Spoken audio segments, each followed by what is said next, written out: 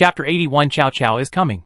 Huang Fusong nodded with satisfaction and said, Li Xianwei's plan is very much to my liking. But who should lead this cavalry out of the city to set fire? In fact, he had imagined using fire attack. But without a fierce general to lead the troops, it would be difficult to achieve the ideal situation of horses trampling the yellow turbans. The military officers below lowered their heads, fearing that they would be named by Huang Fusong. In their opinion, using cavalry to charge and kill hundreds of thousands of yellow turbans is simply a life-and-death situation. If the fire is successful, it will be fine. A great achievement. But if it fails, the yellow turbans will be prepared and may even attack Changsha regardless of casualties. They don't want to be the scapegoat. Since it is Ji's plan, it will naturally be implemented by Ji. I have a general who is good at using a big knife and has the courage of 10,000 enemies. He can defeat the yellow turban leader in a few moves. Li Ji described Lu Xiangxing as a monster to increase their conviction. General, I saw with my own eyes that Li Xianwei's generals defeated the two thieves Lu Pai and Gongdu. And they were extremely brave.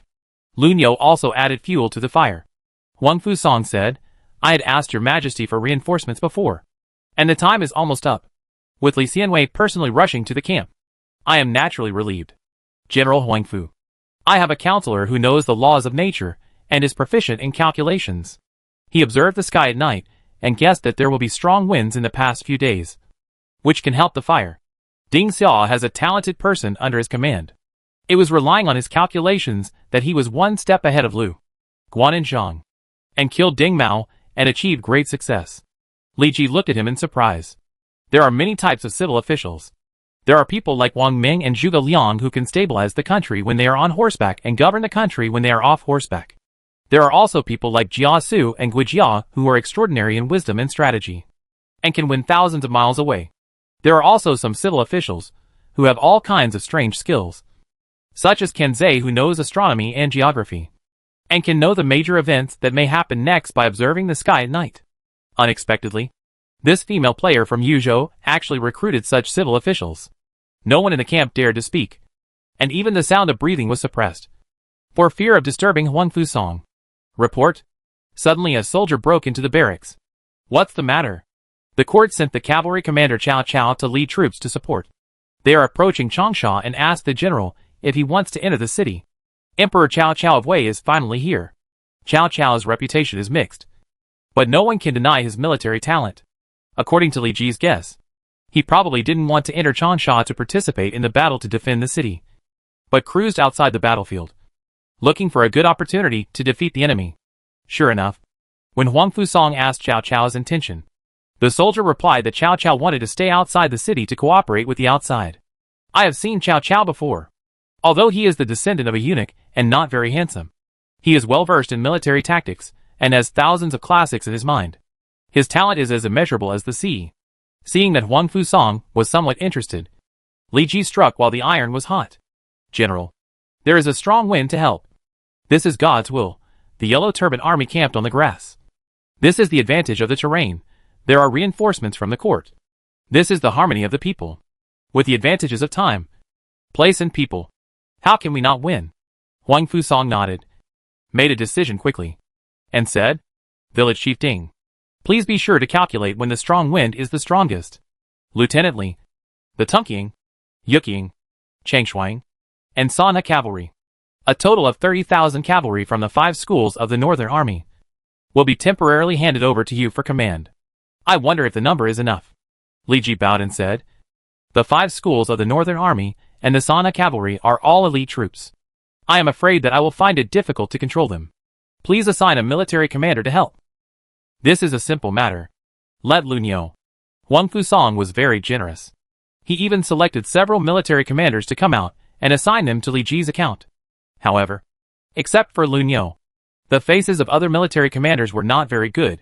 It is not good to defend the city well, but to go out of the city to find the bad luck of the Yellow Turban Army. Maybe your life will be in danger. General, I have another request besides this. Huang Fusong waved his hand and signaled Li Ji to speak. There are also many outstanding people in the righteous army. The general can issue a notice to call on the righteous army to actively participate in this battle. Those who have cavalry can send cavalry, and those who don't have cavalry can leave infantry in the city and ride horses to participate in the battle. Charging the battle formation is not a simple thing.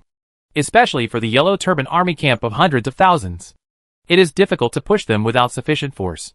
The Yellow Turban army has only 36 Fangsu generals, and not all lords can meet them. Just like Zhang Xiaoming, who recruited Wen Tianxiang, a first-class civil official, but was troubled by the lack of courage to kill Chu Shui. If it weren't for Li Ji's leadership, he might not even see Wu Huan. There must be countless powerful lord players hidden in the rebel army, and they may recruit powerful generals. Gathering these generals can increase the chances of winning and reduce casualties. Even if Lieutenant Li doesn't mention it, I will also take corresponding measures to encourage the participation of the rebel army. Huang Fusang said truthfully. Players have been in total war for less than half a year, and are still in the development stage. The system will naturally take care of them so that they will not be unable to get supporting roles in various activities. However, perhaps one day, players will have enough strength to become supporting roles, or even protagonists in the game. At that time, there may be players who serve as princes in the 18 princes who fight against Dong Zhuo. And Dong Zhuo will not only have an adopted son. If a player unifies the north, he can participate in the Battle of Guandu as the protagonist. He, Li Ji, can also look forward to the future.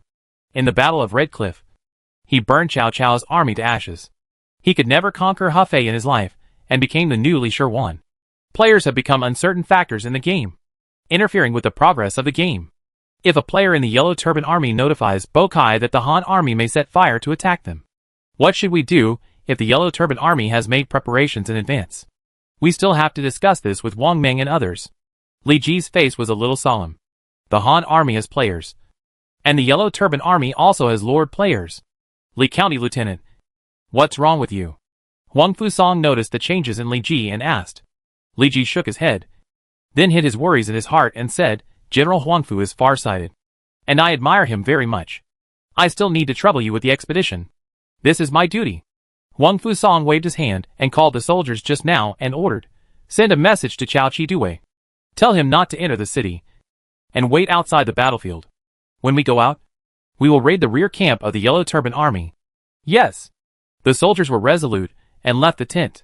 After confirming the general battle plan, Huang Fusang began to dispatch the army. The Han army in Changsha received the task and rumbled like a war machine. Ding Xia, I have something to discuss with you. Li Ji shook the drunken female lord, who was lying on the ground and looked like a lady. The other party pointed his finger outside, burped and said, elbow. Follow me back to the camp. Chapter 82 Yang Miazhen. Li Ji carried Ding Xia on his shoulders, like a sack. In front of him, a heroic female general was blocking the entrance of the tent. Staring at him. Name Yang Miazhen, 4th Lady. Occupation Military General, War Department. Identity Villager of Wanxia Village. Level 65. Brave 94-98. Commander 65-74. Wisdom 55-69. Political Strategy 49-57. Charm 90. Luck 30. Personal Characteristics. Spear General, blue when using spear weapons. Personal Combat Effectiveness plus 5%. Spear Skills Power plus 25%. Hero, blue easy to gain the favor of wild generals. Archery and Horse Skilled, purple when leading troops in battle. Personal Combat Effectiveness plus 10%. And Unit Combat Effectiveness plus 5% when fighting with others. Personal Combat Effectiveness plus 15%. Anti-Gene Hero, purple when fighting against foreign races. Personal Combat Effectiveness plus 15%. And the unit gains. Fanatic Effect, increases marching speed and physical recovery. Red Coat Army Leader, gold when leading the Red Coat Army in battle. The Red Coat Army's combat effectiveness plus 25%. Physical strength increases. Physical recovery speed increases. And morale is not easy to fall. Superb martial arts, gold when fighting with others. Combat effectiveness plus 25%.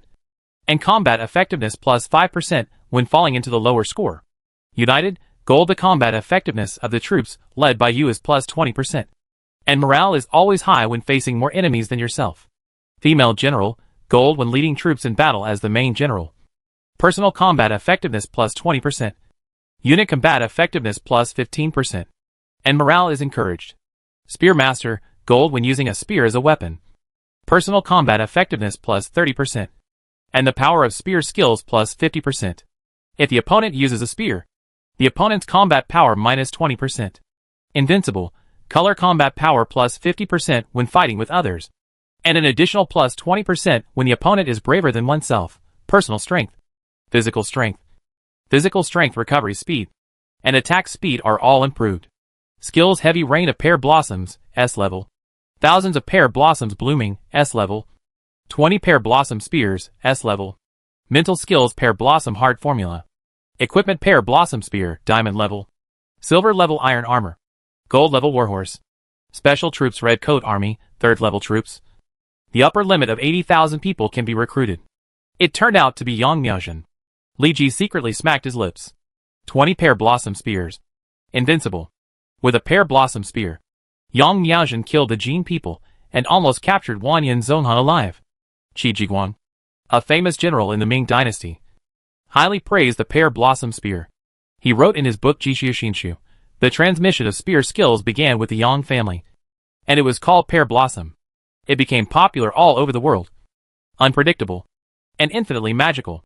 Few people in later generations have mastered its secrets. He also improved the spear skills and taught them to his soldiers. There is also an explanation of spear skills in Jishu Xinshu. Another general in the Ming dynasty, He Lianchen, also believed that Ma's spear, Sha's pole, Li's short spear, each has its own merits, and the only one invincible in the world is Yang's pear blossom spear skills. Yang Miaojin, a first-class female, was sought after by military strategists in later generations with her self-created pear blossom spear. In the game, Yang Miaojin was born specifically for fighting generals. The upper limit of bravery is 98 points, reaching the level of top generals. And most of the characteristics can increase personal combat effectiveness. It's okay that she can fight, but the key is that she is also good-looking. In history, she was described as having a face like peach blossoms and eyes like cold ponds.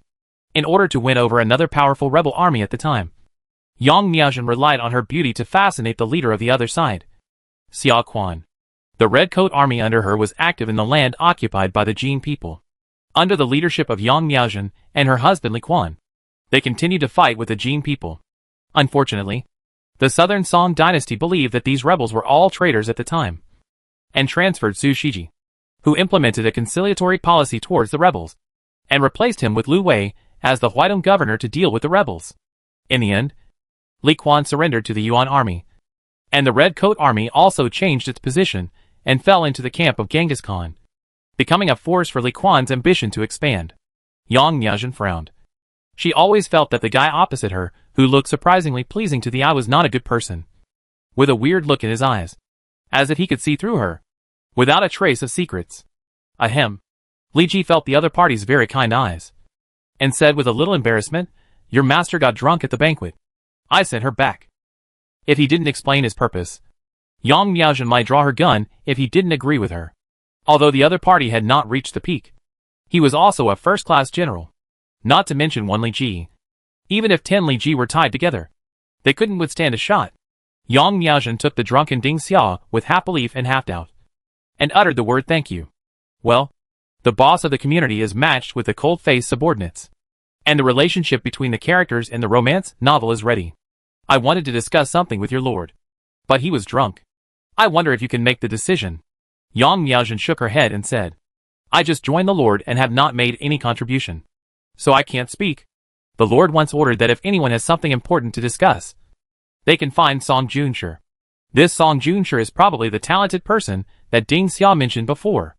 Li Ji understood it clearly, so he began to test Yang Miaojin's tone and asked, "I don't know what to call your Song Junshi, and where he is now. I don't know much either. Only the Lord knows the name of Song Junshi, and his whereabouts are erratic, and he is often not in the military camp. If you want to talk about something, you can wait until the Lord wakes up to talk." "Is that so? What a pity. The skill of recognizing people can only be activated when you see the person." Li Ji still can't know who Ding Xia's military advisor is. However, this guy's surname is Song, and he is also proficient in numerology. Such people are rare in history. At least he has a name and a surname, and has left a lot of words in history books. As for whether to wait for Ding Xia to sober up, Li Ji said forget it. He still needs to discuss with Wang Ming and others before the war.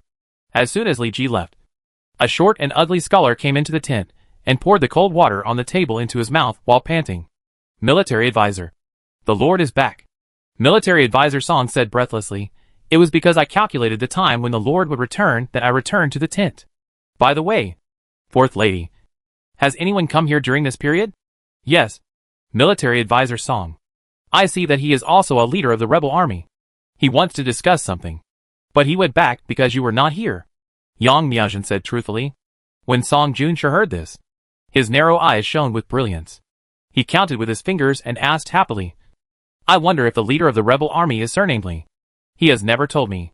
My lord is familiar with him, and may know his name. Song Junsha hunched over, pinching his beard with his right hand and said, Just now, I used the art of Chimen Duanjia to calculate that a man surnamed Li has an extraordinary fate. Even if we are isolated from the Yangtze River, we can still sense his great fortune. We should make friends with him. Chapter 83 Horse Trading. You want to buy horses from our Wanxia village? After Ding Xia sobered up, she took Yang Miaozhen to Li Ji's tent. Yes. You also know that there are few horses in the south. And there is not much land resources to build a horse farm. Li Ji said helplessly. The climate in the north and south is very different. The south is hot and humid. And some places are like summer all year round. While the north has distinct seasons and dry climate. So horses are not easy to get sick. Most of the large horse farms in ancient times were distributed in the north, among which Yuzhou, Bingzhou, and Liangzhou had many horse-producing areas. Yuzhou Cavalry, Bingzhou Wolf Cavalry, and Shiliang Iron Cavalry are their special arms, famous all over the world. There are many merchants in the game who sell war horses from the north to the south, but their prices are too black. Even if Li Ji emptied all his wealth, he could not build a large-scale cavalry. However, through this epic battle, Li Ji was able to realize that players from the three states of Yu, Bing and Liang might be able to use their power to buy war horses without middlemen making a profit. Different lords have different development focuses because they are in different states. Just like Li Ji, who is in Yangzhou. There are many waterways, many high mountains and deep forests, and rugged roads. He should give priority to the development of infantry and navy. As for Ding Xia from Yuzhou, she has the support of foreign tribes and a natural horse farm. So she must spend less resources on cavalry than Li Ji. It's not impossible to sell horses to you. But the price? Ding Xia thought about it, and thought that this business could be done. Price is not a problem. The price of horses I buy from you can be 1.2 times that of local horses in Yuzhou, Li Ji said. Due to the long distance, the cost of transporting horses is extremely expensive. So the price of Yuzhou war horses sold in Yuzhou is much lower than that sold in Yangzhou. Raising the price to 1.2 times is also much cheaper than Li Ji buying from merchants. 1.2 times. Then wouldn't it be equivalent to selling 6 war horses if I sell 5 horses to you? Ding Xia counted on her fingers. You are so smart. Li Ji's face twitched. And he always felt that the other party's focus was strange. Almost. It seems that your sincerity is quite good. Many lords in Yuzhou rely on selling horses to players to get money to develop villages. And the competition in the market is very fierce. And there are only so many players in Yuzhou. And it is estimated that it will soon be saturated. Opening up new trading routes is the top priority. Your price is very fair. I promise you. I wonder how many war horses you want to buy. Li Ji stretched out a finger. 10 war horses are no problem. Li Ji shook his head and stretched out a finger firmly. Could it be 100 horses? Although it is a bit troublesome. It is not impossible. Not 100 horses. But 1,000 horses. Puff. Ding Xia sprayed the wine in her mouth in the direction of Li Ji. Ahem. Sorry. Li Ji's words were shocking, which scared Ding Xia. 1,000 horses are not 1,000 pigs. The daily food consumption is extremely large. There are lords who can afford to raise them in the early stage. How can you afford to keep 1,000 war horses? I have my own way. Li Ji calculated that according to the strategy set before. After the battle, Longke Town, which was presided over by Kinzei, would meet the conditions for upgrading to a second-level town. With the blessing of Wang Ming's characteristics, the productivity of the town rose rapidly, and it was enough to raise 1,000 more cavalry. At that time, we would have to rely on these 1,000 cavalry to sweep Shaanxi County. Ding Xia scratched her cheek and said with a little embarrassment, 1,000 horses are too many. I can't take out so many at once. Her war horses were not born naturally. Most of them were captured from wild horses near the border. And they would rely on the horse trainers in the village to tame these wild horses into war horses. Li Ji asked for 1,000 war horses in one breath. This would require Ding Xia to mobilize the whole village to catch them in the wild for a week. It doesn't matter. Let's sign a system agreement. I will reserve 1,000 horses from you and pay the deposit. You can trade 1,000 war horses within the effective time. Ding Xiao nodded, signed a system contract with Li Ji, and became Li Ji's professional horse catcher. Your territory has been upgraded to a town. When signing the contract, Ding Xiao noticed that the other party's territory was called Lonke Town instead of Lonke Village. Li Ji nodded and did not deny it. What's new after upgrading to a town? After the town has 4 vassal villages, it can include NPC or player villages in its territory. Li Ji did not hide it, and then said, do you want to form an alliance with me? When your territory is breached, you can escape to my side. I will not treat you unfairly. Pooh, pooh, pooh. Your territory was just breached. But my territory has. Yang Miao is really. Li Ji glanced at the other party and said, how do you know? Ding Xiao exclaimed. The hermit has his own ingenious plan. Although Yang Miaozhen is a brave general, he is not omnipotent. Lu Yu and Gong Sun Zan, the 2 great lords of Yuzhou, are not easy to deal with. Not to mention some players in Yuzhou who are playing dumb and eating tigers. They may have generals with the same strength as Yang Miaozhen. If Yuzhou players want to develop into a first-class lord, they need to face Lu Yu of the Han Dynasty and Gong Sun Zan, the White Horse General. And there are also foreign races outside who may take advantage of the chaos to make trouble. Unlike Li Ji, Yangzhou does not have many capable local lords, and only needs to face competition from other players. Ding Xiao frowned and began to think about the other party's words. Just then, Yang Miaozhen, who was acting as a guard, whispered a few words in her ear. Okay, I promise you, we will form an alliance. It's a deal. Announcement of the Changsha battlefield in Huaxia district. Changsha has been under siege for a long time. Wang Fusong accepted Li Ji's suggestion and decided to use Li Ji as the main general to command the 5 schools of the Northern Army and the Sana Cavalry, and unite with Cao Cao's reinforcements to launch a surprise attack on the Yellow Turban Army 3 days later. Announcement of the Changsha battlefield in Huaxia district. Wang Fusong found many talented people in the rebel army while defending the city of Changsha, and was very pleased. He hoped that the leaders of the rebel army could send troops to attack the Yellow Turban Army together. Announcement of the Changsha battlefield in Huaxia district. Participants in the surprise attack on the Yellow Turban Army need to equip their own war horses, and the troops they can send can only be cavalry. The merit points obtained in this surprise attack event will be doubled. Who is Li Ji in history? This question popped up in the minds of the players who received the announcement. Obviously, except for the players in Kuaiji County, other players did not get a definite answer. Ashi, we missed the chance to kill Chung Yuanji last time. This time we must cut off Bokai's head and make an unparalleled contribution. A Yuzhou player looked at his Yuzhou cavalry with high spirits. A Turk knelt on one knee behind him, speaking fluent Chinese. Wherever the Lord goes, my friend will go. A Bingzhou lord looked up at the sky and sighed. If it weren't for the Xiongnu attacking Yunnan Pass, I wouldn't have lost the opportunity to subdue Zhang Liao. One step slow. One step slow. Li Jingwang. Only the 2 of us will participate in the surprise attack in this battle, and we must make the Yellow Turban Army look bad. The Yangzhou player who was in Shanin with Li Ji explained to the generals around him. Li Jinglong patted his chest and said confidently, my lord, if I were to replace Li Ji to lead the cavalry, I would definitely kill the Yellow Turban Army without a single piece of armor left. Good.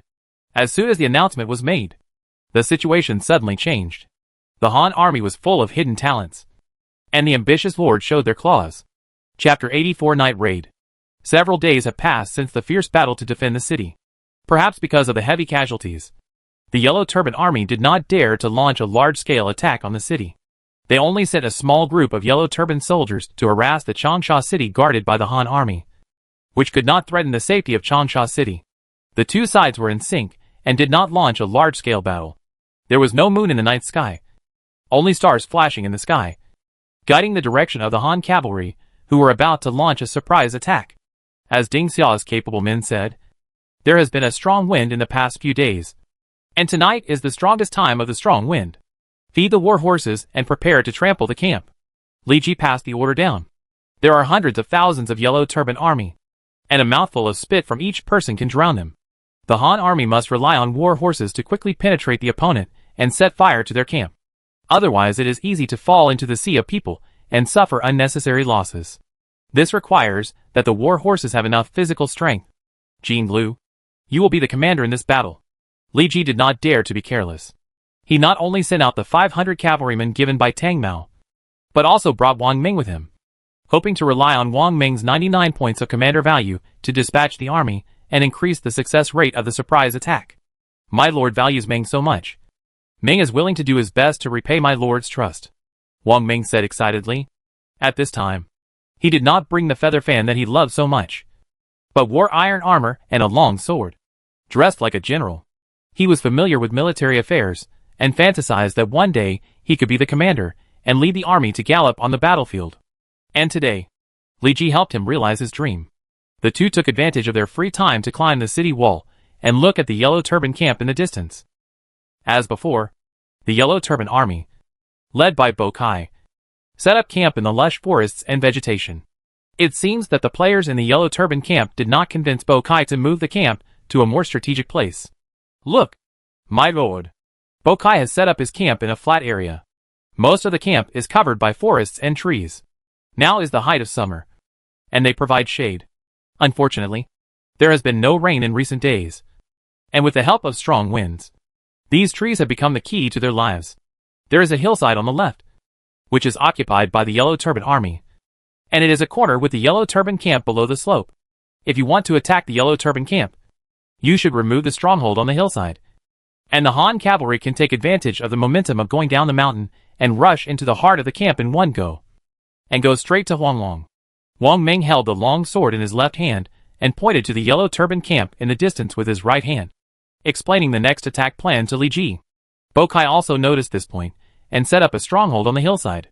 There should be a lot of Yellow Turbans stationed there, and the other side can use the geographical advantage to keep our army out of the mountain. Wang Ming smiled and said, "Don't worry, my lord. We can use the strategy of luring the snake out of the hole. We can first order a large force to pretend to attack the Yellow Turban camp, and the Yellow Turbans on the hillside will definitely come down the mountain to rescue. We can set up an ambush on the road they must take to go down the mountain, and then we can defeat them. At that time, we can use the hillside as a breakthrough point to attack the Yellow Turbans and burn them to death with a fire." Wang Ming is good at making strange plans and using troops in a wild and unrestrained way, which makes people unable to defend against him. He is really like an old sow wearing a bra. One said after another. And he has calculated everything. Report to the county lieutenant. The general is ready and has sent me to inform you. Wang Fusong's deputy general came to Li Ji. I understand. It was late at night, and the Yellow Turban soldiers, who were responsible for patrolling the camp, were leaning against the trees in groups of 3 or 2. Drowsy? Their leader, Bo Kai, had ordered them to patrol day and night since the siege ended, fearing that the Han army in the city would attack at night. It was a pity that after waiting for so many days, they had not even seen the shadow of the Han army, and the Yellow Turban soldiers' vigilance dropped greatly. The older Yellow Turban soldier took a young Yellow Turban soldier to rest on the wooden fence. Waiter, do you have anything to eat? I'm starving. Uncle, haven't you eaten enough? The young Yellow Turban soldier just took out half a big cake, and was snatched away by the older Yellow Turban soldier, broken into several pieces and stuffed into his mouth. Don't mention it. I only got a small piece of cake. How could I have as much as you? The young Yellow Turban soldier smacked his lips. In fact, this half piece of cake was the dinner he had been given before, but he was reluctant to eat it because he would be hungry during the night patrol. So he wanted to save it for then. But the other party was his uncle, who was already in his 40s or 50s, and couldn't go hungry. It was okay for him to go hungry for a meal, since he was strong and healthy. Uncle, I miss my mother. The older Yellow Turban soldier stopped chewing the cake. How could I not miss your aunt? I don't know how she would be bullied without a man at home. The 2 uncles and nephews were speechless, and could only see each other's rough faces and strong homesickness through the weak firelight. Uncle, let's go back to see my mother after this battle. Okay. Suddenly the ground began to vibrate. The pebbles jumped slightly, and there were bursts of dull sounds in the deep night. Although it was small, the 2 uncles and nephews heard it clearly. The young Yellow Turban soldier shower looked into the distance curiously, but he couldn't see clearly because there was no light. It's the cavalry. The pupils of Shower's uncle shrank, and he used his experience to judge the identity of the person who spoke. He followed Bo Kai to fight against the Han army in Yuzhou, and encountered the attack of the Han cavalry. Fortunately, he survived the disaster, but he also paid the price of a leg. The uncle embraced Shower's body and wanted to take him away. But an arrow whistled from the night, and the arrowhead emitting cold light pierced his body. The warm blood sprinkled on Shower's tender face, and he began to panic. "Uncle." Before he finished speaking, he felt a piercing pain in his heart, and Shower's body fell to the ground weakly. A tall horse broke into his vision that had not yet faded. 30,000 torrents rushed out of the night, and the horseshoes wrapped in soft cloth were raised heavily, as if to crush this world to pieces. Kill! The roar of the Han army was like thunder, waking up the sleeping Yellow Turban army from their dreams. Before they could get up, they were knocked into the tents by the Han cavalry, and their bodies were pierced by the spears. "Please lead your cavalry to attack the previously preset place," Wang Meng explained to the military Sima present. "Yes. As the saying goes, military orders are like mountains." Li Ji appointed Wang Meng as the chief general, and the Han army Sima dared not disobey his command. Several cavalry were separated from the torrent to attack the Yellow Turban camp separately, with the purpose of confusing the other side, so that Bokai did not know which was the real attack direction. And to cover the attack on the hillside, call up all the soldiers and horses. Go down the mountain to support General Chu. He, who was stationed on the hillside, heard the movement below the mountain and immediately put on his clothes and armor. But General Chu told us not to go down and stay on the hillside. Bullshit. The camp was destroyed, and we will not have a good harvest. Chapter 85 Hillside Melee. Led by He, the Yellow Turban army, which was entrenched on the hillside, rushed down with great vigor and vigor. General Chu. I always feel something is wrong. The personal soldiers around He reminded him. Indeed, there are many famous generals in the Han army who are good at fighting. There is no reason not to attack us. He's intuition told him that the Han army must have some conspiracy, which made him a little uneasy. Suddenly, a fire broke out outside the Yellow Turban camp not far away, and the rumbling sound of horse hooves resounded through the sky. Not good. They want to use cavalry to rush into the camp and defeat us with fire. He recalled that someone had warned Bokai before, but Bokai was too arrogant and did not listen to the advice, and even chopped the person. Perhaps the Han army has reinforcements. A strong wind blew in the dark night, blowing his back cold. Then should we support both sides? He gritted his teeth and said with a helpless expression, "We must support. Otherwise the Han army will not let us go even if the camp is breached."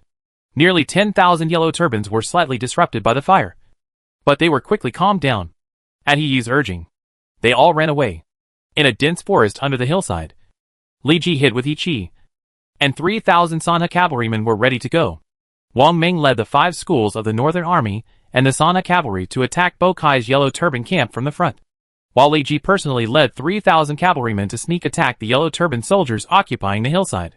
In order to ensure Wang Meng's safety, Li Ji also specially asked Lu Xiangxing to serve as Wang Meng's temporary bodyguard, and kept He by his side. Not only that, Li Ji transferred Ding Xiao's 100 Yuzhou cavalrymen over. At present, the Lord's cavalry is weak and far inferior to the elite cavalry of the Han dynasty. But Li Ji's real intention is not to drink, but to let Yang Miaozhen serve as the force of the team. Although Yang Miaozhen has not reached the maximum level, and his strength has only reached the level of a first-class general, Bokai's Yellow Turban army does not have any generals. The strongest is only Lu Pai and his 5 men. Let Yang Miaozhen be the spearhead and use force to carve a gap in the Yellow Turban army, so that the Sanha cavalry can enter through it and defeat the Yellow Turban army on the hillside more easily. Here they come. Li Ji held the Zhang Lei spear tightly in both hands. In his sight, people were surging on the hillside, and many torches were raised by the Yellow Turban army to illuminate the road to the camp. Shoot! After waiting for the opponent to enter the range, Li Ji decisively ordered the Sanha cavalry to shoot arrows. As a high-level soldier, it was easy for them to shoot arrows on horseback. 3,000 arrows formed a wave of arrows under the cover of darkness and fell into the Yellow Turban army. The weak firelight could only illuminate the road under their feet, and could not reveal the true form of the arrows whistling in the air. They had no defense at all, and they didn't know that someone was ambushing until the fatal feather arrows pierced their flesh. Kill! The sudden rain of arrows caused chaos in the Yellow Turban army. Li Ji kicked the belly of the horse under his seat with his legs, and rushed out of the dense forest like an arrow from a bow. The 3,000 Sanha cavalrymen behind him were like wolves and tigers, turning into a torrent of steel, rushing across the land, and no one could stop him. There was a roar of wind in his ears, and thunder and lightning surrounded the Zhang Lei spear. Li Ji stabbed out several spear shadows, cutting through the sky. The phantoms of dragons and tigers followed the movements of their masters, constantly attacking and swimming, harvesting the lives of the enemies. The roar of tigers and dragons exploded in the air, and the air waves roared, shaking the surrounding yellow turban army to reveal painful expressions. The spear tip pierced out like lightning, rolling up countless sharp blades, and the yellow turban soldiers were pierced through the throat before they could see clearly, and fell to the ground. He had studied the fragments of the ancient overlord scripture, and his momentum was terrifying. Moreover, the golden characteristics began to show their power after hundreds of battles, and continuously raised the bonus of bravery and good fighting. Water Tornado. He Chi showed his divine power and cut out a water dragon, which kept churning in the yellow turban army, making the yellow turban soldiers spit blood and fall to the ground without knowing whether they were dead or alive.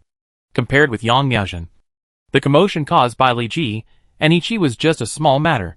The heroic female general swept the spear, stirring up countless turbulence, and the horse's tail was lifted up with a strong wind, beating away the yellow turban army who wanted to approach. There are often pear blossoms falling in the air, but they hide deadly murderous intent, and the enemy soldiers will die if they touch them. Yang Miaozhen can take away a fresh life with a casual shot. If she had not been protecting her master, she would have galloped on her horse and killed from the front to the rear of the yellow turban army. Without the suppression of military power and military formation, the yellow turban army would not have been able to kill a general like Yang Miaozhen. Kill! The Sanha cavalry was stimulated by the bravery of the general, and their blood boiled and they roared wildly. Since its establishment, the Sanha cavalry has made great contributions to the Han dynasty.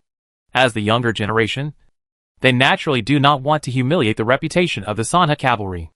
3,000 cavalry rushed into the yellow turban army like a torrent. In an instant, blood was dripping, and the remains of limbs and flesh flew everywhere. Boom! Facing the elite Sanha cavalry, He Yi's yellow turban army was no match at all, and they didn't even have the strength to fight back. The yellow turban army was constantly being picked up by long spears, and the cavalry rushed back and forth in the army, dividing them into several parts. He Yi, who was sitting in the central army, watched all this with his eyes, and his blood surged up, dyeing his face, which was distorted to the point of being unrecognizable. Red. He Yi. Die! Yang Miaozhen handed Ding Xia to others to take care of, and rushed on horseback, swinging the spear in her hand like a waterfall, constantly strangling the yellow turban army that blocked her. She had fought with He Yi before, and could recognize him from a distance. She felt very sorry that she didn't kill He Yi last time, and she would not miss it this time. Stop her! He Yi knew the horror of the other party very well. Even He-Man, the night demon of the sky, was seriously injured by this woman. She frantically commanded and mobilized the yellow turban soldiers to stop Yang Miaozhen's rampage. But who was Yang Miaozhen? The woman who almost captured Wanyan Zonghan alive. The yellow turban army, who came from a poor family, was no match for her at all, and was killed instantly. Chu Shui. Hurry up! A soldier forcibly pulled He Yi's horse to turn around, but was whipped to the ground by He Yi's whip. I'm defeated. I have no face to face the great sage master. What's the point of keeping this body? He Yi's body kept shaking while sitting on the horse. It was unknown whether he was afraid of death or for some other reason. Yang Miaozhen was unstoppable. He crushed the yellow turban army blocking the front into meat paste and rushed to He Yi in the blink of an eye. I won't lose to you. He Yi roared in despair and unwillingness. His eyes almost dripped blood, and the weapon in his hand chopped at the head of the female general. He wanted to fight for his life, at least to seriously injure the opponent before he died. But Yang Miaozhen would not give him such a chance.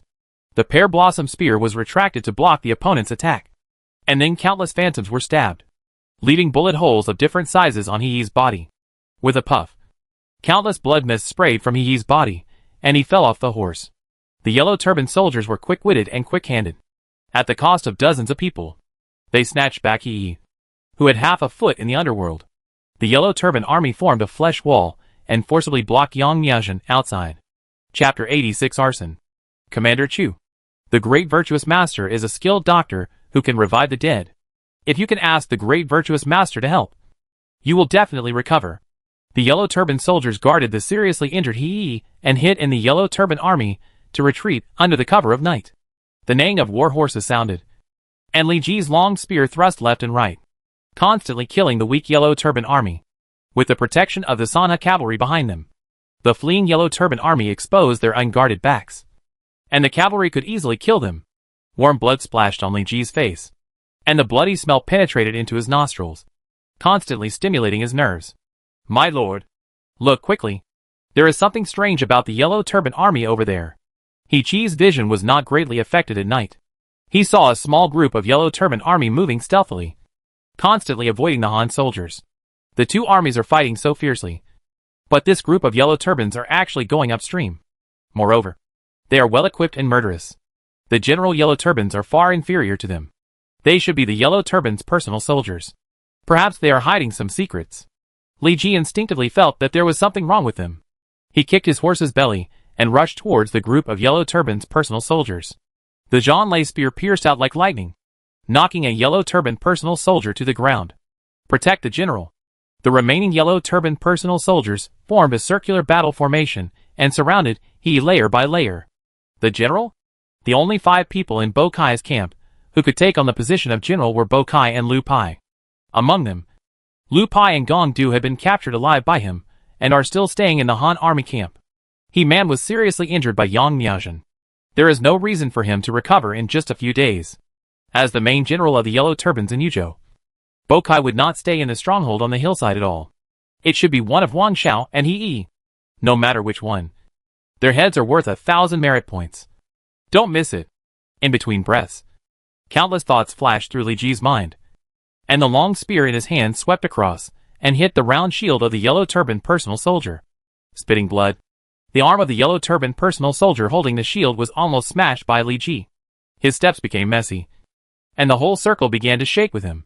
Cut the horse's legs, someone shouted loudly, and the long knife in his hand chopped at the front hoof of Li Ji's warhorse. Several long knives attacked. Li Ji's face turned cold, and he grabbed the reins and pulled it up. The horse's hoof was raised high, letting the sharp blade pass.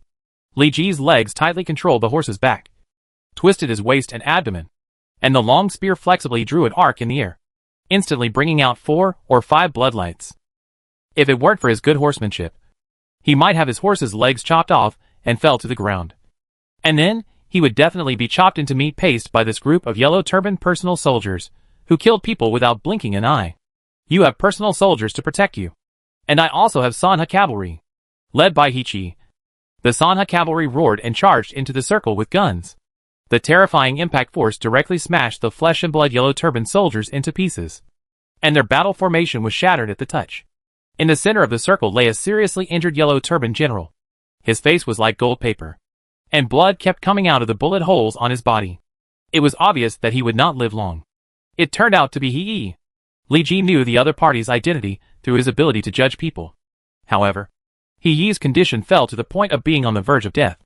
Even if the Daluo Jingxian came, he would have to shake his head to indicate that he could not be cured. He Yi's holes could not be Yang Miaozhen's masterpiece. Li Ji secretly smacked his lips. I didn't expect that He Yi could escape after encountering a fierce general like Yang Miaozhen. But he was unlucky, and was caught by Li Ji. Li Ji accepted the gift with a smile, and cut off He Yi's head. He Yi is dead. Surrender quickly. He showed off his power by pointing the Zhonglei spear at He Yi's head. Hundreds of Yellow Turban soldiers around were so scared that they dared not move, and watched the young Han general standing still. Of course, the Sanha cavalry around him were not vegetarians. 1 spread 10. 10 spread 100. And the Yellow Turban soldiers were struck by lightning after hearing the news that their leader had died. They stood still, at a loss. The other Sanha cavalry didn't care about this. As long as they didn't surrender, these Yellow Turban soldiers were still enemies, and there was a reason to attack. Led by their respective captains, 3,000 Sanha cavalrymen crisscrossed the battlefield and continued to kill the Yellow Turban soldiers. The war horses kept neighing. The sound of killing never stopped. Without He Yi's leadership, the Yellow Turban army was like a headless fly running around, and the army was defeated. Leave 500 cavalrymen to guard these prisoners. Li Ji deployed troops and generals. In addition to the losses and cavalrymen guarding the prisoners, he still had more than 2,000 cavalrymen on hand, enough to enter the heart of the Yellow Turban camp. I didn't expect that you killed the seriously injured He Yi, Ding Xia said indignantly. It was Yang Miaozhen who seriously injured the opponent's leader. But Li Ji actually picked up a loophole and got 1,000 points of merit without any effort. It's just luck. He is nothing. Bokai's head is valuable. Li Ji raised his spear high and led the Sana cavalry to rush into the Yellow Turban camp through the hillside. The mountain man's magic method. Wang Ming rubbed his skills. And dozens of earth giants climbed out of the deep pit on the ground, waving their fists to smash the solid wooden fence into pieces. Behind him, the Han cavalry and various rebel cavalry entered through the gap and rushed into the Yellow Turban camp. Set fire. Wang Ming pinched his right hand with his fingers. And suddenly the wind became stronger. Although he had not practiced any Chiman Duanjia technique, he was knowledgeable and knew a little about everything like Prime Minister Zhuge. So he could barely increase the wind. A large amount of kerosene carried by the cavalry was thrown on the flammable tent, and the cavalry behind him threw torches into it. The wind helped the fire, and it instantly ignited a sky-high flame. At this time, the disadvantage of the Yellow Turban Army's camp on grass was revealed, and the fire spread, and it was impossible to extinguish it in a short time. The Yellow Turban camp became a purgatory on earth. A brave general came out from the Han army, holding a rake, and the 6 wooden nails on the rake head flashed cold light, which was very scary. "Come and die for me," the Han general roared. And the rake rolled up a strange wind, and the Yellow Turban Army was unstable and sucked over. The rakes rolled on his body. The wooden nails tore his skin, and the huge force directly crushed the bones of the Yellow Turban Army. Ashi, don't be greedy. Ashi was in the limelight and attracted the attention of the Yellow Turban Army, who surrounded him. The Yuzhou Lord noticed this and decisively called a halt to his actions. These 200 Yuzhou cavalry were what he had sold everything he had. If they suffered too much loss here, he would not be far from withdrawing from this epic battle. "General Chu, this group of Han troops is so fierce. What should we do?" Bokai looked gloomily at the camp not far away where the fire was blazing. "We have hundreds of thousands of people. We set up many defense lines to slow down the cavalry and prevent them from charging.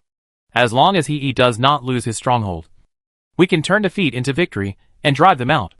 Bokai's personal soldiers dispersed to mobilize the Yellow Turban Army, and only Huang Shao stayed with him. Chapter 87: The Yellow Turbans Retreat. Boom! A wall of the village was set on fire and collapsed to the ground, and the Han cavalry rushed in.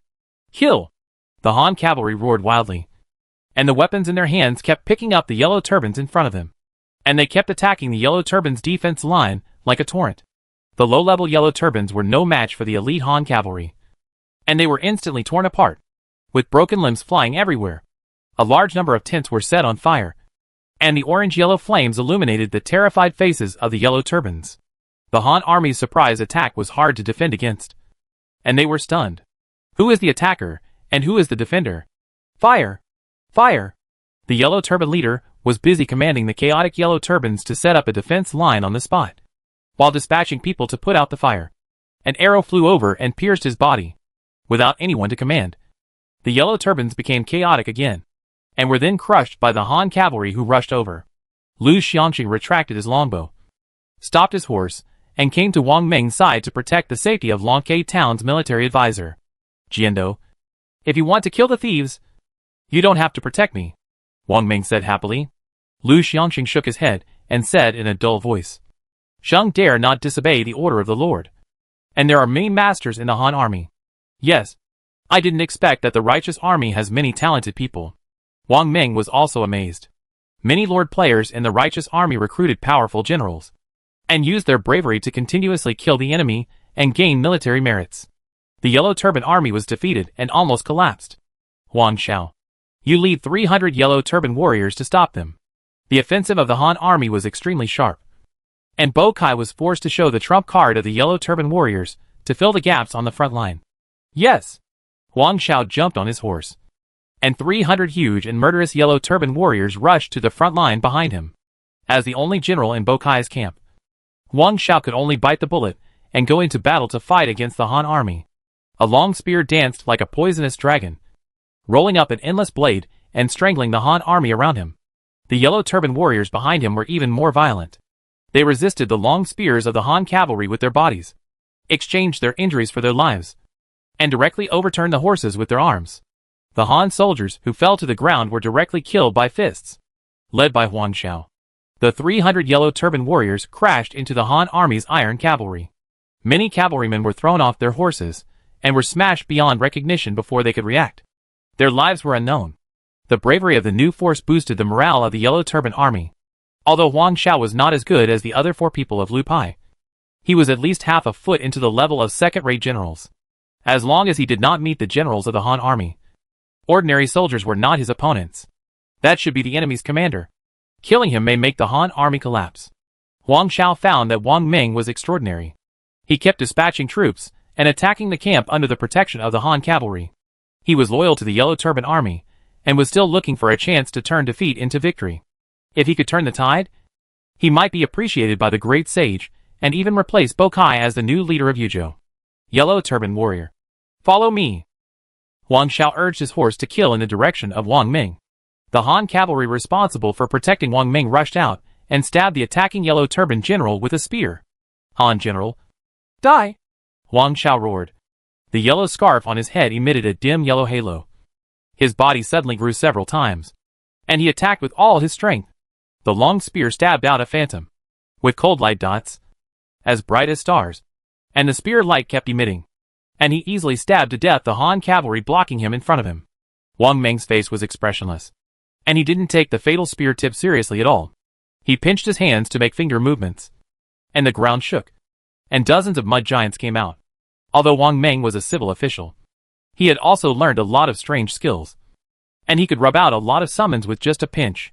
Huang Xiao had a cold face, and the long spear stabbed out like lightning, and the terrifying force directly smashed the mud giant to pieces. Don't forget that his immediate boss is Zhang Ju, who can cast beams to make soldiers and call the wind and rain at will. There are many believers who can summon creatures. He has seen a lot of such things. Nothing special. Huang Xiao threw away the yellow scarf strongman and killed out of the encirclement of the Han army alone, taking Wang Ming's life directly. Wang Ming shook his head and saw a thin scholar rushing out from behind him, with a long sword slashing out countless blades, covering Huang Xiao. The swift sword lights slashed from all directions. Huang Xiao was caught off guard, and the blade cut the iron armor on his body, and the strong force shook his internal organs. Blood mixed with internal organs kept spitting out of his mouth, and Huang Xiao couldn't even hold the spear. You are much weaker than Lu Pai and Gong Du. Lu Xiangqing's words made his blood surge, and his injuries worsened. Protect Chu Shui. The Yellow Turban warrior roared, grabbed the long spear with both hands, pulled the Han cavalry off the horse, and beat him to death alive, as if to vent his anger. But 2 fists are no match for 4 hands. More and more Han cavalry came to support, and countless long spears fell, leaving countless holes in the bodies of the 300 Yellow Turban warriors. And blood was all over the ground. Lu Xiangqing's long sword turned into a streak of silk, and he cut off Huang Xiao's head before he could beg for mercy. Huang Xiao is dead. Surrender quickly. The voice was like a bell, resounding through the sky. Even the noisy fighting was slightly suppressed. The camp was filled with blood, and the fire was helped by the strong wind and continued to spread outward, and half of the camp was engulfed in flames. More and more Yellow Turban soldiers were out of control and fled everywhere. The speed of the 30,000 Han cavalry began to increase, constantly breaking through the Yellow Turban army's defenses. Li Ji led the Sana Iron Cavalry and finally emerged from the hillside. With the momentum of going down the mountain, they directly broke through the Yellow Turban army's defenses from behind, and joined forces with the Han cavalry in front. The tip of the Zhanlei spear was very sharp, constantly piercing the throats of the Yellow Turban army, and a large number of soldiers were knocked to the ground, and then crushed to pieces by the horses' hooves. Stupid He actually lost the stronghold on the hillside. Bo Kai was furious and cursed He's ancestors. Deputy General Peng Tuo's armor was stained with blood. The whole person seemed to be fished out of the sea of blood and came to Bo Kai quickly. General Chu, there is news from the front line. Huang Xiao and He died in the battle, along with the 300 Yellow Turban warriors. The Han army was unstoppable and could not be resisted at all. Bo Kai's eyes twitched when he heard it. These 2 idiots lost their lives, but they also took the Yellow Turban warriors of the great sage master with them. The surrounding Yellow Turban soldiers lowered their heads, with different expressions, and did not dare to face the angry Bo Kai. General Chu, we have already lost this battle. We should gather the remaining soldiers to cross the Yingshui River and defend Yangdi City to wait for the support of the great sage master. Peng Tu gave advice. The tents not far away burst into flames, and the Yellow Turbans who were unable to dodge were set on fire, screaming heartbreakingly, and finally burned into charred corpses. Even though Bo Kai was extremely reluctant, He had to issue the order to retreat. Order the surviving brothers to retreat to Yangdi City on their own. Chapter 88 Cavalry Commander Cao Cao. After Bokai's order, Deputy General Peng Tuo summoned the remaining personal soldiers and followed their leader to evacuate to Yangdi City under the cover of night. The old thief Bokai actually fled in the face of battle. Is he worthy of the trust of the great sage master? He-Man was so angry that he trembled all over. He sat up in shock from his dying illness, and his unhealed wounds began to ooze blood. The loyal personal soldiers around him hurriedly supported He-Man and asked, "Leader, the old thief Bokai is probably returning to Yangdi City. Should we follow them back?" "Humph. People with different beliefs cannot make plans together. I, He-Man, despise such villains the most. Let's ignore them and return directly to our old nest in Runin. When I recover from my injuries, I will report him to the great sage master." The only high-ranking member of the Yellow Turbans also left the camp under the escort of his personal soldiers. At this time, the Yellow Turban army was on the verge of collapse.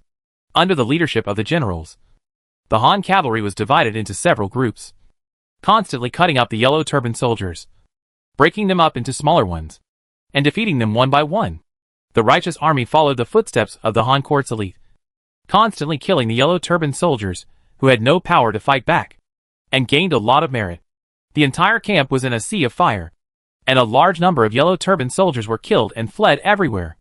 The chaos and collapse quickly spread to this army of hundreds of thousands of people. This army was in an irreparable situation, and even if Sun Wu was reborn, he could not bring them back to life. The war drums of Changsha City were beaten, and the dull thunder-like drums seemed to shatter the clouds in the night sky. A large number of torches were lit, illuminating the entire section of the city wall. Kill! Kill! Kill! The city gates were wide open, and infantrymen poured out one after another and began to take over the Yellow Turban Army's camp. The sound of fighting reached a new height again. The Yellow Turban Army was half a foot on the edge of the cliff, and now Huang Fusong beat the drowned dog and sent fresh troops to push them into the abyss. The great Han cavalry commander Cao Cao is here. Riding their horses, a group of Han reinforcements rushed out from the darkness, led by a short general, guarded by two fierce generals on both sides. Although Cao Cao was not tall, he was also skilled in archery and horse riding, and his sword kept killing the Yellow Turban soldiers. The generals around Cao Cao were even more brave, and they could take away many Yellow Turban soldiers' lives with a casual sweep. Don't underestimate me. Xiahou Dun. Xiahou Dun's eyes were as big as copper bells. His beard and hair were furious, and his long spear tore lightning and blasted the Yellow Turban leader in front of him into pieces. Miao Cai, go and support your colleagues.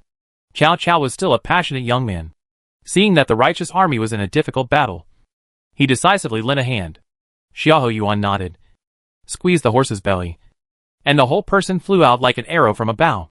The Yellow Turban soldiers, who could not avoid it, were directly hit and vomited blood, and their internal organs were broken. Sitting firmly on the horseback, Xiahou Yuan drew his bow and shot several arrows in a very short time, accurately piercing the throats of the Yellow Turban soldiers. The long spear rolled up a hurricane, crushing several soldiers who surrounded him into pieces, and the situation of the rebel army suddenly became clear. Relying on horses, the rebel army fought back. Thank you for your help, brother. What's your name? The leader of this team of rebels bowed and thanked him. Xiahou Yuan, a general of the cavalry commander. Xiahou Yuan nodded slightly. Compared with his wild brother, Xiahou Yuan's character is more stable. The Lord was startled when he heard the other party's name. He didn't expect that the one who rescued him was Xiahou Yuan, a famous general of Cao Wei. The Xiahou brothers have always been inseparable from Cao Cao. So doesn't that mean that Emperor Wu of Wei has also arrived at the scene? The Lord began to get excited. As expected, Cao Cao, who was less than 7 feet tall and had thin eyes and long beard, rode his horse to come. I am Cao Cao, the cavalry commander, and I came to support you under the order of your majesty. Is this brother injured? Thank you for your concern. The cavalry commander, the Lord player, was so excited that he almost said Cao Cao's nickname. I beg the cavalry commander to let me follow you and kill the enemy. Cao Cao nodded directly and did not refuse.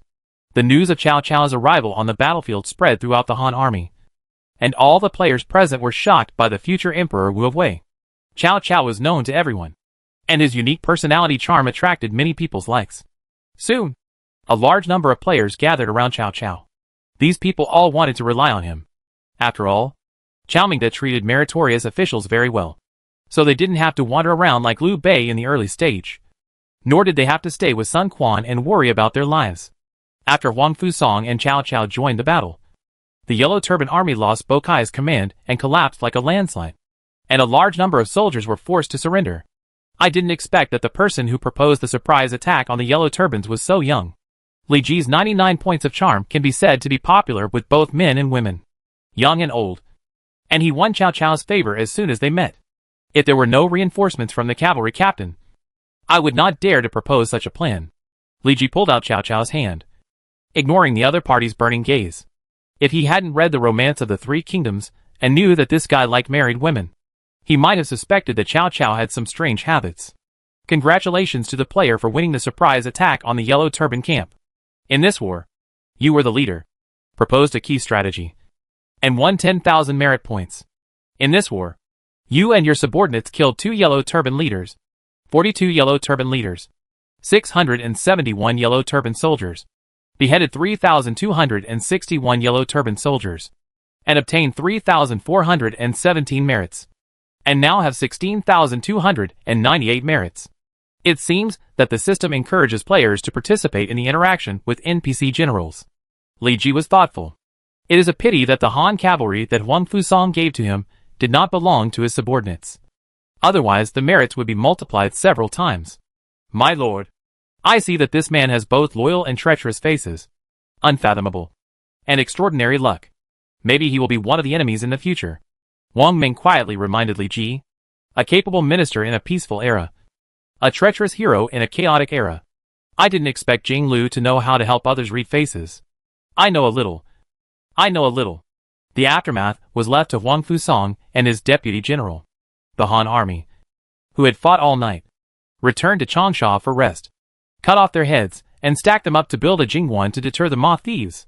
Huang Fusong, who had been attacked by the Yellow Turban army for days, was extremely depressed. Now that the offense and defense had changed, he turned the tables and became the master. Most of the Yellow Turban army were killed, and the blood flowed all over the ground, which was a horrible sight. They were piled up with other corpses to build a towering Jingguan. Ordinary soldiers were so scared that their hands and feet were numb, and they could not move. In ancient times, some generals would build Jingguan to deter the enemy and show off their military exploits. The effect of Jingguan in the game has been strengthened a lot, and a few lucky Yellow Turban armies served as laborers and began to build Changsha City. Report to the general. No trace of the thief General Bokai was found. According to some captives, they may return to Yangbi City. Some people also said that the Yellow Turban General He-Man led people to part ways with Bokai and return to the stronghold in Renan County. Chapter 89 Hunting Down Bokai. Name Cao Cao Zimingde. Occupation Military General, War Department. Identity Han Cavalry Commander. Level 75. Brave 70, 74. Affected by the characteristics. Changed. Commander 93, 98. Wisdom 90, 96. Political Strategy 85, 97. Affected by the characteristics. Changed. Charm 95. Luck 90. Personal characteristics. Like married women, black indulge in beauty. May lead to disaster. Regret. Unruly, blue easy to gain the favor of military generals in the wild. Suspicious by nature, purple the loyalty of subordinates increases, and it is not easy to be turned against.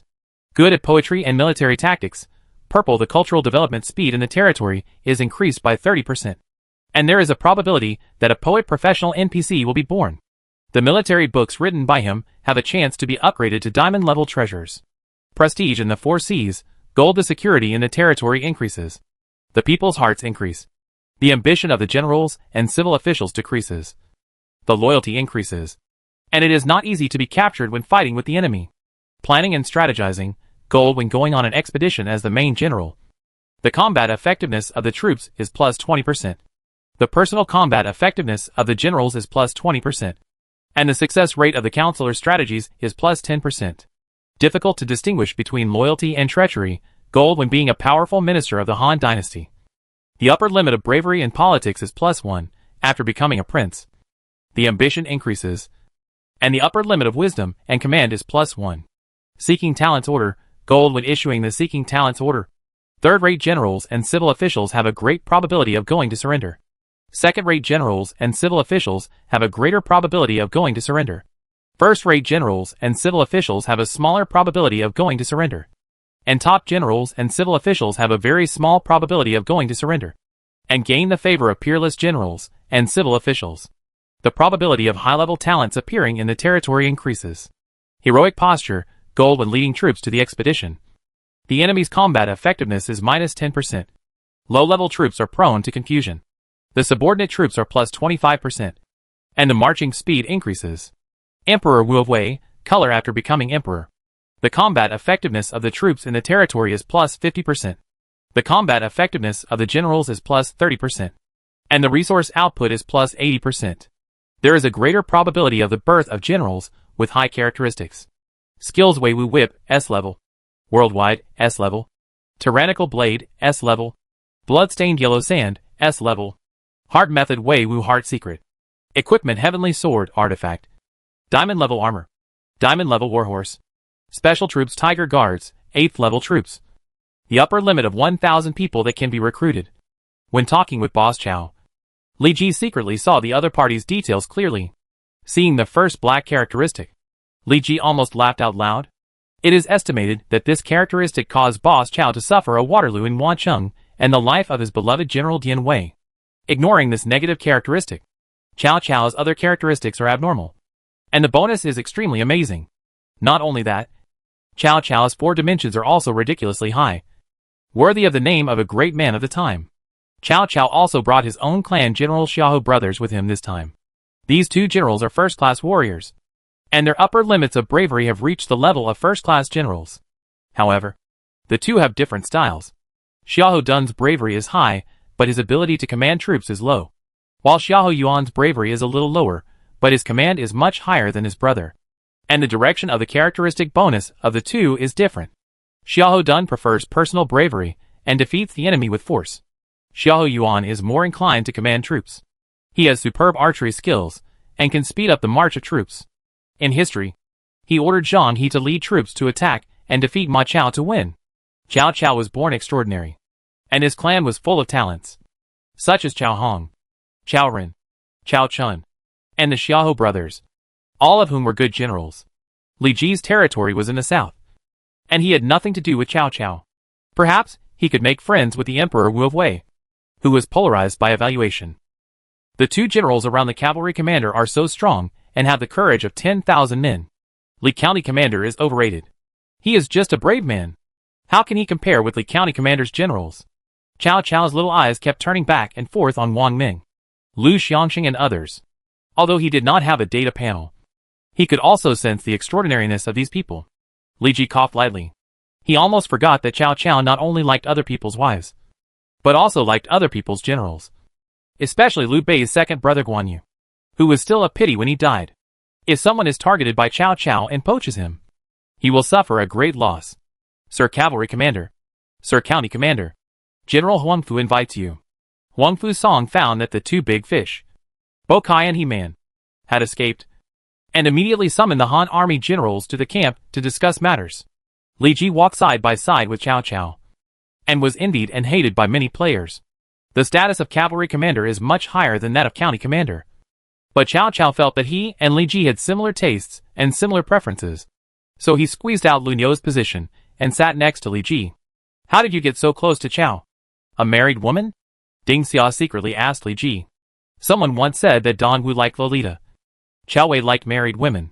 And Shu Han was full of gays. Girls like Ding Xia were not Cao Cao's type. Brother Cao and I hit it off at first sight. It's a pity that we met too late. You won't understand. Ding Xia showed a suspicious expression. I always feel that you 2 are weird. And your smile is so vulgar. At the call of Huangfu Song, all the participating Han soldiers came in a hurry without even changing into a slightly cleaner piece of armor. And the tent was immediately filled with blood. According to the soldiers who cleaned the battlefield, the rebel generals Bo Kai and He Manqian fled the camp and went to Yangdi City and Renning County respectively. As soon as Huangfu Song spoke, the generals in the tent talked a lot. General, Bo Kai is an important general of the Yellow Turbans, and we can't let him go back to the mountains. Someone stood up and suggested. That's right. I wonder who dares to go to Yangdi to capture the rebels. Our army has just experienced a battle, and we are exhausted physically and mentally, and we are unable to attack the city. Chao is willing to go. Cao Cao, who is still a loyal minister of the Han dynasty and a passionate young man, stood up and bowed. General Huangfu, the soldiers and horses that Chao led are all cavalry, and they are full of energy. Maybe they can catch up with Bo Kai before he enters the city. The reputation of the cavalry commander is more brilliant than most people present, and no one dares to object. Huang Fusong nodded with satisfaction and said, with Chao cavalry commander here, the Han dynasty will have no worries. I will let Li County Lieutenant cooperate with your actions and recruit talented people from the righteous army. Please be careful. Thank you, General. Cao Cao acted vigorously and forcibly pulled Li Ji out of the camp before he could react. Boss Cao led the troops to fight alone. This is a good opportunity to get close to someone. I don't know if Boss Cao likes men besides wise. The players who were recruited were very excited and came to sign up.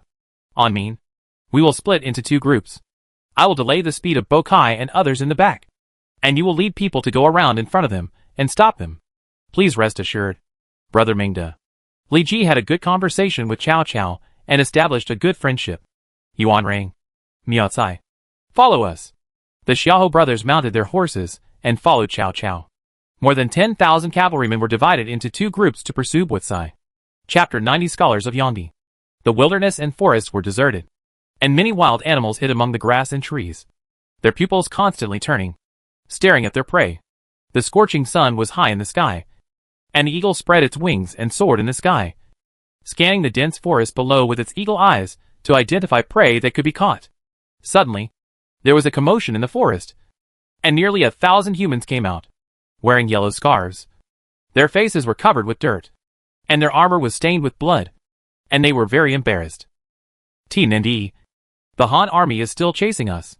Bo Kai spit out the dirt and grass in his mouth and cursed viciously. Just after they crossed the Yingshui River, 5,000 Han cavalrymen rushed up non-stop with smoke and dust. There were many good archers in the Han army, who shot and killed the remnants of the yellow turbans across the river. As the leader of this group of yellow turbans, Bo Kai naturally received extra care, and a large number of arrows fell on his head. If he hadn't been good at fighting and had his own soldiers to help him resist, he would have been stabbed like a hedgehog. Fortunately, they ran fast and crossed the Yingshui River before the Han army, and then took the mountain road to get rid of the Han army. Alas, looking at the remnants of the defeated army around him, Bo Kai suddenly felt sad. Once upon a time, he was also the yellow turban leader of Yuzhou, commanding hundreds of thousands of troops, and was highly regarded by the great virtuous teacher Zhang Ju. But he didn't expect that a big fire would burn everything he had to ashes, leaving him with nothing. Don't worry, leader. We will retreat to Yangdi City and rely on the solidity of the city to implement the defense of the city, and wait for the support of the great virtuous teacher. The dusty Peng Tuo comforted his chief general. Now we can only hope that the great virtuous teacher can support us as soon as possible, Bo Kai said worriedly. Although Yangdi City is the seat of the entire Yingchuan, the city walls are solid and can resist thousands of people. But there must be enough troops to garrison. It is unknown how many yellow turbans can successfully evacuate from the camp to Yangdi City. Passing through the dense forest, a towering city appeared in the sight of Bo Kai and others. In order to besiege Changsha City, Bo Kai dispatched all the yellow turbans in Yuzhou. The yellow turbans looted Yangdi City like locusts, forcing the people in the city to leave the city and return to their hometowns for refuge. However, Bo Kai suffered a great loss in front of Changsha City. Hundreds of thousands of troops were burned by Huang Fusong like a paper tiger. The news of the defeat spread like wildfire in Yingchuan, and the people hiding in the countryside began to return to their own cities. A convoy slowly moved towards Yangdi City. I have said that the yellow turbans are a group of rabble, but you still don't believe it. Bullshit. Guada. Who was the first to be scared when Bo Kai came? Don't slander my innocence. There was a burst of laughter in the convoy. Compared to the laughter in front of the convoy, the 2 young men in scholars' clothes sitting on the last cart were a little dull. One of them held a wine bag in his left hand and a military book in his right hand. His scholar's clothes were full of wine stains. His breasts were exposed, and his eyes were blurred. The other one sat very straight, studying the military book seriously under the scorching sun. But his thin body could not support the scholar's clothes, and coughs came from his mouth from time to time. Bo Kai retreated. He will definitely cross the Yingshui River to reoccupy Yangdi City. It's a pity that they are still laughing happily. Fo Xiao, you woke up so soon? The scholar next to him said in surprise. The scholar called Fo Xiao shook the wine bag and said unhappily, you want me to get drunk with such wine? After that, he threw the military book in his hand to the other party. You are so idle. Why don't you read this military book by the way? I won't be polite. The scholar took the military book with joy and read it carefully.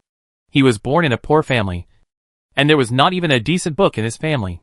If he hadn't accidentally met this poor disciple who loved alcohol, he would have died of illness on the street. Suddenly, the convoy stopped, causing a commotion in front, followed by screams. Before the two had time to ask, a man covered in blood rushed over.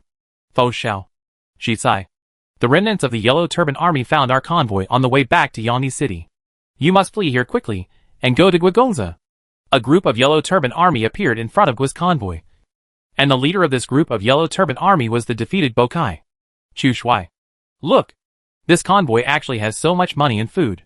Deputy General Peng Tuo stared greedily at the dozens and hundreds of bags of food in the convoy. This place is less than 20 miles away from Yangdi City. The Han army behind us has long been thrown away by us. It won't take too much time to transport this batch of food. The remnants of the Yellow Turban Army, who fled all the way, did not even eat a little food. They were already hungry and exhausted after such a long journey. Hearing the words of their own Chu Shui, nearly 1,000 Yellow Turban Army showed eager eyes, and the swords in their hands were thirsty. Take them down. The Yellow Turban Army returned to their old business of burning, killing and looting, and their morale rose rapidly. The guards of Gui's convoy drew their weapons and fought the Yellow Turban Army to the death. These guards were just ordinary people, not even the first-class soldiers. How could they be the opponents of the Yellow Turban veterans? And they suffered heavy losses in an instant. The scholar in the caravan was powerless and was directly killed by the vicious Yellow Turban Army. Bokai personally went into battle and killed 7 in and 7 out of the guards to vent his resentment in the past few days. Unless the Han army descends from the sky, you will die. Bokai roared like a lion. As soon as the voice fell, the rumbling sound of horse hooves sounded from a distance, and a cavalry of 5,000 appeared on the horizon, galloping on the plain. The Han cavalry rushed to the front of the Yellow Turban Army in the blink of an eye. Dragon Bird Liaomin is here. Bokai, why don't you surrender quickly? Li Ji shouted loudly, and the Zhanlei spear pierced out like lightning, piercing the throat of the Yellow Turban Army. The spear shaft slightly bent and picked up the silent corpse into the Yellow Turban Army, hitting them so hard that they were dizzy. Kill! The torrent crashed into the defenseless Yellow Turban Army, and blood and flesh flew everywhere. The horses neighed, and the 5,000 Han cavalrymen were like wolves among sheep, tearing the lamb-like Yellow Turban Army to pieces. The Yellow Turban warriors, who followed Bokai to escape, held down the heads of the Han horses, trying to overturn them with inhuman strength, but were chopped to pieces by a long sword. There were also brave generals like Lu Xiangxing and Yi Qi among the Han cavalry, who were not resisted by ordinary people. Damn Han general! Bokai made a heart-wrenching sound, raised his weapon high, and rushed towards Li Ji, obviously wanting to die with him. How could Li Ji do as he wished? He urged the horse to let the opponent's attack pass, and the long spear drew an arc, taking away a large piece of flesh and blood on his back. Li Ji, sitting on the horse, had an absolute advantage, and kept playing with Bokai like a cat playing with a mouse. Chapter 91 Guijia and Shishisai. I won't accept this. Bokai covered his stabbed throat, stammered, and fell to the ground. As a general of Zhangju, he was killed by a small county lieutenant. How could he accept this? But now, he could only ask the King of Hell for an explanation. My lord, we also captured Bokai's deputy general Peng Tuo. Yi Qi lifted a general wearing a yellow scarf with one arm. Peng Tuo was thrown to the ground, and with his hands and feet tied up, he could only crawl towards Li Ji like a human worm. I was just bewitched by Zhang Ju to work for him. Please forgive me. Sir, not all Yellow Turban generals were diehards. People like Peng Tuo, who were afraid of death, put their lives first. If they could surrender to save their lives, they would not die for loyalty. The spear tip cut Peng Tuo's skin, and bright red blood oozed out. Peng Tuo was scared to death. Although I won't kill you, I will hand you over to General Huangfu for disposal. I don't know whether you will be dead or alive at that time. Send light cavalry to inform General Huangfu that we have captured and killed the bandit generals Bokai and Peng Tuo. Congratulations to the player for winning this battle. In this battle, The important General Bokai was killed, and the Deputy General Peng Tuo was captured, which made an unprecedented contribution and earned 15,000 merits. Killed 121 Yellow Turban strongmen. Killed 372 Yellow Turban personal soldiers. Beheaded 201 Yellow Turban soldiers. And captured 363 Yellow Turban soldiers, earning 1026 merits. And now has 32,324 merits. Bokai's head is worth 10,000 merits. And the Deputy General Peng Tuo is worth 5,000 merits. These two people provided Li Ji with 15,000 merits, almost doubling his own merits. So how much are the three brothers Zhang Ju who led the Yellow Turban army worth? 50,000? 100,000? This is only the first stage of the epic battle. And Li Ji has earned 30,000 points of merit. And the 5th level barracks are already waving to him. As long as he finds a talent who can configure gunpowder and equips it, Li Ji can train Lu Xianxing's special army, the Tianxiong army. When the Tianxiong army is launched, it may be the first army to control firearms. Thank you for your kindness, County Lieutenant. But Gua feels that I am not talented enough and have not reached the time to serve as an official. When Gua's scholar heard that Li Ji was just a county lieutenant in a county, he decisively rejected his recruitment. Ru and Ing are full of rare talents. Yingchuan County is close to the capital Luoyang, and many aristocratic families have taken root here. Moreover, Yingchuan is located in the heart of the Central Plains, interconnected with the north and south, and has a very developed economy and trade. It is a natural place for the production of celebrities. As the seat of Yingchuan, Yangdi has produced countless celebrities, as numerous as cattle hair. Let's not talk about the distant past. Let's take the Eastern Han Dynasty to the Three Kingdoms period as an example. Mr. Shuijing, Shuga Kongming's master Sima Wei, Liu Bei's first counselor Su Shu and Su Yuanji, Gui Jia and Guo Shao who proposed the theory of 10 wins and 10 losses, are all from Yangdi. Yingchuan. Since Li Ji came here, he would not miss the opportunity to recruit these scholars.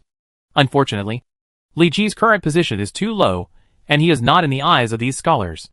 If it weren't for his high charm, even a conversation would not be possible. My lord, these scholars look down on others. It's really annoying. He Qi was young and full of energy, and he was indignant for Li Ji. Li Ji was also not interested. Others looked down on him, and there was no reason for him to be a licker of these people.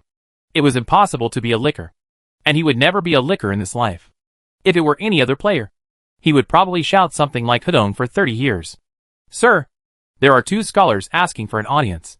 Bring them here quickly. When Li Ji heard someone asking for an audience, he immediately became energetic. Soon a soldier brought 2 thin scholars to meet Li Ji. Yingchuan Yangjai Gui Jia Gua Fengshao meet the general. Yingchuan Yangjai Shi Zhong Shi Shisai meet the general. Li Ji was slightly stunned when he heard the names of these 2 people. He didn't expect that he would actually meet 2 heavyweight counselors. Shi Jitsai's name and character were not clear in history, and the system added it for him very considerately.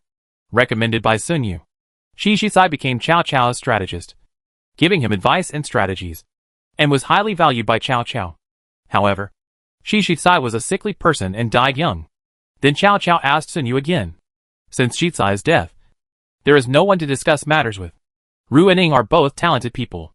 Who can succeed him? Sun Yu also recommended Gui Jia, a strategist, to Cao Cao, who praised him as the one who will help me achieve great things must be this person. Shi Jitsai and Gui Jia were both Cao Cao's strategists, giving Cao Cao advice and strategies. But unfortunately, these 2 people died young because of jealousy of talents. There is a folk saying Gui Jia is not dead. Wulong will not come out. And another saying, Shi Jitsai is not dead. Gui Jia will not come out.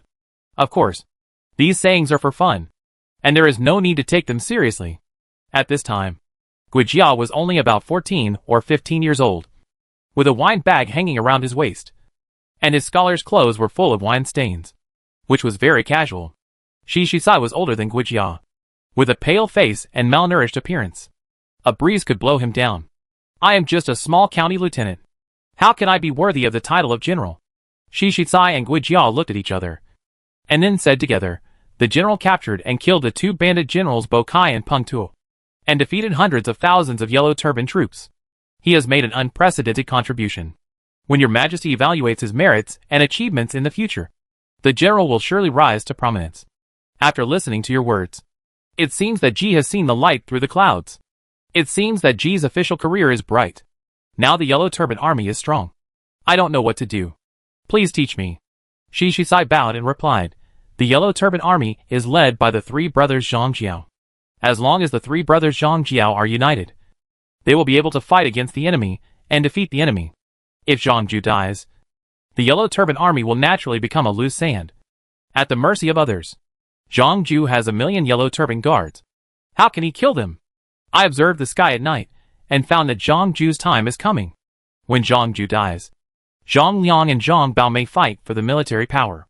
In the end, both will be defeated, and the Han army can sit on the sidelines and reap the fruits of the battle. The Yellow Turban Army will undoubtedly be defeated. By then, it will be difficult for the Han dynasty to take back the military power. Local troops will be self-reliant, and heroes will rise up. With the ability of the general, he may be able to sit south of the Yangtze River and look north to the Central Plains. Guijia was not polite at all and told Li Ji's true thoughts. That's right. The general has great luck and extraordinary faith. And now the Han army is declining. The general should look for an opportunity to replace it. Shi Shisai also said on the side. Why do these two buddies keep encouraging me to be a loyal minister of the Han dynasty? And it seems that they want to assist me? One of the three major illusions in life. They are interested in me. I want to compete for the Central Plains in the future. I wonder if you two gentlemen can help me. Chapter 92. Abducting two people. It's so abrupt. Please give us some time. General. Shi Shisai and Guijia didn't expect Li Ji to be so straightforward and recruit them. They came to Li Ji to make suggestions. Just to repay Li Ji for defeating the Yellow Turban Army and saving their lives. Okay then. Literati have the pride of scholars, and they attach great importance to the fact of swearing allegiance. Moreover, they are not the protagonists of novels. Once they exude the aura of kings and hegemons, others will come to bow down. In his spare time, Li Ji took the time to check the panels of the two people. Name Shizhong Jikai. Occupation Civil Official, War Department. Identity Citizen of Yangdi City. Level 40. Brave 24-26. Commander 40-57. Wisdom 90-96. Political Strategy 76-83. Charm 80. Luck 5. Personal Characteristics. Die young, black envied by the heavens. The upper limit of bravery cannot be changed. No famous doctor can regulate the body. Prone to early death. Planner, blue fight with the army. Serve as military advisor. Strategy success rate plus 5%. Chao Wei strategist, purple when he belongs to the same faction as Guijia. Shi Jitsai's skill power plus 30%. Not easily disturbed by enemy general strategies. Talent of Yingchuan, purple plus 20% resource output speed in the territory, with a chance of producing high characteristic civil officials. Decisive, gold minus 20% success rate of enemy general strategies. The lord and subordinates are not easily affected by enemy general strategies. Self-control of strategies, gold when making plans for the lord. The mind is clear, and the success rate of strategies is plus 30%. Talent of Iji, gold going on an expedition with the army.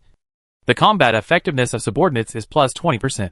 And there is a greater probability of recruiting civil officials as professional captives. Genius of Fusu, gold plus 30% development speed in the territory. Good government and harmony. Fewer signs of corruption, but easily affected. To others to slander. Sheiji Pioneer, gold resource output in the territory plus 30%. Development speed plus 40%. Xianfu talent, color after Shi Jitsai's death. The resource output in the territory plus 60%. And upgrade a gold characteristic of the next strategist to a color characteristic. Skills solar impact, S level. Brilliant sun, S level. Invisible escape, S level. Blazing red sun, S level. Heart method Corona Heart Sutra. Equipment none. Special arms none. Name Guijia Zifo Shao. Occupation civilian, War Department. Identity citizen of Yangdi City. Level 30. Brave 20-29. Commander 30-57. Wisdom 90-98. Political Strategy 72-80. Charm 89. Luck 5. Personal Characteristics. Die young, black envied by God. Upper limit of bravery cannot be changed. No famous doctor to regulate the body. Easy to die of illness at an early age. Resourceful, blue when accompanying the army to the expedition. It is easy to come up with strange strategies and make the enemy generals unable to defend against them. Chao Wei strategist, purple when belonging to the same faction as Shi Shisai.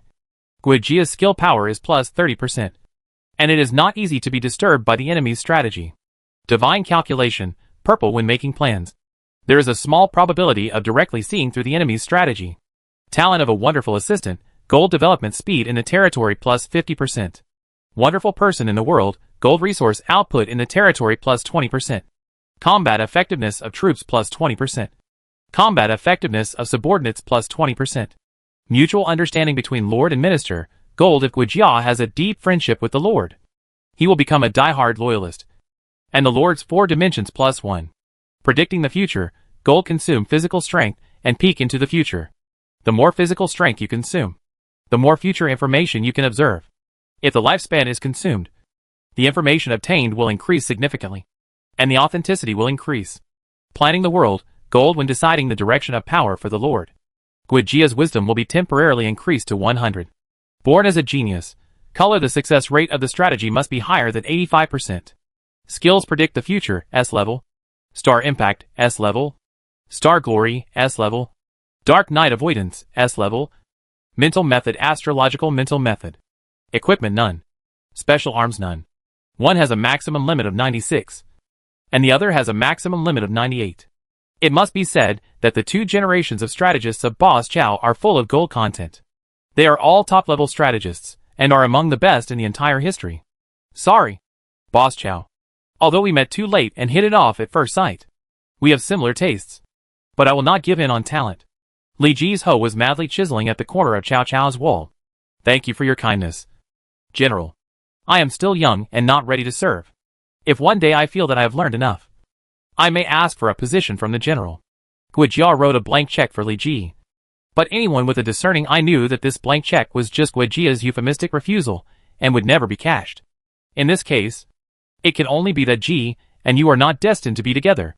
Li Ji turned to look at Shishitsai. I wonder if Mr. Shi is the same as Mr. Guo. He made up his mind that if these 2 people did not go with him today, he would tie them up and take them to Longkei town. Shishitsai coughed twice, bowed his hands and said, Thank you for your kindness, General. I also feel that I am not talented enough to give you advice. But, clang. Li Ji's dagger accidentally fell off. Sorry. Please continue. Sir. Looking at the gleaming dagger in the other's hand. Shishitsai's face couldn't help but twitch. I think that the knowledge learned in the book should be put into practice. Please bring Shi with you when you fight against the Yellow Turban Army to see the real war. Maybe I will get some inspiration on the way and give you some trivial suggestions. Li Ji heard Shishitsai's subtext. Although Shishitsai did not pledge allegiance to Li Ji, he had a good impression of Li Ji and expressed his willingness to spend some time with Li Ji to observe whether Li Ji was a wise leader to rely on. These literati always like to do these twists and turns. Li Ji's hoe finally dug up a big treasure from Boss Chow. Since you want to follow me to the war, how can I refuse? As the saying goes, love grows over time. Li Ji didn't believe that Shishitsai would run to someone else's house after following him. Ji came in a hurry and didn't prepare anything. I can only give you the fine wine in the territory. After that, he gave Shishitsai the diamond-level yellow wine that was always a gift. This, Shishitsai took a sip and found that the taste of this wine was much more mellow than ordinary wine. His blood became active and his thin and wind-fearing body became warm. Diamond-grade yellow wine has the effect of activating qi in blood. Long-term drinking can prolong life, which is suitable for a sick person like Shishitsai. Suddenly, a hand snatched Shishitsai's wine. Guijia drank a few sips and said righteously, General, I think Shishitsai is right. I also want to follow you to fight the Yellow Turban Army. Subway. Old man. Mobile phone.jpg. Li Ji never thought that a small amount of yellow wine could make Guijia willing to follow him. He seemed to have found a shortcut to capture Guijia. He kidnapped 2 counselors of Chow Wei in one breath. If Boss Chow knew about it, he might have a headache in advance. At this time, he was rushing with cavalry. Sir Cavalry Commander, I heard that there is a talented Guijia in Yongdi City. Don't let him go. Chapter 93, He-Men fled to Runan. Brother Amin captured and killed Bo Kai, Peng Tu and others, which is a great achievement. Chow Chow came to congratulate him with a smile. If Brother Mingda didn't let me chase Bo Kai and others, how could I catch them? Li Ji echoed. After this battle, Chow will report Brother Amin's military exploits to His Majesty truthfully. When Brother Amin rises to prominence and becomes a general, don't forget me. Your elder brother. Brother Mingda. Don't tease me. I'm just a commoner, and can't be a general. Li Ji is different from local NPCs like Cao Cao. They only need Lu Hong's nod to get promoted. Players need to use merits to exchange for promotions. If they don't have enough merits, Lu Hong may take back the official positions awarded. So now, he has to brush up merits crazily to avoid the embarrassing situation of not having enough merits. Humph. If there are villains who interfere, I will use the relationship in the court to ask for an explanation for Brother Anmin. Cao Cao is still a passionate young man, loyal to the Han dynasty. I have many friends in Luoyang City. After the Yellow Turban Army is pacified, if Brother Anmin has the opportunity to come to Luoyang, I will do my best to introduce my friends to you. Sure. Li Ji and Cao Cao are like-minded, and Cao Cao likes him very much. He plans to let Li Ji mix into his social circle. Brother Anmin, I heard that there is a genius Guijia in Yangdi City. You arrived in Yangdi City before me. I wonder if you can meet him. I heard that Guijia had already defected to Guitu, his fellow clan, to avoid the thief General Bo Kai. Li Ji said with a straight face. If Cao Cao knew that Li Ji had poached his two future advisors, I'm afraid there would be a fight. It's also fortunate that Cao Cao didn't have a data panel and couldn't check Guijia's identity. It's my luck to get it, but it's a pity to lose it. Brother Mingda, don't be discouraged. Ru and Ning are full of talented people. With your charm and status, there must be many scholars who will come to you. Then I will accept your good words. Brother Anmin. The two walked on the streets of Yangdi City. The news that one of the important generals of the Yellow Turban Army in Yuzhou, Bokai Pingtua, was killed, and the other was captured spread like wildfire. The people who were forced to leave their homes by the Yellow Turban Army returned to the city from the countryside. The number of people in Yangdi City, which had been looted, gradually increased, adding vitality to the lifeless city. Just when the two wanted to see the customs of Yangdi City, Huang Fusong's deputy general found them. My lords, General Huang Fu invites you. The county magistrate of Yangdi City was killed, and the governor of Yingchuan County fled. Huang Fusong exercised his privileges, sat in the county government, and temporarily served as the county magistrate, allowing Yangdi City to recuperate. Entering the county government, I found that all the generals of the Han army were present, and there were some unfamiliar faces. I think they should be players or soldiers who performed well in this battle and were promoted by Huang Fusong. Meet the general. The two shouted in unison. Huang Fusong motioned them to join the ranks, then spread out the map and said, now hundreds of thousands of Yellow Turban troops in Yuzhou have been defeated. The rebel General Bo Kai has been beheaded, and the deputy General Peng Tua has been captured. Most of the important Yellow Turban generals have either been killed or captured alive. Only He-Man fled to Renning County with a small number of personal soldiers. General, the Yellow Turbans are like a centipede, and they will not die even if they are stiff. He-Man has been active in Renning County for several months, and he knows Renning County very well. If he is allowed to escape to Renning County, it will be like a dragon entering the sea and a tiger returning to the mountains.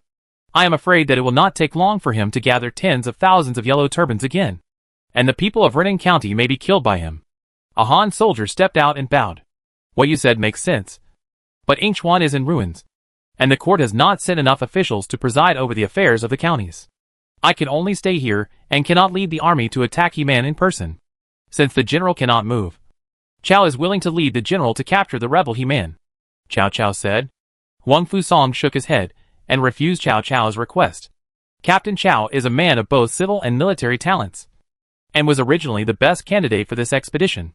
Unfortunately, after the court heard that Bo Kai had been beheaded, it ordered Captain Cao to lead his troops back to the court for a job report, and to take Bo Kai's head and Peng Tuo back to Luoyang. Since your majesty has made arrangements, Cao has no choice but to return to Luoyang as soon as possible. The emperor's order cannot be disobeyed, so Cao Cao had to give up. Huang Fusong looked around, his eyes constantly sweeping over the generals below, and finally fell on Li Ji, who was hiding in the corner. Captain Li, I want you to lead the troops to conquer He-Man and Renan. What do you think? The general values Ji so much. Ji can only give He-Man's head as a reward. He-Man's head is worth 1,000 merit points, so Li Ji will naturally not refuse Huang Fusong. Good. I wonder how many soldiers and horses the general has equipped. 5,000 Sanha cavalry, 10,000 infantry, and the volunteers who are willing to follow. Runan County, Pingyu County. After the news that Bo Kai was killed and Peng Tuo was captured came out, the surviving Yellow Turban Army who had experienced the Battle of Changsha, stopped their steps to Yandi and turned to He-Man, the only remaining Yellow Turban army general in Yuzhou. He-Man, who returned to his old nest in Runan, was like a fish in water. He instantly raised an army of nearly 10,000 people. And the Yellow Turban soldiers, who came to surrender, continued. However, he was just a warrior and didn't understand government affairs. It was a headache to deal with the rations of 10,000 mouths. Soon, the food he hid was exhausted. In order to replenish food, He-Man had to do his old business and attack the county to rob food. Unfortunately, the soldiers and civilians of Runan County knew that they were paper tigers. They were burned by Huang Fu's song and cried for their parents. They shared the same hatred and relied on the solid city walls to keep them out of the city. These Han officials are really abominable. They were afraid of our Yellow Turban army before, and they begged us to spare their lives. Now that they see us defeated by Huang Fu Lauer, they are arrogant and treat us as nothing, He-Man said angrily.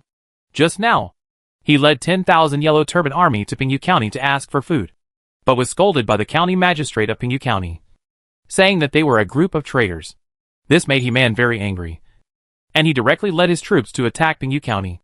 However, Pingyu County had a strong wall and a large number of soldiers stationed there. It was difficult to capture it with only 10,000 Yellow Turban army.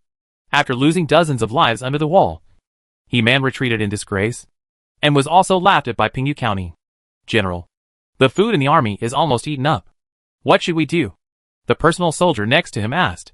For now, we will forcibly collect food from the villagers, He-Man said viciously.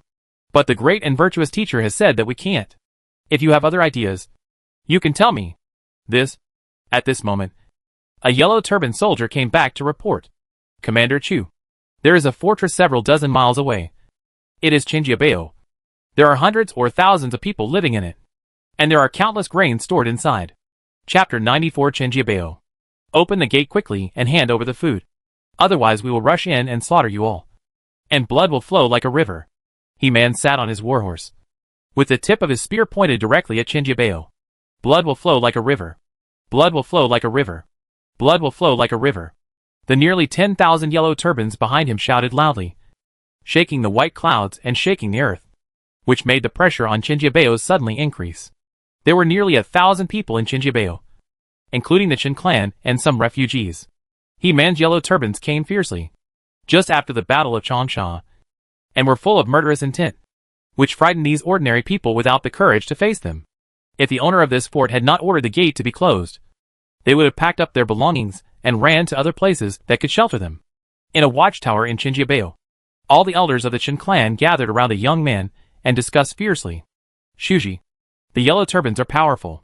We should not anger them. Just give them the food. If they get the food, they may be able to withdraw. An elder advised. Shuji, don't listen to him. This guy is really old and confused. The Yellow Turbans are burning, killing and looting. Wherever they go, no grass grows. There is blood flowing like a river. The people are suffering. If we give them the food, they will be more aggressive and ask for more from us. An elder in his prime advocated fighting the Yellow Turbans to the end. There are 10,000 moth thieves, and we don't even have 1,000 people in Chinjiabao. And there are only a few hundred men. How can we resist them? Our Chinjiabao is extremely strong. Since its construction, it has resisted countless bandits and attacks, and can be safe and sound. How can we be afraid of this mob? The war faction and the peace faction quarreled fiercely. The man said that the man was right, and the woman said that the woman was right. No one would give in to the other. If it weren't for saving their own face, they would have started to tear each other apart long ago. Shuji, you are the head of the family. We support you in whatever you want to do. The young man surrounded by the elders of the Qin family held a silver spear in his hand. Under his white battle robe, he hid a set of silver armor to protect his vital parts. He stood proudly among the crowd like a pine tree. Qin Daochen Shuji inherited his father's position at a young age and became the new lord of Chinjiabao and the head of the Qin clan. Qin Dao swept his cold eyes over the crowd and said in a deep voice, "Don't forget, elders, my father and many Qin clan members were killed by the Yellow Turban bandits. We have a blood feud with them. If we give them food, it will undoubtedly help our enemies. Can we be worthy of our relatives in the underworld? And the Yellow Turban army has 10,000 people, and the food they need is extremely huge. If we give them all the food to satisfy their appetite, what will our Chinjiabao eat? No one can guarantee that this group of yellow turbans will retreat after taking the food. If they continue to attack Chinjiabeo after eating and drinking, we will have to fight them on an empty stomach. And the chance of defending Chinjiabeo will be even slimmer. The elders of the peace faction saw that Chen Dao insisted on fighting the yellow turban army. So they had to obey the other party's wishes and asked, Chinjiabeo is the root of my Chen family. Can the head of the family be sure to defend it? As long as I don't die, Chinjiabeo will never be lost. Chen Dao's eyebrows turned cold, and the momentum of a first-class general burst out, blowing the hair of the elders of the Chen family. He-Man looked back and forth on the short wall of Chinjiabeo and found that a large number of men were rushing up fully armed. And the corner towers at the four corners were filled with archers. Obviously, He-Man's conditions were rejected by the owner of this fort. This group of people really don't know how to live or die. He-Man gritted his teeth and said, Brothers, attack together. The first person to climb the fort will be rewarded with 10 taels of gold. And the one who kills the fort owner will be rewarded with 100 taels of gold. There will be brave men under heavy rewards. The Yellow Turban Army was stimulated by the reward. Their eyes were red, and their breathing became heavy. Kill! The roar resounded through the sky, and nearly 10,000 Yellow Turban soldiers roared wildly, galloping on the ground, rushing towards Chinjiabeo like yellow waves. The archers in the corner tower pulled their longbows, and the arrows flew into the sea of people, but could not stir up waves. After all, there were too few defenders in Chinjiabeo, and there were even fewer archers, so the arrow shot could not kill many people. They are getting closer, a man from Chinjiabeo exclaimed. The Yellow Turbans formed a human sea to attack Chinjiabeo, making this long-built fort shaky. A large number of rolling logs and stones were thrown on the walls of Chinjiabeo, and hot kerosene was poured on the simple ladder, which was burned by a raging fire. Some Yellow Turbans stepped on the bodies of their companions, grabbed the bricks with their hands and feet, and tried to climb up directly, but were hit by the hard stones and had blood on their heads. But the number of Yellow Turbans was too large, and more ladders were set up on the walls, and the Yellow Turbans could climb the walls with the ladders. 10 taels of gold are mine. The first Yellow Turban climbed up the fort and laughed like crazy. But he was not happy for long, and a silver spear pierced his throat like a dragon. Chen Dao's white robe was stained red with blood, and the shaft of the spear in his hand had a silver dragon clinging to it, which was very beautiful.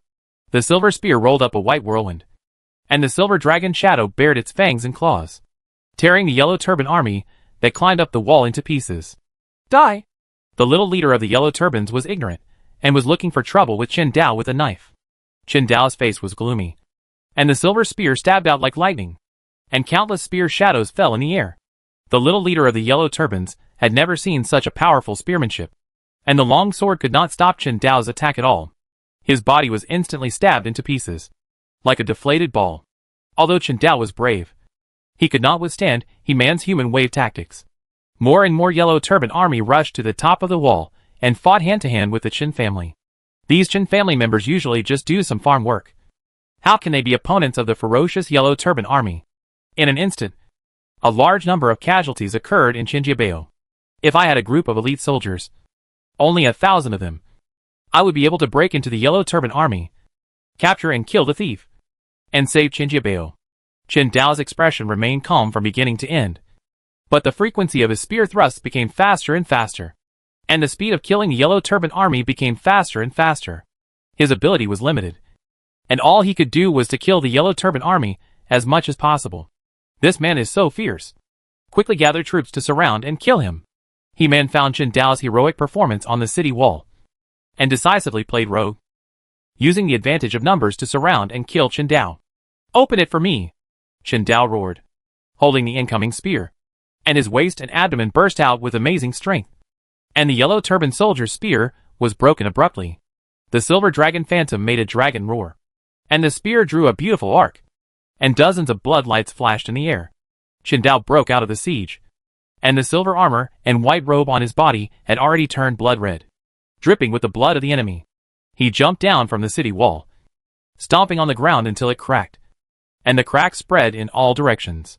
I'll kill you, thief. Chapter 95. My name is Chen Dao. The number of Yellow Turbans is more than 10 or 20 times that of the men in Chinjiabeo.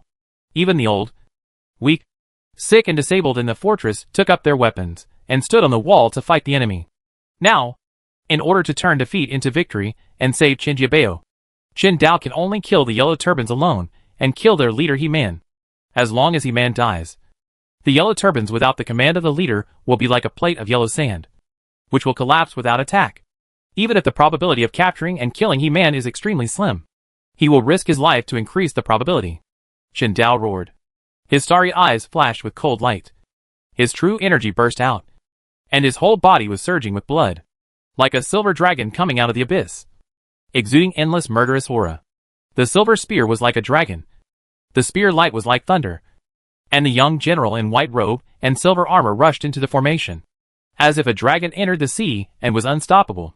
The blood of the Yellow Turbans continued to splash in the air, forming bursts of bloody wind. The dragon roared above the 9 heavens, and the phoenix danced between the 4 seas. Qin Dao's spear kept emitting bright silver light, no matter whether it was a low-level Yellow Turban soldier or a Yellow Turban personal soldier. None of them could defeat him. The hot blood fell on the white robe and was instantly dispersed by the white true energy, turning into a gorgeous blood flower. The sound of horse hooves rumbled, and the little Yellow Turban leader sat high on the warhorse. The cold light flashing from the weapon was frightening, and he rushed towards Qin Dao with the momentum of a tiger descending from the mountain. "Get out!" Qin Dao shouted, and the silver spear touched the opponent's weapon. The huge force sent from the spear shaft made the opponent's arm numb, and the weapon difficult to grasp. The spear shaft shook again, and the spear tip pierced the air, making a harsh hissing sound. Countless energy was rolled up, forming layers of white waves to attack the little leader. The little leader was no match for Qin Dao at all. The white waves dazzled him, and his figure kept shaking on the horse's back. Puff!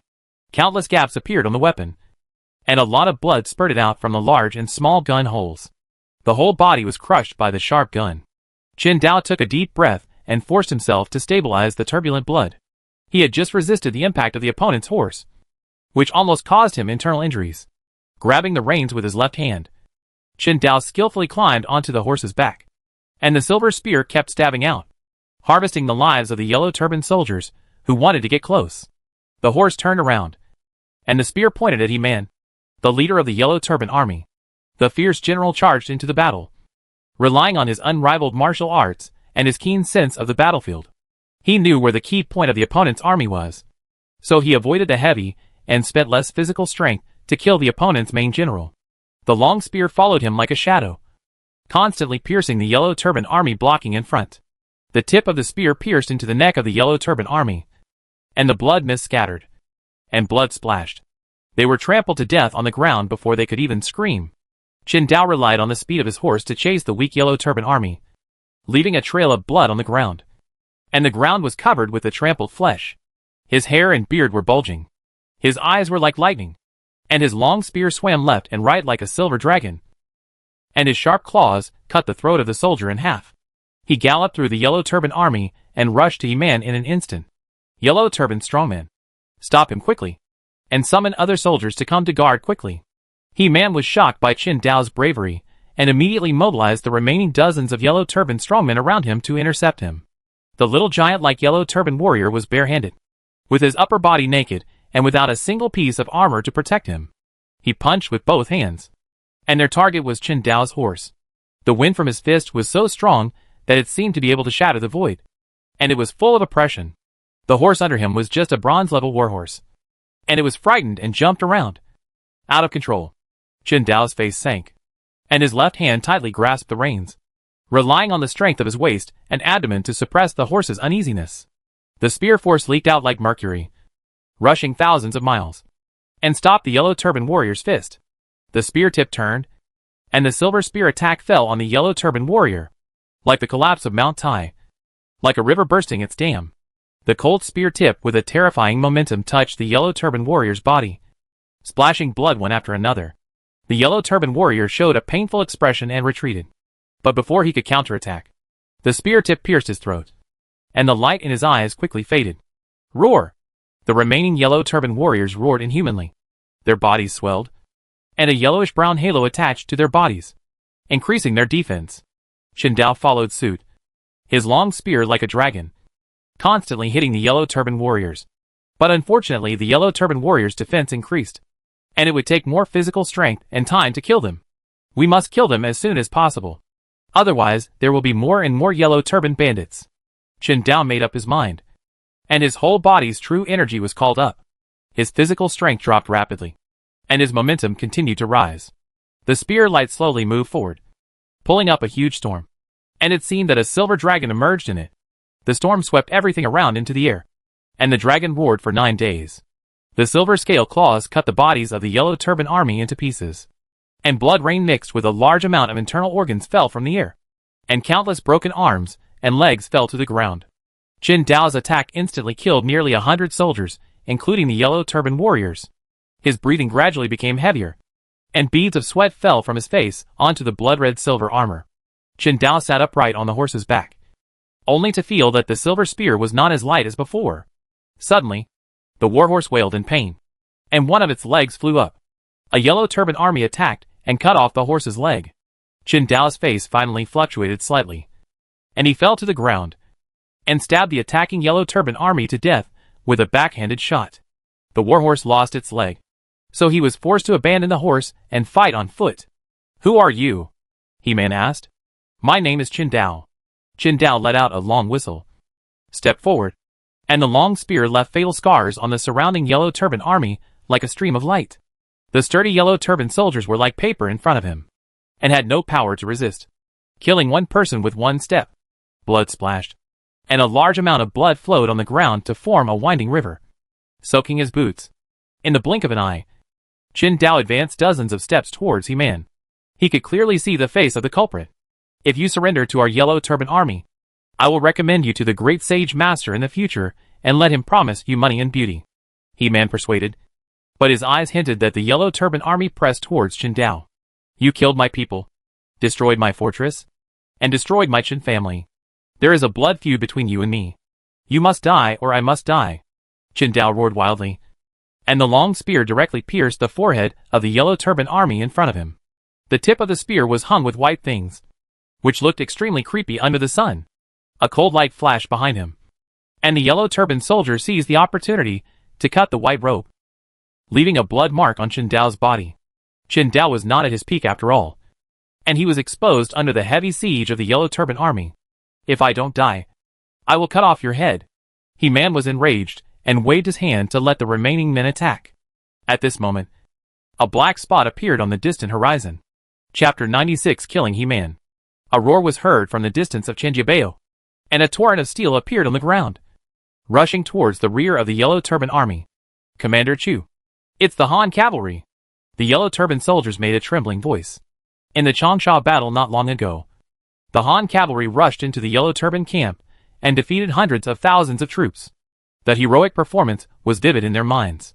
How could they, as victims, forget it? This group of Han soldiers is really sick. I ran to Runin, and they still chase me. I can't get rid of them like a dogskin plaster. He-Man's scalp was numb, and all the information in his mind was in a mess. Han army reinforcements? Qin Dao blocked the incoming weapon, turned his spear, and a bloodline appeared on the neck of the Yellow Turban army. With a tired face raised, Qin Dao tried to lift his slightly heavy eyelids and looked into the distance as much as possible. There was a cloud of smoke and dust, and countless Han cavalrymen rushed out, with a heavy murderous aura. Really reinforcements. It's the Han army's reinforcements. The blood-stained Qin family shouted loudly, inspiring people. Rumble. 5,000 Sanha cavalrymen were fully armed, and their horses' hooves stepped heavily on the land, making a thunderous sound, as if the sky was falling and the earth was collapsing. He-Man and his Yellow Turban army were about to face their own doomsday. "Form a formation! Form a formation!" He-Man exclaimed, and he didn't care about Qin's arrival. He issued orders one after another, dispatching the Yellow Turban army around him to form one line of defense after another, trying to use the flesh and blood wall to block the cavalry. Kill! As soon as Li Ji found He-Man's whereabouts, he threw the infantry to Wang Ming, and personally led 10,000 Sanha cavalrymen to rush over without stopping. The Sanha cavalry let out a crazy roar. The continuous battles made them bloodthirsty, and turned them into war demons. Bang! The Sanha cavalry in the front row were ready to die. They did not slow down at all, and crashed into the formation of the Yellow Turban army. A large number of weapons fell on him, and tore him into pieces. He exchanged his life for victory. The extremely powerful impact force overturned countless Yellow Turban army soldiers. In an instant, the formation of the Yellow Turban army was shaky, and on the verge of collapse. The Han cavalry that followed closely behind attacked, like a magnificent wave, knocking a large number of Yellow Turban Army soldiers to the ground. The horses' hooves fell and trampled them beyond recognition, breaking their bones. Kill them out! Li Ji's John Lei spear kept stabbing out, taking away fresh lives. The long swords were like waterfalls. Lu Xiangxing and Yi Qi, who acted as arrows, showed their magical powers. Their exquisite swordsmanship swept back and forth on the enemy's body, and their heads kept flying. The power of the cavalry lies in their impact force. If the speed is reduced, the Yellow Turban Army will pull them off the horses and hack them to death. The three men, as the sharp blades of the cavalry, fiercely charged into the formation of the Yellow Turban Army and carved out three huge gaps. The cavalry followed the three men and rushed into the formation along the gaps. The unparalleled impact force knocked them all over. The Iron Torrent was invincible in the Yellow Turban Army and moved forward without hesitation. 5,000 cavalry successfully broke through the Yellow Turban Army's formation, and behind them there was a long river of blood and flesh. And blood was everywhere. Deter, Li Ji led his troops to rush out, and the cavalry centered on him, turned their horses around and crashed into the crowd again. The Iron Cavalry was like a black wave, sweeping the bodies of countless Yellow Turbans again. Their bones crackled and broke into pieces, and they were thrown into the air like rag toys, flying several feet away. The bodies of the Yellow Turbans kept shaking, but they could not think of resisting. In their eyes, these Sanha cavalry were like evil ghosts who wanted to take their lives, dragging them into the underworld for trial. Finally, some people could not hold on, dropped their weapons, and began to flee. Again and again, panic infected the Yellow Turbans like a virus. Many Yellow Turbans were frightened and fell to the ground, and more fled from here. The defeat was like a mountain collapsing. Even if He-Man had the identity of the Yellow Turban leader, it was difficult to control them. Jiando, kill He-Man! Yes! Lu Xiangxing rode away from the Han army alone, flipped his long sword up and down, and killed a bloody path through the Yellow Turbans. The 5 bright horses galloped in the blood, raising their hooves and shuttled through the Yellow Turbans. The Yellow Turban Army had lost all morale, and did not cause any harm to him at all. Form a formation! Form a formation! He-Man exclaimed, summoning the remaining soldiers to protect himself, and forming a tight formation. It was a pity that the Yellow Turban warrior was killed by Qindao's shot. Otherwise this formation would be more solid. Lu Xiangxing's long sword slashed out countless sword chi, tearing the air and bombarding the Yellow Turban soldiers. In an instant, the Yellow Turban soldiers in iron armor spit out blood, and threw the knife marks on their chests. A bright red heart was faintly beating.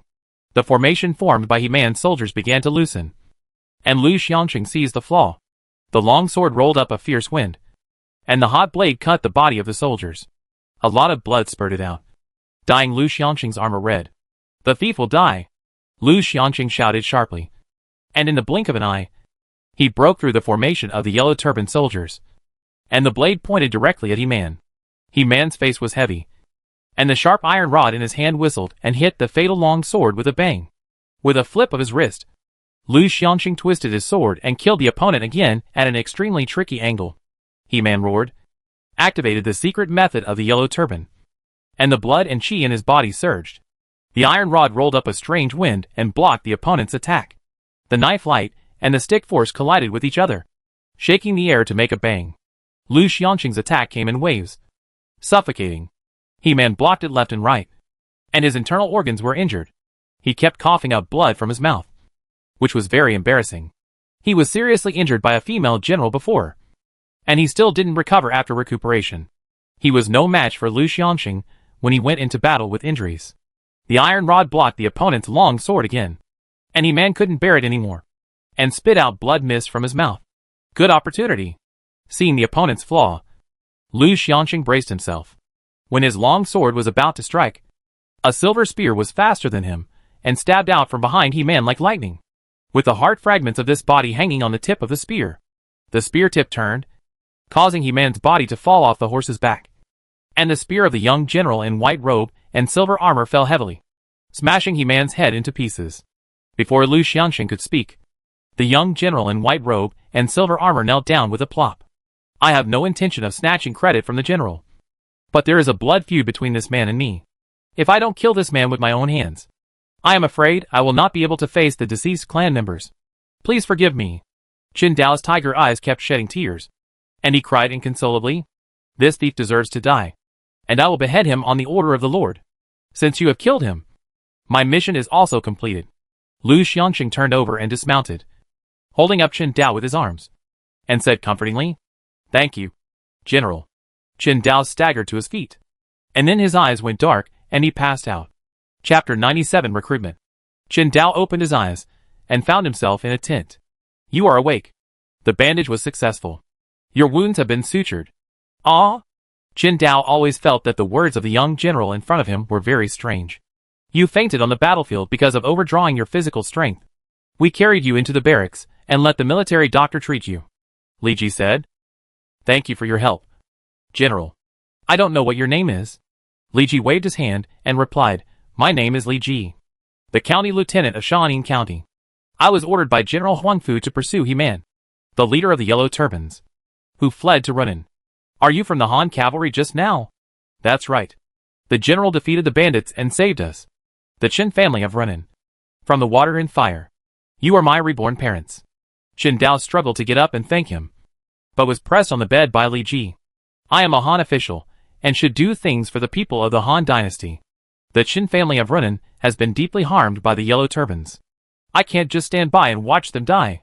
When Qin Dao heard Li Ji's words, his favorability towards Li Ji soared rapidly.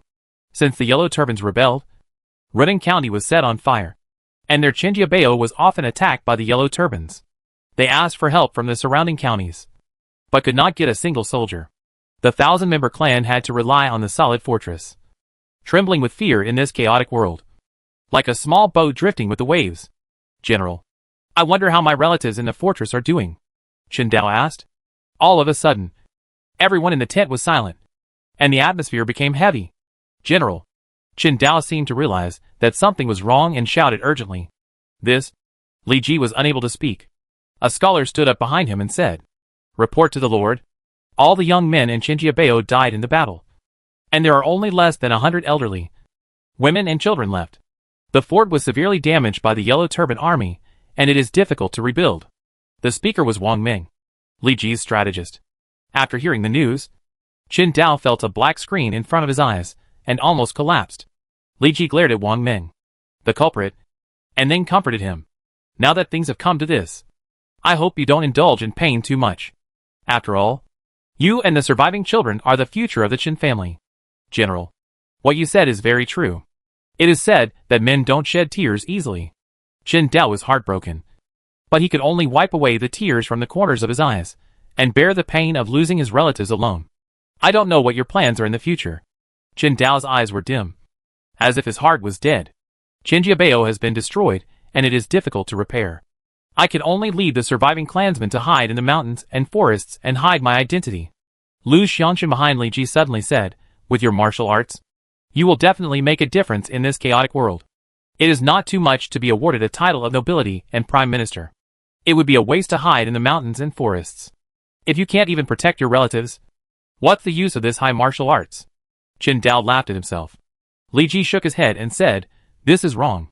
Although Li Ji's martial arts are mediocre, he is willing to devote himself to the chaotic world, sweep across the world with a long spear, pacify the world, and bring a peaceful and prosperous era to the people. The general's ambition is so far-reaching that I am ashamed." Qin Dao didn't expect that a small county lieutenant would have such great ambitions, and he was a little surprised. Now the Yellow Turban army is acting recklessly on Han soil, and a large number of people are suffering. I hope you can work with me to pacify the world and return peace to the people." Li Ji saw that Qin Dao was somewhat moved by what he said, and the time was ripe, so he decisively opened his mouth to recruit him. This, as expected, Qin Dao showed a hesitant look on his face. He was young and subconsciously resisted the idea of retiring. Who doesn't want to be a young man in bright clothes and riding a horse? I own a territory in Kuaiji County, Yangzhou, and I govern more than 10,000 people. If you recognize me as your master, you can move the remaining Chen clan members into my territory. At that time, I will personally send people to rebuild Chinjiao Fort for you. In addition, Chen children can study and go to school in the town for free." Li Ji struck while the iron was hot and offered conditions. Qin Dao valued his clan members very much, so the condition for conquering Qin Dao was to settle Qin Dao's clan members. This, Qin Dao's face showed a tangled expression. The general in front of him led his troops to defeat the Yellow Turban army, rescue Qin Jiabao, and saved his life. He had a very good impression of him. Qin Dao had no reason to refuse the other party's recruitment. Please give me some time. I need to think about it carefully. Li Ji sighed lightly. He didn't expect that it would be so difficult to recruit local opposition generals. There was Guijia Shishisai before, and Qin Dao later. In this case, I hope you will think about it more. You can rest first. I still have military affairs to attend to. The 99 points of charm certainly made Qin Dao have a very good impression of him. But there is a saying that people have similarities. The higher the similarity, the greater the chance of recruitment. It's like Liu Bei has high charm, but he can't recruit Zhuge Liang's 4 friends. Li Ji took Wang Ming and Lu Xiangsheng to bid farewell to Qin Dao and left the tent. My lord, the ancients bought horse bones for thousands of gold, and King Zhao of Yin built the Golden Terrace to recruit talents. This person's martial arts are better than Gao Sheng, and he has both moral integrity and talent. Don't give up easily, Lu Xiangsheng suggested. I also want to recruit this person. But it's a pity that the flowers are willing, but the water is ruthless. It seems that this person has already surrendered, and we only need an opportunity to recruit him. Wang Ming began to provide strategies for Li Ji. Qin Dao was lying on the straw mat, looking at the top of the tent and thinking wildly. Uncle Ji. Someone came into the tent, and Qin Dao looked up and saw that the other party was the elder of the Qin family. Third uncle. How did you come here? Qin Dao stood up and wanted to help the other party, but found that one of the other party's sleeves was empty. Third uncle. You? When the Yellow Turban bandits attacked the fort, all the elders of the Qin family went up the city wall, and I was no exception. But I was a little stupid, and the bandits cut off one of my arms. If it weren't for General Li's doctor's timely treatment, I would have followed the other elders to the underworld. Qin Dao's third uncle said. All the other elders died in the battle? Yes. The 2 of them kept silent. No one spoke, and a sad atmosphere permeated the tent. Third uncle. I want to lead the remaining clan members to hide in the mountains and forests, and stay away from the world. After a long time, Qin Dao made his decision.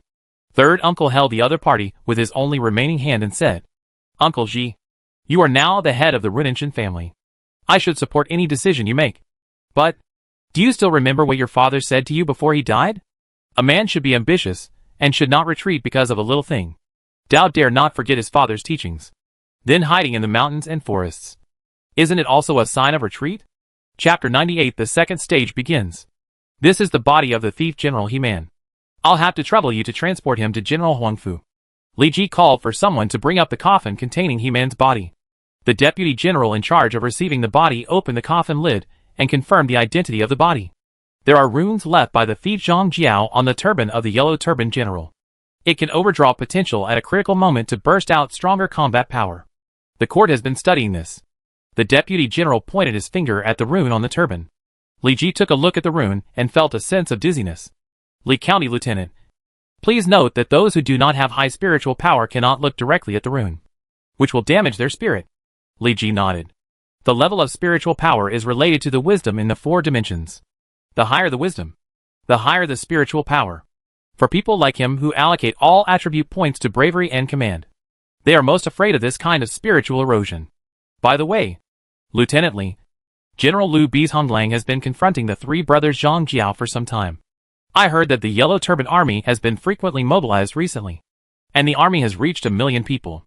Maybe the rebel army like you will soon go there. Wang Fusong's deputy general informed Li Ji of the news he received. A war of millions. Li Ji couldn't help but raise his eyebrows. Among the 3 heroes of the late Han dynasty, only Huang Fusong had the strongest military ability.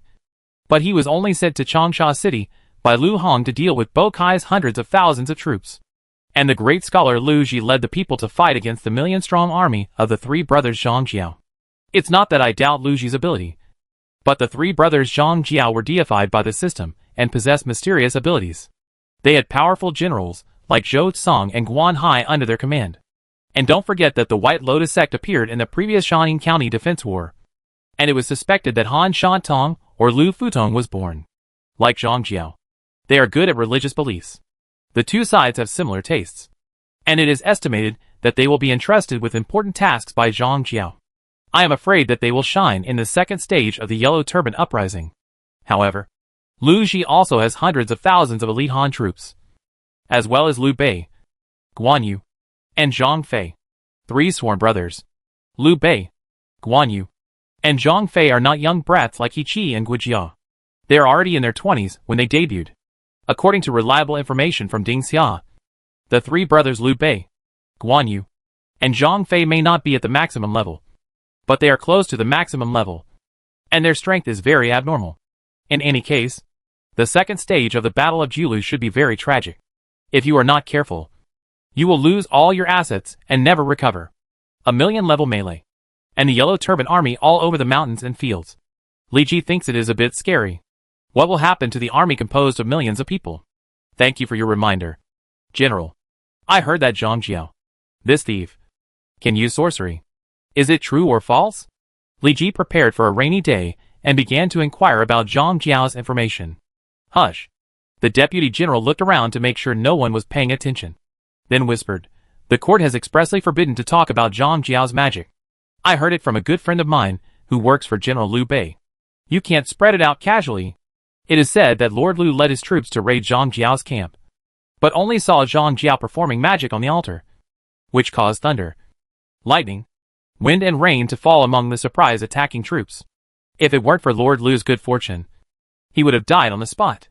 After that, Lord Liu returned to the camp with the remaining soldiers and defeated generals, secretly beheaded the person who knew about this, and reported to the court for rescue. Sure enough, the saying that Thunder God helps me is not false. Zhang Ju can really control thunder and lightning, and become the king of thunder and lightning. Li Ji understood it clearly. Thank you, General, for answering my question. I will definitely keep my mouth shut and take the secret into my coffin. Wang Fusong's deputy general patted Li Ji on the shoulder and said, I naturally trust Lieutenant Li. Otherwise I would not tell you this. Zhang Ju's ability to summon thunder and lightning is indeed beyond the scope of human beings. No wonder Lu Hong tried his best to suppress this matter. If the news that Zhang Ju can use thunder and lightning to strike people is spread, it may cause commotion in the Han army. Morale will plummet, and they may even be defeated before the battle. I don't know if the 3 brothers Liu, Guan and Zhang can withstand the power of the King of Thunder and Lightning. The deputy general came here to send He Man's body to Huang Fusong, and then send it to Luoyang so that Lu Hong can satisfy the pleasure of whipping the corpse. After bidding farewell to Huang Fusong's deputy general, Li Ji wanted to return to the camp to rest and think about how to attack Gujia, Shishizai and Qindao. At this time, the system prompt sounded in his mind. Huaxia District National Announcement. Since the epic battle Yellow Turban Rebellion Phase 1, Changsha battle started. Many players in Huaxia District have participated hard to help Huang Fusong and Cao Cao first defeat Bo Kai's hundreds of thousands of troops, then capture and kill Bo Kai and Deputy General Peng Tu in Yangdi City, and finally kill He Man in Runan. Since then, all Yellow Turban generals in Yuzhou have died. Huaxia District National Announcement. Han Army General Huang Fusong won the Changsha battle. The system determined that the Han Army players won the first phase. In the next second phase, the combat effectiveness of the Han Army players' troops is plus 5%. Huaxia District National Announcement. Phase 1, Changsha battle has ended, and the Yellow Turban Army in Yuzhou has been cleared. The second stage, the Battle of Jiulu, is about to begin. Please choose whether to continue to participate in the 3 days, and arrive at the Jiulu battlefield within 3 days. No more than the time limit. Congratulations to the player for winning the first stage, the Battle of Changsha. Due to the player's outstanding performance, the system will temporarily rate your performance as class as superior. Please choose whether to participate in the second stage, the Battle of Jiulu. If you choose to participate, the player will continue to participate in the event as a Han Army camp. If you do not choose to participate, the system rating will be reduced to Class B Superior. Yes, Li Ji has no reason not to participate in the battle.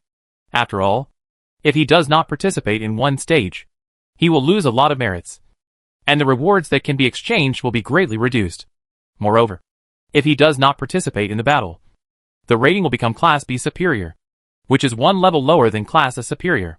At that time, the quality of the recruitment orders sent by the system will also be reduced. Congratulations to the player for participating successfully. Please lead the army to the Jiulu battlefield within 3 days. Due to your outstanding performance in the Battle of Changsha, Emperor Ling of Han Lu Hong will continue to pay attention to you in the Battle of Jiulu. Please keep up the good work. Lu Hong's attention? Li Ji remembered that it was mentioned in the previous announcement that those who performed well in the battle would be summoned by Lu Hong and go to Luoyang. If he could perform well in the remaining 2 stages, he might really be summoned by Lu Hong to the court to see the last powerful emperor of the Han dynasty. Jiando, summon the army of Longke town and tell them that we are going to Jiulu to support General Liu Bei's Honglang. Li Ji jumped on his horse and grabbed the Zhanlei spear in his hand. Under the mobilization of Lu Xiangxing, the army belonging to Li Ji quickly gathered. Compared with the momentum of swallowing mountains and rivers when he led the Han army before, the army of Longke town was really pitiful. My lord, why don't you call for the army to be assembled?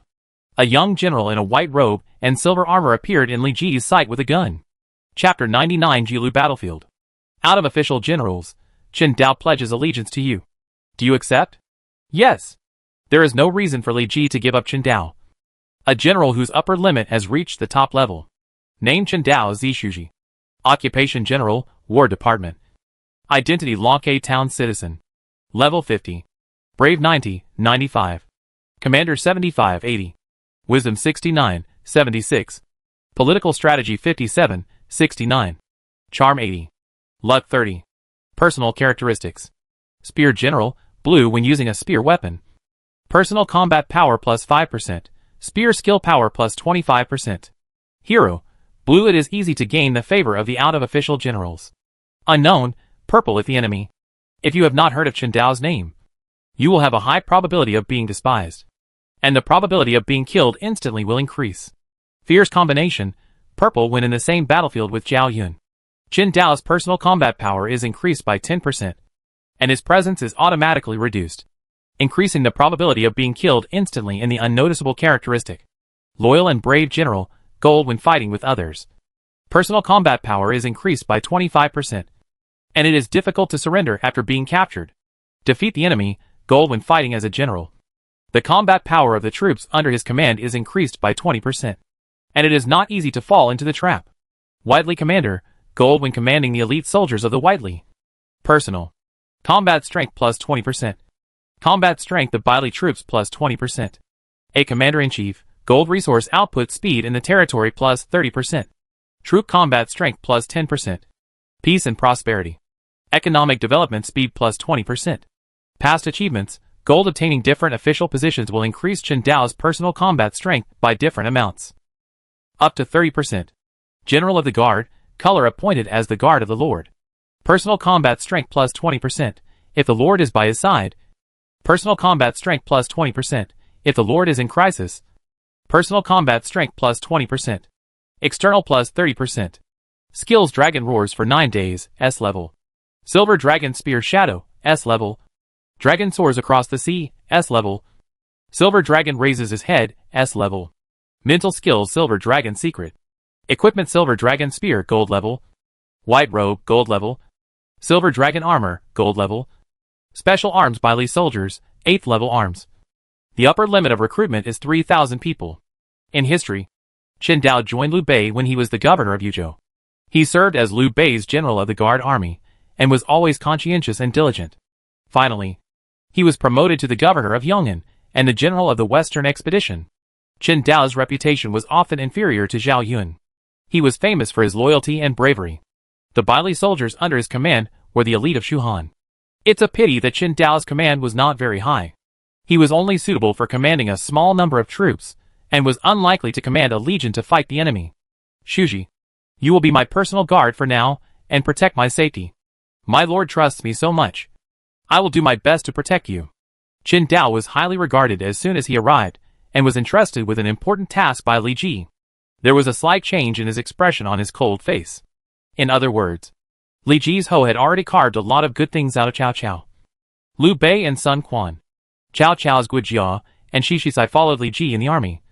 And Sun Quan's Kanzai and Liu Bei's Chen Dao had already recognized Li Ji as their leader. Let's go to Jiulu. After resting in Longke town, except for the loss of the cavalry given by Tang Mao, the rest of the soldiers had been replenished, and more than 1,000 soldiers and horses left the camp in a mighty manner. Pingyu County, as the seat of Renan County, naturally built a teleportation array. The rebel players chasing He-Man did not have to go far away, and could directly go to the Jiulu battlefield through the teleportation array in Pingyu County. In a flash, Li Ji and his troops came from Pingyu County to the Han army camp in Jiulu County. Jiulu County has been a military stronghold since ancient times. The Battle of Jiulu once broke out here. Xian Yu broke his cauldron and burned his boats, and defeated Zhang Han and Wang Li's 400,000 Qin troops. It was a famous battle in history where the few defeated the many. The center of the Jiulu battlefield this time was Guangzhou County. Even though it was expanded 10 times by the system, it seemed a bit crowded with millions of yellow turban troops and hundreds of thousands of Han troops pouring into it. The Han army camp was endless, with no end in sight. A large number of defensive equipment, such as chevaux de frise and deer horn forts, were arranged in it, and trenches were crisscrossed everywhere to prevent the yellow turban cavalry from raiding. The same was true for the yellow turban army. Guangzhou County could not accommodate 1 million troops, so a large number of camps were built outside the city, forming a pincer attack with Guangzhou and facing the Han army. I am the Deputy General of General Liu, a member of the clan of the general who protects Wuhan. Are you Li Ji, the lieutenant of Shaanxi County? A member of the Han army had been waiting for a long time. Meet the general who protects Wuhan. Li Ji turned over and dismounted, bowing and said, perhaps because of his outstanding performance in the Battle of Changsha, he attracted the attention of Lu Ji, who specially sent his deputy general to greet Li Ji. This clan member was not a passerby. He left his name in the records of the 3 kingdoms. He was the deputy general appointed by Lu Hong for Lu Ji, and was at the same level as Lu Ji. General Lu ordered me to wait here, and he has something to tell you. Please speak. General Lu heard that you had killed Bokai Heman in Changsha, and he appreciated you very much. So he specially handed over the troops and horses of this military camp to you to lead. Is there such a good thing? Li Ji asked. How many soldiers are there? There are 5,000 Han infantrymen and 1,000 Han cavalrymen in this barracks. In addition, the barracks can accommodate 4,000 soldiers. The rebels here are also under your charge.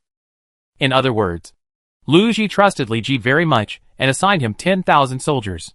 However, among these 10,000 soldiers, only the Han soldiers had strong combat effectiveness and could obey his command. After all, the rebels composed of players are unpredictable and may be out of control at some point. Lu Bi's Honglangjiang thinks so much of Ji. Ji will definitely go all out. The clan member nodded, and then said, the general has the intention to attack the yellow turban bandits recently. Perhaps he will wait until the rebels are assembled to launch an attack. We need to prepare as soon as possible. After the clan member explained the affairs, he left directly. Li Ji wanted to quickly inspect the barracks, so he left a few soldiers there, waiting for other players to arrive, and took them back to their respective tents. My lord, our camp is located below the yellow turban army. We should pay attention to defense. Here, there, and there. Set up heavy troops to prevent the yellow turban army from attacking. Wang Ming held the blueprint and walked with Li Ji in the camp to perfect the key points of the camp's defense. If Jing Lu is the commander of these hundreds of thousands of Han troops, how should we fight the enemy?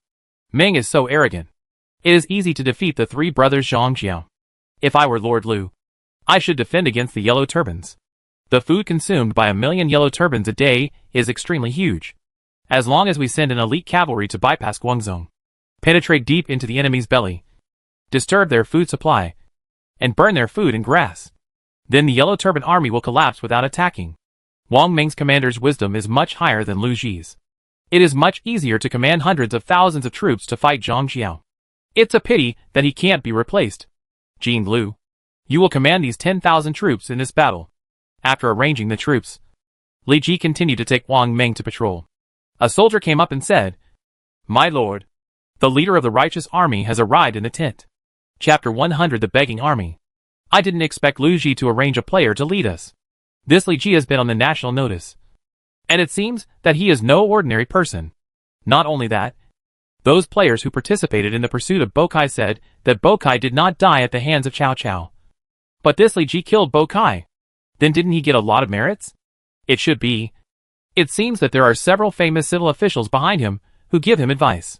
The players in the tent have been waiting for a long time, and when they saw Li Ji appear, they couldn't help but talk about it. Except for the 2 players Ding Xia and Zhang Xiaoming, Li Ji has not had much contact with players from other states and counties. In the eyes of other players, Li Ji is a very low-key person, who has only heard of his name but never seen him. I am Li Ji, and Lu Ji appointed me to lead you. We can be said to be people tied on the same boat. Please introduce your troops to the various places in the military camp so that they can be assigned to guard. Li Ji didn't say too many polite words. After all, not everyone likes this style. Secret observation.jpg. Most of the players in the camp are ordinary players. Not many lord players. And these lords are just with dozens of shrimp soldiers and crab generals. And they can't threaten Li Ji's authority at all. My name is Shi Lang. From Wuyuan County. With 73 soldiers and a second-rate general. A strong man said. Wuyuan County. Bingzhou. Isn't this Lu Bu's hometown? The 4 counties of Bingzhou. Shuofang County. Wuyuan County. Yunzhong County and Dingxiang County are all located in the Hetao Plain outside the Great Wall. The Hetao Plain is located to the east of the Helan Mountains and to the north of the Great Wall. It has always been known as Jiangnan on the Great Wall. It is a fertile land suitable for the development of agriculture and animal husbandry. It's a pity that the current Hetao Plain belongs to the Han Dynasty in name, but to the Xiongnu in reality. The players assigned here can be said to have AHL start. Li Ji secretly remembered Shi Lang. The Xiongnu were not included in the jurisdiction of the Huaxia district. From a standpoint, they were the enemies of the Han Dynasty. Perhaps one day the Xiongnu will invade the Han Dynasty from the south. And then we will have to rely on players like Shi Lang who stay on the border to resist the invasion. Now Wuyuan County is controlled by the Xiongnu. Why don't you take this opportunity to escape and come to the Han Dynasty to develop? After dismissing many players, Li Ji left Shi Lang alone to drink and talk. If you come to our side, you will know that the Han people here live a life worse than dogs. As a Han Chinese, I can build a village to protect their safety and prevent them from being bullied by the Xiongnu. Why not do it? Shi Lang drank a lot of wine. Very heroic. The Xiongnu have longed for the Central Plains. They will take over the Hetao Plain in the future. Players like you will definitely be dealt a fatal blow by them. Brother Li Ji, do you know which celebrity I admire the most? Which one? Ran Min. The Wudao Heavenly King Ran Min. The Ran Min who issued the order to kill the Hu during the 8 Kings Rebellion in the Jin Dynasty. The 5 who took advantage of the chaos to enter the Central Plains and slaughtered the Han people. They called the Han people two-legged sheep and raised them like livestock. Now I have the opportunity to prevent this situation from happening. Why should I give up? Brother Shi's ambition is so far-reaching. I admire it very much. Li Ji said, holding up the wine bowl. Heroes emerge in troubled times. Not everyone dreams of competing for the Central Plains. There are many people like Shi Lang who guard the border and defend their country. There are few Han people on the Hetao Plain. So doesn't that mean the development speed is extremely slow? Indeed. I have been worried about the population of the territory. It has been stuck in the second-level village for a long time. But the county magistrate over there is very friendly to us. He has issued various preferential decrees. And he heard that there are bandits in the Han Dynasty who are rebelling. So he also let us lords train soldiers for free. Come! Let you see my confidence in Wuyuan County. After that, Shi Lang called a soldier from outside the tent. The ragged soldier had no iron armor to protect his body, and his skinny figure was revealed under the hole. But the soldier's eyes were full of murderous intent, and the bloody breast surrounded his body, which was very manic. Li Ji was a little surprised. The aura of this soldier was much stronger than the elite of the Han army, and even not much worse than the 5 schools of the Northern Army and the Sanha cavalry. This is the beggar army. Shi Lang showed a smug smile and answered Li Ji's question. Beggar army? Did you recruit Ran Min? The historical beggar army was an armed refugee group of the Han nationality active in the north and south of the Yellow River. At that time, the Xiongnu and Jia people rebelled. Bingzhou suffered from famine, and the governor Sima Tung led more than 20,000 households to flee for food and seek food in Jizhou. This was the predecessor of the beggar army. Among them, Ran Min, the king of Wudao, was a descendant of the beggar army. It was with the help of the beggar army that he became the monarch of Ran Wei. How is it possible?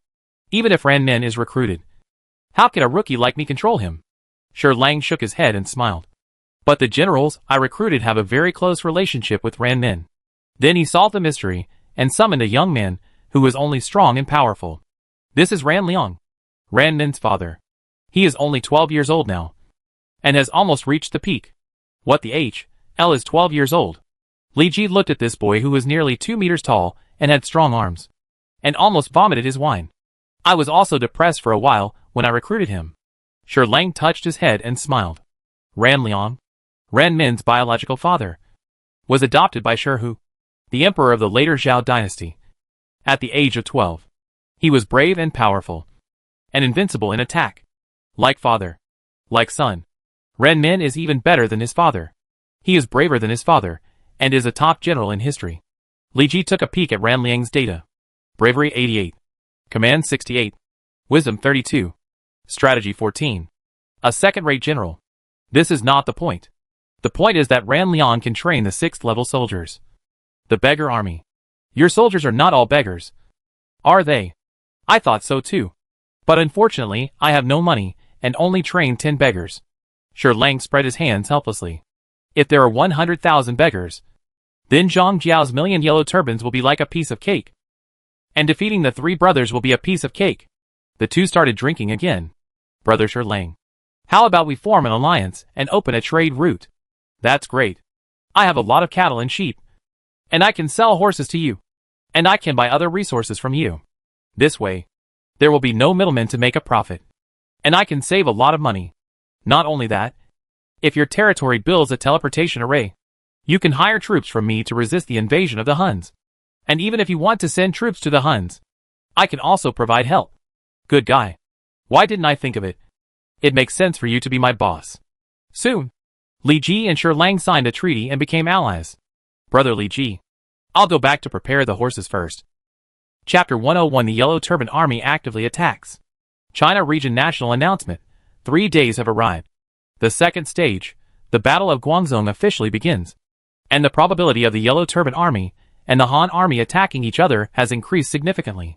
China Region National Announcement. Players participating in the battle can obtain a lot of merits by killing soldiers and horses of the enemy camp. Li Ji got up early and led Chen Dao to patrol the military camp. As soon as he heard the system announcement, he immediately assembled the army. The military camp that accommodates 10,000 soldiers rumbled like a war machine. While replacing the night watchman, a large number of soldiers were filled in every place. After all, Lu Ji is not a saint, and the layout of the camp cannot be perfect. This requires each general in charge to make up for the omissions for Lu Ji. Shi Sai, it's windy outside. Please go into the tent to rest. When returning to the tent, Li Ji found Shi Sai standing at the door, looking at the sky, wondering what he was thinking. Shi Sai coughed twice, bowed and said, "Thank you for your concern, General. I am a little uneasy. So I came to inform you that the Yellow Turban bandits may take action in the next 2 days." It must be said that Shi Sai's perception is very sharp. He came to remind Li Ji as soon as the announcement was issued. Thank you, Shi Sai, for your reminder. I have ordered scouts to observe the movements of the Yellow Turban Army around the clock. Not only that, I also asked Jean Glue to improve the camp and arrange soldiers to guard. Relying on these 10,000 defenders, it is enough to keep the Yellow Turban Army out. I forgot about Mr. Wang's talent. With Mr. Wang assisting the general, we will definitely defeat the 3 brothers Zhang Ju. Shi Sai has been in contact with Wang Ming these days, and found that the other party's talent far exceeds his own. He is well read, knows how to use soldiers, and it seems that there is nothing he doesn't know. Even his good friend Guijia is sometimes speechless. Being able to subdue such a great talent Li Ji also makes Shi Sai very curious. Perhaps joining Li Ji is a good choice. Shi Sai regained his composure, and planned to observe Li Ji again, before deciding whether to pledge allegiance to him. By the way, where is Feng Xiao? My friend got drunk last night, and is still sleeping in the tent. I hope the general will not blame Feng Xiao. In a strictly disciplined army, all soldiers, including senior generals, are not allowed to drink during marches and battles. Even if the 2 of them were just spectators following Li Ji, they had to abide by this rule. Obviously, Guijia's drinking violated the regulations, and should be punished by military law. Feng Xiao is a smart man. He naturally knows that drinking will cause trouble. He will definitely not get drunk in a war. I will not pursue this matter. But I don't want Feng Xi's drinking to spread to other soldiers. Li Ji waved his hand and said, Shi Sai understands. After saying goodbye to Li Ji, Shi Sai returned to the tent and found that Guijia, who was drunk before, sat up and poured cold water into his mouth. Feng Xiao, you woke up so soon. I felt thirsty while sleeping, so I got up to drink some cold water. I heard everything you said outside clearly. Since you heard it clearly, you can't drink in the camp in the future. I'm not hard of hearing. General Li meant to allow me to drink in the tent as long as nothing serious happens. I have to say that the rice wine brought by General Li is very strong. I will ask Jean Glue for some later. Guijia showed off his power in front of Shishitsai with the imperial sword given by Li Ji, leaving him speechless. Just as he was about to persuade him again, there was a noisy sound outside the tent and messy footsteps. Oh no! It should be the Yellow Turban army attacking. Shishitsai's wisdom reached the first-class level, and he could naturally guess what happened, and hurried out. Shishitsai, you have already entered the game. Go to sleep. Guijia laughed, put his hands behind his head, closed his eyes, and lay on the straw mat. But the noise around him prevented him from falling asleep. Shishitsai, if I hadn't worried about your safety, I wouldn't have entered the game. General! A Han scout rode to Li Ji and shouted, General, the Yellow Turban army has left the camp, and the target is our camp. So fast? Li Ji was a little surprised, but he calmed down immediately. Although Lu Ji's Han army was the attacker, and Zhang Jiao's Yellow Turban army was the defender, they were outnumbered and some of the Yellow Turban army would be restless and ready to move. According to the previous deployment, order the Han army and the rebel army to go to the designated place and take position, relying on fortifications to resist. Wang Meng sat in the center and became the temporary commander of the 10,000 troops, while Li Ji personally took Lu Xiangxing and Chen Dao to the watchtower to observe the enemy's offensive. There was a wooden fence outside the camp. A trench was dug under the fence, and thick soil was laid on the inner bank. The soldiers could stand on the thick mud and rely on the wooden fence to fight the enemy from a high position, in order to prevent the opposite fire attack. Li Ji also deliberately asked people to smear wet mud on the wooden fence. If the opponent wants to cross the wooden fence, they must rely on heavy weapons to destroy them. In addition, a large number of arrow towers were built in the camp to suppress the enemy from a high place. Because Li Ji was a little worried about the combat effectiveness of the rebel army, many players were arranged on it, and the remaining players were interspersed among the Han soldiers to help them garrison the stronghold. The blue sky is dead. The yellow sky should be established. The year is Jiazi, and the world is auspicious. The blue sky is dead. The yellow sky should be established. The year is Jiazi, and the world is auspicious. The blue sky is dead. The yellow sky should be established. The year is Jiazi, and the world is auspicious. Under the intense preparations of the Han army, the Yellow Turban army finally appeared in sight, and the flag symbolizing the Yellow Turban army fluttered in the wind, rustling. These Yellow Turban army soldiers wore yellow scarves and held a variety of weapons in their hands. Most of them did not even have a piece of leather armor. They were thin and shouted slogans loudly, like a dark cloud, and walked towards Li Ji's camp in a noisy manner. They should not be the elite of the Yellow Turban army. Li Ji participated in the Battle of Changsha and saw elite soldiers such as the Yellow Turban Guards and the Yellow Turban Warriors. These soldiers were at best cannon fodder for the Yellow Turban army, used to consume the physical strength of the Han army. However, there were quite a few Yellow Turbans who came to attack the camp this time. Perhaps there were elite Yellow Turbans waiting behind these soldiers. However, in order to ensure the safety of the camp, Li Ji began to issue orders, light the beacon fire, and led General Lu send troops to support here. Yes! The fuel on the beacon tower was ignited, and thick black smoke rose, condensing in the air without dispersing. The surrounding camps saw the situation on Li Ji's side and began to operate. In ancient times, the garrison stationed on the border used beacon fire to inform other colleagues and let them bring troops to support. Lu Ji gave the generals in charge of various camps the power to light the beacon fire. If the beacon fire was raised, it meant that the Yellow Turbans began to attack the Han army, and the surrounding camps needed to rush there to support as soon as possible. Chapter 102: The Yellow Turban Army Attacks. Hill! The sound of the marching horn echoed in the air, and 30,000 Yellow Turbans rushed towards the Han army camp like a tide, swallowing up everything in their sight, leaving no grass behind. The Yellow Turbans in the front row held large shields, tucked their bodies behind the shields, and slowly moved towards the camp. Shoot! The Han army archers shot a large number of arrows, which turned into a rain of arrows covering a large area and whistled down, as if covering the sky and the sun, making people despair. They were high above, and under the command of the military Sima. They were divided into several groups, taking turns to shoot arrows to form a rain of arrows, continuously attacking the Yellow Turban army. The rain of arrows fell into the Yellow Turban army formation, and some smart ones relied on shields to block the sharp arrows. But more Yellow Turbans had no armor, and were pierced through the flesh by the whistling arrows and fell to the ground. The painful screams of their companions made the other yellow-turbaned soldiers a little confused. But they soon continued to move forward. Li Ji pulled out a feather arrow from the quiver, drew his bow, and put the arrow on it. The sharp arrow tore through the air with a bang, pierced through the opponent's shield, and the cold arrow pierced into the body of the yellow-turbaned soldier. The opponent screamed miserably, and the shield fell to the ground.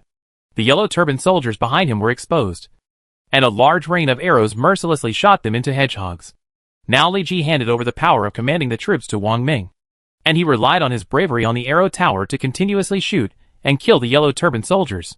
Suddenly, the yellow-turbaned soldiers shot feather arrows at Li Ji.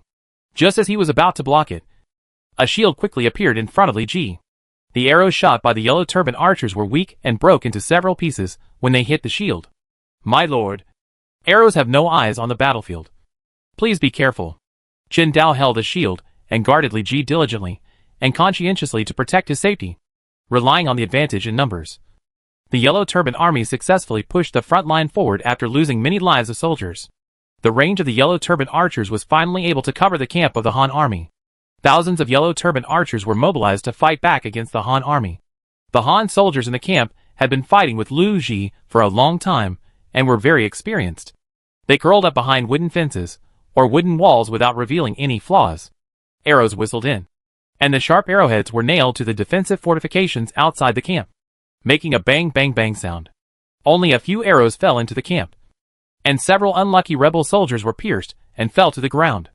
However, with the help of other soldiers, they were carried into the tent, and the accompanying doctors stopped the bleeding and bandaged them to save their lives as much as possible. While the Han army was temporarily suppressed by a round of arrows from the yellow-turbaned army, the yellow-turbaned army began to rush and attack. A large number of yellow-turbaned soldiers roared, and fanaticism burst out of their eyes, shaking the earth and surging like a storm. The yellow-turbaned army is going to use all its strength. Wang Ming, who was staying in the watchtower, was watching all directions and listening to all directions. Naturally, he understood the intention of the other party's actions. However, he had long guessed that this situation would happen. The soldiers of the yellow-turbaned army were running fast on the battlefield. Suddenly, the ground sank.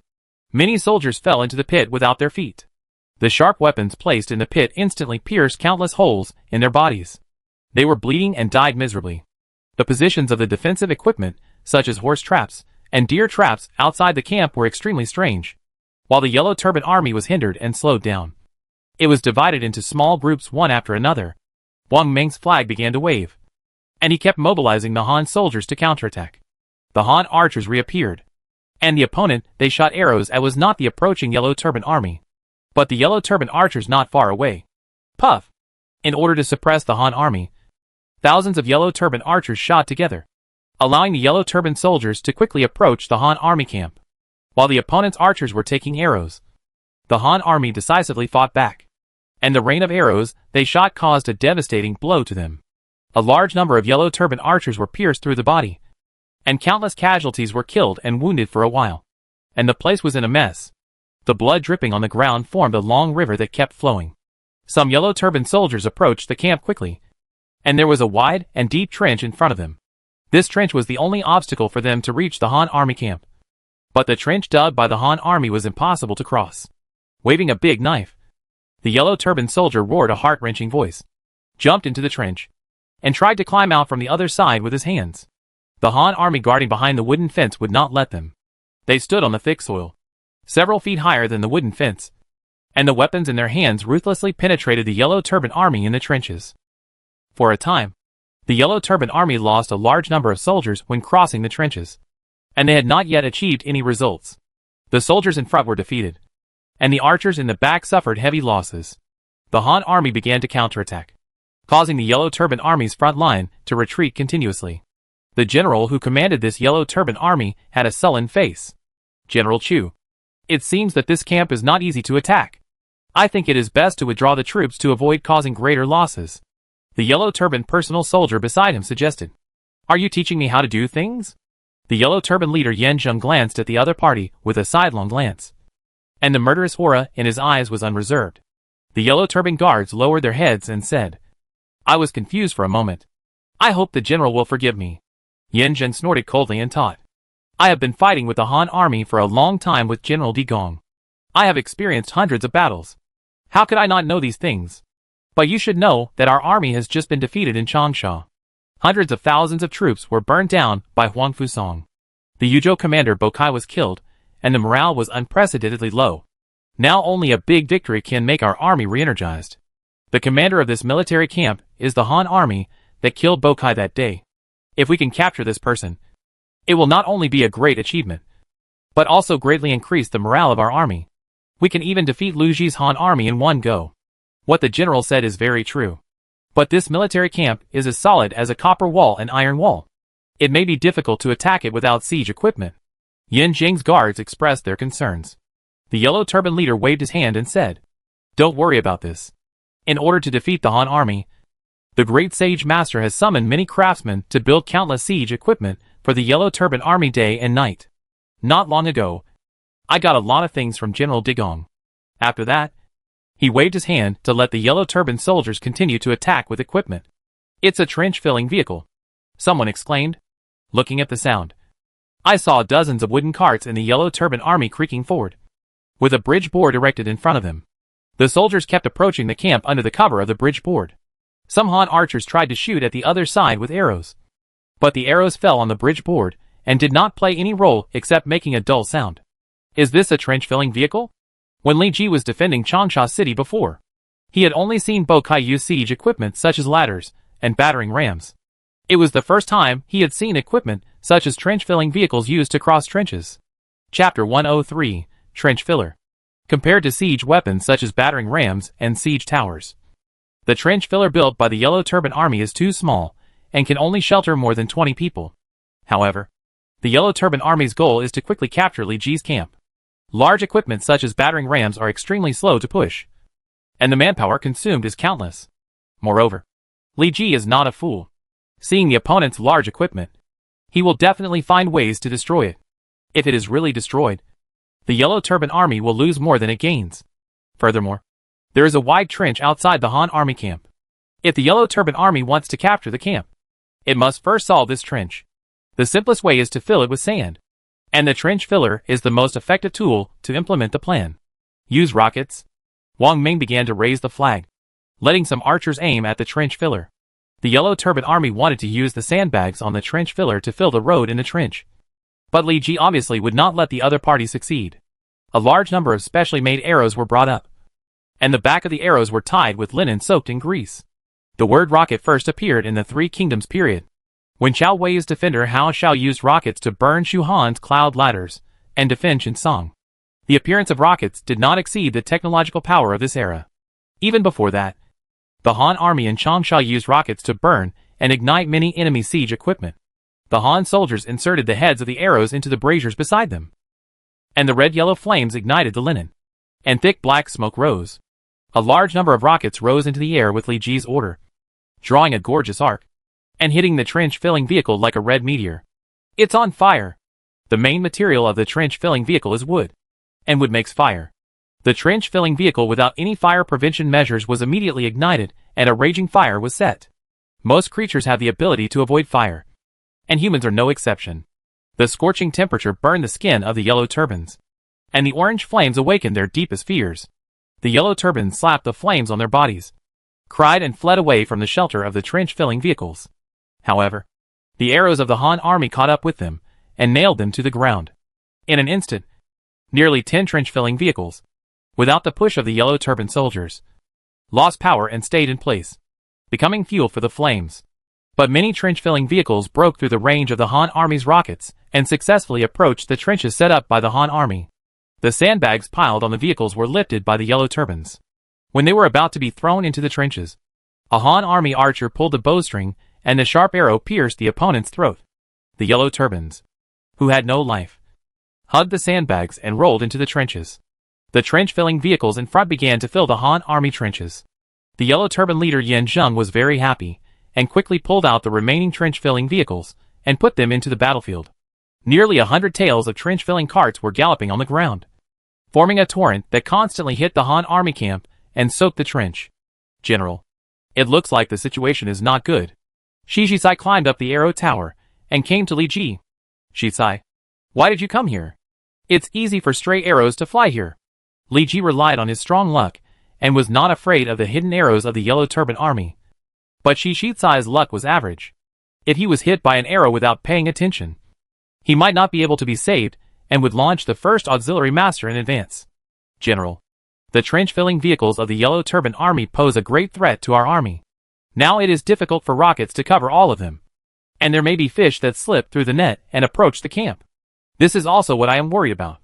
I want to send my brave generals to take the Han cavalry out of the camp to destroy these things. I wonder what Jicai thinks. Now this is the only way. Going out of the camp to attack the Yellow Turban army's convoy is an extremely dangerous thing. It may be difficult for a general who is not highly skilled in martial arts to do it. Shuji, Jiando, each of you will take 500 cavalry out of the camp to destroy the trench-filling vehicles. I will let the archers cooperate with your actions. Remember not to fight to the death. Li Ji considered that He was only a third-rate general now, and might not be very useful. So he stayed by his side to protect his safety. Yes. Yes. Lu Xiangxing and Chen Dao acted decisively, and quickly gathered the army to prepare to leave the camp. Before leaving, Li Ji also lent his gold-level warhorse to Chen Dao. After all, Chen's warhorse was only bronze level. Hurry up and throw the sandbags into the trench, the Yellow Turban soldiers urged. The Yellow Turban soldiers, who relied on the bridge board for defense, worked together to lift the sandbags down. Suddenly, the closed camp gate was opened, and 1,000 cavalrymen, fully armed, crossed the trench with strong horses, and split into two groups, galloping left and right under the leadership of Lu Xiangxing and Chen Dao. The thief will die. Lu Xiangxing has the characteristic of increasing the marching speed, and the Han cavalry behind him ran wildly on the battlefield like the wind, killing the trench-filling vehicle. The long sword in his hand turned into countless strands of silk, rolling up heavier waves, and beheaded the Yellow Turban soldiers behind the vehicle one by one. Burn it! The Han cavalry poured the kerosene they brought very skillfully, and a torch fell, and the flames rushed up instantly, shocking people. After burning this vehicle, Lu Xiangxing led the cavalry to the next one without stopping. Han dogs, don't even think about it. A Yellow Turban soldier roared, waving his weapon to cut Chen Dao. The long spear was like a dragon, piercing out countless phantoms, and the silver dragon roared in the void. Several bloody holes instantly appeared on the bodies of the Yellow Turban soldiers, and the ferocious and terrified expressions could not be dispelled from their faces. The Han army is leaving the camp, and their target must be our trench-filling vehicle. Let the army press forward together. The effect of Lu Xiangxing and Chen Dao leaving the camp was remarkable, which made Yan Zheng change his strategy and began to attack Li Ji's camp regardless of casualties. A large number of Yellow Turban soldiers roared and rushed towards the Han cavalry. Whoosh! The Han archers did not hold back, and countless arrows flew into the air, forming a dense rain of arrows falling on the Yellow Turban army. A large amount of blood bloomed on the soldiers, and the Yellow Turban army lost a lot of people in an instant. The death of their companions dealt a heavy blow to the morale of the Yellow Turban army. Chen Dao followed suit and successfully burned a trench-filling vehicle again. Used the trench-filling vehicle to crush him to death. The Yellow Turban soldiers had red eyes, and were filled with evil. They pushed the vehicle quickly towards Chen Dao, and the wheels rolled and raised countless smoke and dust. If you want to kill him, you must first make him crazy. After Chen Dao saw the other party's fearless appearance, a hint of iron appeared on his cold face. He whistled, and the Han cavalry split into two groups, spreading from behind Chen Dao on both sides. The trench-filling vehicle was like a mad bull, ramming towards Chen Dao fiercely. The true energy was madly mobilized in his body, and Chen Dao's momentum continued to rise. He was as cold as iron, and a silver dragon phantom rose behind him, and the long spear in his hand suddenly stabbed the ground. The trench-filling vehicle hit the silver dragon spear, and the terrifying impact almost broke this diamond-level weapon.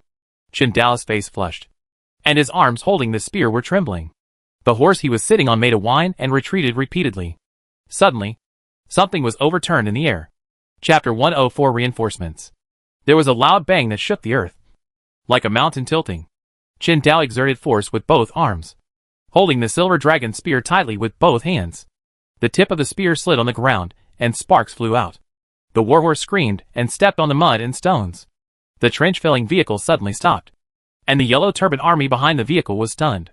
They didn't expect that this Han army general was so bold that he used a long spear to stop their trench-filling vehicle. Get out of here! Qin Dao's energy sank into his dantian, and the silver dragon roared above the 9 heavens. The silver true energy turned into a dragon shadow surrounding his body, and his strength suddenly surged. Boom! Large pieces of wood chips flew. Thick bridge boards flew into the air, and the heavy trench-filling vehicle was lifted up, more than 2 meters off the ground. Like a landslide, like a broken dam, the trench-filling vehicle fell heavily on the ground, raising a lot of mud and dust, and the boundless air waves blew the surrounding soldiers to the ground. The crudely made siege equipment was smashed to pieces and turned into a pile of useless wood. The trench-filling vehicle was overturned. The yellow turbans looked at the Han general sitting on the warhorse in horror, looking up at him in awe as if he were a god. Qin Dao panted heavily, his arms shaking constantly with a small amplitude. The trench-filling vehicle weighed hundreds of pounds, and with the push of the yellow turbans, it was probably more than 1,000 pounds of force. Qin Dao was not like those people with natural supernatural powers in ancient books, and his body was still in the stage of development. Overturning a trench-filling vehicle was already a full effort. If Li Ji had not lent Qin Dao a gold-level warhorse in advance, Qin Dao would not dare to shake the Yellow Turban Army's trench-filling vehicle with just mortal strength. The silver dragon spear turned. The spear tip was cold, and wherever it pointed, the Yellow Turban soldiers did not dare to move forward. The heroic performance of the spear picking up the trench-filling vehicle just now was vivid in their minds. They did not want to be thrown into the air and smashed into a ball of meat. This general is really a god, Shi Jizai exclaimed. Xu Shi's courage is rare in the world. Li Ji praised Qin Dao. The flame shot up to the sky, and 1,000 Han cavalry swept across the battlefield like the wind. A large number of trench-filling carts were set on fire, and the yellow turban soldiers, who wanted to stop the Han cavalry, were killed by swords and guns. Seeing the two fierce generals constantly killing yellow turban soldiers like harvesting crops, galloping in the yellow turban army, Yin Jiang's face twitched, and then he showed a helpless expression. Who made his yellow turban army have no fierce generals to act as a front? Could it be that he had to go on the field himself? Even if he went on the field to fight with these two Han troops, he might not be a match. Let the remaining trench-filling carts return. Let the brothers hoard near the gate of the Han army camp, and wait for the Han cavalry to return, and take the opportunity to seize the gate. Yin Zheng realized that the 1,000 cavalry posed a great threat to the trench-filling carts, so he decisively recalled them and changed his military strategy. The trench-filling vehicles took a long time to manufacture, and every time one of them was destroyed, it was like cutting off a piece of flesh from his body, and his heart was broken. The siege equipment of the Yellow Turban Army began to retreat, and Lu Xiangxing and Qin Dao knew that their goal had been achieved. The two cavalry units joined together and continued to charge at the Yellow Turban Army that was besieging them like a torrent of steel. The broken limbs and arms, the blood flowing like a river.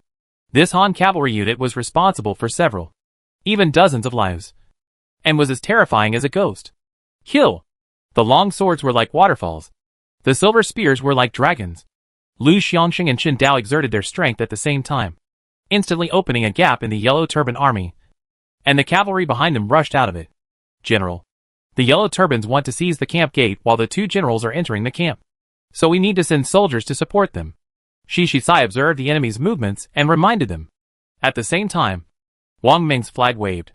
I will personally lead the troops to pick up Jiando and Shuji back to the camp. Li Ji led He Qi and 500 archers to the gate to deploy defenses and support the Han army. After the 1,000 cavalrymen joined, Lu Xiangxing became the commander of the cavalry, and Qin Dao was willing to serve as a deputy general. Shuji, speed up. Yes.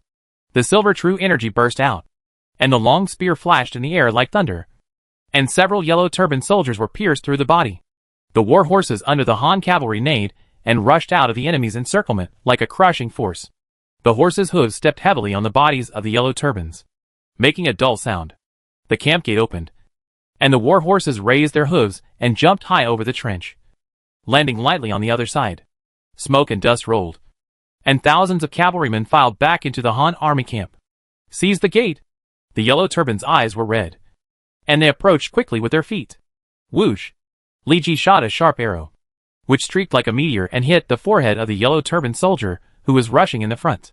His head exploded like a watermelon, and red and white things flew. His body was blown away by the huge force, knocking down several people. The Han archers hiding on both sides of the gate drew their bows and arrows at the same time, forming a dense rain of arrows that fell on the yellow turbans. taking away countless lives. Jiando, Shuji, enter the camp quickly. Lu Xianqing and Qin Dao were at the end of the Han cavalry, blocking the Yellow Turban's pace with a long sword and a silver spear. The horse turned its head. The sword light and the spear shadow flashed. The blood light was like a rainbow, and several heads that died with their eyes open flew high. The Yellow Turbans were frustrated at the gate of the Han army. Yin Zheng shook his head helplessly. They'd lost the last chance to attack the Han army camp. General, reinforcements have arrived. A Han soldier stood on the watchtower and looked into the distance. He saw dust rolling in the distance, and a large number of Han cavalry appeared in his field of vision. 3 of them rushed to the front. One had a face like a crown of jade, lips like painted fat, ears hanging down to his shoulders, and 2 long swords in his hands, with the aura of a sword saint. One had phoenix eyes, drooping eyebrows, and a 2-foot beard fluttering in the wind. He dragged a long sword with one arm, and his squinting eyes revealed a murderous aura from time to time. One had a leopard head and round eyes, a swallow chin and a tiger beard, with thunder hidden in his chest, holding a 10-foot snake spear, and was as fierce as a tiger. The Han cavalry appeared on the battlefield and, led by the 3, rushed into the formation of the Yellow Turbans. Countless Yellow Turban soldiers were smashed to pieces, like a lump of meat paste. The red-faced man was wearing a green battle robe, and his sword turned up and down, slashing out green sword energy, like a green dragon chanting in the abyss, ruthlessly strangling the Yellow Turban soldiers. Every time he killed someone, his momentum soared. When it reached its peak, the man's long beard fluttered. His eyes were wide open, and he was murderous. His sword was like a dragon, and a green dragon broke out of the ground, clearing everything in front of him, leaving no one alive. Yenren Zhangita is here. How dare you make trouble? The black-faced man's beard and hair were angry. His voice was like a bell, like thunder, rolling up heavy air waves, as if it was real, shaking the surrounding soldiers' eyes dizzy and their ears ringing. The spear in his hand was so powerful that it brought a black whirlwind, which made the Yellow Turban army's steps disordered. The tip of the spear flashed, and it rushed out like a black python, tearing the enemy's body apart. The Han general in the center slashed out with a long sword in his left hand like lightning, and drew a circle with a long sword in his right hand to form a shield, with both offensive and defensive capabilities. Although he was not as brave as his 2 brothers, he was like a Taishan sitting on a horse, standing tall and unshakable. The reinforcements have arrived, and the Yellow Turban army will definitely be defeated. Chapter 105 Ning Shui Taoyuan 3 O's. Led by 3 Han generals, the Han cavalry rushed into the Yellow Turban army like wolves and tigers, slaughtering and killing, and plowing a bloody path in the enemy. How did the Han army's reinforcements arrive so quickly? Yin Zheng frowned and looked at the 3 Han soldiers, who treated the Yellow Turbans as nothing, and his already bad mood became worse. Commander Chu, this Han cavalry is all Hu people. They should be the Changshui Hu cavalry under Lu Ji. Ordinary soldiers can hardly resist their impact. The personal soldiers around him bowed their heads and answered. Yin Zheng's expression was moved, and he sighed. I didn't expect that Lu Ji would send such elite cavalry to support. It is impossible to attack the camp in this battle. Send down the order. Order the soldiers to evacuate back to the camp to rest, and set up an ambush to prevent the Han army from attacking from the camp. At present, Zhang Ju and Lu Ji have no intention of going to war completely. This attack is just to see if there is a chance to capture it. Since the Han army reinforcements have arrived, Yin Zheng has no need to fight the Han army anymore. Otherwise, the longer he drags on here, the more soldiers will gather. When the 2 armies collide, it is no longer up to the will of the commanders of both sides. This battle has to be fought even if they don't want to. After receiving the order, the Yellow Turban army began to retreat, and the Han army archers took the opportunity to shoot sharp arrows and take away the enemy soldiers. Brother, the Yellow Turban army has retreated. Yenren Zhangita's pupils were as big as cow's eyes, rough but delicate, and found that the enemy troops around him were gradually decreasing. Our reinforcements have arrived, and the Yellow Turban army will naturally retreat when they find that there is no possibility of capturing the camp. The green-robed man stroked his beautiful beard and said, with a trace of disdain in his eyes narrowed into a slit. Zhangita, you 2 are right. It seems that the task assigned to us by the teacher has been completed. The Han army with ears hanging down to his shoulders said, while waving the double-edged sword. Blood splashed in the air, and the Yellow Turban soldiers fell to the ground weakly. The visitors were none other than Liu Bei, Guan Yu, and Zhang Fei. because of their iconic looks. Especially Guan Yu's aura of treating everything as a token of betrayal. Many players in the Han army camp recognized them at a glance. If Li Ji hadn't strictly prohibited them, they would have almost climbed over the camp wall and slipped to Lu Huanshu to make themselves familiar. General, the Yellow Turban Army did not lose its footing when retreating. So it is not appropriate to send troops out of the camp to chase and kill them. Shi Shisai learned from Chao Gui and reminded Li Ji after observing that the Yellow Turban Army retreated in an orderly manner. Li Ji nodded, and then passed the order down, asking all the Han army soldiers in the camp to stay put and wait for the arrival of the three brothers Lu, Guan, and Zhang. The Han army in the camp did not move, and Liu Bei would not be stupid enough to lead his troops to chase and kill the Yellow Turban Army alone. He turned his horse's head and rode to the gate of the Han army camp. My elder brother is here to support us under the order of General Liu Bei. You guys open the gate quickly and let us go in to rest. Zhang Fei's voice has a speaker effect, which makes the ears of the nearby Han soldiers buzz. The gate opened with a creaking sound, and Liu Bei and his 3 men led the Changshui cavalry to successfully enter the camp. It is better to learn from the 3 brothers in Taoyuan than to learn from the one instance in Waigong. I didn't expect that I would be able to see the ironclad friendship of Lu, Guan and Zhang in my lifetime. Thinking back then, Guan Yu lost Jingzhou due to carelessness and was killed by Wu. The following year, Zhang Fei was killed by his subordinates Fan Shan and Zhang De. In order to avenge the killing of his brother, the First Lord launched an attack on Wu, but was severely injured by a fire set by Lu Xun. Although the promise of dying on the same day of the same month of the same year was not fulfilled, it was enough to witness the friendship between their brothers. Although, what you are talking about are all things in the romance of the 3 kingdoms. The records of the 3 kingdoms does not mention the sworn brotherhood between Liu Bei, Guan Yu, and Zhang Fei. The Yellow Turban Army retreated, and the pressure on the Han army disappeared like smoke. The idle players discussed the 3 brothers of Liu Bei.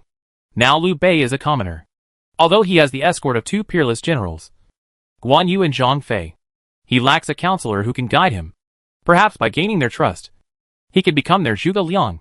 Some players had evil thoughts and tried to get close to Liu Bei. Unexpectedly, before he opened his mouth, he was shocked by the lion roar of the 3rd brother Zhang Fei, and lost his fighting power. Everyone knows that Liu Bei is one of the protagonists of the 3 kingdoms. He has great luck and will become the monarch of Shu Han if nothing unexpected happens. If you can follow Liu Bei and become a member of Liu Bei's group, you can save decades of hard work and retire early.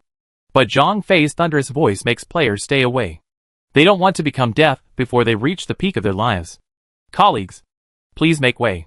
Liu Bei is as gentle as jade, and his voice sweeps through everyone's hearts like a spring breeze, which greatly increases their favorability. Soon, a large number of players gathered around Liu Bei and became followers of the emperor's uncle. I didn't expect that Lu Huangshu's characteristics can improve others' favorability and easily recruit generals in the wild. After checking Liu Bei's panel, Li Ji sighed. Then his face changed, and he quickly sent people to take Shi Shitsai and Guijia away.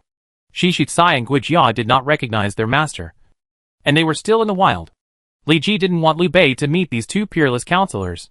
Otherwise, it would be bad if Liu Bei, relying on his characteristics, recruited Guijia and Shi Shitsai in front of Li Ji. No one could imagine what Liu Bei would become after receiving advice from his advisors in the early stage. The military commander of your camp. Why don't you come to meet him quickly? Zhang Fei roared, and his voice echoed in the air, sweeping in all directions like a wave. The surrounding players and soldiers showed a painful expression. No one guessed that this fierce Zhang Fei would attack indiscriminately.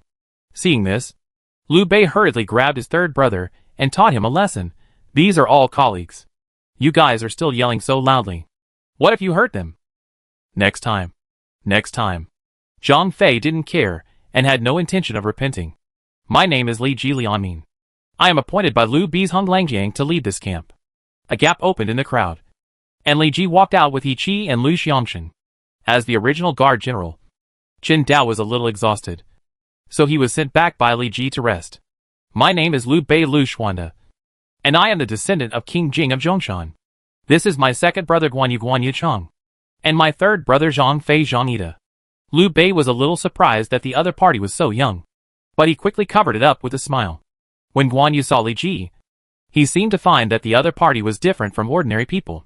His eyes opened slightly, and his arrogant expression retreated a little. And Zhang Fei, as always, looked indifferent. If it weren't for his eldest brother winking at him, he probably wouldn't even look at Li Ji. The three brothers Lu, Guan, and Zhang had different expressions. Chapter 106, Waiting for the right moment. I didn't expect that it was Brother Xuanda who led the troops to support us. Has Li Xianwei heard of us? Liu Bei flashed a suspicious look. Loyalty and righteousness soared to the sky. And we swore blood to form an alliance in Taoyuan. We are loyal to each other, and will go to the underworld together in this life. The story of the three brothers who swore brotherhood in Taoyuan has long been spread all over the country, and praised by the people. Li Ji shamelessly quoted Luo Guanzhong's poems in the Romance of the Three Kingdoms. Anyway, after systematic modification, it will become another way of praising the other party. Liu Bei didn't understand, but he was shocked. Li Xianwei, since the Yellow Turban bandits have retreated, the three of us brothers should lead the troops back and report the situation to General Liu Beizhong. Liu Bei said with a bow. Very humbly, the three brothers have no official positions now, and their social status is not as good as that of Li Ji, a small county lieutenant. Moreover, Li Ji has the merit of killing Bo Kai and capturing Peng Tuo, and defeating hundreds of thousands of Yellow Turban army. Anyone with a discerning eye knows that this county lieutenant will be able to rise to prominence in the future and hold a high position. It is better to have one more friend than one more enemy. Liu Bei was able to become the monarch of Shuhan in the end, not only because of his unique personality charm, but also because of his wisdom and ability to control people. So Liu Bei, as the descendant of King Jing of Zhongshan, was still polite to Li Ji. But this made his third brother Zhang Fei a little dissatisfied. Brother, why do you have to be so polite to this man? We just saved him, but he was reluctant to give me a sip of good wine. Zhang Fei muttered, and turned his face to Li Ji. Liu Bei quickly taught him, third brother, Lieutenant Li defeated hundreds of thousands of troops in Changsha, and is in charge of 10,000 troops in this camp. We should respect the county lieutenant. Humph. If I were to ask you, you are both virtuous and talented. You can defeat Bo Kai by replacing Huang Fusong to command the Han army. Zhang Fei crossed his arms, and said nonchalantly, Did you drink secretly again? You are talking nonsense here. Liu Bei's face changed drastically. And then he secretly looked at Li Ji, and found that the latter's expression remained the same. His uneasy heart was slightly stabilized. Li County Lieutenant, it's getting late. The three of us brothers should go back, in order to prevent Zhang Fei from causing any more accidents. Liu Bei immediately said goodbye to Li Ji, and left the camp with Guan Yu, Zhang Fei, and the Chanshui Huqi assigned to him by Liu Ji. Before leaving, Guan Eri, who had not said a word, suddenly said to Li Ji, You are very strong. Maybe we can learn from each other in the future. This made Li Ji confused. After watching Liu Bei and his two men leave with the cavalry, Li Ji began to check the merits he had earned from defending the camp. Congratulations to the player for winning this battle. In this battle, you and your subordinates killed a total of 97 Yellow Turban soldiers, 13 Yellow Turban small leaders, and beheaded 637 Yellow Turban soldiers, earning a total of 290 merit points. With 34,892 merit points now, the Yellow Turban troops that attacked the Han camp this time were all small shrimps. And there were no high-level troops like the Yellow Turban warriors. Even Li Ji did not see the figure of the Yellow Turban leader who commanded this army. So the merits he obtained were far less than those in the previous battle of Changsha. But he was not in a hurry. Now the two sides were still in the trial stage. The Han army attacked the Yellow Turban camp, and the Yellow Turban attacked the Han army camp from time to time. As long as Liu Ji and Zhang Ju did not make up their minds to go to war, they would turn a blind eye to such frictions between some armies. My lord, this man named Liu Bei has great luck, and may become a great enemy in the future. Wang Ming, who was hiding in the crowd, came to Li Ji and reminded him. After all, the other party was the future Emperor Zhao Ai, and the 90 points of luck on the panel were not to be underestimated. And it could also attract talents. Li Ji also became interested and asked, In this case, does Jinglu have a way to get rid of this person? Wang Ming pondered for a moment and said, Take advantage of their immature wings, and let them die under the hands of the Yellow Turban army. Most of the righteous are butchers, and the most ruthless are scholars. Wang Ming offered a plan to help Li Ji get rid of the enemy. But unfortunately, Li Ji was not optimistic about Wang Ming's plan. First, there were two top generals, Guan and Zhang, around Liu Bei, with a maximum limit of 99 points of bravery, and they could bring Liu Bei out of the crowd of troops by relying on martial arts. Secondly, Liu Bei's characteristics are somewhat against the will of heaven. He can turn danger into fortune and increase the success rate of escape. It is too difficult for ordinary people to kill him. However, Li Ji did not want to spoil Wang Ming's interest. So he said casually, "Then let you arrange this matter." "Yes." Wang Ming bowed his hands, and a brainstorm rolled up in his mind, and began to calculate the three brothers of Liu Bei. At this time, the future Emperor Zhao was sitting on the horse, and he couldn't help but tremble. After Li Ji returned to the barracks, he began to count the casualties. With Wang Ming's advanced preparation and command, this Han army did not lose many people. On the contrary, the Yellow Turban army became impatient when they attacked the gate later, and lost a lot of lives. Now I have 1,000 Han cavalry, 5,000 Han army infantry, and nearly 4,000 righteous troops, while the opponent is less than 30,000 Yellow Turban army. Li Ji pondered. The best defense is offense. Compared with defense, he prefers offense. As long as the enemy is defeated, there will be no enemy attacking him. However, the Yellow Turban army has almost 30,000 people. They rely on the solid camp for defense. Even if the Han army is better equipped, it may be difficult to defeat the enemy. General, are you so distressed because of the previous Yellow Turban army? Shishisa found Li Ji frowning. So he asked. That's right. I want to go out of the camp to wipe out this Yellow Turban army. But the enemy relies on the main camp for defense, and it is difficult to attack. Li Ji nodded, and asked Shishisai for advice. Although the enemy did not recognize him as the master, he found that Shishisai would answer every question. Moreover, Shishisai took the initiative to offer advice to Li Ji recently, and perhaps he was infinitely close to recognizing him as the master. Shishisai bowed and replied, "Don't worry, General. We can ask for reinforcements from the surrounding military camps. The credit of taking down 30,000 Yellow Turban army will surely tempt other military commanders." Li Ji nodded in agreement. Suddenly, Shishisai's friend Guijia burped and said drunkenly, "Now the Han army and the Yellow Turban army are confronting each other. Everyone is afraid to do anything. Now the general takes the initiative to attack." Gu admires it. Different people have different styles of doing things, and can also attract different talents. Just like Liu Bei, who puts benevolence and righteousness first, so he can attract Su Shu and Zhuge Liang. And Cao Cao can attract Guijia and Cheng Yu by using all means. Now Li Ji's bold use of troops has successfully attracted Guijia's attention. It seems that Feng Shao has a plan in mind. I wonder what good plan he has. Li Ji strikes while the iron is hot and asks for strategies. Guijia rubbed his sleepy eyes and said, "General, just do this. This. Chapter 107 The Han Army's Movement. General Chu. General Chu. Something bad has happened." The Yellow Turban soldiers were sweating profusely. They ignored Yin Jing's orders and broke into the camp alone. The lewd voices of the women were interrupted by the uninvited guests. Yin Jing frowned in dissatisfaction, pushed away the naked prostitute in his arms, and said, "Didn't you say that you can't break into the tent when I'm having fun? General Chu, this is a serious matter. I dare not come to report." The Yellow Turban soldiers lowered their heads, not daring to face their own general's gaze, but more because he was sick of needles. Yin Jing put on his armor with the help of the prostitute, and then asked, "Tell me, what's the matter?" "Report to General Chu. The Han army on the opposite side has left the camp." "Is this Han army annoying? Why are they leaving the camp again?" Let the brothers ignore the ridicule of the Han army and stick to their respective posts. Yin Jing also sighed helplessly, since the Han reinforcements arrived and forced him to return to the camp to defend the camp. The commander of the Han army on the opposite side seemed to know that they were very easy to bully. Every day, he sent cavalry to the front of the camp and cursed some extremely unpleasant words. Even he, the evil leader of the Yellow Turbans, sometimes doubted himself. Who was the real rebel? The same was true for the Yellow Turban soldiers under his command. They were rebels and evil parties. How could they be scolded by others? At the beginning, the Han army came and spit out foul words, which made the Yellow Turbans so angry that they were fuming and their blood pressure rose sharply. Everyone had only one mouth, and the Yellow Turban soldiers naturally would not let others do it. They also cursed back.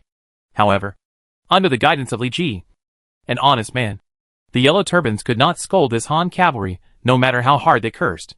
Yin Jing once wanted to send troops to wipe out the Han cavalry, but unfortunately, when he dispatched the army, this Han cavalry relied on the speed of the horses and ran as fast as rabbits.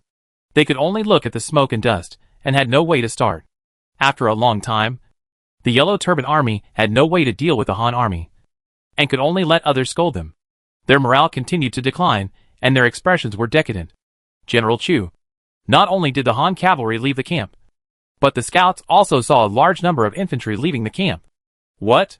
Yin Zheng was slightly stunned, and then took his personal soldiers out of the camp with a strange smell and climbed up the watchtower. Not far from the outer perimeter of the Yellow Turban Army camp, there were Han cavalry showing off their power and spewing unclean things from their mouths. Looking at the Han camp in the distance, a large number of flags were erected, and smoke and dust were rolling, covering the sky and the sun, like the end of the world, which was very depressing. Is this Han general crazy? He wants to attack our camp with 30,000 people in full force. Yin Zheng muttered to himself, looking at the unusual movement of the Han army. Puzzled, General Chu. Look! They are leaving the camp. A personal soldier shouted.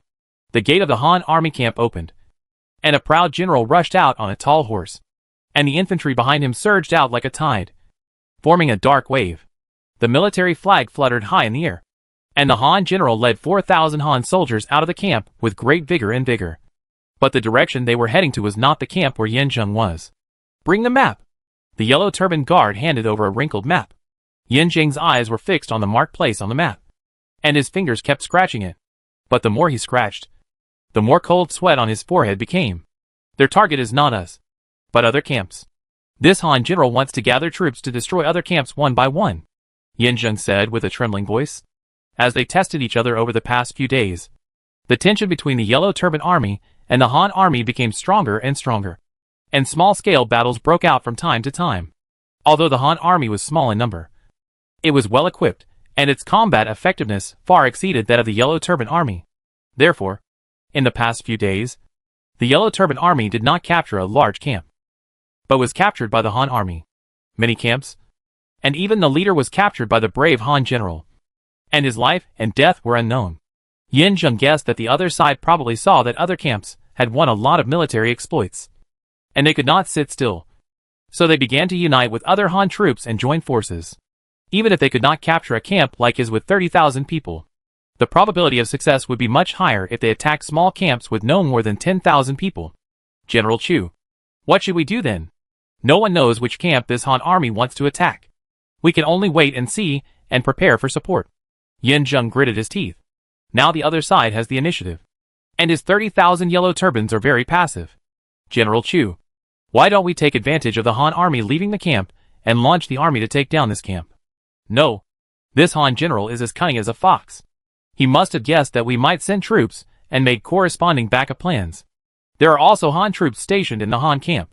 If we don't take it down in a short time, then the Han army will come back, and cooperate with the Han army in the camp. At that time, we may even lose our camp. Yin Zheng followed General Zhang Bao in the battles for a long time, and developed a certain ability to command troops. At this time, there were curses from outside the camp, which made the yellow turbans on the watchtower very upset. Yin Zheng stared at the Han cavalry, and seemed to have some ideas, but finally gave up. He knew that this Han cavalry was just a tool for the enemy to implement the provocation method. The purpose was to make him angry, and send troops to attack the Yellow Turban army camp. General Chu. General Chu. The personal soldiers helped the bloody Yellow Turban soldiers to come to Yin Zheng. General Chu. Our camp was attacked by the Han army. One of the young generals in white robes and silver armor is very powerful. None of us can match him. The brothers are almost unable to hold on. I hope General Chu will send troops to support them quickly. General Chu. This young general in white robes should be the Han general, who overturned the trench-filling vehicle before. Perhaps their main force has arrived there. The personal soldiers around him said. This Han general is plotting. If we don't go to support, the Han army will definitely be able to capture other camps. If we go to support, then an ambush will be set up on the road. If we are not careful, we may suffer heavy losses. Yin Zheng's face fluctuated, and finally showed a helpless expression. Pass my order. Gather 25,000 men, and follow me to support. The military order was passed down layer by layer, and the yellow turban soldiers, who were selected to go to the battle, were ready to fight. Their faces flushed, and ecstatic expressions appeared on their faces. They have been enduring the abuse of the Han army for the past few days, and they have been holding back their anger. Now they can take this opportunity to teach this group of arrogant Han army a lesson. The freezing period during which a large number of yellow turban soldiers were mobilized and assembled naturally could not be concealed from the Han cavalry outside. I didn't expect the yellow turban army to be able to hold back for so long. They are really as useless as turtles. Don't joke. The general has laid many traps. Just waiting for these little bastards to come out of the camp and get in. The Han cavalry talked and laughed, not taking the yellow turban army, which was like a flood and beast, seriously at all. Kick the horse's belly and pull the horse back to the camp. Chapter 108. Ambush troops are out. Leave the camp. The sound of the horn echoed in the air, and 25,000 yellow turbans rushed out of the camp like a surging wave. Yin Zheng sat high on his horse, guarded by his personal soldiers on both sides, like a moon surrounded by stars. The cavalry of the yellow turban army temporarily acted as cavalry scouts, wandering around the army, and acting as Yin Zheng's eyes together with the infantry scouts. General Chu, why don't we learn from Sun Bin to attack Wei to save Zhao? Forcefully attack the camp and force the Han army to return to the camp, so that we can save the plight of other camps. No. Yin Zheng shook his head, then looked at the Han camp in the distance. There are many flags in the Han camp, and the smoke from cooking at noon has not decreased much. So there may be many defenders stationed there. This camp was built by the Han general to be impregnable.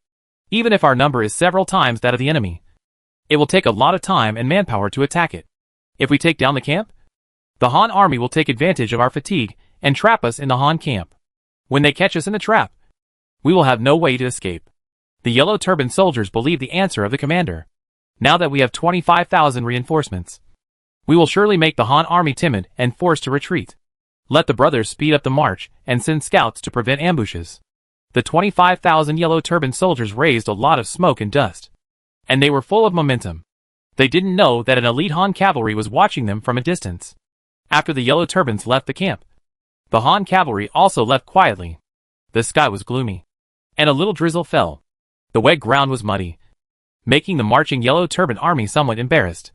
They were not as fast as before due to the forced march, and they were covered with wet soil. Their morale was not as high as when they just left the camp. They were still some distance away from the battlefield, and the valley in front of them was the only way to the battlefield. Yin Zheng instinctively felt that there seemed to be something ominous here. Order the scouts to enter the valley and patrol to see if there is an ambush by the Han army. Dozens of scouts rushed out and disappeared into the valley. Yin Zheng has always been very cautious in using troops. He does not seek merit, but only seeks to avoid mistakes.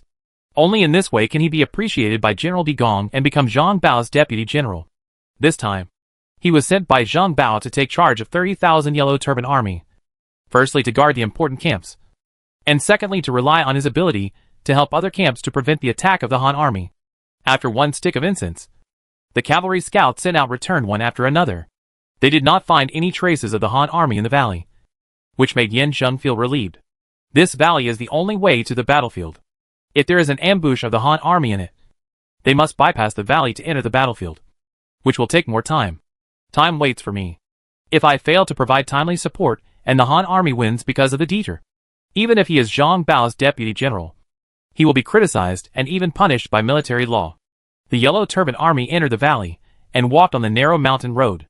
25,000 people formed a continuous team in it and moved forward.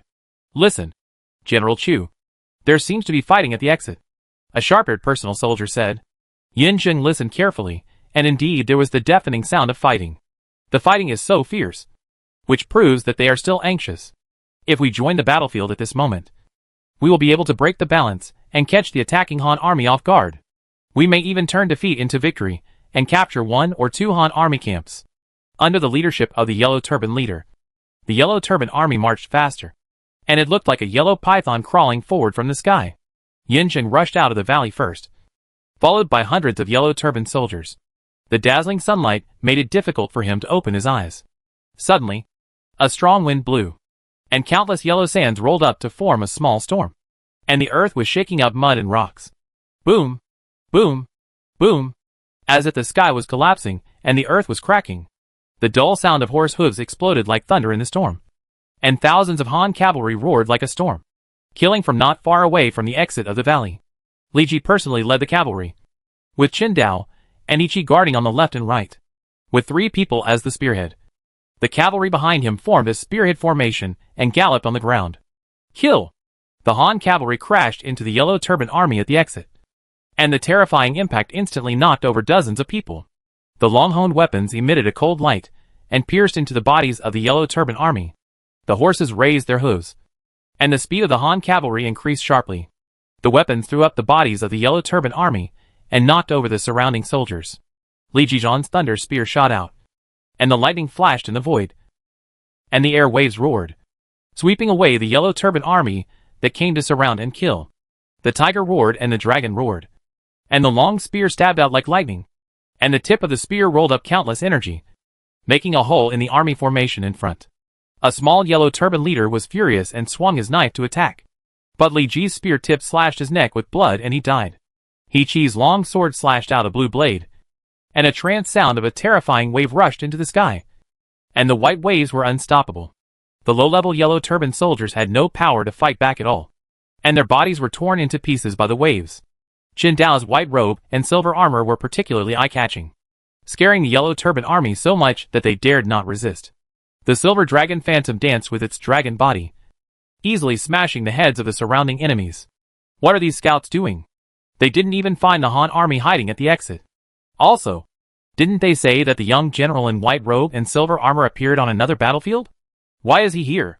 Yin Zhang's eyes were about to tear, and he let out a desperate roar. General Chu, the situation is over. Let's run away. The personal soldiers around him persuaded. And Yin Zhang drew his sword without hesitation and cut off their heads. In this battle, we will follow Han Xion's example and fight with our backs to the mountain. Either the enemy will die or I will die. Yin Zhang's eyes were red, like a gambler who lost all his gambling money. He was helpless and furious, and could only gather his personal soldiers at the exit to resist the charge of the Han cavalry. The Han army flags were raised on both sides of the valley.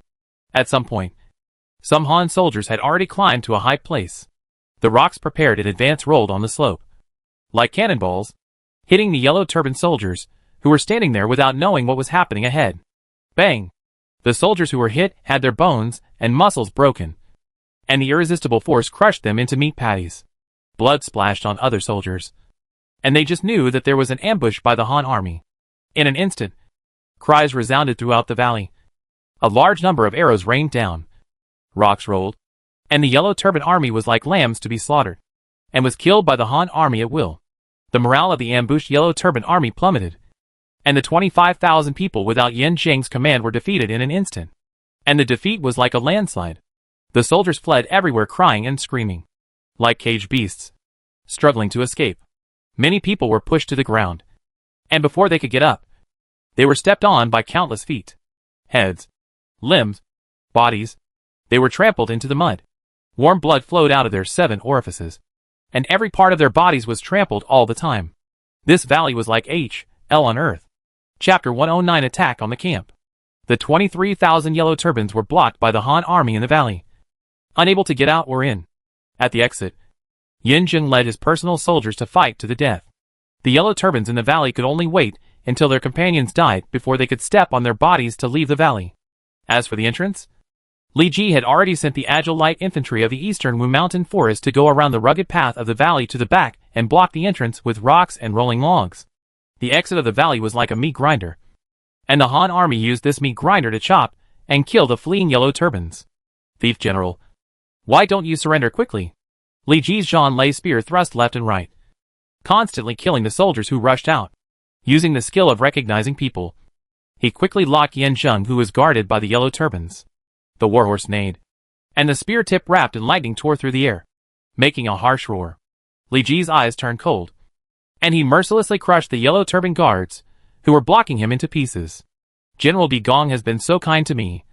How could I surrender to a dog official like you? Yin Zhang was furious, and drew his sword to face the challenge. The sword light was like lightning.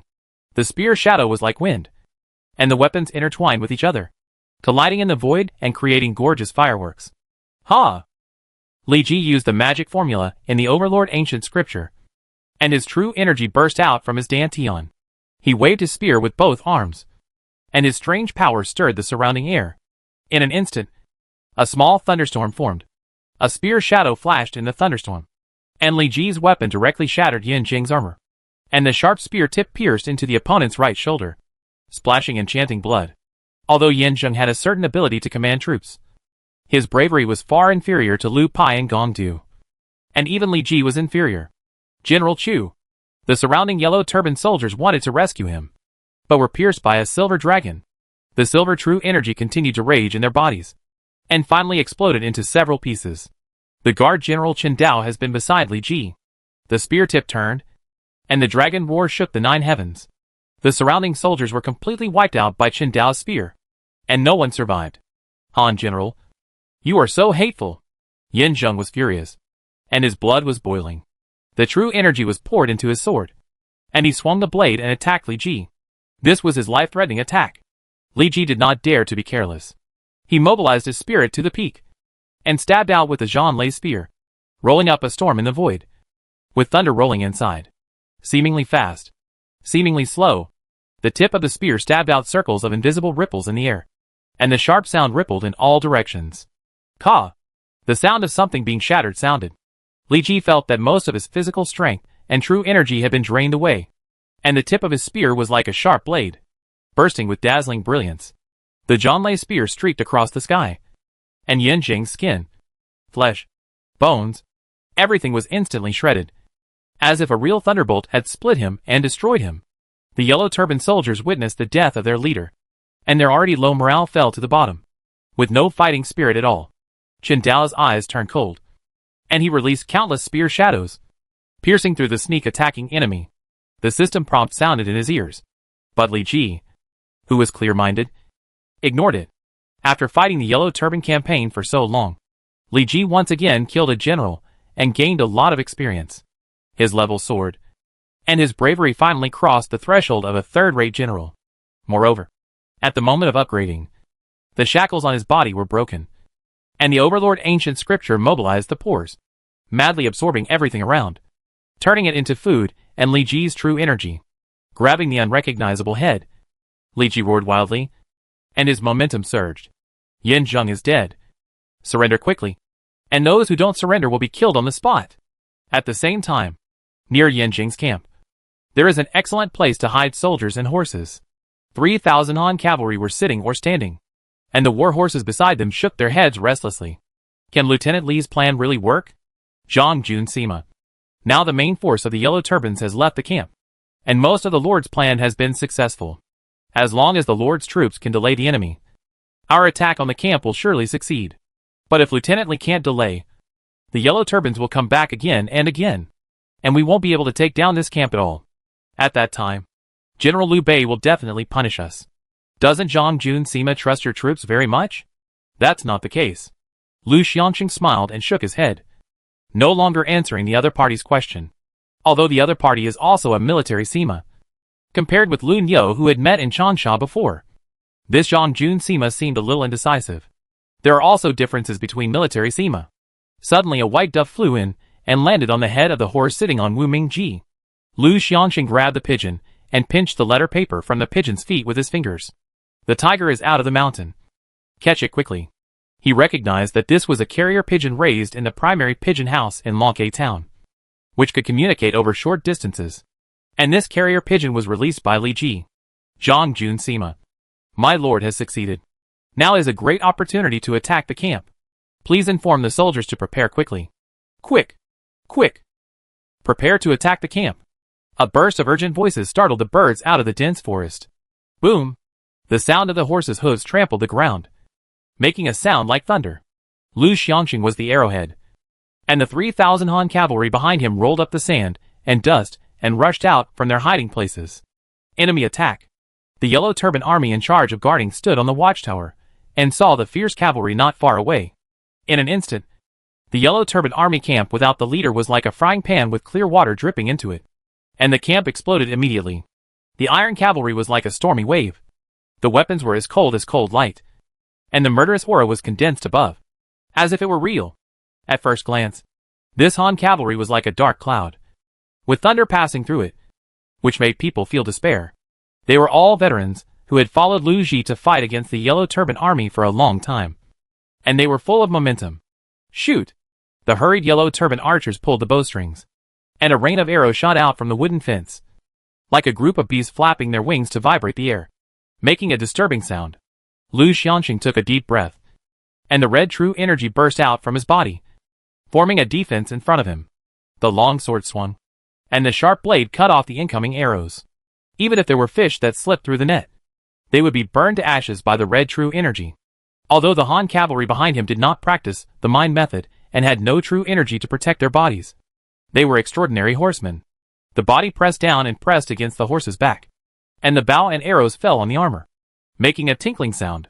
There was no threat except for some pain. Of course, there are always some unlucky people with single-digit luck values. Arrows fell into the gaps between their armor, and they were unable to control their bodies due to the pain and fell off their horses.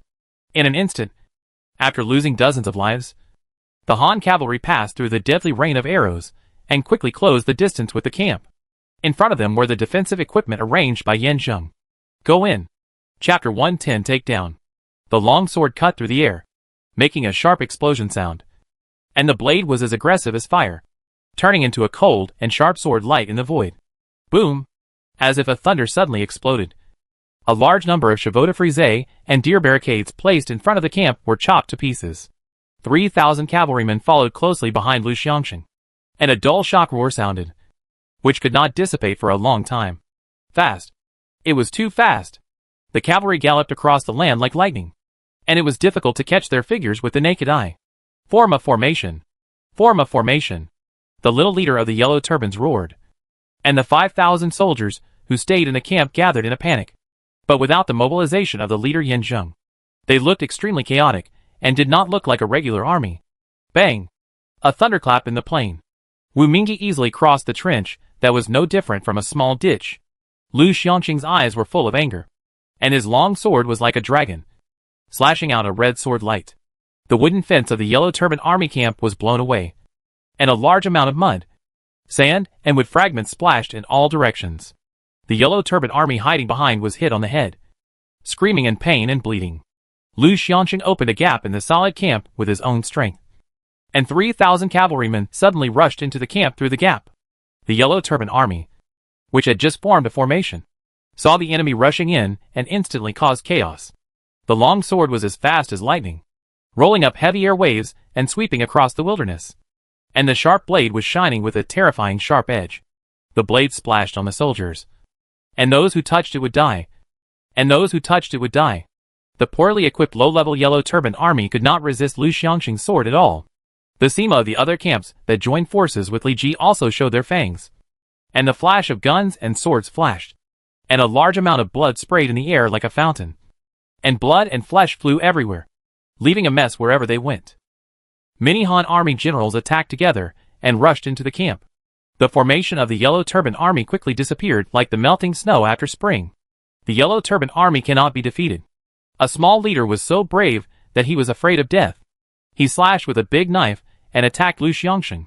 Lu Xianxing snorted coldly, grabbed the reins and pulled them hard. Wu Mingyi understood, raised his white hooves like frost and snow, and then fell heavily. The small leader of the Yellow Turban could not dodge in time, and was trampled on his chest by a horse. The terrifying force exploded instantly. Crack! Several crisp sounds rang out, and the small leader vomited blood mixed with broken bones, fell to the ground, and merged with the land. This camp was filled with the sound of fighting, the sound of horses' hooves, and crying. The sound of spears and knife tips piercing flesh and blood never ceased. The Yellow Turban soldiers were like harvested wheat, one after another being knocked to the ground and died. The 5,000 Yellow Turban soldiers were no match for the Han army's iron cavalry. Soon Lu Xianxing rushed and killed the defenders to the point of extinction, leaving no one alive.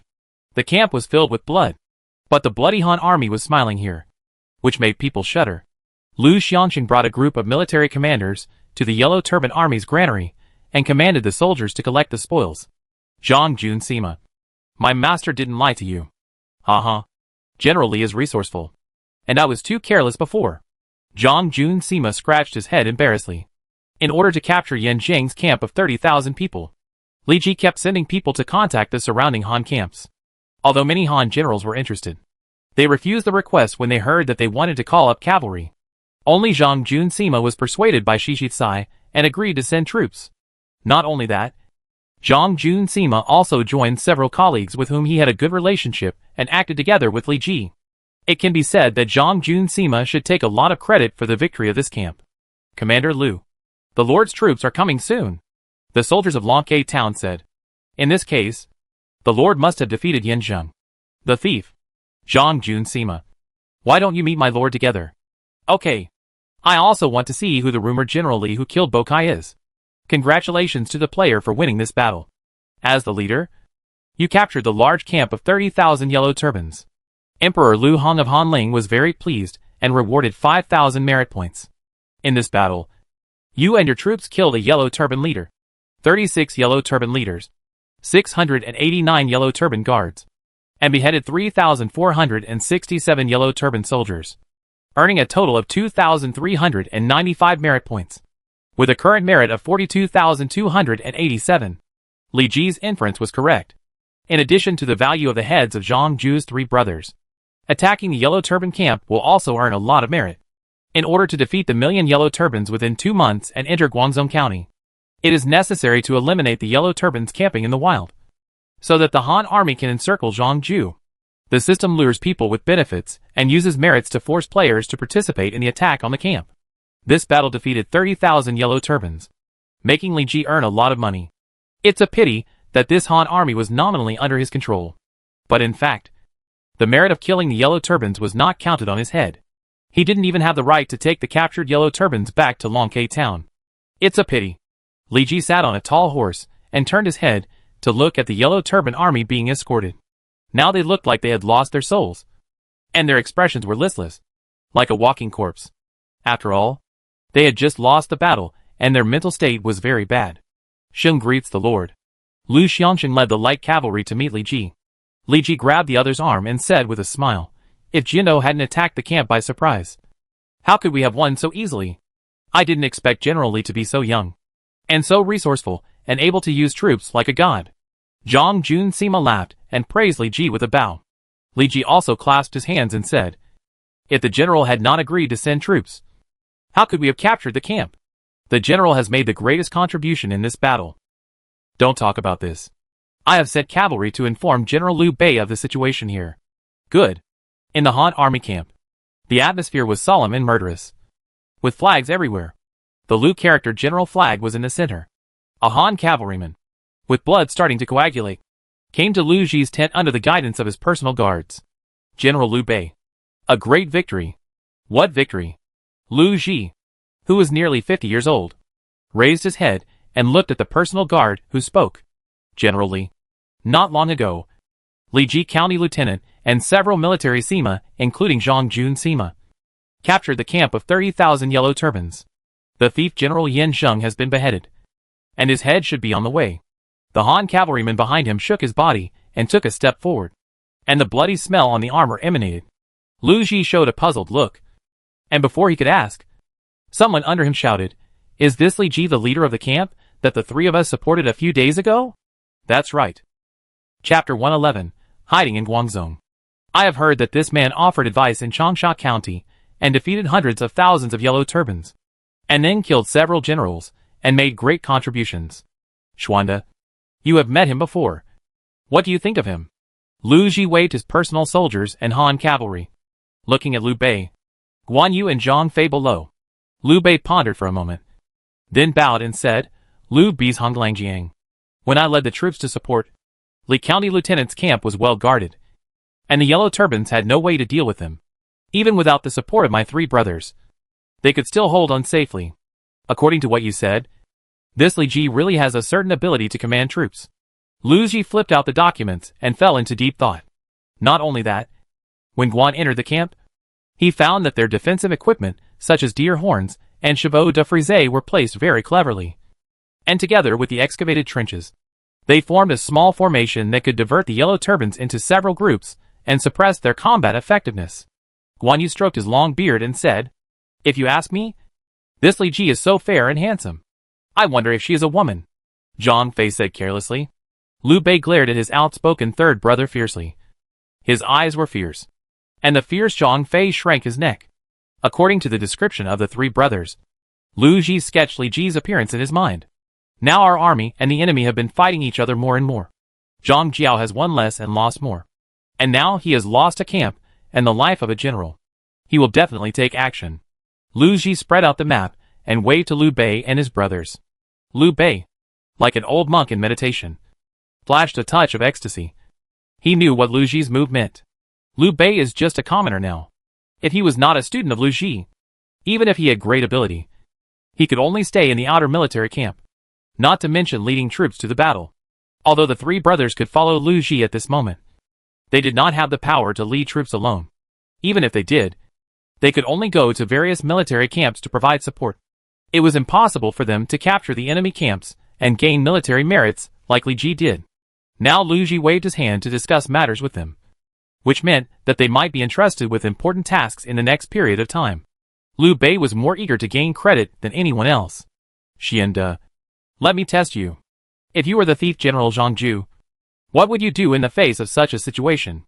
Liu Bei coughed lightly, stared at the map and said, even if the number of Han Yellow Turban thieves is far greater than mine, they are not the opponents of the Han army in field battles. If I were Zhang Ju, I would definitely shrink my troops to Guangzhou City and defend the city with the solid walls. When the time comes, the Han army can only look at the city and retreat. Lu Ji fell silent. In that case, you should go down and rest first. The fierce battle behind will still require your strength. Guangzhou County. Inside the county government, a group of yellow turban generals sat down in an orderly manner, looking at the top chair. A cough was heard from the inner hall, and Zhang Jiao, whose face was as pale as gold paper, came out with the help of a female sorcerer. Great sage, how is your health? A dark-skinned man stood up, quite worried about Zhang Jiao. Zhou Tsang, please sit down first. I am fine. After saying that, Zhang Jiao's Taoist robe covered his face, and he coughed. All the yellow turban generals present knew that Zhang Ju's words were just to comfort them. Their great virtuous teacher's health was getting worse day by day, and his end was approaching. Suddenly, a sad atmosphere filled the county government. Tell me, what happened recently? Zhang Ju sat in the main seat, took the 9-section staff handed over by his daughter, and tapped the ground lightly. The invisible magic sound waves brought the generals below back to their senses. They looked at each other, but no one dared to speak. Third brother, you are the current commander. You say? Zhang Liang stood up and said hesitantly, brother. The second brother's deputy general Yin Jing died in battle, and the 30,000-man camp was captured by the Han army. There was a silence without reason. Zhang Ju's face was normal, as if he had known that such a situation would happen. Has my second brother already set off for Xiaoqiang? Yes, big brother. My second brother set off with his personal soldiers this morning. But at that time, the deputy general Yin Zheng was entangled by the Han army, and could not follow my second brother out of the camp. Well, Zhang Ju was silent again, without making any remarks, and his wise eyes kept sweeping over the yellow turban generals below. Great sage, now the Han army has captured the camp and killed Yin Zheng. They are so rampant. We should fight back and give them a taste of their own medicine. Everyone turned around and looked at the general named Pei Yuanshao. Suddenly, Zhang Ju smiled and said, you are very good, but it's a pity. Please tell me, great sage, can you fight a Han soldier? It's as easy as turning your hand to kill a Han soldier. What about 10 Han soldiers? It's just a few more cuts. What about 100? It will take a lot of effort. What about 1,000? This, Pei Yuanshao showed a hesitant look. 10,000? 100,000? There are hundreds of thousands of Han troops outside. Can you defeat them? Yuanshao doesn't have the courage of a king. Fighting against 100 is already the limit. Pei Yuanshao lowered his head, his voice as thin as a mosquito. The Han army is well equipped. One person can fight against several of our soldiers. Even if our army has 1 million people, we can't take advantage of Lu Ji's Han army. Zhang Ju said in a deep voice. Then what should we do? Great sage? Zhang Ju did not answer, but looked at the first person on his left and asked, Mr. Han, what should we do? Mr. Han was out of tune with the generals present, just because he was not wearing a yellow turban, but a red turban. This person was the general recommended to Zhang Ju by Wu Huan, the general of Yangzhou, Han Shantong, the red turban general of Su Ran, the lord of the yellow turbans. But there was no trace of Su Ran here. Han Shantong reluctantly withdrew his greedy eyes from Zhang Ning, the daughter of Zhang Ju. He pinched his chin with his fingers and said, Great sage, now the Han army is in high spirits. We should avoid its edge. How can we avoid its edge? abandon all the camps outside the city, and enter Guangzhou to prevent the Han army from attacking. Julu County is where the Yellow Turban Army revolted, and the great sage chose to defend Guangzhou. I believe that he has already built this city into a solid fortress. Zhang Ju laughed, and the blush climbed back onto his pale face. The one who knows me is Mr. Han. Pass on my order. In this battle, Mr. Han will be the commander-in-chief and Zhang Liang will be the deputy commander-in-chief. They will lead these 1 million yellow turbans. No one can disobey the order. Mr. Han has the power to kill first and report later. The yellow turban generals below had no choice but to obey Zhang Ju's orders. A large number of yellow turban troops were mobilized, and the situation changed suddenly. Chapter 112 Guangzhou County. We have taken down this camp. Sima Zhang let out a long roar, wielding his weapon to cut off the head of the last yellow turban leader. At the same time, the system sounded, reminding Li Ji that he had gained more than 1,000 merit points. In the past few days, Li Ji, together with Sima Zhang and others, have been invincible in attack and battle, and have successively taken down several yellow turban camps, and defeated nearly 50,000 enemy troops. Li Ji's merit points are already infinitely close to 50,000 points, far exceeding other players, and he is far ahead of others. Sima Zhang, after this victory, I think your official position can be adjusted up. I would like to congratulate you here first. Sima Zhang laughed and bowed. Zhang Ju ordered the Yellow Turban Army stationed in the wild to abandon the camp and return to the city. Thanks to Li Xianwei's timely response, he led us to attack those slow-moving enemy troops, allowing us to gain credit. Without Li Xianwei, how could I, Zhang, be promoted? The two complimented each other and flattered each other. Two generals. The deputy general of Liu Bei's Honglangjiang has been waiting in the camp for a long time. A soldier came. Li Ji and Zhang Jun Sima hurried to the tent. The visitor was Zhong Yuan, the Zonglangjiang of the Wuhuan Guard. The other party's official position was equivalent to Liu Ji, much higher than the county lieutenant and the military Sima. The two did not dare to be careless and greeted Zhong Yuan, who was sitting in the main seat. I came here this time at the request of Liu Zonglangjiang, and asked you two to bring all the troops and horses in hand to participate in the siege of Guangzhou County. Zhong Yuan was resolute and straightforward, and stated his purpose in the future tense. Is it going to be a decisive battle? Zhang Jun Sima was very excited. He had been confronting the Yellow Turban Army with Liu Ji for a long time. Although he had fought several battles with the other side, it was just a small fight, and could not shake the foundation of the Yellow Turban Army at all. He hoped that one day, he would completely defeat the mock bandits, and personally replant the Han flag on the city wall of Guangzhou County. The spirit of the Han army has never been extinguished. Zhang Ju has withdrawn his troops, and there are no large-scale troops stationed in the wild. General Liu Bei believes that only by forcibly attacking Guangzhou City can we achieve greater results. The clan members left, leaving Li Ji and Zhang Jun Sima staring at each other. This attack on Guangzhou City is not as easy as the previous attack on the camp. As the base camp of the Yellow Turban Rebellion, Julu County will definitely not be built to be extremely solid under Zhang Ju's careful management. This is even more true for Guangzhou County, where Zhang Ju personally led the battle. The scale of the city is far greater than before, and there are countless food and grass in the city, and sufficient equipment, which is enough to fight a protracted war with Liu Ji's Han army. Although Yuzhou Bokai's army was annihilated by Huang Fusong, and Zhang Manchen's army in Nanyang was trapped in Wancheng, the Yellow Turban Army is now in a state of failure. But as long as the backbone Zhang Ju is not dead, the Yellow Turban Army cannot be pacified. So Liu Ji needs time.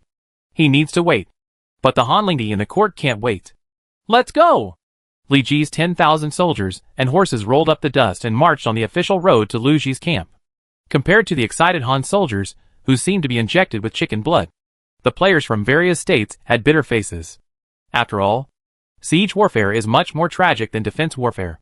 When helping Huang Fusong defend the city in Changsha before, many Lord players suffered heavy losses, and some even died on the spot, and their deaths were quite miserable.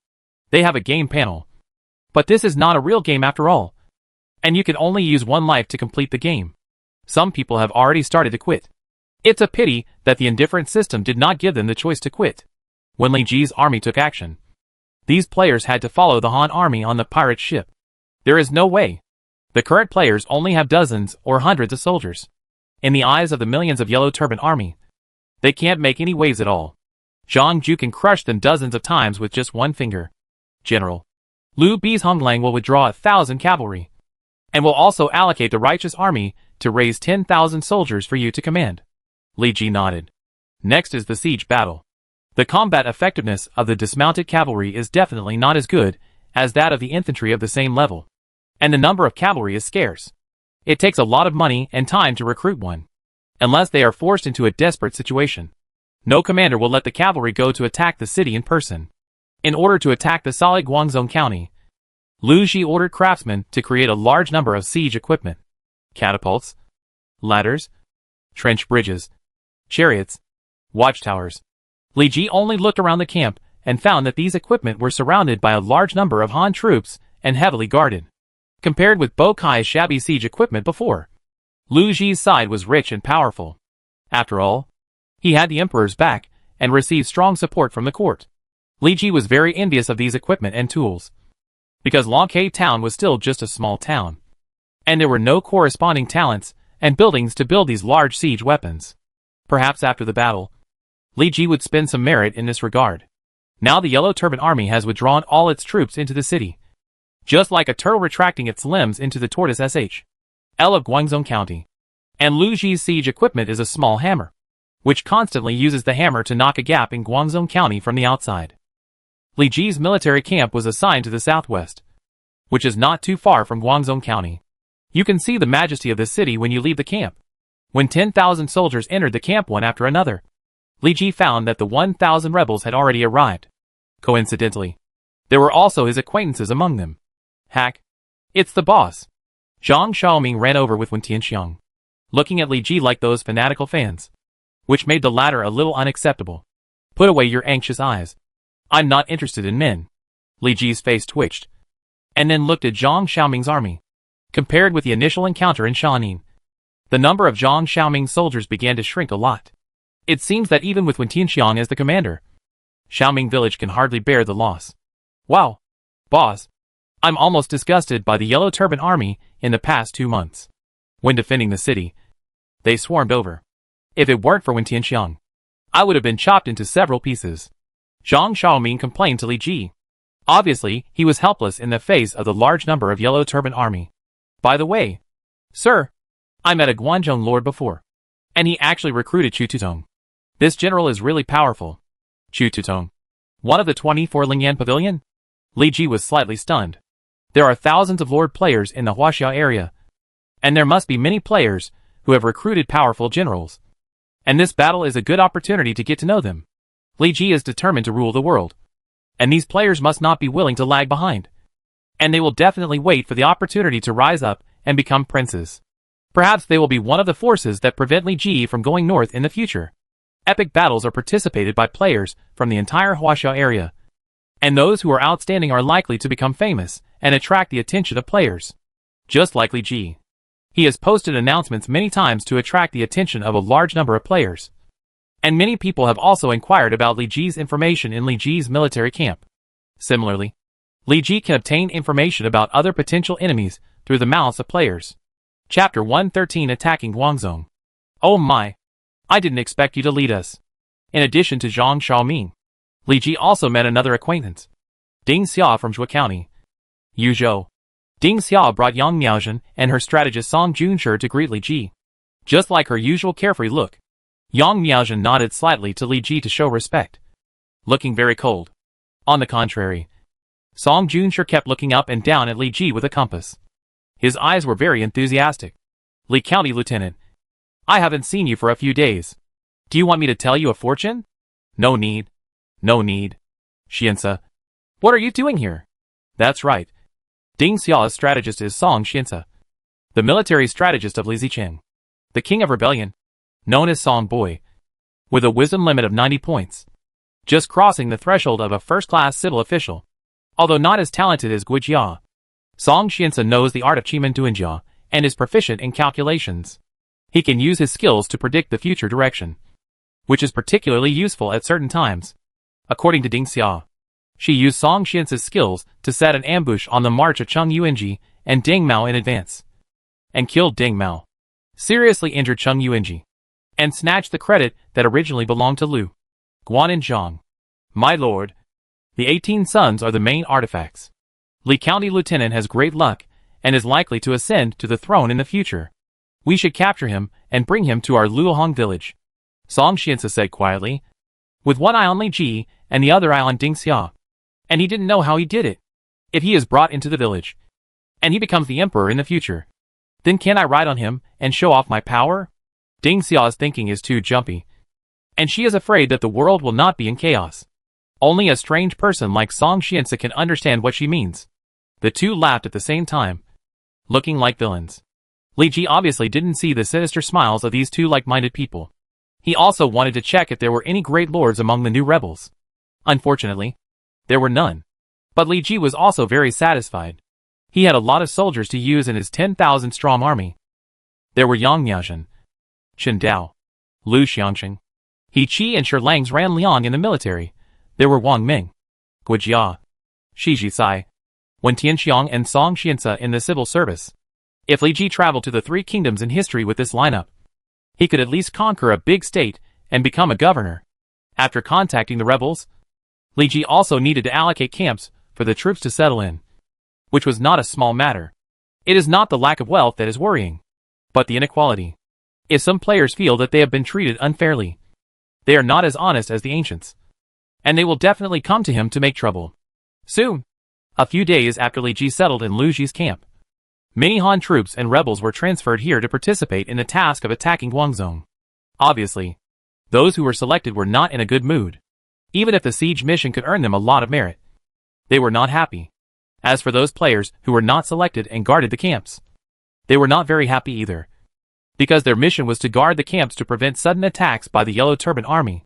Although they were safe, they also lost the opportunity to gain merit points. Lu Ji's camp was really a besieged city. People in the camp wanted to get out, while people outside the camp wanted to get in. The north wind blew, bringing a hint of coolness to the Han soldiers standing under the sun. It is now the 5th day since Lu Ji assembled the Han army. After several days of rest and Lu Ji's extra meals, hundreds of thousands of Han soldiers have already recuperated and reached their peak spirits. Countless Han army flags fluttered in the wind, among which Lu's flag was the most. And there were also Lu, Guan, Zhang. Even Li Ji had his own flag. The dark clouds pressed down on the city, and the city was about to be destroyed. Hundreds of thousands of troops surrounded Guangzhou city tightly, and the murderous atmosphere rolled in, which greatly increased the pressure on the Yellow Turban Army on the city wall. They had fought with the Han army before, but those were just small fights and could not be on the stage. It was the first time to face so many people. Some soldiers' palms were sweating a lot, and their 5 fingers tightly clasped the stones on the wall, leaving a palm mark. Don't worry. The great virtuous teacher will bless you. Han Shantong's words were as soft as the spring breeze, which made many soldiers feel relieved. The reason why he was appreciated by Zhang Ju was not only because of his bravery, but also because of his ability to bewitch people. Han Shantong's ability was similar to Zhang Ju's. After all, Han Shantong in history was also one of the main leaders of the Red Turban Army uprising. The possibility of conquering Guangzhou is still too small. Wang Ming looked at the city not far away and made a judgment based on his eyesight. That's right. The result, I calculated, is almost the same, Song Xiansa said, pinching his mustache. The players from later generations eavesdropped on the conversations of these great men and agreed with them.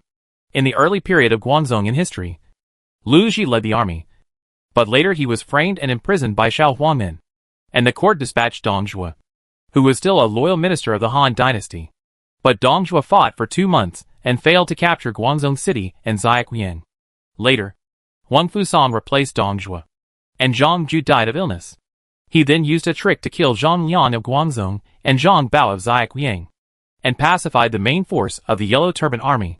Li Ji frowned slightly. In Total War, the game obviously changed this plot. Wang Fusang became the protagonist of the Battle of Changsha. According to his contact with Wang Fusang, it seems that the other party has no intention to leave Yuzhou. So Lu Ji is the main commander of the Guangzhou battlefield. As for whether the little eunuch and Dong Zhuo behind will come, it depends on whether the system will kill them in the plot. In addition, the commander of the Yellow Turban Army has also changed. According to intelligence, the Yellow Turban Army is no longer led by Zhang Liang, but by Han Shantong, the rebel leader from the late Yuan dynasty and early Ming dynasty. This is beyond everyone's expectations. The player's intervention has changed the 3 kingdoms beyond recognition. The variables are really too big. My lord. Liu Bei's Honglangjiang has begun to attack. Dong! Dong! Dong! The bare-chested drummer waved his arms vigorously, and the drumsticks in his hands hit the cowhide drums, shaking out the thunder like war drums and transmitting them to all directions. The flag of marching was waved, and the ancient and long trumpet sound echoed in the Han army camp, and it did not dissipate for a long time. In an instant, the blood of the Han army soldiers boiled, and their bodies burst out with infinite power. Kill! The soldiers' throats moved at the same time, and they shouted and killed loudly, shaking the whole world slightly. The black torrent rushed on the land, carrying the momentum of a tidal wave and rushing towards Guangzhou City. The large siege weapon was pushed into the battlefield by the strong men in the army, like a ferocious prehistoric beast, slowly advancing towards the city. Nearly 100,000 elite Han soldiers and a large number of heavy weapons were thrown into the battlefield. Liu Ji stood on the watchtower car and looked at the main general of the Yellow Turban Army. He wanted to see how strong the opponent was. Chapter 114, Strong Attack. Fire! A Han army lieutenant roared, and the soldiers pulled the ropes and leather straps of more than a dozen large catapults beside him, and the throwing arms swung violently, and the huge stones in the basket flew out like a whistling sound. More than a dozen huge stones flew in the air, like cannonballs, smashing into the city wall of Guangzhou County with a perfect parabola. Some Yellow Turban soldiers were unable to dodge, and were directly crushed into meat paste by the huge stones. Suddenly, mud and stones splashed on the city wall, and a continuous scream was heard. The catapults were put into use by the Han army on the battlefield, throwing one huge stone after another, which kept falling in Guangzhou County, and smashing gaps of varying sizes in the city wall. The entire city began to crumble. The siege tower, pushed by the strongmen, slowly approached the city wall of Guangzhou City. The height of the siege tower built by the Han army was much higher than the city wall of Guangzhou City, and a large number of ladders extended from it and were placed on the city wall. Shoot! The elite archers deployed on the siege tower pulled the bowstrings, and a large rain of arrows attacked the Yellow Turban Army like a dark cloud. And the sharp arrows continued to harvest their lives, taking advantage of the rain of arrows and boulders. The soldiers in the siege tower were hungry and thirsty, and began to attack the city wall under the leadership of various fierce generals. The Han soldiers were high above, holding shields in their left hands and swords in their right hands, and rushed to the city wall along the ladder in an instant, and fought hand to hand with the Yellow Turban Army.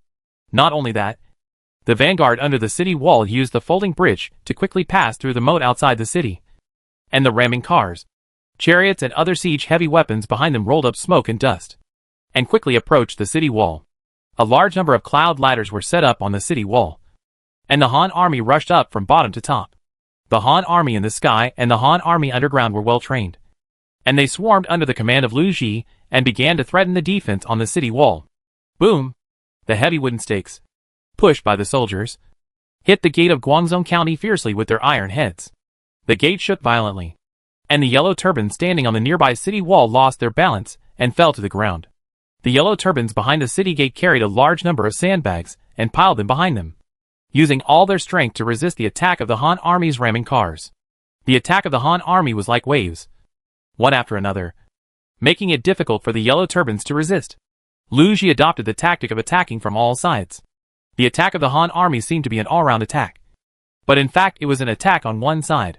A small number of soldiers were sent to the other walls to make a feint attack, which involved the Yellow Turbans' troops. Kill! The Han army general climbed up the wall and grabbed a horizontal sword. The sword flashed and took away the heads of several Yellow Turbans. Suddenly, a bad wind rose behind him, and the sword was blinding. Only a cold light flashed. Before the Han general could react, he felt dizzy and his head fell to the ground. Archers used rockets to destroy the Han army's siege towers. After saying that, Zhou Tsang, a dark-faced man, grabbed an arrow and inserted it into the fire pan. The raging fire ignited the linen and raised thick smoke, burning his thick arms. Zhou Tsang frowned slightly. His face was normal. The muscles on his arms bulged like fine iron, and he suddenly swung towards the siege tower. I saw a stream of red light tearing through the air, making bursts of explosions, and the rockets noisily pierced into the wooden stakes of the siege tower, bursting out flames under the urging of the remaining true Qi, and an explosion resounded through the sky. The core of the siege tower was directly detonated by Zhou Tsang's rockets, and thick black smoke continued to rise. Under the stunned gaze of the Han army, a large amount of wood chips flew out, and this siege-heavy weapon turned into ruins, rolling up countless smoke and dust.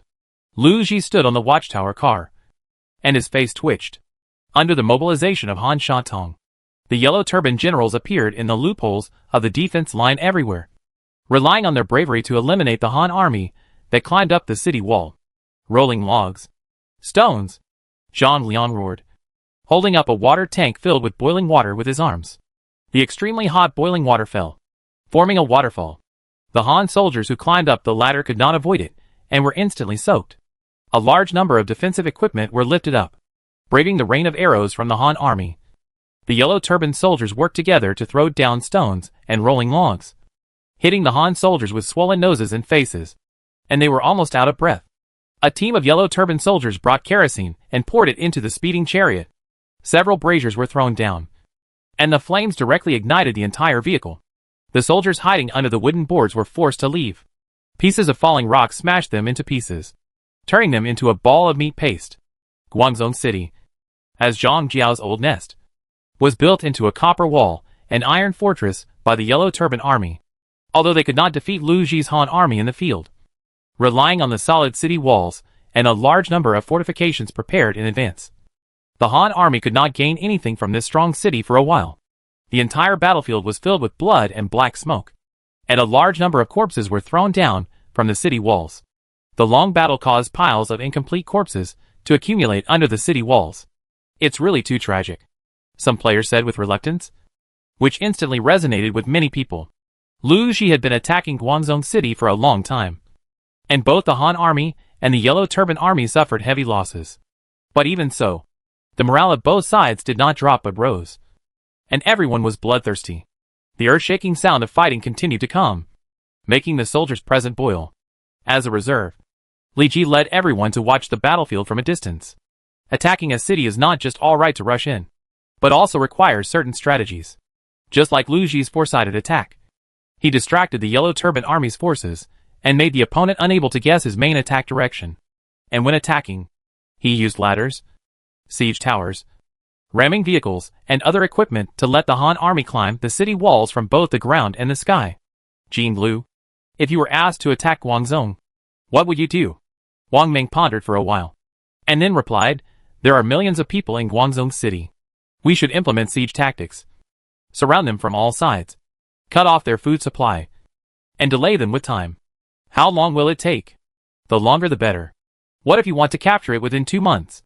This requires a major change in the Yellow Turban Army, such as Zhang Jiao's death from illness, and the general seizing power, so that we can take this city in the chaos." Li Ji looked at the tallest watchtower car, not knowing what he was thinking. On the watchtower car, Lu Ji looked at the situation on the battlefield ahead expressionlessly, and from time to time ordered the flags to be waved and the direction of attack to be adjusted. Liu Bei stayed beside Lu Ji, looking at the elite Han army below with fiery eyes, and silently learned Lu Ji's army formation. As one of the 3 heroes of the late Han dynasty, Lu Ji's command level reached the first-class level, which was much higher than the fledgling Liu Bei. "Xianda, do you know why you 3 brothers were not allowed to participate in the siege?" The teacher wanted to consume the physical strength of the Yellow Turban Army, and take advantage of the enemy's change of defense and the unstable position to attack them. "In that case, you 3 brothers should get ready." "Yes." Lu Ji looked at the backs of Lu, Guan and Zhang, and silently said, "Zhang Jiao is not easy to deal with." Chapter 115 Zhang Fei's Violence. Lu Guanzhang has taken action. Someone noticed that the second batch of Han soldiers, led by 3 Han generals, quickly attacked Zhang Jiao's Guangzhou County. Lu Guanzhang's steps were as fast as lightning, and their weapons slashed out countless sharp blades. The incoming rain of arrows could not penetrate their defenses at all. "Yin people, Zhang Yida is here. Who dares to fight me?" Zhang Fei's speed suddenly increased, and his huge body blocked the 2 sworn brothers. He sucked the surrounding air cleanly like a whale sucking water, and his chest swelled like a balloon that was fully inflated. "Ha!" A loud roar shook the world, and the terrible sound waves raised countless dust and yellow sand all over the sky, hitting the Yellow Turban Army on the city wall like a substance. In an instant, a large number of soldiers were shocked and their lungs were damaged, spitting out a lot of blood. and some even had their livers and gallbladders ruptured and died on the spot. Not only the Yellow Turban Army, but also the surrounding Han soldiers were affected, showing painful expressions, and their steps became messy. The same was true for Liu Bei and Guan Yu, who were closest to the accident site. Even though they were strong and had high-level mental skills to protect the inner palace, they were inevitably disturbed by Zhang Fei's sudden roar. Li Ji and others, who were still some distance away from the battlefield, also heard Zhang Fei's roar. Third brother, don't roar so loudly. Liu Bei knocked away the arrows and taught him a lesson. Zhang Fei's skill was the same as indiscriminate attack, and both sides were affected. If the Han army's attack was slowed down because of this, then Liu Ji would most likely recall them and not let them participate in the attack. At that time, it would be difficult to achieve success. Brother, I get so angry when I think of how you were so submissive in front of that old man. I finally had a chance to vent my anger. But you taught me a lesson. Be careful with your words. Liu Bei glared at Zhang Fei fiercely. If you had the energy to vent your anger, it would be better to rush up the city wall and kill a few more yellow turbans. In that case, I, Zhang Fei, will seize the credit for being the first to ascend the city wall and help you establish your achievements. Zhang Fei laughed loudly, holding the Zhangba snake spear in his hands horizontally in front of him, and the black true energy burst out from his body. In an instant, he turned into a god of war, rolling up countless energy. His figure kept flashing on the battlefield, like a black whirlwind. Zhang Fei ignored the threat of the rain of arrows and jumped onto the ladder that had been set up. The rolling log was lifted up, and the yellow turbans on the city wall were frightened by the aggressive Zhang Fei, and subconsciously threw everything in his hands to the other side. Get out! The sound was like a bell. Zhang Fei's beard and hair were furious, and the snake spear of Zhangba tore the air and made a roaring sound. The blade of the spear drove the air blade to roll up endless air waves, and whistled to hit the rolling log that was much heavier than himself. Bang! A dull collision sound sounded, and Zhang Fei waved his arms and directly blasted the rolling log away. The breath on Zhang Fei became more and more powerful, and the rolling murderous aura intimidated everyone. In the blink of an eye, Zhang Fei's eyes were wide open, and he stepped on the cloud ladder to climb the top of the wall. He waved his heavy snake spear with both arms, and countless strange phenomena suddenly rose up, sweeping towards the Yellow Turban Army like a 4-pound move. In an instant, heart-wrenching screams sounded, and a large number of Yellow Turban Army were directly swept off their waists and cut into 2 sections. Zhang Fei was fierce and relied on his bravery to directly break through the Yellow Turban Army's defense line.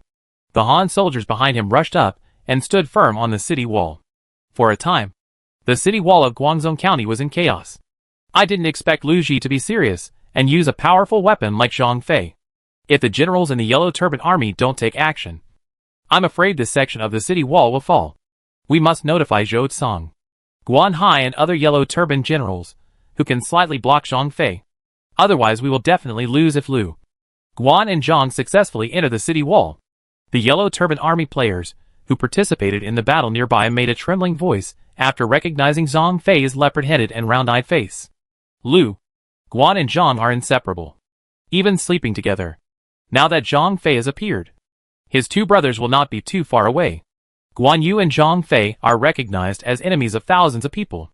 Even Liu Bei is not something they can resist. They must use the army to drive them down. The players in the Yellow Turban camp are very troubled by these 3 brothers, and have no way to deal with them. As their enemy, the Han army players are very happy. The bravery of Liu, Guan and Zhang allows them to climb the city wall without spending too much effort, and easily harvest the Yellow Turban Army to gain merit. Han General, die! The voice exploded like thunder, and a black-faced man rushed towards Zhang Fei with a knife in his hand. Come on! Zhang Fei shouted, and the snake spear rolled up the wind in thunder, stabbing at the opponent. Ding! The snake spear and the big knife collided, shaking out a harsh sound wave that swept around. The black-faced man Zhou Tsang was pushed back by the terrifying force, and the arm holding the knife kept sending numbness signals. He was no match for Zhang Fei. Zhang Fei showed a bloodthirsty smile, and when he was about to stab the ignorant Yellow Turban general to death, he suddenly felt a threat from behind, subconsciously roaring to shock everyone. Zhang Fei's eyes were like lightning, and he waved the snake spear with one arm, rolling up the black storm behind him. The next moment, there was a loud explosion, and an arrow came whistling. The sharp energy tore a crack in the storm, and hit the spear shaft of the snake's spear like a poisonous snake. The snake's spear was waved again, cutting the feather arrow into several pieces. How brave! The rolling sound waves rolled in like a tsunami, blowing the surrounding soldiers to the ground. Zhang Fei's eyes were filled with murderous intent, and he instantly locked onto the sneak attacker. Only he, Zhang Fei, dared to launch a sneak attack. No one dared to sneak attack him. Zhang Fei, Zhanita, a Yanran, let out a long roar, strode like a mad rhinoceros, rushed into the enemy's army, and ignored the yellow turbaned soldiers who stood in front of him. The snake's spear rolled up the wind. Rain, thunder and lightning, and a large number of soldiers were directly lifted into the air, and blood continued to fall like heavy rain. Boom! The snake's spear swept across, hitting the sneak attacker with 1,000-pound force, just like a watermelon falling to the ground and instantly breaking into pieces. And the whole body was blasted into a bloody mist. Hack! Zhang Fei is too fierce. The yellow turban players were even more frightened when they saw such violent aesthetics up close. Guan Hai is coming. The Han generals will die. Pei Yuanshao is coming. The Han army will die. Guan Cheng is coming. The Han army will die. Han Shantong naturally sensed the threat from Zhang Fei, and dispatched generals to support him while maintaining basic defense. Several yellow turban generals finally arrived and joined forces to resist the fierce Zhang Fei. Not only that, a large number of yellow turban archers gathered on the surrounding city walls, with their bowstrings already stretched like full moons, ready to go. Zhang Fei was so strong that he had to rely on human wave tactics to drive him off the city wall. Zhang Fei was targeted unprecedentedly. While resisting the attacks of the opponent's generals, he had to distract himself from the sneak attacks from time to time. But even so, Zhang Fei, who was a 10,000 enemy, was not so easy to deal with.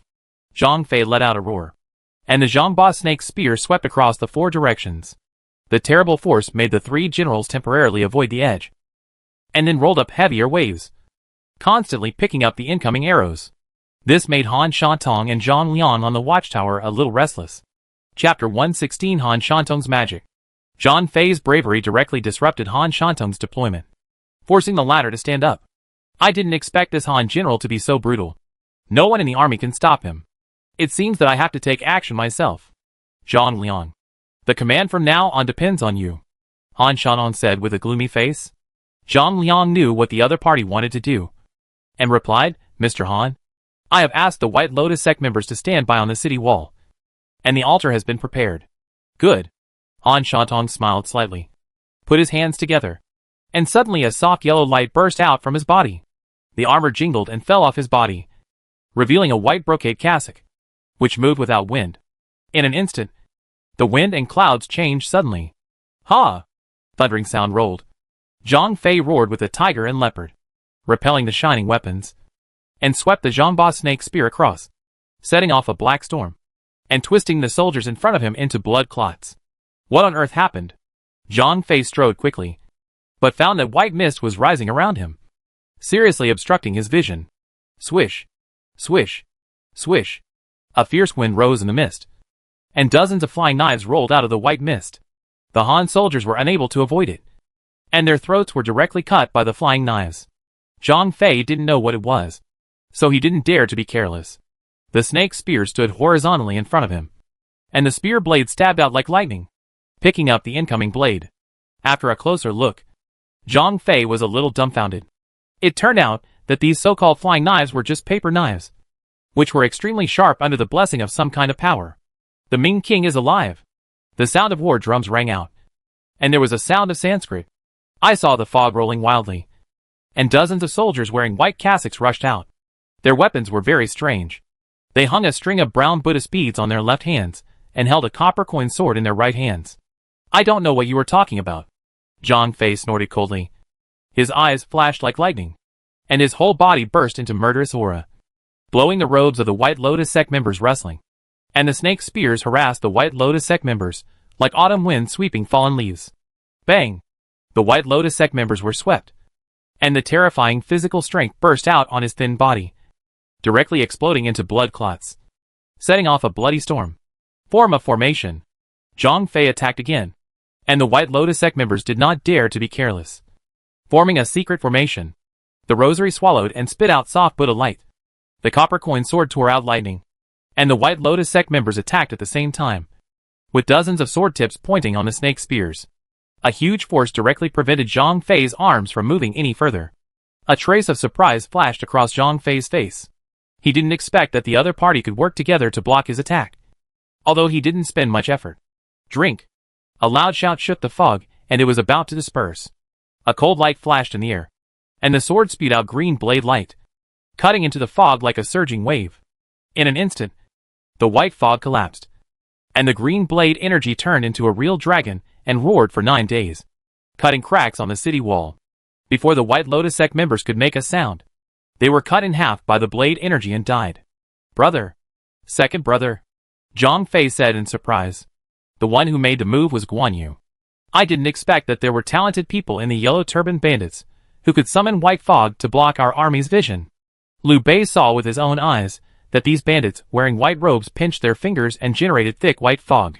He never liked reading, and the other party's series of operations involved his knowledge blind spot. Brother, where is the enemy general? Following Guan Yu's guidance, Liu Bei saw Han Shatong sitting on a platform in the county that was much higher than the city wall.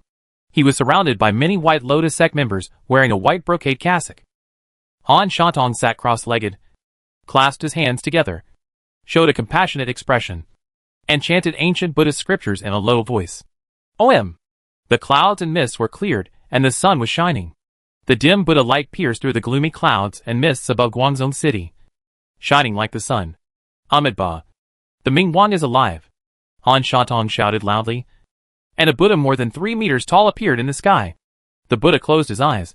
His right hand was drooping. His palm was facing forward to make a wish seal, and his left hand was holding a lotus. Everyone present was shocked by this miracle. Hack! Zhang Jiao can control lightning. But why can he summon Buddha? Isn't he a Taoist? This is incredible.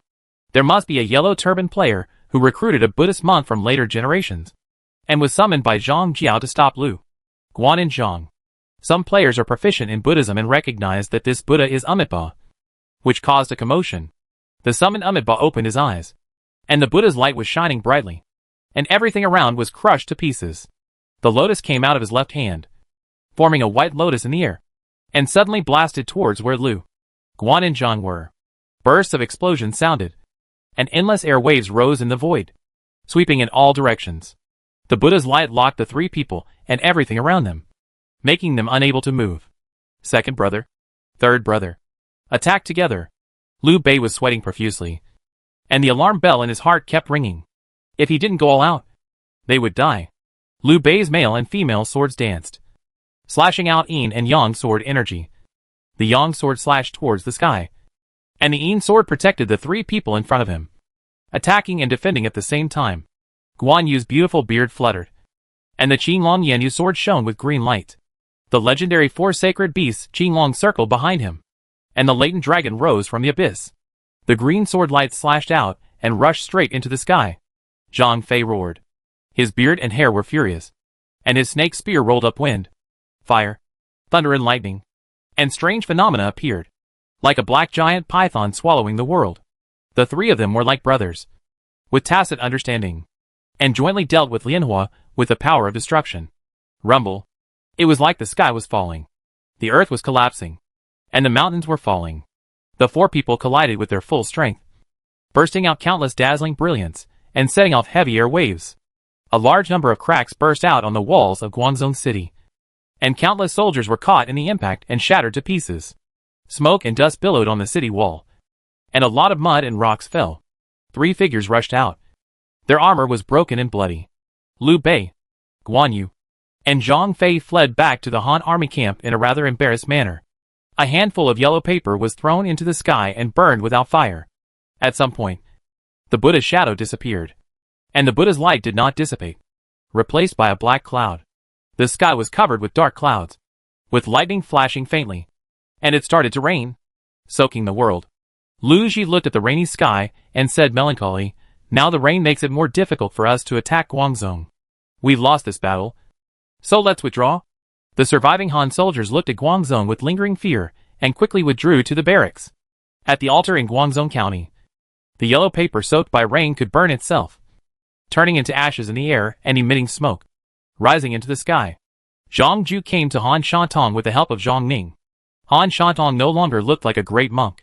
His white robes were stained with blood, and his hair was falling off and scattered everywhere. Great and virtuous teacher. Han Shantung, bleeding from all 7 orifices, laughed miserably, but could not open his eyes. I will seek the elixir from my master to make up for your lost lifespan. Chapter 117. Lu Ji was framed. Now that our army is besieging Guangzhou, the money and food consumed every day are difficult to measure. How can we spare money to give you as travel expenses? Angel, please go back. Lu Ji shook his armor, put his hands behind his back, turned his back to the angel who came to supervise the army, and said nothing. Lu Ji, you old man. The eunuch Zhuofeng was furious, and his white face without beard also turned red. Dare to slander the commander of the army. Drag him out and beat him with a stick 20 times. The ferocious generals flashed around, holding Zhuofeng's arms and throwing him out. This is not the Luoyang Palace, and these generals are not eunuchs who nod and bow to Zhuofeng. Zhuofeng obviously messed with the wrong person. Wait and see. Old man. Zhuofeng outside the tent shouted, and soon screamed under the education of the stick. Lu Ji pinched his eyebrows with a headache. Since the call to withdraw troops, the heavy rain has been falling non-stop, seriously hindering Lu Ji's pace of attacking Guangzhou. At the same time, the court seemed to be dissatisfied with Lu Ji and sent an angel to supervise the army. But unexpectedly, the angel asked Lu Ji for money and had a huge appetite. So the scene appeared. North Zhonglong General. This Zhuofeng did not receive the bribe money, and was taught a lesson by you. I am afraid that this person will discredit your reputation in front of your majesty after returning to Luoyang. Deputy General Zhong Yuan expressed his concerns. Justice is in the hearts of the people. I believe that your majesty will not be slandered by these eunuchs. Lu Ji was honest and resolute throughout his life. He looked down on people like Zhuofeng and the 10 eunuchs who relied on his majesty's favor and acted recklessly, as well as those who wagged their tails and begged for mercy from the eunuchs. Zhong Yuan also knew that Lu Ji had a bad temper like a stubborn stone, so he had to give up. Now Liu Bei and his 3 brothers are seriously injured, and it is difficult for them to go to battle. They have no generals to attack the city and plunder the stronghold. It is also raining heavily. Attacking Guangzhou at this time will not be able to take it, and it will even cause great losses. Send down the order to let the Sima and the school lieutenants of each camp stay in the camp, and beware of the Yellow Turban army attacking the city. The clan member asked, Northern General, there are talents like Li Ji, the county lieutenant, in the righteous army. Why don't you call him into the camp to listen to the matter? Although this person is extremely talented, his moral character is insufficient. I let him lead 10,000 soldiers and horses, which is the biggest concession. Lu Ji said with a gloomy face. He was born in a Confucian family and valued the quality and cultivation of others the most. After Li Ji made a name for himself in the Battle of Changsha, he began to investigate the other party's background. If you don't check, you don't know. Once you check, you will be shocked. Lu Ji found that this person had contacted Zhuofeng, the military supervisor, and gave Zhuofeng silver, which left a bad impression on Li Ji in his mind. If Li Ji, a loyal minister of the Han dynasty, knew this, he would only cry out that he was wronged. Yes, Zhong Yuan sighed with regret. His superior is good in every way, but he can't tolerate any sand in his eyes. People with bad character will be suppressed by him, and he doesn't know how to adapt. If he could use money to shut Zhuofeng's mouth, he wouldn't have to worry about Lu Ji's position. The rain keeps falling, although the rain gradually gets smaller as time goes by. After several days of rain, the entire battlefield has become muddy. Not to mention that the cavalry can pass normally. Even the infantry walking on it has become a problem. After receiving Lu Ji's order to hold on, Li Ji stayed in the barracks doing nothing. At most, he appeared on the parade ground to watch the soldiers training. It must be said that the parade ground of the Han army is a first-class building. Soldiers trained here can gain a lot of experience. As long as they go through a bloody war, they can quickly become experienced veterans. However, some lords can't sit still. After a few days of holding on to the barracks, their mood has become like the gloomy sky. If the Han army hadn't provided them with food and accommodation, they would have rebelled long ago. The rain finally stopped, and the weather changed from gloomy to bright. The gentle sunshine pierced through the heavy clouds and fell on the ground. The weather is finally good. Lu Ji should send troops to attack. Many players were rubbing their fists and feet, ready to do something big. completely forgetting the tragic siege a few days ago. But before that, uninvited guests came quietly. Boom! 50,000 cavalry trampled on the ground and appeared behind the Han army camp like a steel torrent. The leading Han general had a full beard on his face, a huge body, and strong arms. The horses ridden by the cavalrymen behind him were all big horses from Liangzhou. Most of them looked like Chong people, and some were Han people from Liangzhou. They were all willful and unruly, and they only lacked the words "I am the best in the world" written on their foreheads. The big flag with the word "Dong" was held up by the strongman with his arms fluttering in the wind. Go! The Han general waved his whip and rushed to Lu Ji's camp quickly. Those who didn't know thought that the Yellow Turban army had invited reinforcements from somewhere to attack the Han army. The camp gate was opened, and the Han general led dozens of cavalrymen directly into the camp, and came to the front of Lu Ji's tent without paying attention. Donghua? Li Ji was slightly stunned when he saw the big flag with the word Dong. He didn't expect that Lu Ji still couldn't escape the plot, and was framed and imprisoned by Zhuofeng, the eunuch. The court let Donghua take the position of the commander of the hundreds of thousands of troops. Donghua in history also took over Lu Ji's military power. But unfortunately he still failed to capture Guangzhou and Suyang after 2 months of fighting, and then replaced him with Huang Fusong, a great general. Donghua has a violent temper, and his military style is not as steady as Lu Ji. He will definitely attack Guangzhou frantically under the urging of the court. This will cause heavy losses to the Han army. Lu Ji, you did not move your troops and neglected military information, allowing the Yellow Turban army to take the opportunity to recover. His Majesty is furious, and has issued an edict to remove you from your official position. You will stay in prison for the rest of your life. Zhuofeng jumped in front of Lu Ji with a hoarse voice.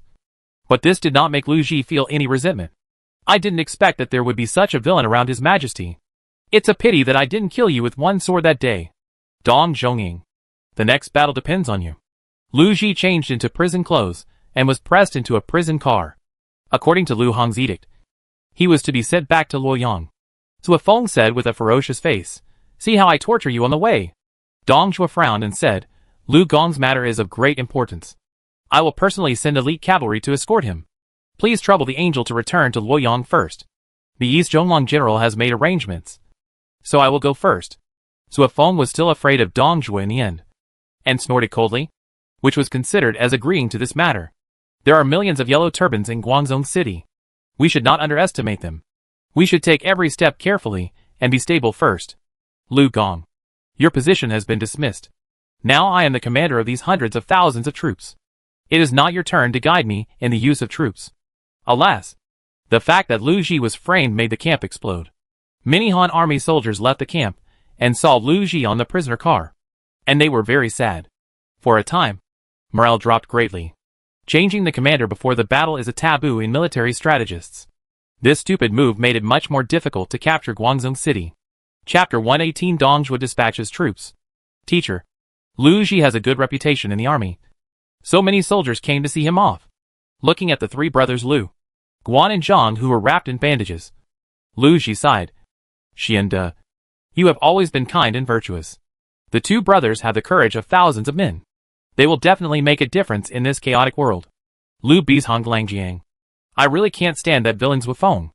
Zhang Fei was furious, and was about to stab the escorted soldiers with a spear, but was held down by Liu Bei.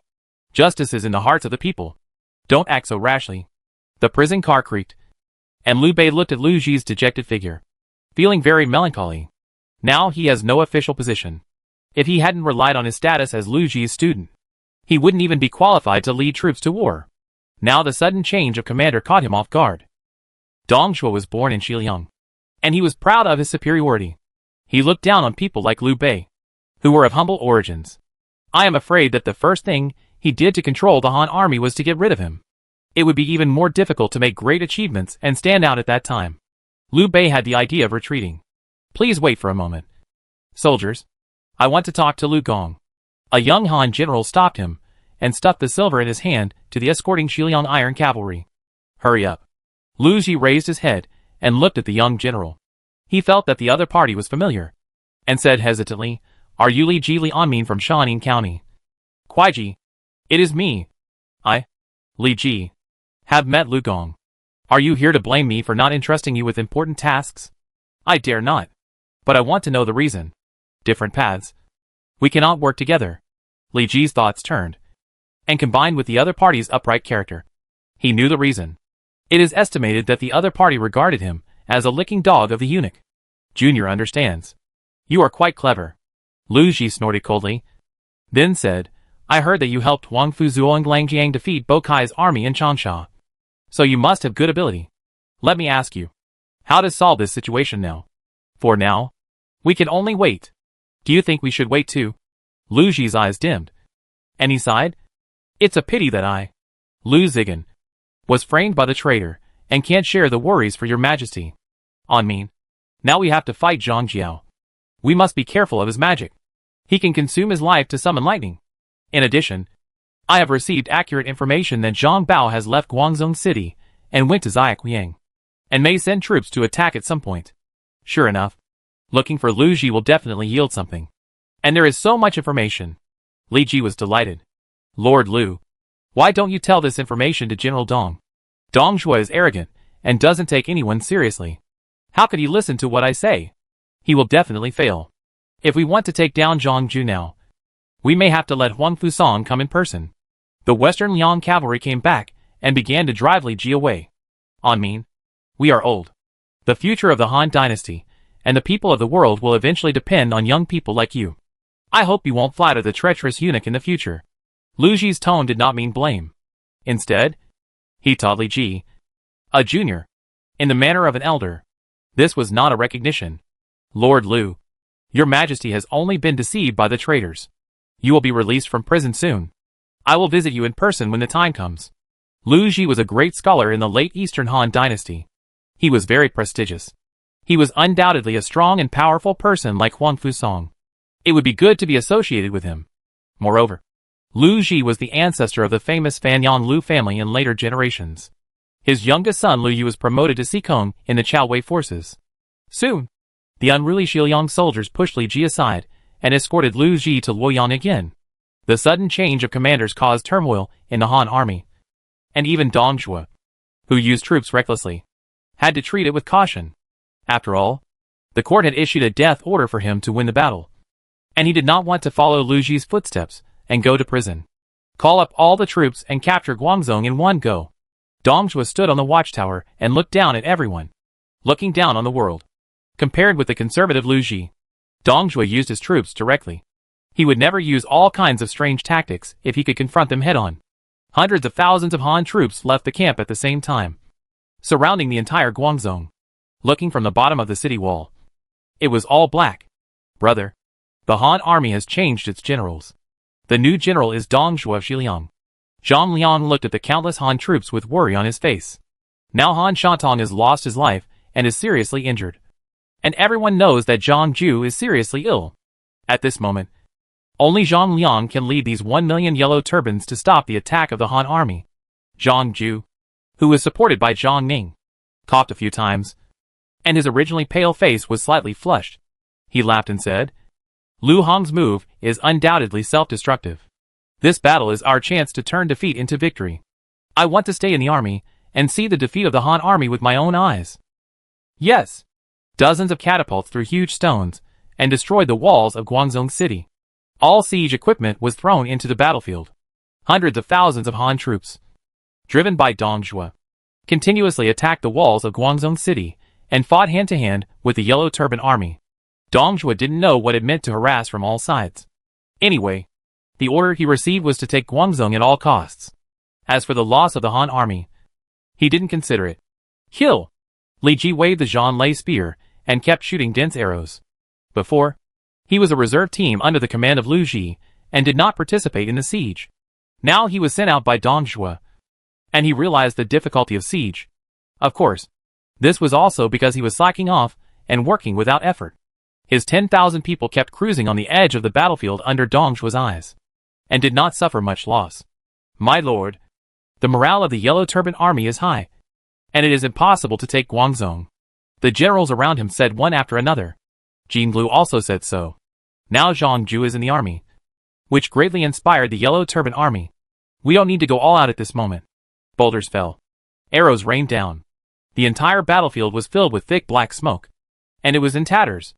Blood and body parts were everywhere. and it was a mess.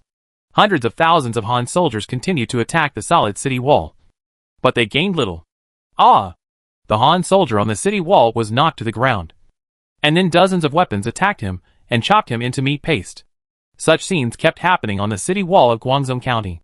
The Han army was able to climb the city wall with siege equipment and sophisticated equipment. But there were many yellow turbans on it, staring at them. If one person can't beat it, then more people will come. The yellow turban army used the human wave tactics to kill the Han soldiers. And the entire city wall was like a meat grinder. The sturdy Dong Zhuo had a gloomy face.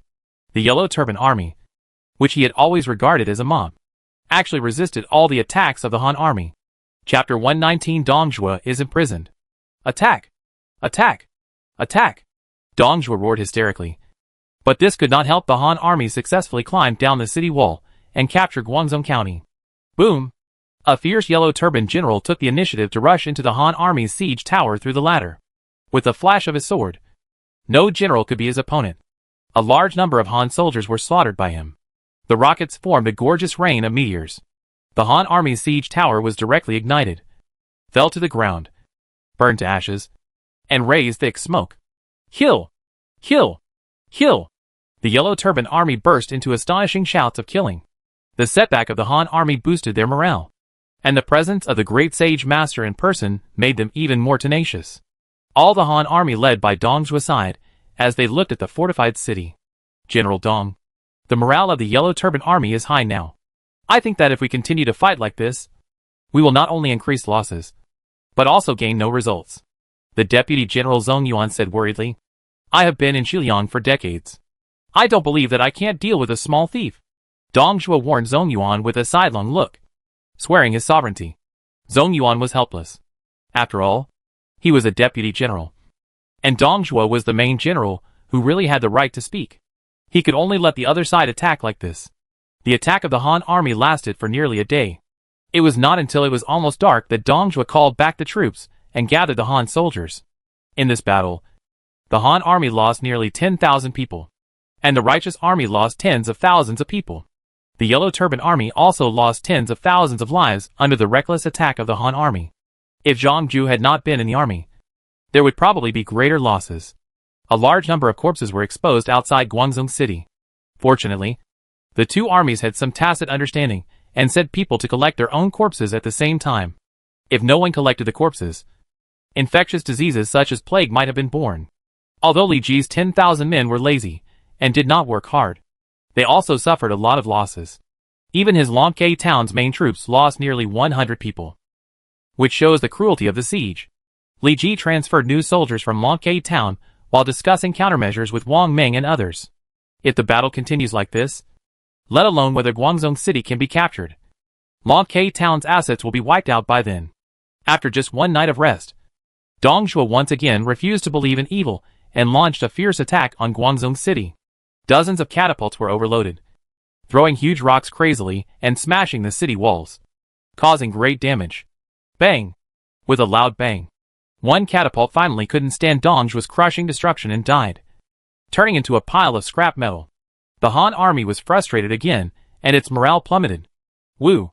It was evening. The horn of retreating troops echoed in the dim sky. Arrows rained down, and the Han army left hundreds of corpses before withdrawing from the battlefield. Today was also a day with little gain. Apart from making more cracks in the walls of Guangzhou City, there was no further achievement, and today's losses were much greater than before. The second day, the third day, the fourth day, Dong Zhuo's strong attack continued for nearly half a month. But even so, he still failed to lead hundreds of thousands of troops to capture Guangzhou. Instead, he lost more than 100,000 lives under the solid city wall.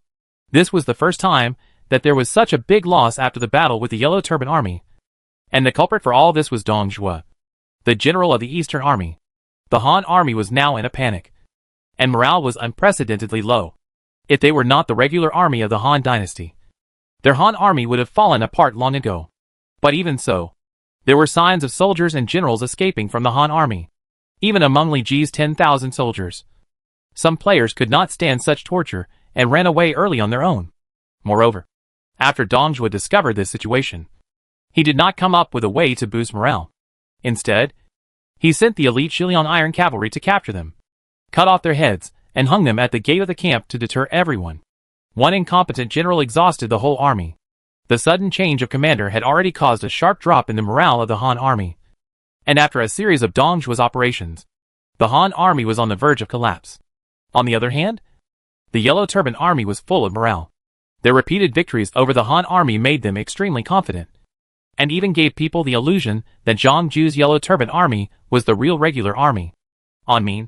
If we continue to fight like this, our Han army will collapse without a fight. If only Lu Gong was still here. Zhong Yuan grabbed the wine glass and drank tons of wine. The repeated defeats made him feel very bad. So he hid in Li Ji's tent and drank to numb himself. If we follow Lu Gong's idea, we should prioritize stability and confront Zhang Ju with siege tactics. When the time comes, the Yellow Turban army will collapse without a fight. Li Ji did not try to turn the tide. But it was a pity that Dong Zhuo did not have the ability of Lu Ji, and his vision was much higher than Lu Ji. He, a small county lieutenant, did not have the opportunity to meet Dong Zhuo. So he retreated to the second best and found Lu Ji's deputy general Zhong Yuan, trying to persuade Dong Zhuo through Zhong Yuan's mouth. Unexpectedly, Dong Zhuo's temper was as stubborn as a toilet stone. He could not listen to any opinions, and directly drove the clan members out of the camp, and did not allow them to participate in the meeting. Now these hundreds of thousands of Han troops have become the one-man show of his Liangzhou forces. You are resourceful, and know how to use soldiers. If you lead this army, you will definitely be able to take down the three brothers Zhang Jiao. You are drunk. Li Ji's face twitched. He didn't know whether the general who protected Wu Huan was intentional. If Dong Zhuo's lackeys heard it, he might suffer a bad fate. By the way, the time has come. Logically, Dong Zhuo should send troops to attack Guangzhou. Why is there no movement? Is there something wrong? In the Han army camp, a solemn atmosphere rose. Dong Zhuo sat on a high seat with a big horse and a golden sword, staring at the eunuch below. Your Majesty has ordered that Dong Zhuo suffered repeated setbacks in front of Guangzhou city, causing great losses and unstable military morale. Hereby, an imperial decree is issued to dismiss Dong Zhuo from all his posts and escort him to Luoyang for punishment. Humph! Nonsense! I did not lose. Dong Zhuo was furious and looked at the eunuch below with murderous intent, as if he would chop him with a knife if he said another wrong word. It was Zhuo Feng who handled Lu Ji's imprisonment before, and now he is also handling Dong Zhuo's imprisonment. Zhuo Feng was sweating coldly. Dong Zhuo was a fierce general on the battlefield, and his murderous aura was not something he, a eunuch living deep in the palace, could bear. He would never take on such a thankless task again. Taking out Lu Hong's edict from his arms, Zhuo Feng read the content hesitantly under the intimidation of Dong Zhuo. Please! The accompanying imperial guards came forward, but were pushed away by the Shiliang soldiers. I'll do it myself. Dong Zhuo took the prisoner's uniform and took off his armor and clothes with the help of the Shiliang soldiers, and put on the prisoner's uniform. If Wen Yu was here, would Zhang Jiao still be alive today? Chapter 120 The Leaderless Han Army. Hurry up and inform Wen Yu to go to Luoyang to make arrangements. Dong Zhuo's face was full of gloom. It was obvious that he was very dissatisfied with Lu Hong's edict. Perhaps there were political enemies who were maliciously slandering him. General, why don't we rob the prisoner car and take you back? Before he finished speaking, Dong Zhuo jumped up and kicked the Shiliang general who was speaking to the ground. Justice is in the hearts of the people. Your Majesty has his own reasons. As a loyal minister of the Han dynasty, how could I disobey the holy order? Dong Zhuo was so frightened that he broke into a cold sweat. Although he was ambitious and had always coveted the throne of the Han dynasty, Emperor Lu Hong was not dead yet, and the Central Plains had not yet been completely in chaos. Exposing himself at this time would undoubtedly be like stretching his neck for Lu Hong to chop. According to his son-in-law and strategist Li Ru, only by waiting for Lu Hong to die suddenly can he have the opportunity to march out of Liangzhou, enter Guangzhou, and reappear the power of the first emperor. May I ask the angel who will replace me? General Huang Fusong, the left general, will arrive here soon. Dong Zhuo's face changed slightly, and he was obviously quite afraid of this great war god. Niu Fu, the angel has been busy all the way. Why don't you take a bag of silver to comfort the angel? Yes. A rough Shiliang general behind him took out a bag of gold and silver from his arms and stuffed it into Zhuo Feng's hand. With money in his account, Zhuo Feng smiled so hard that his eyes could not open. By the way, angel, why hasn't General Huang Fu arrived here yet? Zhuo Feng, who received benefits from Dong Zhuo, naturally answered all questions. I heard that Bai Gongboi and the Xianling Chan from Huangzhong started an uprising in Liangzhou. Mr. Dong is from Liangzhou, so he naturally knows the importance of Liangzhou to the Sili area. This group of thieves made the court panic, and General Huang Fusong was summoned back overnight. Such a thing actually happened. Niu Fu, you quickly take 50,000 Xiliang Iron Cavalry and quickly go to Liangzhou for support. Dong Zhuo was a little surprised. He didn't expect that someone in his base camp would rebel. Mr. Dong, I'm sorry. General Huang Fusong has ordered that your 50,000 Xiliang Iron Cavalry don't need to return to Liangzhou. He will need your Iron Cavalry to attack Shangju in the future. In addition, before he arrives at the camp, the Deputy General Zhong Yuan will be the temporary commander, and he must defend the camp and not send troops to attack Guangzhou. Dong Zhuo's expression was uncertain. The prisoner car carrying Dong Zhuo left the camp under the guard of the Imperial Army, which instantly caused a commotion. Dong Zhuo's imprisonment seemed a little bleak.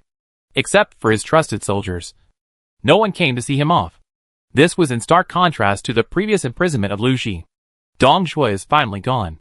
Now I can have a few days of rest. I don't know who the new commander is. I heard that General Huang Fusong was transferred by His Majesty to lead us, but he has important things to do now. So Zhong Hu Wan Zhonglongjiang will temporarily serve as the commander. General Huang Fusong once defeated hundreds of thousands of yellow turbans in Yuzhou. He knows how to use soldiers, and will definitely lead us to capture Guangzhou. After this battle, I want to go home to see my mother. Dong Zhuo was imprisoned, and Huang Fusong was about to come, which was like a shot of catatonic injection to the Han army, and the morale was greatly improved. The Zhong members who were drinking and getting drunk in Li Ji's tent were also confused at this time. How could he become the temporary commander after drinking a little wine? Could it be that the yellow wine brought by Li Ji was fake? Now I have to congratulate the general of the Central Army, Li Ji said with a smile. In history, Dong Zhuo attacked Guangzhou Ziaqiang frantically for 2 months before he was thrown into prison. Unexpectedly, it was accelerated here. Lu Hong was imprisoned in just half a month. In this way, Lu Hong had no choice but to continue to employ Huang Fusong, the great war god of the Han dynasty. On me? Don't tease me. I am just a temporary commander, and General Huang Fu ordered us to defend the camp and not fight with the Yellow Turban Army. General of the Central Army, defending the camp is not a simple task. What do you mean? If you were Zhang Ju, the enemy had been attacking the city for half a month without any success, and now it has experienced 2 changes of commanders, and the new commander has not arrived yet. What would you do? I will definitely attack the opponent's camp at night and take the opportunity to defeat them, Zhong Yuan blurted out. And then a cold sweat broke out on his back, and there was no sign of alcohol on his face. He is not a mediocre person to be able to reach the position of general of the Central Army. Zhang Ju, the leader of the Yellow Turban Army, was as cunning as a fox and had enough experience fighting the Han army.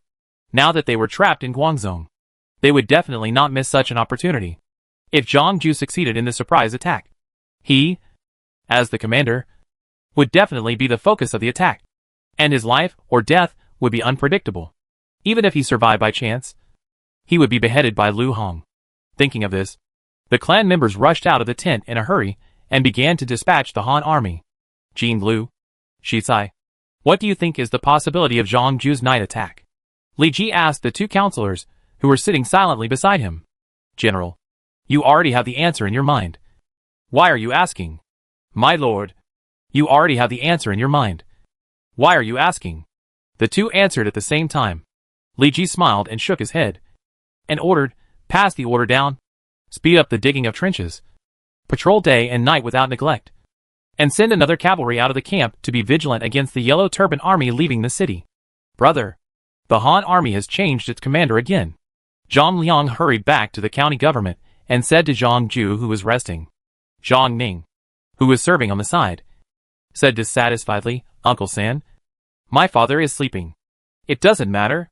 Zhang Ju stretched out his palm, which was wrinkled like a withered tree trunk, and propped himself up with the other hand. Third brother, let me make things clear first. Zhang Liang nodded and said, today I was mobilizing troops at the watchtower to guard against Dong Zhuo's attack as usual. I didn't expect that Dong Zhuo hadn't attacked at noon. I felt something was wrong, so I sent scouts to inquire. It turned out that Lu Hong issued an edict to remove Dong Zhuo this morning. Good. Good. Good. Zhang Ju coughed excitedly. I wonder who will replace Dong Zhuo. Huang Fu Song. What? Zhang Ju was struck by lightning when he heard the name, and his expression changed drastically. Brother, don't worry. It is said that Huang Fu Song has not yet arrived at the Han army camp. The camp is leaderless at this time. It is a good opportunity for us to launch a surprise attack. No. This may be Huang Fu Song's strategy of confusing the enemy. Zhang Ju shook his head and said.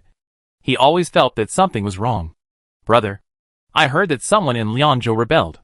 The officials in the court were afraid and asked Huang Fu Song to go back overnight. That's why he came a few days later. Zhang Ju pondered and said nothing. Brother, we have been trapped in Guangzhou City for a long time. Now there is a good opportunity to break the situation. Why should we give up easily?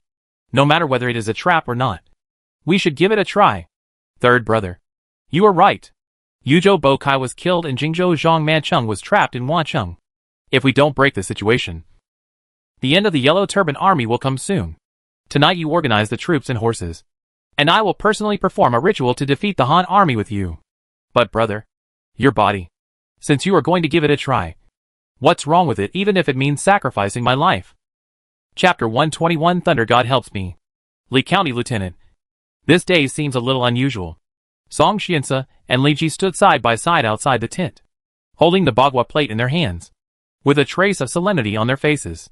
At this time, the sky above the Han army camp was covered with dark clouds, and thunder flashed from time to time, which was very scary. On the other hand, the sky in Guangzhou City was clear and sunny. The difference between the two sides made people unable to help but imagine. What did your Chiman Duinjia calculate? According to the hexagram numbers, there should be a highly skilled sorcerer in Guangzhou City who performed a ritual to change the weather at the cost of his life. It is really amazing. Since it is man-made, do you have the ability to change it? I have only learned a little bit of the art of Chiman Duinjia, and I am afraid it will be difficult to do anything. Perhaps there is a genius in this world who is proficient in Chiman Duinjia and can change the world with one person. Zhang Jiao received the guidance of Nanhuo Laoxian, one of the three great immortals in the three kingdoms, and learned a strange book like Taiping Yaoshu. It is not a problem for him to call the wind and rain and control lightning. It's a pity that Song Xiansa is not a strange man like Zhuge Liang and Lu Bowen who are proficient in Chiman Duinjia. Otherwise, if one of them were present, he might be able to break Zhang Jiao's magic. However, there is a tough guy like Wang Ming in his army who is enough to deal with Zhang Jiao's lightning. According to Song Xiansa, Zhang Jiao performed magic at the cost of his life this time. It seems that the opponent wants to defeat the Han army in one fell swoop and restore the decline of the Yellow Turban Army. This might be a great opportunity to behead Zhang Ju. Li Ji began to think about the possibility of the plan. General, the Yellow Turban Army is ready to leave the city. At this moment, the cavalry who was monitoring the Yellow Turban Army rushed into the camp and shouted. Boom! Dark clouds pressed down on the city. Lightning and thunder roared, and a lightning snake flashed across the gray-black sky, cutting through the sky. Hundreds of thousands of troops were frightened by the thunder and looked terrified. Prepare for battle. Zhang Ju successfully cast the spell without being disturbed by the Han army. This was the opportunity to counterattack the Han army. The blue sky is dead, and the yellow sky should be established. The year is Jiazi, and the world is auspicious. The gates of Guangzhou City were wide open, and tens of millions of Yellow Turban Army swarmed out, instantly covering the entire battlefield. The densely packed Yellow Turban Army rushed towards the Han army camp like a surging wave. Go up to the arrow tower and prepare to shoot arrows. With the vigilance of the clan members, the Han army archers quickly reached the arrow tower, pulled the bowstring, and were ready to go. Looking at the endless Yellow Turban Army that filled the mountains and fields, the Han soldiers couldn't help but feel their scalps tingling. Shoot! Many Han army lieutenants and military commanders roared and ordered their subordinates. Whoosh whoosh whoosh. Sharp arrows whizzed in, turning into a dense rain of arrows, with a momentum that covered the sky and the sun, pouring into the sea of people. There were too many people, and the Yellow Turban soldiers were shoulder to shoulder. Even if they saw the Han army's arrows coming, there was no enemy to dodge, and they could only rely on their bodies to take them. Puff! The sound of sharp arrows piercing the body continued to ring, and the Yellow Turban Army fell down in response. But the gap was immediately filled by the soldiers who came later. The arrows shot into the Yellow Turban Army, and there was no sound after a small splash. After the rain of arrows, The Yellow Turban Army had quickly approached the Han Army camp, and a large number of soldiers roared and shouted endlessly, like waves beginning to sweep over. Come again! Before he could organize another rain of arrows, he heard a loud rumble, and lightning flashed in the dark clouds, emitting dazzling silver light. The wind suddenly changed, and suddenly a strong wind blew. The Han Army flag was torn up by the wind, and it roared wildly. The soldiers standing on the high ground were in the wind and waves, and were almost swept away. General, the wind is too strong. The Han Army archer held the horizontal railing with his left hand, and his eyes were blown by the strong wind so hard that he could not open his eyes, and could not shoot arrows at all.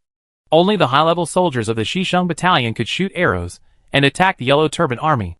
Zhang Ju stood on the altar, his talus robe stained with blood. For the people of the world, what's wrong with sacrificing my life? Zhang Ju? The yellow paper was held up by 2 fingers and thrown into the air. The peachwood sword stabbed out, and the tip of the sword pierced the middle of the yellow paper. Gather the energy of the sky and follow the way of the sky.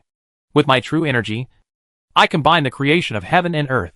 The strong wind rolled up the black clouds, and the thunder and lightning wandered. The strange phenomena of heaven and earth were reborn, and the thunder sound rolled, just like the end of the world. Thunder God, help me! Zhang Jiao bleeds. The peachwood sword breaks into pieces. The yellow paper on the tip of the sword is ignited and burns to ashes. Boom! A bolt of lightning tears the sky and earth, illuminating the sky and earth. Bucket-sized lightning falls down, directly into the Han Army camp. Mud and sand splash, leaving a hole the size of a person. Electric snakes dance. Silver arcs flash. Countless lightning falls into the mortal world under the traction of Zhang Jiao, and the dim Han Army camp is instantly filled with dazzling white light. Someone is struck, and the terrifying power of thunder bursts out. The soldier becomes a pile of ashes before he can scream, and the strong wind blows it away. Boom!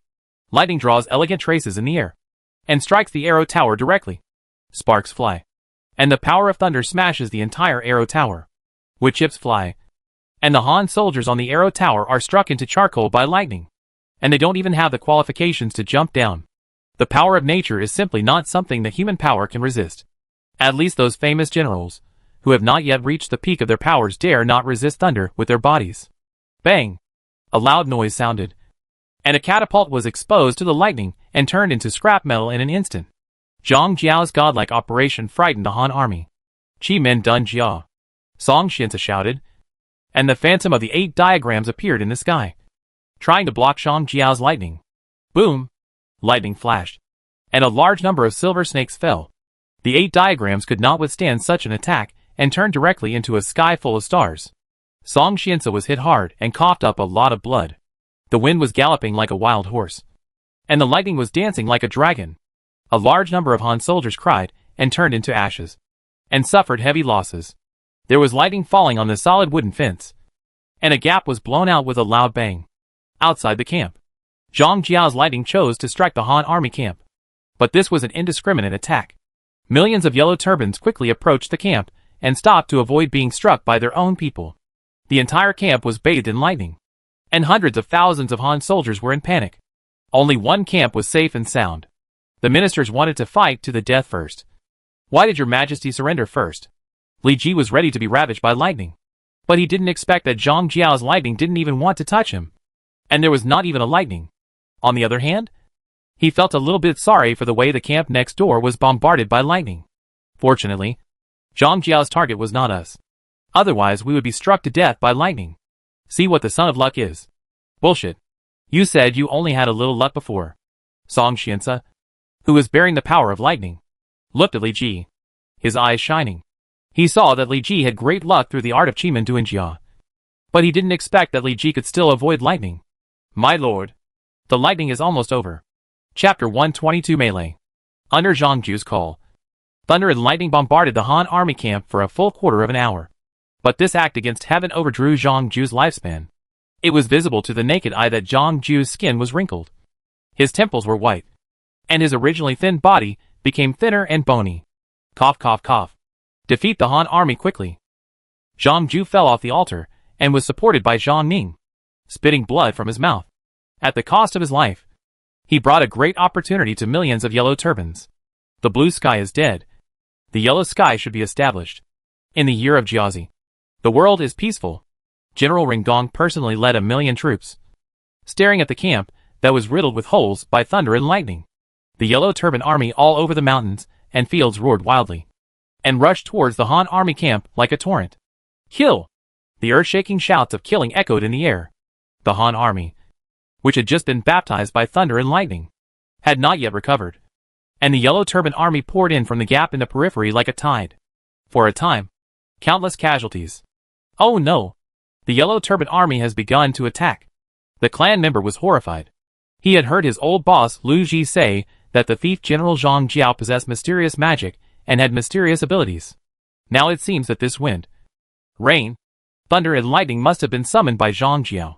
Now Zhang Jiao used thunder to intimidate the generals, killed the Han soldiers, and used strange magic to greatly reduce the morale of hundreds of thousands of troops. And then came out in full force. Millions of people to fight against the Han army. The chance of winning is very high. Niu Fu, mobilize your 50,000 cavalry and charge the yellow turban army. The Shiliang cavalry was nominally in the hands of the clan member. But in reality, it was controlled by Dong Zhuo's son-in-law Niu Fu. He had no choice but to borrow Niu Fu's hand to use this large number of cavalry. However, Niu Fu was frightened by thunder and lightning, and had no fighting spirit at all. Niu Fu, if this battle is lost because of you, your father-in-law Dong Zhuo will definitely be beheaded by His Majesty. Zhong Yuan threatened. The hundreds of thousands of elite troops here are the hope of the entire Han dynasty to pacify the yellow turban army. If they lose, Zhong Yuan and Niu Fu, the two temporary commanders, will not have a good ending. Niu Fu kept shaking his hands and trembling as he said, "Assemble. We must assemble." The camp where Li Ji was located was not damaged by lightning, and the wooden fences of the outer trenches were intact. So the nearby yellow turban army could not enter the camp here. But other camps were not so lucky. Lightning blew out countless holes, and a large number of wooden fences were blasted out, especially the camp next to Li Ji, which suffered much more lightning than the average. Support must be provided. Although Li Ji only had 10,000 soldiers and horses, he had to bite the bullet now that it was in such a situation. The 10,000 soldiers and horses rushed out of the camp under the leadership of the generals. The Zhanlei spear was launched like lightning. Li Ji rode a golden-class warhorse and charged directly into the yellow turban army. Behind him, 10,000 Han soldiers shouted and killed, like wolves entering a flock of sheep, and their weapons kept piercing the bodies of enemy soldiers. Chen Dao, Lu Xiangqing, He Qi, and Yang Miaozhen all attacked. Their weapons flashed cold light. Their true energy burst out, and various strange phenomena rose up in vain, blasting the surrounding yellow turban army into pieces. Wang Meng and other counselors, who were protected by the soldiers, either consumed their physical strength to buff the Han army, or used all kinds of strange abilities to act on the enemy army. A large number of summoned starlight flames smashed into the yellow turban army. Blood and flesh flew everywhere. Corpses were scattered all over the field, and screams were raised. "I am Li Ji. Where is the military commander of this camp?" Li Ji roared, his whole body full of murderous aura, shocking the soldiers and generals. "General, my military commander has died in battle. I am his deputy general." The Han army, surrounded by the yellow turban army, roared. The sword in his hand was like a dragon, painting the sky with sword shadows, and constantly killing the enemy troops around. But no matter how brave he was, 2 fists could not beat 4 hands, and the scars on his body became more and more. The horse's hoof stepped on the corpse, and Li Ji flew out like a sharp arrow. The Zhanlei spear followed him like a shadow. The dragon and tiger vision flashed, accompanied by the sound of tiger roar and dragon roar. The spear tip continuously wiped the yellow turban soldiers. A trace of blood appeared, and then the head fell to the ground, capturing the deputy general with one arm. The long spear turned upside down. Li Ji led his men to kill a bloody road out of the encirclement alone, and the surrounded Han army rushed out with blood and broken meat, like a group of evil ghosts crawling out of H.L. "Clear the yellow turbans here." Li Ji gave the order, and the 10,000 soldiers behind him, led by the brave generals, rushed into the yellow turbans. In an instant, the swords flashed and the blood flowed for thousands of miles, setting off a bloody storm. "Thank you, General, for your rescue." The deputy general was covered with wounds, but he forced himself to thank Li Ji. "No need to thank me. Now the yellow turbans have more people than us. Our army should unite and fight the enemy together." You don't want the Han army to be defeated, do you? Okay. The deputy general of the Han army did not hesitate and decisively handed over the military power to Li Ji. The two camps of Han army were combined. In addition to the losses, Li Ji could now dispatch nearly 20,000 people, although he could not make waves in the face of 1,000,000 yellow turbans. As long as he continued to absorb the Han army from other camps like this, he could always gather a force that could not be underestimated. Not only Li Ji had this idea, some lord players had counselors or famous generals around them to give them advice, and took over the military power in the chaos to counterattack the yellow turbans. At the same time, Zhong Yuan and Yo Fu were stationed in the central army, and countless Han soldiers guarded them. But more and more yellow turbans, led by Zhang Liang, continued to attack them. Your uncle Pei Yuanshao is here. The yellow turban general held a big knife and chopped heavily on the Han army's shield. With a click, the shield broke, and the soldier spit out blood and fell into the crowd, knocking down several people, and the Han army's formation became slightly chaotic. Guan Hai rode his horse and swung his sword, and the blade that cut iron like mud cut the Han general's iron armor, and the sharp blade cut it in half, and blood flowed like a waterfall. The brave yellow turban generals went to battle and continuously attacked the Han army's defense line. Lu, Guan, and Zhang were seriously injured and unable to fight. No one in the Han army could stop them. For a time, several defense lines set up by Zhong Yuan were broken through. This progress is too slow. Zhang Liang looked at the messy battlefield and was quite dissatisfied. You should know that the morale of the Han army has been greatly reduced after fighting continuously, and after being baptized by thunder and lightning, the morale and will have reached the lowest point. But even so, the speed of advancement is still too slow.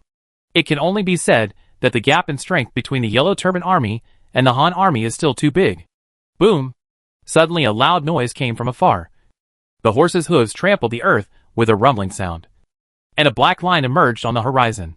General Zhang Bao personally led the precious yellow turban army cavalry, starting from Ziaqiang, trekking a long distance, and went around to the rear of the Han army camp to launch an attack. The sudden cavalry caught them off guard.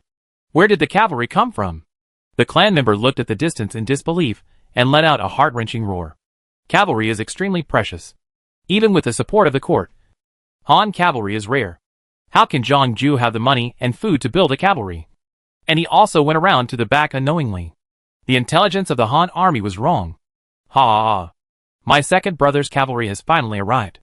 We are going to win this battle. Zhang Liang laughed and swung his sword to launch a full-scale attack. Chapter 123, Kill Gao Sheng. Go!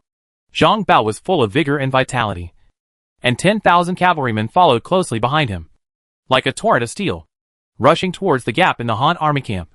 The earth dragon turns over. General Zhang Ju, the god of heaven, practiced the heaven scroll of Taiping Yaoshu. General Zhang Bao, the god of earth, practiced the earth scroll of Taiping Yaoshu. And General Zhang Liang, the god of humans, practiced the human scroll of Taiping Yaoshu. The three learned different spells.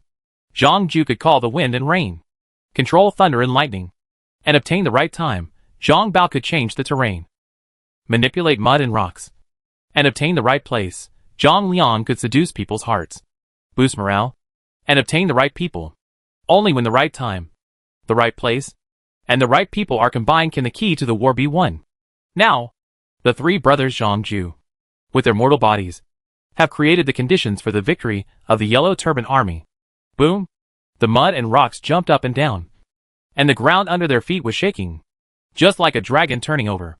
The Han soldiers were shaken to the ground and could hardly stand. The tight army formation was instantly in chaos.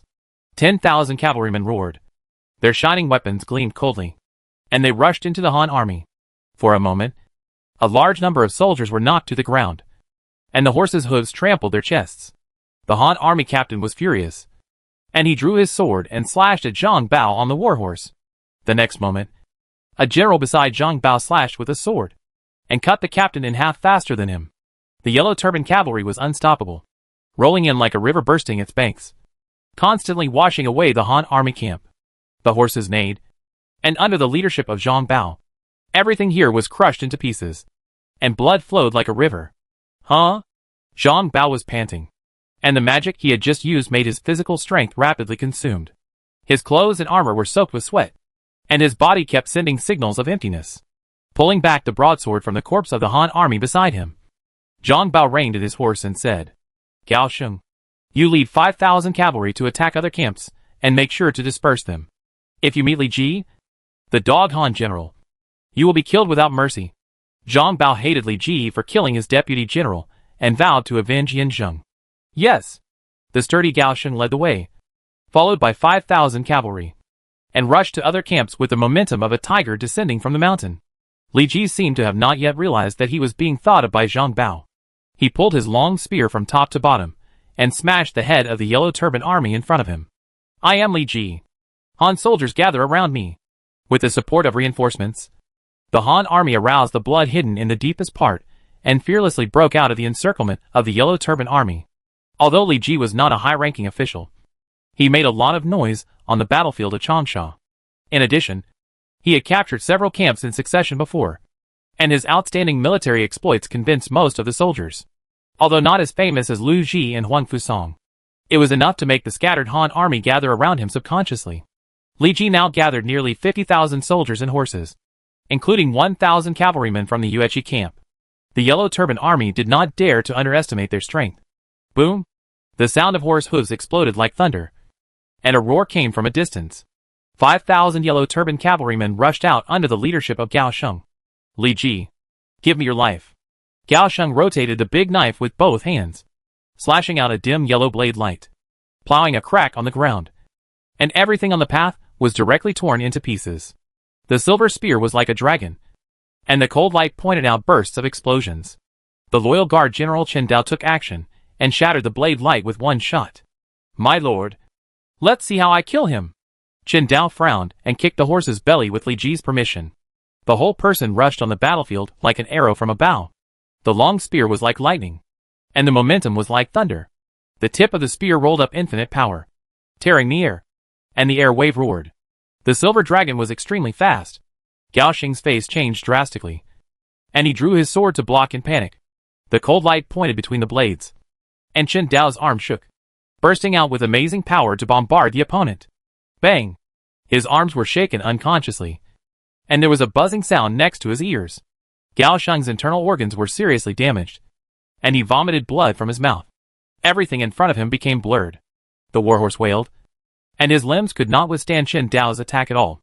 His limbs were limp, and he foamed at the mouth, and threw his master to the ground. Chen Dao seriously injured Gao Sheng with just one blow. The 5,000 yellow turban cavalry were frightened by the murderous spirit of the white-robed young general, and dared not move. It was really a one-horse 1,000 horse. Who the hell are you? Gao Sheng, who was bleeding from all 7 orifices, shouted. Just a soldier. Chen Dao drove his horse, and pointed his spear to take Gao Sheng's life. Stop! Stop!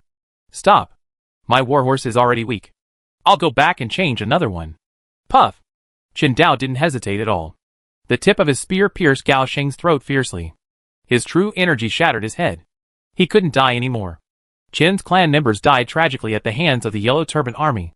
He, Chen Dao, had no reason to bypass any of the yellow turban army. Kill! 50,000 Han troops were ready to go, marching madly in the camp, and crashed into the group of leaderless yellow turban cavalry. In an instant, a large number of war horses uttered their last mournful cry, and their limbs were cut off by the blades. The yellow turban soldiers fell into the mud, facing the bloodthirsty Han army with a look of fear, and were chopped into meat paste without any ability to fight back. The advantage of cavalry lies in impact and speed. Only by impacting and increasing speed can they cause a fatal blow to the infantry. Now, these 5,000 cavalrymen didn't even have a chance to gallop, and were killed by the Han army in an instant. If there are soldiers who are proficient in horsemanship, then take a warhorse to serve as cavalry. Li Ji saw that there were still warhorses that had not been persecuted, so he gathered a cavalry on the spot. Although the cavalry was not very effective in attacking the city, it was a powerful weapon in the wild, and could turn the tide at certain times. My lord, according to the captives, this man is Zhang Bao's deputy general Gao Sheng, who was asked by Zhang Bao to lead the cavalry to destroy everywhere. Li Ji nodded. He had the skill of identifying people, and knew Gao Sheng's identity long ago. Otherwise, he would not have let Chen Dao fight Gao Sheng with confidence. However, he was quite curious about where Zhang Bao brought so many cavalrymen.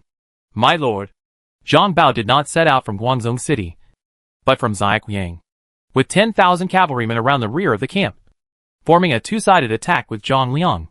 No wonder. Li Ji remembered that Lu Ji had reminded him that Zhang Bao would send troops to attack the Han army at a certain moment after leaving Guangzhou for Ziaquiang. You know, Ziaquiang is very far from Guangzhou. If Zhang Bao wants to send troops, he needs to set out several days in advance.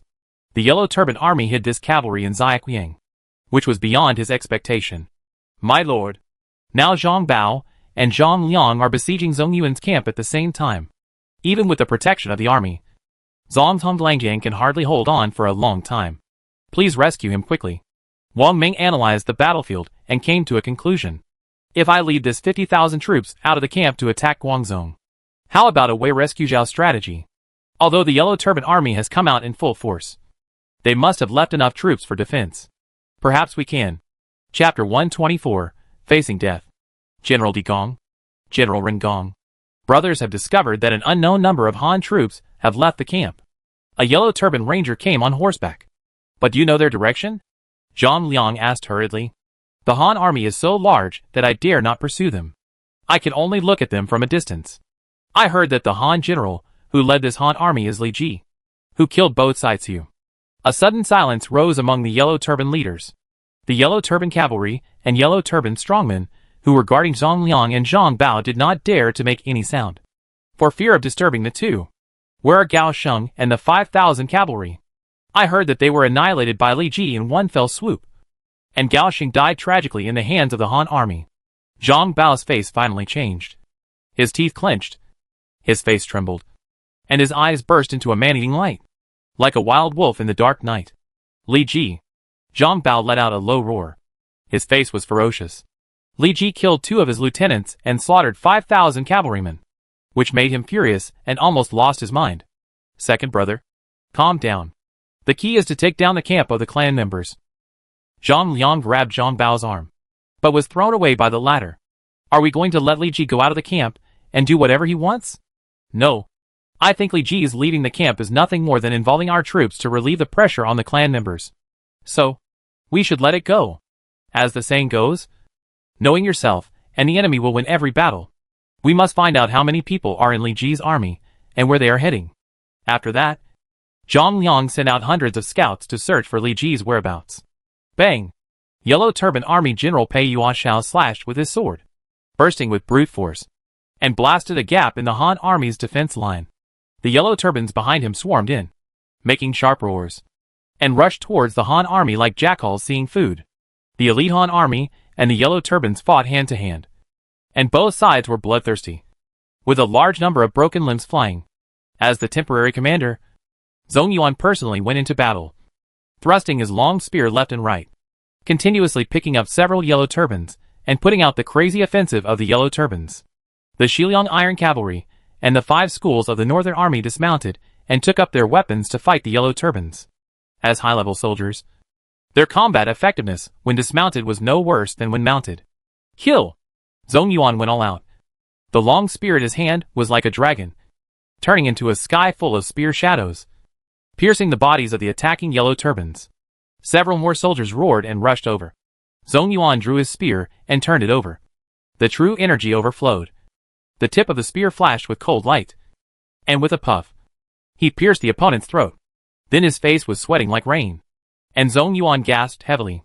The Yellow Turban Army's offensive was like a tide, one after another, each more fierce than the last.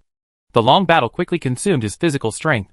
The surrounding Han soldiers fought with the Yellow Turban Army, but the number of the Yellow Turban Army was too large. Almost one Han soldier had to fight 2 or even 3 Yellow Turban Army soldiers at the same time. And this was the premise that the Yellow Turban Army had not completely pushed down the wooden fence. Taking a deep breath, the true energy in the clan member's body steamed up, making a rumbling sound. And the long spear was like a dragon, continuing to join the battle of the Yellow Turban Army. There are too many Yellow Turban Army. The sturdy Neofu grabbed the big knife with both arms and cut the Yellow Turban soldier in front of him in 2. He followed Dong Zhuo through life and death, and fought in Liangzhou for more than 10 years.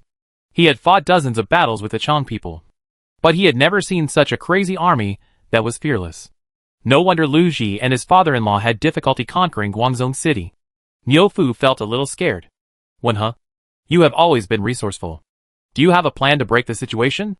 A 30-year-old scholar looked helpless and replied, General, I am just a clerk. How can I be resourceful? If you don't come up with a solution, I will chop you off before I die. Niufu threatened. Then turned the big knife over, cut off a head, and threw it in front of the scholar. The scholar was horrified, and kept wiping the cold sweat from his forehead with his hand. For now, if there is a troop attacking the Yellow Turban Army outside, we can wait for the opportunity and go out of the camp to cooperate with them from inside and outside. And perhaps we can defeat the Yellow Turban Army. If there is no troop, I will chop you off first. At this time, outside the Han Army camp, Li Ji's troops set out from the dark and killed all the scouts who followed them. Looking at the fire not far away, Li Ji's 50,000 troops were divided into dozens of groups and entered from various gaps one after another, leaving only 1,000 cavalry behind. Boom! Li Ji moved first, followed by Chen Dao and others behind him. 1,000 cavalry drove their horses, and ghostly figures followed the main general, rushing towards the Yellow Turban Army like a vast ocean. General Di Gong, General Ren Gong, there are many Han troops attacking us from all directions. The soldiers of the Yellow Turban Army found something wrong and reported decisively. Boom! Boom! Boom! The Han Army's war drums were struck by drumsticks, making a thunderous war drum sound that spread to all directions. The deafening shouts of killing covered the sky and the earth, and the heavy sound waves attacked the millions of yellow turbans. Arrows rained down, and countless smoke and dust were raised by the Han soldiers. The Yellow Turban Army on the periphery could not see how many Han troops were hidden in the smoke and dust, and did not dare to act rashly. Impossible. Absolutely impossible. The main force of the Han Army has been surrounded here. How can there be Han troops? Zhang Bao roared, unable to accept it. We sent scouts to find the traces of Li Ji's troops before, but they haven't returned after so long. I think they were all annihilated by Li Ji. This Han Army may be Li Ji's troops. Zhang Liang followed Zhang Jiao and Han Shantong, and improved his command level a lot. With the effect of Taiping Yao Shurenwan, he calmed down. Third brother, what should we do? This is probably Li Ji's strategy of confusing the enemy, so that we can't guess his real attack direction. The best way is to send enough troops to wipe them out with the advantage of numbers. After that, the million Yellow Turban Army mobilized and drew out dozens of troops of nearly 100,000 people, under the leadership of the Yellow Turban generals. They began to rush to the direction of the harassing Han Army, in order to quickly pacify it. Zhang Bao's 5,000 cavalry were also sent out. Due to the invasion of the Han Army outside, the Yellow Turban Army had to slow down its attack on the Zongyuan camp, and many Han troops in the camp got a chance to breathe. What happened to the Yellow Turbans? Zongyuan picked up a yellow turban and drove them out of the gap, looking at the distance in confusion. General Zhonglong, that's the war drum of our Han Army. A soldier with sharp ears distinguished the sound of the war drum in the sound of fighting and said happily, is it reinforcements? Could it be that General Huang Fusong has brought troops here? Maybe we don't have to die. The soldiers in the camp burst into shouts, and even Zhong Yuan showed a smile on his tired face. Perhaps, as they said, there are reinforcements to support him, and he doesn't want to experience the desperate situation of being besieged again. Zongtong Langjiang, let's go out of the camp to cooperate with the outside. Niu Fu made suggestions to Zhong Yuan according to the words of the literati. Chapter 125. Sudden attack on Zhang Liang and Zhang Bao. The time is ripe. Let's break through the formation quickly. Seeing the Yellow Turban Army withdraw troops, Li Ji decisively followed Wang Meng's instructions, and came to the weakest position of the Yellow Turban Army. Wang Meng proposed a strategy of confusing the Yellow Turban Army, making it difficult for the Yellow Turban Army to guess how many troops there were in the smoke and dust, making Zhang Liang and Zhang Bao afraid and not daring to let go, thereby reducing the pressure on the clan members. Li Ji was young and energetic, and his ideas were more radical. He proposed to lead many fierce generals and 1,000 high-level soldiers, the Yuechi Battalion, to attack the Yellow Turban Army and create chaos. Wang Meng, this is putting the general and others in danger. Jing Lu, your strategy is really crazy. Shi Jisai cursed. Guijia sighed with a wine bag in his hand. And Wang Meng, who proposed this strategy, was calm and did not worry about the safety of his lord at all. Boom! The sound of horse hooves rang out in the smoke and dust, and 1,000 Han cavalrymen rushed out from the wind and charged towards the weak points of the Yellow Turban Army, with Yang Muzhen, who was the most brave, as the spearhead. Li Ji, Chen Dao, Lu Xiangxing and Chen Dao were slightly behind, and behind them were a group of military lieutenants. The cavalry of the Yueqi battalion galloped wildly, and at the same time, under the command of Lu Xiangxing, they formed a triangular front arrow formation and suddenly plunged into the Yellow Turban Army. Qi Men Dun Jia. Song Xiansa activated his skills, and thick fog rose around Li Ji and his men, hiding the traces of the 1,000 cavalry. The world has righteousness. When Tianxiang cast a spell remotely, and his physical strength was rapidly consumed, providing buffs for the Yueqi battalion. Wang Ming, Guijia, and Shishisai also launched a variety of strange skills, and various skills were added to Li Ji and the 1,000 cavalry. Boom! The momentum of the charging cavalry soared, and the speed continued to rise. The sound of horse hooves was like thunder rumbling, as if thousands of troops were washing over the land. Li Ji's chi protected his body. The noise of the air tearing disappeared in his ears, and his body rose and fell rhythmically with the warhorse. Kill! A thunderous roar from the ground. 1,000 cavalrymen of the Yueqi battalion roared at the same time, like thunder piercing their ears. Yang Miezhen, who was at the arrowhead position, took the lead in attacking, and the pear blossom spear in his hand pierced the sky with spear shadows, tearing the air and making a bang. The yellow turban soldiers did not have time to react. They only felt their bodies lighten, and their shoulders were lifted by the spear tip, flying into the crowd. Kill in! Yang Miezhen's attack directly smashed a gap in the Yellow Turban Army's formation, and the Yueqi battalion cavalrymen behind him screamed, and the steel torrent crashed into it. For a moment, hundreds of Yellow Turban soldiers were hit, and their bones were broken and shattered. The long spear whistled and attacked. Li Ji drew his spear to block it, and then the tip of the spear turned, rolling up the storm and lightning, piercing the throat of the blind soldier. Li Ji's generals showed their special abilities, bursting with murderous aura, slashing out countless air blades, and large areas of the Yellow Turban Army fell like harvested wheat, accompanied by the sound of war drums. 1,000 cavalrymen were excited and led by fierce generals to charge out from the other side of the army formation, covered in blood. General Di Gong, General Ren Gong. 1,000 Han cavalrymen have broken through the outer formation and are approaching here quickly. What? Zhang Liang and Zhang Bao's faces were full of surprise. They would never have thought that someone would dare to attack their million-strong army. And it was only 1,000 people. Do you really think you are the overlord Xiang Yu? Encircle and strangle them. Zhang Bao was furious. This cavalry obviously did not take them seriously. They had to use a large army to annihilate them. It's bad. It's bad. Another Han army of unknown number has begun to attack us. There is a Han general who uses rakes and wood and is very brave. We need support. General. A group of Han troops appeared in the southeast and attacked us crazily. Brothers are retreating step by step. At this time, several messengers ran over and asked Zhang Liang and Zhang Bao for support, which made them start to have a headache. Look! The besieged Han general actually led his troops out of the camp. Bang! With a loud bang, the wooden fence was destroyed by the Han army. Under the leadership of the clan members, they began to counterattack.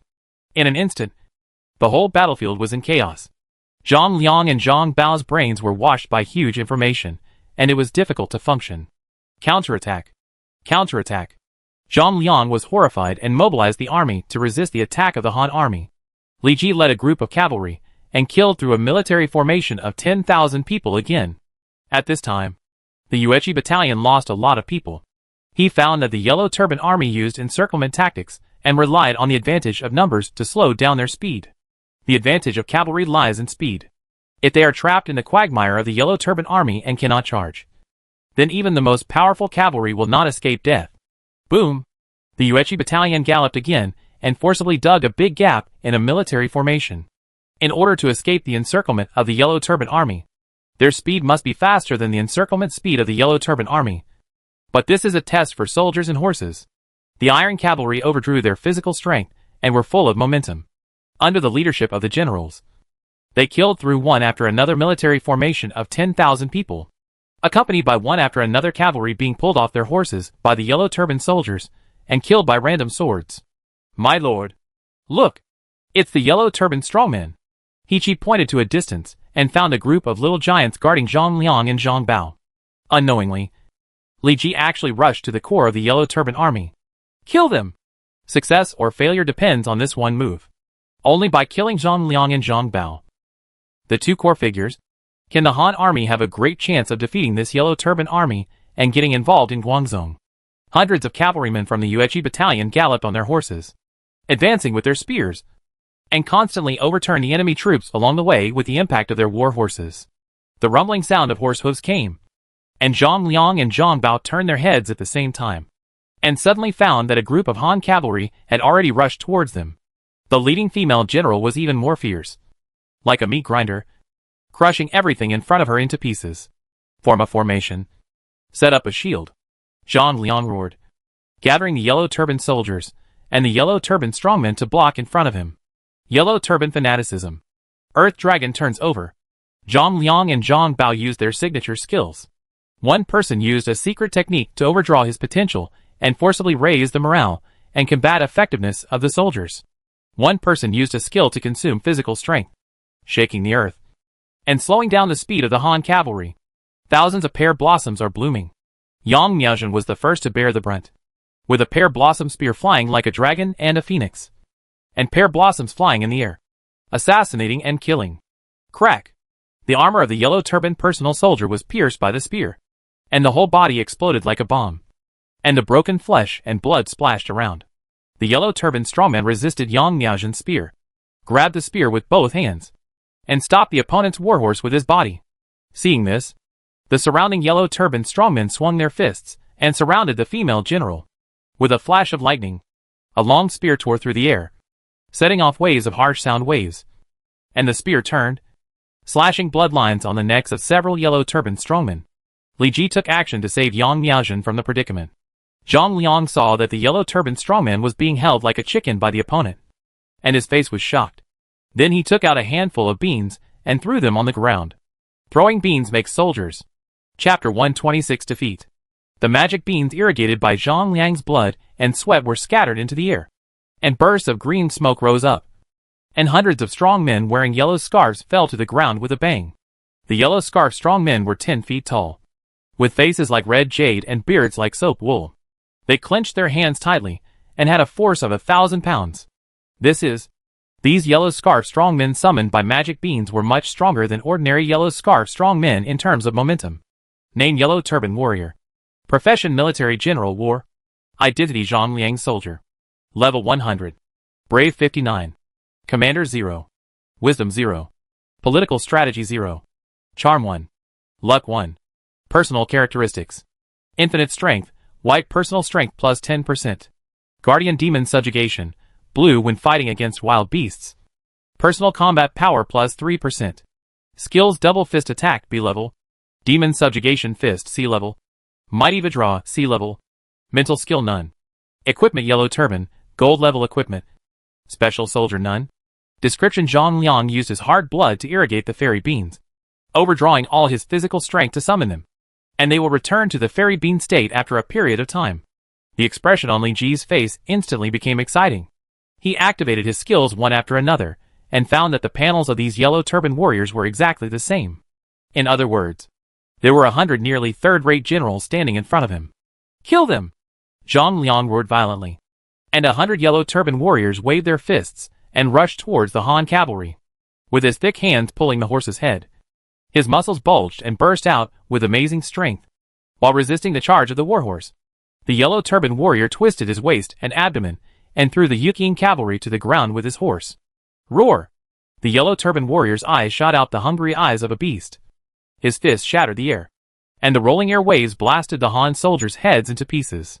The Zhanlei spear was launched, and the storm and thunder surrounded the tip of the spear.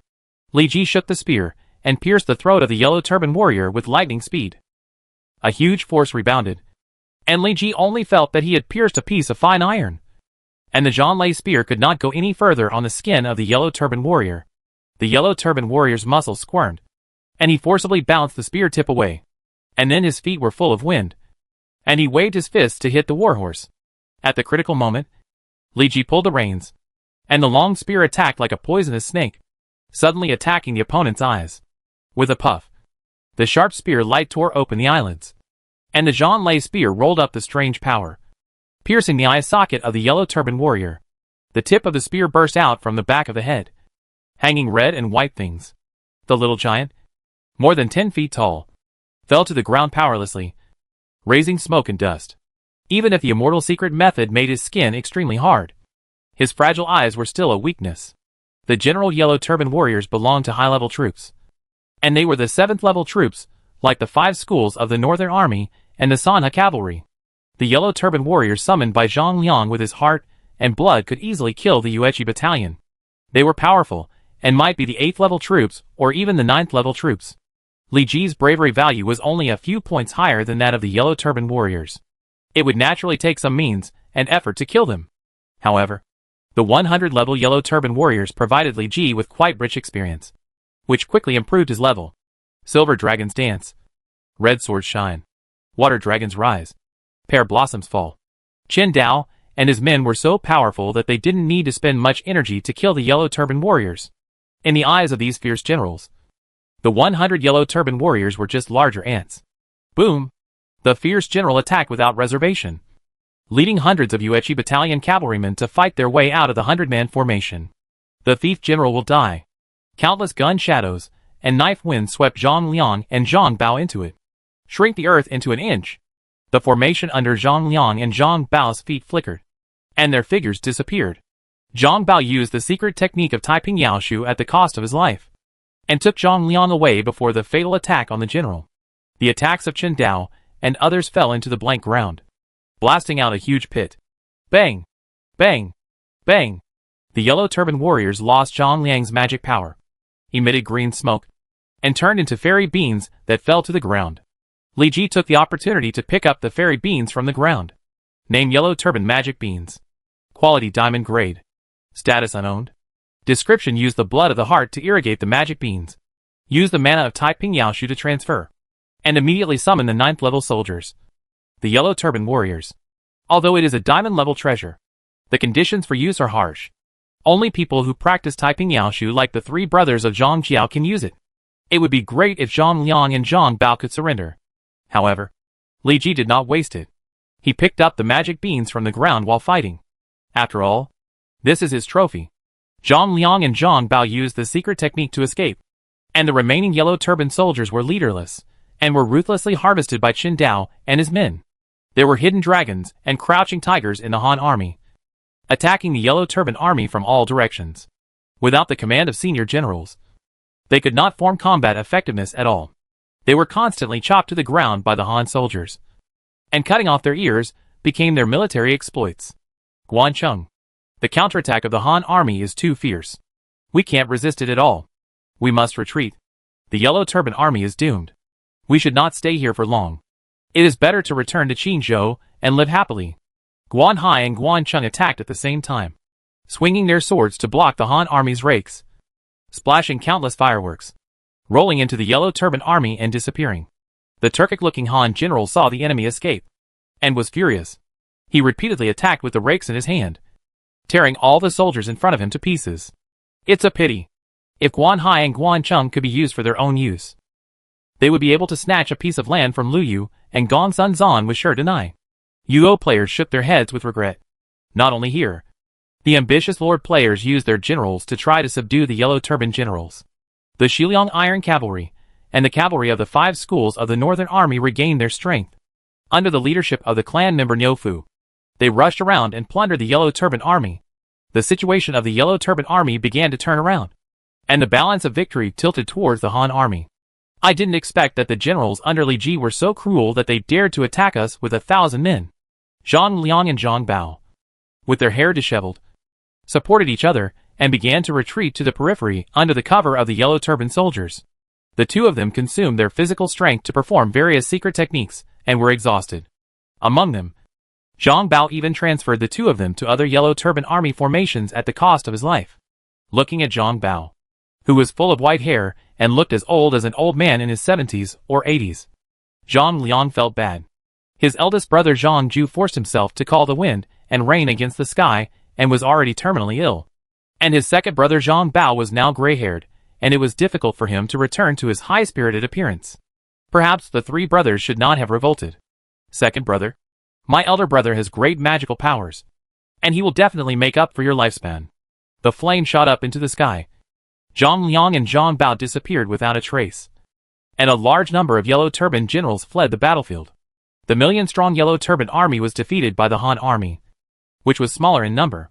The entire Han army camp was littered with corpses, and countless Han and Yellow Turban soldiers fell in a pool of blood. There were cries and fighting everywhere, just like H.L. on Earth. Chapter 127. Zhang Ju died of illness. Those who surrender will not be killed. Accompanied by the voices of persuading surrender, the sound of fighting in the Han army camp gradually decreased. At this time, the sky had already vomited a fish belly white. Blood and mist were entangled. The early morning sun was scattered all over the land, and the blood that had not yet solidified was shining. After nearly a day and a night of fighting, both the Han army and the Yellow Turban army had reached their physical limits. The million-strong Yellow Turban army lost the command of the general. Like a group of wolves without a wolf king, even if they bared their fangs, they were no match for the ferocious Han army. Most of the soldiers knelt down to surrender, and some fled the battlefield in the dark and returned to Guangzhou City. At this time, the news of the defeat of the Yellow Turban army had already reached Zhang Ju's ears. Is it still not working? Zhang Ju's face was gloomy, and he kept coughing up blood, and his Taoist robe had another blood stain. Brother, my brother Liang is useless. A million Yellow Turbans were defeated by a Han army. Please punish me. Zhang Liang cried bitterly and knelt on the ground to kowtow. The Yellow Turban generals who escaped from the Han camp also knelt on the ground, waiting for Zhang Jiao's punishment. Now that things have come to this, what's the point of punishing you again? Zhang Jiao stood up with all his strength. He stretched out his old hands and personally helped Zhang Liang up. Brother. Zhang Jiao patted his third brother's arm and sat back on the chair tremblingly. Ning. Father. I'm here. The sorcerer Zhang Ning bent down and turned sideways. Zhang Jiao took out a scroll of scriptures from his arms, emitting a dim halo. Under the halo, Zhang Jiao's face was a little rosy. After his fingers were obsessed with the scriptures, Zhang Jiao handed the scriptures to his daughter. This is the heavenly scroll of the essential techniques of peace, which was given to me by my master, the immortal Nanhua. Now I feel that my time has come, so I will give this scroll to you for safekeeping. Your talent is far better than that of my father, and you will definitely be able to learn everything in the scroll. But remember that some secret techniques require the price of life, and cannot be used until the last moment. Zhang Ning took the essential techniques of peace, pursed his lips and said, Dad has the guidance of the immortal master, so he will definitely not die. Zhang Ju forced a smile, shook his head and said, When my master gave me the 3 scrolls of scriptures, he warned me, if you have a different mind, you will be punished. Maybe today is my retribution. Everyone present showed a sad expression. They knew that the old man who led them to the uprising was finally coming to an end. Second brother. Third brother. Now that millions of Yellow Turbans have been defeated by the Han army, this city no longer has enough troops to garrison. The Han army will soon be at the gates of the city. You should take Zhang Ning out of the city as soon as possible and find a place to hide your identity. Zhang Ju started to plan for his death. He did not want the last bloodline to be cut off by the Han army. Brother Liang has always followed the lead of the eldest brother. But I'm sorry, I can't agree to this. I want to stay by my eldest brother's side until the last moment. Zhang Liang bowed heavily to Zhang Ju. A Bao's old bones are not going to last many days. It's better to kill a few more Han soldiers and go to the underworld together. Zhang Bao said with a shaking white beard. The great virtuous master has been very kind to us. Please allow us to shed our last blood for you. The Yellow Turban generals were ready to die and repay Zhang Ju's kindness with their lives. You? Zhang Ju became angry, then showed a relieved smile. Well, Zhou Tsang and Pei Yuanxiao, listen to my orders, and you two will escort Ninger out of the city. But, Zhou Tsang said hesitantly, don't you even listen to me? Zhang Ju raised his eyebrows and looked at the loyal black-faced man with wide eyes. Zhou Tsang swears to protect the lady's safety. Good. Good. Good. Zhang Ju laughed excitedly. Huaxia District National Announcement. Zhang Ju, the general of the Yellow Turban Army, died of illness, and the power was handed over to the 2 brothers Zhang Bao and Zhang Liang. The morale of the Yellow Turban Army plummeted, and the combat effectiveness was minus 10% until the end of this stage. Huaxia District National Announcement. There was turmoil in the Yellow Turban Army. Players in the Yellow Turban Army camp can choose to exit the second stage within a quarter of an hour. Players who do not choose to exit the stage will receive twice as much faith in the next battle. If they help the Yellow Turban Army defeat the Han Army, they will receive 5 times as much merit. 2 consecutive announcements stunned Li Ji, who was counting casualties. He did not expect that after Zhang Jiao put Lu Ji and Dong Zhuo into prison, he finally stepped into the underworld. Moreover, Zhang Jiao's death from illness was a devastating blow to the Yellow Turban Army. Even the system believed that the Yellow Turban Army had no chance of winning. So it asked the players in the Yellow Turban Army camp to exit the stage and advance to ensure safety. By the way, who took away Zhang Jiao's legacy? Was it Zhang Bao, Zhang Liang, or a player in the Yellow Turban camp? Zhang Jiao was full of treasures. If a player could pick up the Taiping Yao Shu Tianwan, he would probably become the new great sage. At that time, he would be able to call the wind and rain and control thunder and lightning, which would definitely give many princes a headache. My lord, the casualties in Longcay town have come out. A total of more than 400 people were lost, and more than 100 of them were injured. Wang Ming came to report, allowing Li Ji to retract his thoughts. The attack of millions of yellow turbans caused heavy losses to the Han army. Even though Li Ji's camp was not given special attention by the yellow turbans and Zhang Jiao's thunder and lightning, the fierce fighting caused many Longcay town soldiers to die on the battlefield. Collect as many soldiers' bodies as possible. At least bring their ashes back to their relatives. Yes. By the way, Jean Lu, what should we do if Zhang Jiao dies now? Wang Ming pondered, and then replied, as the saying goes, a mournful army will be defeated. If Zhang Jiao dies, it will definitely hit the morale of the Yellow Turban Army hard. And our army has just won a big battle. And the momentum is high. So we should reorganize the troops as soon as possible. Gather the soldiers to attack Guangzhou City. And we will definitely be able to take down the Yellow Turbans in one go. Wang Ming is not a player, so he naturally cannot receive the information that Zhang Jiao died of illness. Li Ji nodded, and then came to Zhong Yuan's camp alone. And a smell of wine came from it. Zhong Yuan and Yo Fu clinked their glasses and drank the contents of the cups in one gulp. Here you are, Brother Anmin. The clan member saw the figure in front of him clearly, and happily pulled Li Ji in. General Niu, this is Li Ji Lianmin. It was he who deployed the strategy of false troops, and defeated the 2 brothers Zhang Liang and Zhang Bao. Oh! Niu Fu's face was red. And he was obviously drunk. He raised his glass and laughed. I didn't expect Brother Anmin to be so young and promising. I will definitely recommend you to my father-in-law after he is released from prison. There is no need to work for Dong Zhuo. Everyone knows that Dong Zhuo will march out of Liangzhou in the future, depose the emperor, and become one of the protagonists of the 18 princes to fight against Dong. 2 generals. I have received accurate information that Zhang Jiao died of illness in Guangzhou City. Chapter 128 Breaking Guangzhou City. The sky darkened, and the sunset glow on the clouds was as red as the blood on the wall. The sounds of fighting, crying, and the sound of weapons hitting flesh and bones filled the entire city.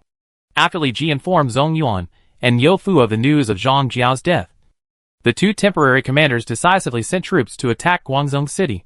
When the morale of the Yellow Turban Army reached its lowest point, boom! The few remaining catapults threw huge stones. And under the desperate gaze of the Yellow Turban soldiers, they hit the wall of Guangzhou City like a cannonball, leaving a deep pit. A large amount of mud and rocks fell, and this section of the wall finally exceeded its bearing limit and collapsed with a loud bang, revealing a gap. Yesterday's battle was extremely chaotic, and countless siege equipment was destroyed in the fighting. Otherwise, this city would have been captured by the Han army long ago. After half a day of siege, Guangzhou City was finally about to be broken. All troops attack. The clan members waved their swords, and all the Han troops present roared and charged towards Guangzhou City in the rain of arrows. A large number of ladders were set up, and under the leadership of the brave Han generals, more and more Han troops climbed up the city wall and fought hand-to-hand with the Yellow Turban Army. Li Ji led Chen Dao, Lu Xiangxing and Yi Qi, holding a shield in his left hand and a knife in his right hand, and personally attacked the city wall. The air wave was lifted, and the harsh sound vibrated in the void. Li Ji chopped the neck of a small Yellow Turban leader with his long sword. With a shrill scream, the opponent fell in a pool of blood. This seemed to push down dominoes, and the Han generals took action one after another, and more small leaders were beheaded. The whole Guangzhou City was in chaos in an instant. Jiando, Shuji, Gongmia, clear the Yellow Turban Army at the city gate. Open the city gate, and let our soldiers come in. A large number of Han troops and Yellow Turban Army fought on the city wall. Li Ji relied on the fierce generals to kill a bloody road on the city wall. The flash of swords and spears flashed, and they attacked the Yellow Turban army that was blocking the city gate. Lu Xiangxing and his 2 men stepped forward, and the weapons in their hands ruthlessly harvested the lives of the enemy soldiers. Boom! A gate of Guangzhou City opened wide. The Han army outside the city gate had been waiting for a long time. The murderous horror overwhelmed their minds. Their eyes were red, and they rushed into the city with a roar. For a moment, the flame shot up to the sky. The Han army broke through the defense line of the Yellow Turban army, rushed into the alleys and streets, and rushed into the houses to grab the spoils. In order to encourage the fighting spirit of the Han army, the clan members deliberately said that the spoils collected by the soldiers could go into their own pockets and did not need to be handed over. The people in Guangzhou City were frightened by the Han army like bandits. They cried and wanted to resist, but they were cut in the neck by the blade and fell to the ground. There must be many important figures in the Yellow Turban army. Shuji, you lead the cavalry to Guangzhou and arrest any suspicious people you see. Li Ji handed the remaining Longcade town cavalry to Chen Dao, hoping that he could catch 1 or 2 who took advantage of the chaos to escape. Dao will definitely do his best. Chen Dao jumped on his horse, and the cavalry behind him followed closely like a swimming dragon. The remaining Yellow Turban army in the city was still resisting. Zhang Liang, Zhang Bao, and a group of Yellow Turban generals, who were guarding Zhang Jiao's body, relied on the county government to stubbornly resist the attack of the Han army. Throw beans and become soldiers. Zhang Liang scattered all the fairy beans, turning them into Yellow Turban strongmen more than 10 feet tall, like a wall of flesh blocking Zhang Liang and others. The Yellow Turban strongmen punched out with both fists, and the fist wind was whistling, constantly beating the approaching Han soldiers into meat paste. Yellow Turban frenzy. Zhang Liang consumed his physical strength and forcibly raised the morale of the soldiers around him. The Yellow Turban warriors, Yellow Turban bodyguards, and all the low-level Yellow Turban soldiers guarding them roared like beasts. Their eyes shot out red light of desire, and suddenly attacked the Han soldiers. The county government gate was full of corpses, forming a wall of corpses. Shoot! The Han general brought a group of Han archers, and arrows rained down on the Yellow Turban army. The Yellow Turban warriors were the first to bear the brunt, blocking the door with their flesh. The arrows shot on their hard skin, making a ding-ding sound and breaking into several pieces. Ordinary Han archers could not cause damage to the Yellow Turban warriors. Only the elite Shisheng camp in the 5 schools of the Northern Army could break their defense. A sound of horse hooves rang out on the street, and Liu Bei, Guan Yu, and Zhang Fei rode in, followed by countless players. Liu, Guan and Zhang were seriously injured by Han Shantong's magic before, and their military power was greatly reduced. In addition, Lu Ji was imprisoned, and Dong Zhuo removed their military power as soon as he arrived. In yesterday's battle, Liu, Guan and Zhang only killed some Yellow Turban soldiers, and did not make much contribution. They did not even see the figure of a Yellow Turban general.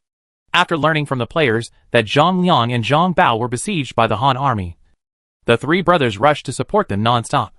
Second brother, third brother, you must chop off Zhang Liang and Zhang Bao's heads and make an unprecedented contribution to repay your majesty's grace.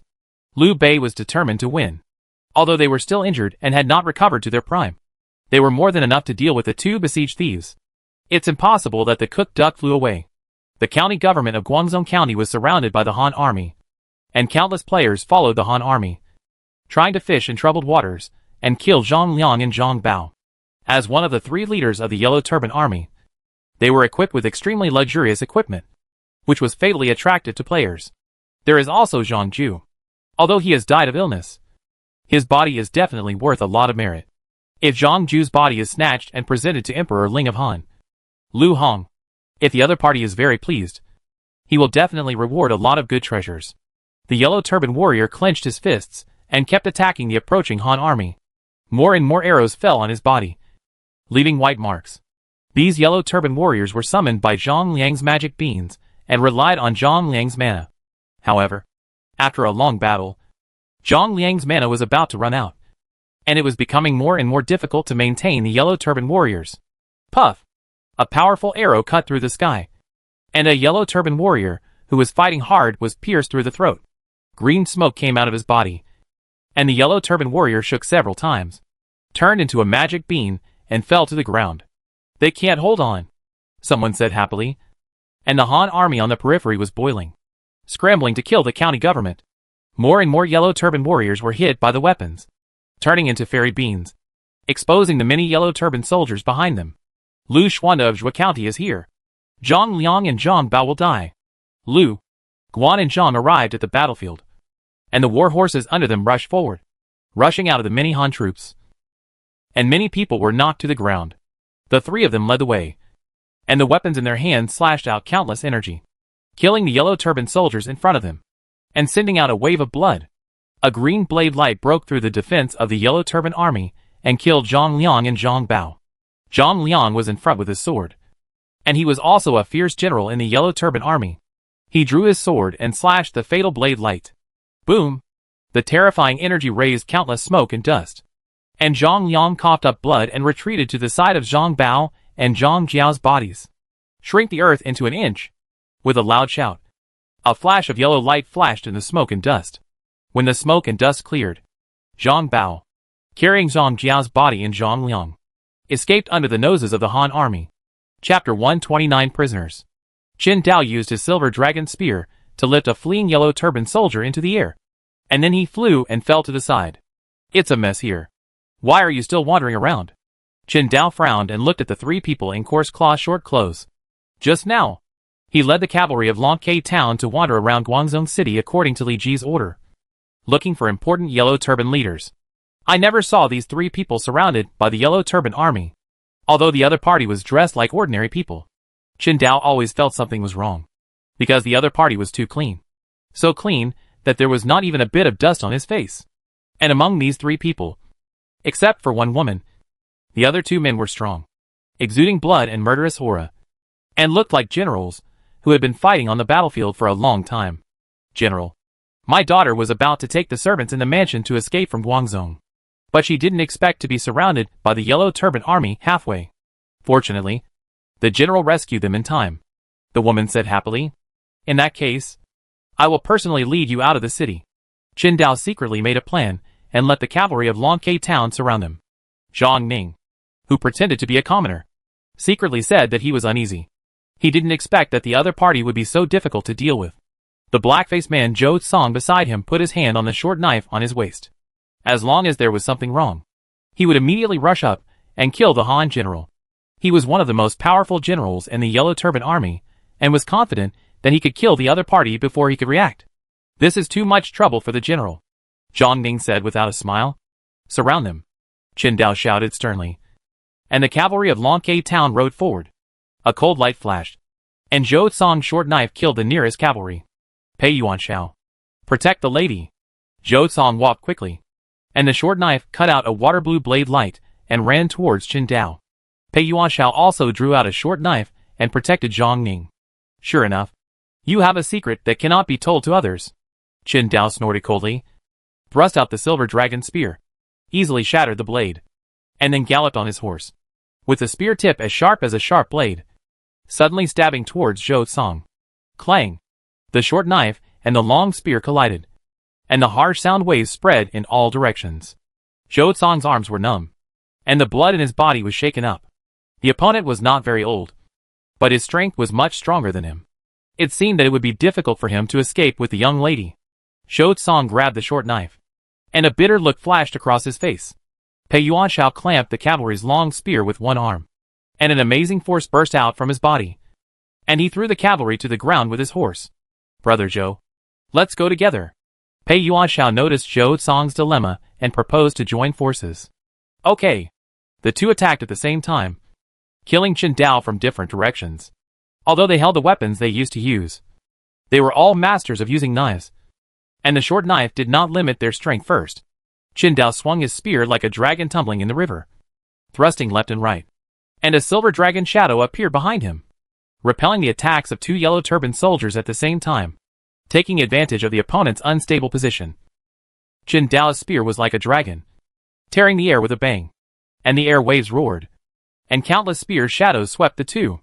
Only two muffled groans were heard one after another, and Zhou Song and Pei Yuan Shao were pierced through the shoulder socket, leaving a horrifying blood hole. Uncle Zhou! Uncle Pei! Zhang Ning exclaimed, waving the 9-section staff that Zhang Jiao had left for her, shooting out a thumb-sized lightning, which suddenly struck Qin Dao. The young general in white robe and silver armor did not dare to be careless. and the silver dragon's spear pierced out like lightning, like a silver dragon bearing its fangs and claws, roaring and smashing the lightning, turning it into sparks. Lightning? Qin Dao recalled that Zhang Jiao had used lightning to bombard the Han camp before, and he realized that the identity of this woman was not simple. Single-handedly, Qin Dao rode his horse to kill, and before Zhang Ning could react, she felt a pain in her wrist, and the 9-section staff fell to the ground. Miss! Zhou Tsong and Pei Yuanshao exclaimed at the same time, and rushed over despite the attack of the long spear. Qin Dao was not polite either, and the long spear shook, and the spear barrel hit the two people heavily, knocking them to the ground. Lock them up and bring them back to the Lord. A yellow light flashed, and the bodies of Zhang Liang, Zhang Bao, and Zhang Jiao appeared in a corner of Guangzhou City. Zhang Bao once again used his life as a price to forcibly take the three brothers away from the encirclement of the Han army. And this time the scope of the transfer was larger than before, almost consuming all of his life. Second brother, Zhang Liang supported Zhang Bao. Very worried. I don't have much time left, and I will soon follow my elder brother's footsteps and leave. I hope Ninger can leave Guangzhou safely. Zhang Bao hunched over, and his movements became visibly slow. Yes, we have delayed them for so long. They should have left the city. Zhang Liang sighed. And suddenly dozens of arrows whistled and hit Zhang Liang and Zhang Bao's body. Congratulations to the player for successfully killing General Zhang Bao, the Earth Lord, and gaining 5 million experience points. You have upgraded. I saw smoke and dust rolling, and a large number of Han troops rushed over under the leadership of several Han generals. It turned out to be you. Zhang Liang was hit by several arrows and found that the murderer who killed his second brother was Li Ji, who had previously attacked 1,000,000 people with 1,000 cavalry. Li Ji also called it good luck when he rushed to the county government office to kill Zhang Liang. He got the news from the soldiers that Zhang Bao used secret techniques to help Zhang Jiao and Zhang Liang escape from the encirclement. Killing them would be a great achievement. All the Han soldiers were searching for them, and they wanted to dig the entire Guangzhou city 3 feet deep. Unexpectedly, Li Ji met them after turning around a few times. The Yellow Turbans have been defeated. Zhang Liang should surrender. Li Ji symbolically persuaded him to surrender. Zhang Liang spat at Li Ji and said with gritted teeth, Li Ji, you killed my second brother and defeated my 1,000,000-strong army. How could I say the word surrender to a dog official like you? Li Ji shrugged helplessly. It would be strange if Zhang Liang surrendered. If the other party surrendered, he, Li Ji, would not dare to accept the other party's surrender. After all, Lu Han was still the emperor in name. If he knew that someone was so bold as to subdue Zhang Liang, one of the 3 major thieves, he would definitely label the other party as a traitor and send a large army to wipe him out. In that case, Jiando kills him. Li Ji's most powerful general Qin Dao was sent out, and the only ones who could fight were Lu Xiangxing and Yi Qi. He did not want to take advantage of Zhang Liang and let Lu Xiangxing kill him alone. Lu Xiangxing rushed towards Zhang Liang on horseback, his sword like a waterfall, leaving countless knife marks on Zhang Liang's body. Zhang Liang was covered in blood, ignoring Lu Xiangxing's blade, and his long spear lashed at Lu Xiangxing's head, trying to exchange his injury for his life. Lu Xiangxing would not give him such an opportunity, and he fought steadily and cautiously, leaving wounds of varying depths on Zhang Liang's body. Soon, Zhang Liang knelt on the ground with only his last breath. Li Ji, I have something to ask you. If you catch Ninger, I hope you don't kill her. Okay. Li Ji stepped forward and shot Zhang Liang's throat. Chapter 130 Zhang Ning. You don't want the Yellow Turbans to be extinct, do you? Congratulations to the player for winning this war. In this war, as the leader, you provided key suggestions to the clan members and successfully captured Guangzhou City, and you are rewarded with 50,000 merit points. In this war, you successfully killed General Zhang Liang, the human lord, and Emperor Lu Hong of Han was very pleased, and you are rewarded with 50,000 merit points. In this war, you successfully killed General Zhang Bao, the Earth Lord, and Emperor Lu Hong of Han was very pleased, and you are rewarded with 50,000 merit points. In this war, you successfully snatched the corpse of General Zhang Jiao, the Heaven Lord, from the Yellow Turban Army, and Emperor Lu Hong of Han was very pleased, and you are rewarded with 100,000 merit points. In this war, you killed a total of, and you have 328,942 merit points. After Li Ji killed Zhang Liang, the system's prompt sound was a burst of bombardment. Killing the three brothers Zhang Jiao provided Li Ji with a full 200,000 merit points, which increased his merit points several times and reached the threshold of 300,000. Zhang Liang and Zhang Bao were dead, and the spoils on them naturally belonged to Li Ji.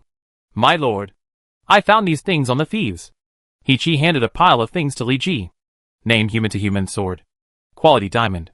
Physical attack 150. Spell attack 200. Special effect. Incitement. Each attack has a chance to stimulate the opponent's emotions and make the opponent lose his mind. The lower the wisdom value, the higher the probability of the effect. Human to human. Each attack devours the opponent's true qi and converts it into your own true qi at a 50% efficiency. Self.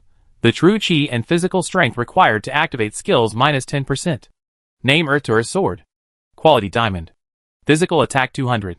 Spell attack 250. Special effect. Heavy. The strength of the equipment holder plus 10%. Earth. Draw the power of the earth. Each attack has a chance to cause the power attached to the earth and obtain the heavy sword effect. Heavy sword. The damage caused to the opponent by this attack is 120%. Self. The true qi and physical strength required to activate skills minus 10%. These two swords are exactly the weapons of Zhang Liang and Zhang Bao. He Qi and Lu Xianqing both use swords, so it's just right to help them update their equipment. In addition to the two swords, He Qi also stripped them of 2 sets of diamond-level equipment. But the durability is about to decrease, and it is necessary to let the master-level tailor and blacksmith take action to repair them. Name Taiping Dao Temple. Quality Special Building. Description: Zhang Jiao is the founder of Taiping Dao and believes that Huangshan created the world. Effect: a certain amount of talisman water is produced every month, which can cure difficult and complicated diseases. The land radiated by the Taiping Dao Temple has good weather and good people. Construction conditions: 10 taels of gold, 1,000 wood, 1,000 iron ore. Construction time: 30 days. This is a special building blueprint of the Yellow Turban Army. The talisman water produced can cure all diseases. But Li Ji will not build this Taiping Dao Temple on a large scale to avoid being targeted by the court. In addition to these, Li Ji also got dozens of fairy beans from Zhang Liang, together with the ones he picked up before. He has 100 fairy beans on him. It's the Taiping essential technique. Li Ji checked the last 2 spoils of war, but found that they were the most valuable things of the Yellow Turban Army. Name Human Scroll of Taiping Essentials. Quality Diamond Grade. Status Bindable. Description: one of the 3 scrolls of Taiping Essentials. The carrier automatically obtains the golden attribute Human Harmony. Name Earth Scroll of Taiping Essentials. Quality Diamond Grade. Status Bindable. Description: one of the 3 scrolls of Taiping Essentials. The carrier automatically obtains the golden attribute Dili, a heaven-defying treasure. I didn't expect that Taiping Essentials could actually allow the carrier to obtain the golden attribute. You know, Li Ji only has 1 golden attribute, and it was given by the system when he first came in. Li Ji didn't waste any words, and directly bound the Human Scroll and Earth Scroll to himself, and then checked his personal panel. Speaking of which, Li Ji killed Zhang Liang and Zhang Bao, gained a lot of experience, and upgraded rapidly. Name: Li Ji, Xianmin. Occupation: Military General, War Department. Identity: Mayor of Longke Town. County Lieutenant of Shaanning County. Level 60. Brave 84. Currently the upper limit is 84 points, which can be improved through other methods. Commander 79. Currently the upper limit is 79 points, which can be improved through other methods.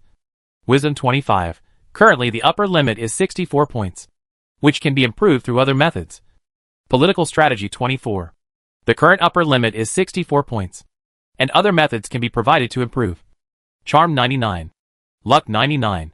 Specialties: brave and good at fighting, purple slightly. Experienced in many battles, gold slightly. Harmony among people, gold. Natural population growth rate in the territory plus 50%, with a probability of producing high characteristic talents. Geographical advantage, gold. Resource output efficiency in the territory plus 40%, with a probability of special resources. Son of the Plain, color slightly. Skills: flame dragon swallowing clouds, tiger roaring in the mountains, and the wisdom of judging people. Mental method: overlord ancient scripture, incomplete. Equipment: thunder spear, gold level iron armor, gold level warhorse. Taiping Yaoshu human scroll, diamond level. Taiping Yaoshu earth scroll, diamond level. Special arms: none. It's really fierce. Li Ji looked at his panel and sighed. You have to know that before the epic battle started, His level was only 20 or 30 levels. And it took a lot of effort to kill a small leader of the Yellow Turbans.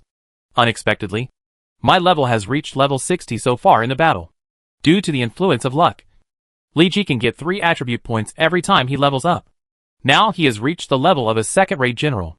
If there is no upper limit, Li Ji's bravery can continue to rise. Except for his poor skills. His characteristics and attributes are better than those of ordinary second-rate generals. Unfortunately, the Taiping Yao Shu Tianwan was not found on Zhang Jiao's body. Now the whole Guangzhou city is in chaos. I don't know if it was robbed by someone. Collect the bodies of the 3 people and bring them to the clan members. The biggest gain in this second stage is undoubtedly Li Ji. Not only did he get precious props, he also killed Zhang Liang and Zhang Bao and got Zhang Jiao's body. Emperor Ling of Han was obsessed with Zhang Jiao's body. This time, offering Zhang Jiao to Lu Han will definitely attract the other party's attention and increase the probability of being summoned to the court. On the way back to the county government, Qin Dao led the cavalry to meet Li Ji's team. Li Ji swore that he didn't expect that the other party would actually gain something. Qin Dao got off his horse and came to Li Ji, with several captives behind him. I lived up to the high expectations of the Lord and captured several important figures of the Yellow Turban bandits. After that, the soldiers of Longke town brought up 3 captives who were tied up and unable to move. Oh! Li Ji was slightly startled, and used the skill of recognizing people to check the data panel of these 3 people. And the expression on his face suddenly became wonderful. Lord, this woman is Zhang Ning, the daughter of Zhang Ju. And the other 2 are Zhou Song and Pei Yuanxiao. Chen Dao told Li Ji the information he got from the interrogation. Before he died, Zhang Liang asked me to spare your life if I caught you. Zhang Ning, you don't want the Yellow Turban army to be extinct, do you? Chapter 131 Talk about the conditions. Name Vong Ning. Occupation Master Taoist, Life System. Identity Daughter of Zhang Ju.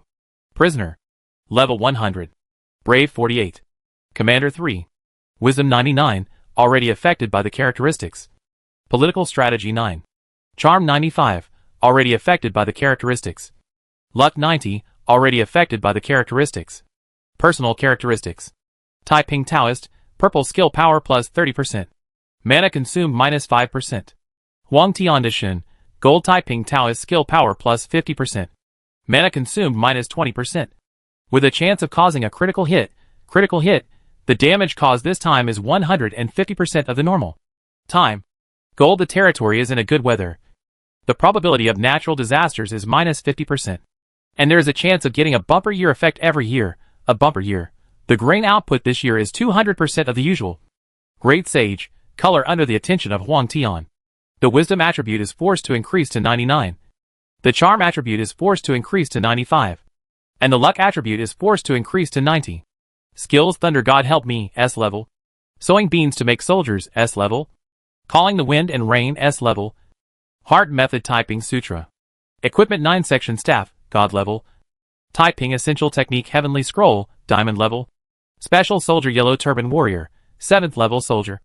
The upper limit of 5,000 people that can be recruited.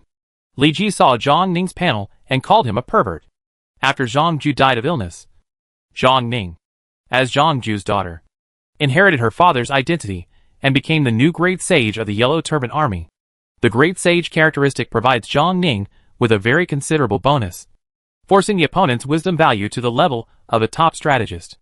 Of course, the definition of the wisdom of this life profession is different from that of the war profession. It mainly affects the power of one's own skills and the amount of mana. If Zhang Ning fights against Wang Ming, it is estimated that Wang Ming can beat Zhang Ning even with his eyes blindfolded. However, Li Ji is very curious. How terrifying is the real Great Sage Zhang Jiao? Kill me if you want to. Why bother to say more? Zhang Ning turned her head away and dared not look directly at Li Ji. Li Ji shook his head slightly. This woman still needs to be disciplined. Master-level talents are hard to come by. He will not give up unless it is absolutely necessary. Zhou Song. Pei Yuanxiao. Why don't you abandon the dark and join the light when Zhang Jiao is dead? Li Ji turned around and persuaded the 2 captured Yellow Turban generals to surrender. Zhou Song and Pei Yuanxiao are not historical generals, but fictional generals. After Zhang Jiao's Yellow Turban uprising failed, the 2 became bandits in Woya Mountain and appeared in the plot of Guan Yu riding alone for thousands of miles, and passing 5 passes, and killing 6 generals. Originally, both of them wanted to surrender to Shu. Later, Pei Yuanshao wanted to steal the horse, but was stabbed to death by Zhao Yun. Only Zhou Tsang was loyal to Guan Yu and served as Guan Yu's general. Zhou Tsang in the novel was loyal to Guan Yu.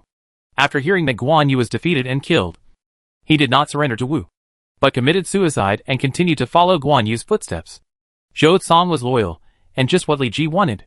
He could be subdued. Humph. I shed blood for the great virtuous teacher and sold my life for the yellow turbans. How could I surrender to a dog official like you? Zhou Tsang was loyal to the great virtuous teacher Zhang Ju before. After Zhang Ju's death, he continued to be loyal to Zhang Ning.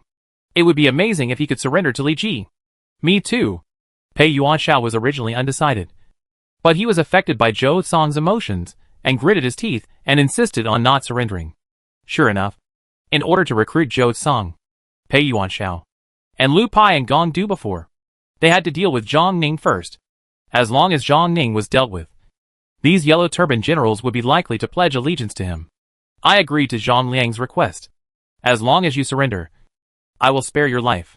Zhang Ning, are you really not going to surrender? No. Zhang Ning was very stubborn. Okay.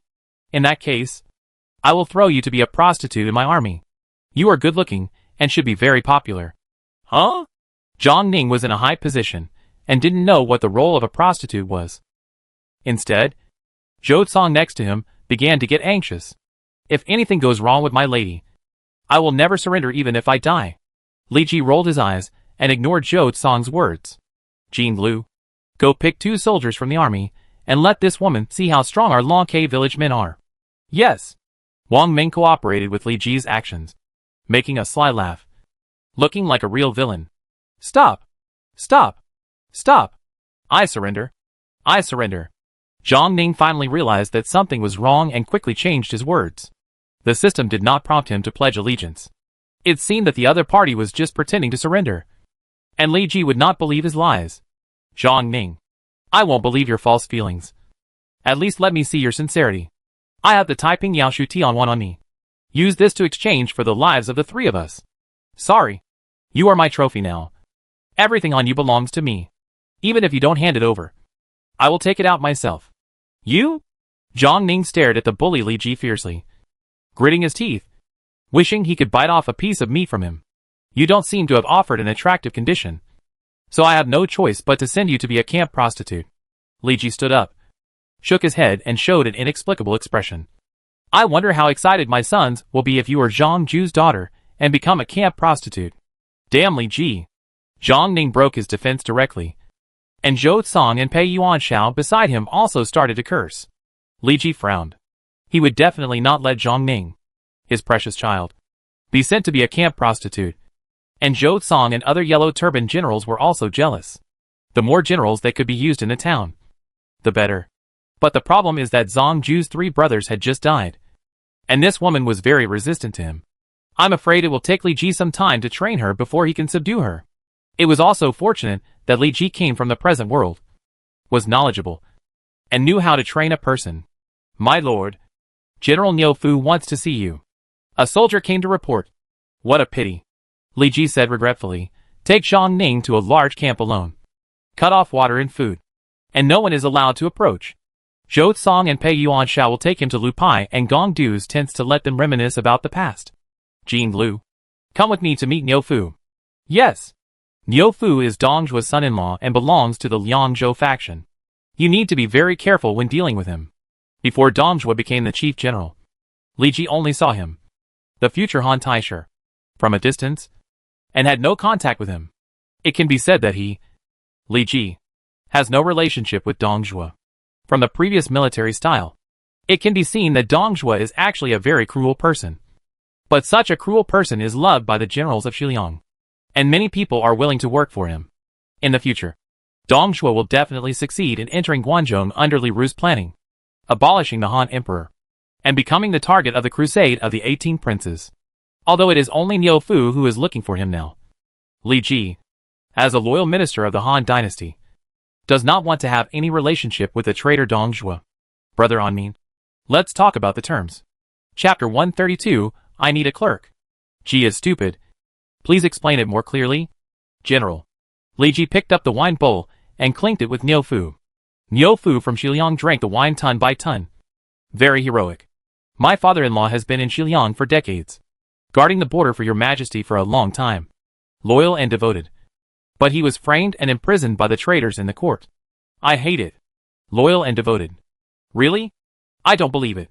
Which player in the entire Huaxia area doesn't know that Dong Zhuo will sleep on the dragon bed in the future and do that absurd thing?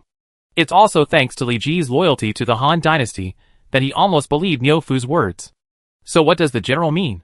Niu Fu leaned over, looked at Li Ji with eyes as big as copper bells, and said carefully, I want Brother Anmin to report to the court, saying that you successfully captured the three brothers Zhang Jiao under the instructions of my father-in-law before he left, so that I can use my connections to get my father-in-law out of prison.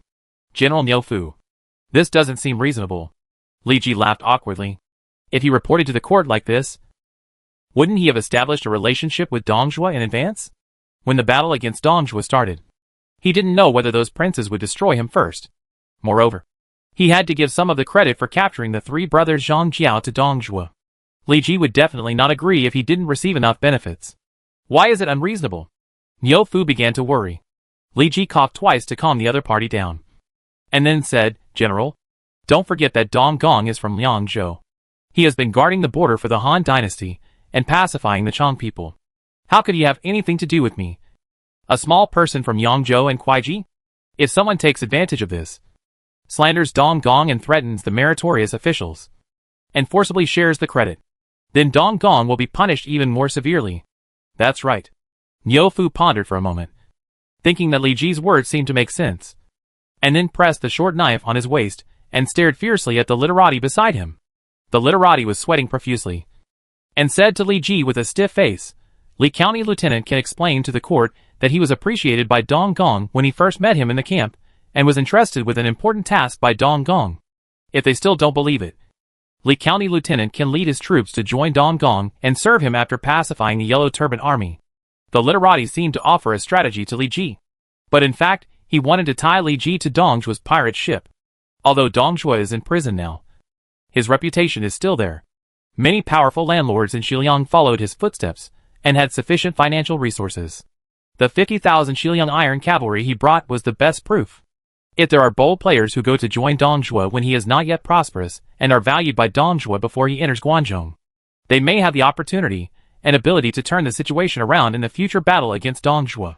Especially for players in Xiliang. Dong Zhuo's home is Liangzhou. He can't tolerate any sand in his eyes, and will not tolerate any player to become bigger and stronger in his home. Joining Dong Zhuo is the best choice. What would happen if Dong Zhuo really defeated the 18 princes? Li Ji dared not even think about it. Even if Dong Zhuo was defeated like in a historical romance, the players who followed Dong Zhuo could take advantage of the situation to divide Dong Zhuo's territory and subdue Dong Zhuo's generals. This seems to be a choice. Li Ji began to be tempted, and the scholar secretly breathed a sigh of relief. If he succeeded in seducing Li Ji, he would not have to receive Niu Fu's death warning again. My lord. My lord. Wang Ming took action and gently waved the feather fan. A breeze swept through Li Ji's heart, allowing the latter to regain clarity. Li Ji swallowed his saliva and felt a cold sweat on his back. He didn't expect that he was unconsciously affected by the other party's words, and almost caused a disaster. The scholar looked at Wang Ming in surprise. He didn't expect that Li Ji also had a master behind him. It seemed that it would be difficult for him to incite the other party's emotions. Brother Anmin, what do you think? General, I am not only the county lieutenant of Shanin, but also the mayor of a town. I need to consider the food, clothing, housing and transportation of tens of thousands of people. I really can't let go of the folks in Longke town. Li Ji bowed and let the scholar's gaze pass. He found that the scholar's gaze was like a whirlpool, which could make people sink unconsciously. The other party must be a famous historical figure. Does Li County Lieutenant think that the lives of these 10,000 ants are more important than my father-in-law's high position and generous salary? Niu Fu was immediately displeased. He was a rough man, straightforward, and could not manage his emotions. He looked at Li Ji with a very unfriendly look, and he was about to draw his sword and cut Li Ji if he disagreed with him. Li Ji was speechless. He was a good southern lord, and there was no reason for him to go to the Baron Xiliang to develop.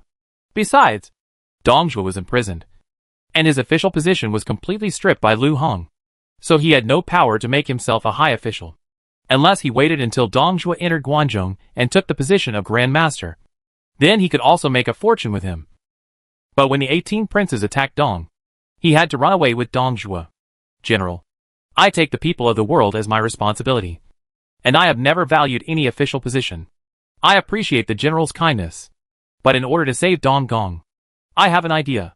Niu Fu's request was just to save Dong Zhuo from prison. And letting Li Ji get on the pirate ship was not the focus of this request. After suppressing the Yellow Turbans, Lu Hong issued a general amnesty in December. At that time, both Lu Ji and Dong Zhuo would be released. Li Ji retreated and made suggestions to Niu Fu. Brother Anmin, what do you have in mind?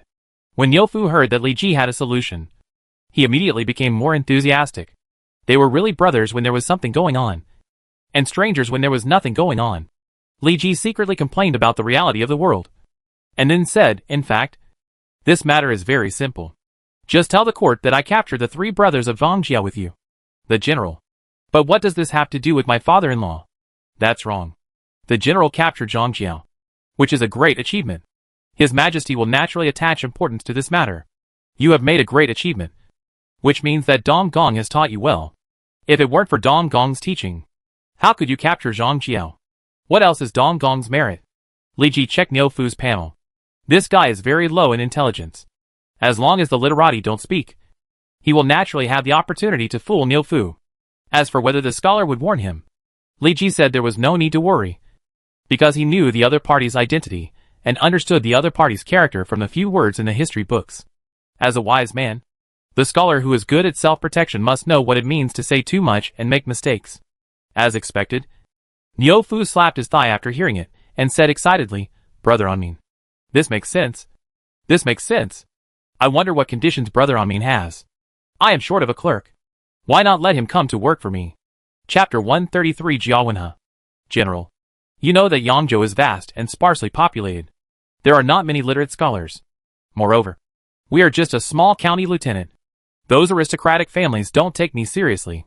So I only have 1 or 2 scholars around me, which is not enough. Li Ji picked up the wine bowl and drank it all, with a very bitter smile on his face. I didn't expect that Brother Anmin would encounter such a situation, Niu Fu said with great resonance. Thinking back then, Niu Fu, couldn't read a single word, and was often looked down upon by those scholars who looked down on others. If I wasn't afraid of being scolded by my father-in-law, I would have punched them in the face. The 2 of them collided with passion and drank the wine together. But I didn't know who drank the bitter wine and who drank the good wine. In fact, Brother Anmin's request is not excessive at all. And it even seems too simple. So simple that I don't believe it. Li Ji's heart trembled. It seems that the conditions he offered were too simple, which made Niu Fu suspicious. That's right. He has the skill to check the panel of the literati, and knows that the literati is talented and rare in the world. But as long as the literati does not deliberately show his talent, no one in the world may know the true strength of this literati. Name Jiasu, Ziwenhe. Occupation Civil Official, War Department. Identity General of Dongzhuo. Level 99. Brave 47, 48. Commander 73, 73. Wisdom 99, 99. Political Strategy 85, 85. Charm 80. Luck 80. Personal Characteristics. Protect yourself, Blue. Reduce your presence. See through the opportunity, Blue, when fighting with the enemy. Obtain unknown information through known information. Wei. 8 Gentlemen of Jin, Purple, when in the same faction as Jiakui. Zhang Ji. Cheng Yu. Gu Yong. Wang Han. Lu Yu. And Yu Yi. For each additional person, Jiasu's skill power increases by 20%. Liang Ping Ji Qi, Purple, when proposing a strategy for the Lord. The success rate of the strategy increases by 15%. Calculate without missing a strategy. Gold. The success rate of the strategy must be higher than 50%. Jing. The contingency. Gold when fighting with the enemy. If our side is at a disadvantage, Jiasu's strategy success rate increases by 25%. And there is a chance to propose a strategy to defeat the enemy. One word inspires. State. Gold. Propose a proposal to build a state for the Lord.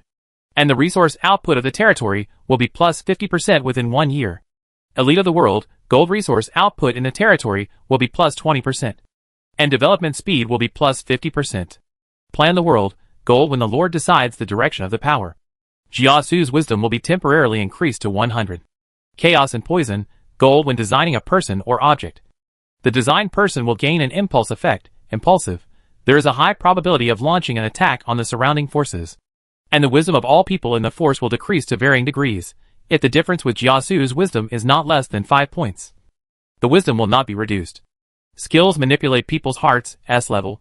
Ethereal, S level. Insight, S level. Control poison, S level. Mindset chaos and martial arts mindset. Equipment none. Special arms none. That's right. The clerk who stayed beside Niufu was Jiasu, one of Cao Cao's advisors. Li Ji would never have thought that as the son of Jia Gong, the general of the Han dynasty, he would actually stay and work beside Niufu. With such a good opportunity, Li Ji will not stop poaching. Sorry, Brother Mingda. We are good brothers. You will not mind poaching another counselor from you. Haha. General. You are joking. How can I only want a petty official? Let's not talk about whether you will agree or not. If Dong Gong hears, a mere weak man can be exchanged for the opportunity to be released from prison. Isn't this a loss of his status? It would be strange if he doesn't vent his anger on us at that time. Li Ji laughed and brought up the big mountain of Dongshui to cover himself. Niufu stroked his beard, nodded and said, then what are the conditions of brother Anmin? If the conditions are too low, my father-in-law will be angry. Isn't this clearly asking Li Ji to make a big profit? No wonder even with the identity of Dongshui's son-in-law, those Shiliang scholars would look down on you. Li Ji showed a treacherous smile, glanced at Jiasu, and found that this old fox was keeping his head down and silent, and obviously would not help Niufu bargain. General, I am a very greedy person. In the following period of time, Li Ji conducted a series of negotiations with Niufu. Niufu was not very smart and had a reckless personality. He was no match for Li Ji at all. Moreover, Jiasu did not take action, and Wang Ming secretly helped Li Ji to maximize his interests. Soon Niufu was brought into Li Ji's rhythm and led by Li Ji. Later, Niufu happily agreed to Li Ji's conditions, which was no different from being sold and helping others count money. Jiasu added 5,000 Liangzhou horses and equipped a lot of stallions and grooms. In addition, Li Ji also asked for 3,000 taels of gold. The price was just that the credit for capturing the 3 brothers of Bong Jiao was divided in half.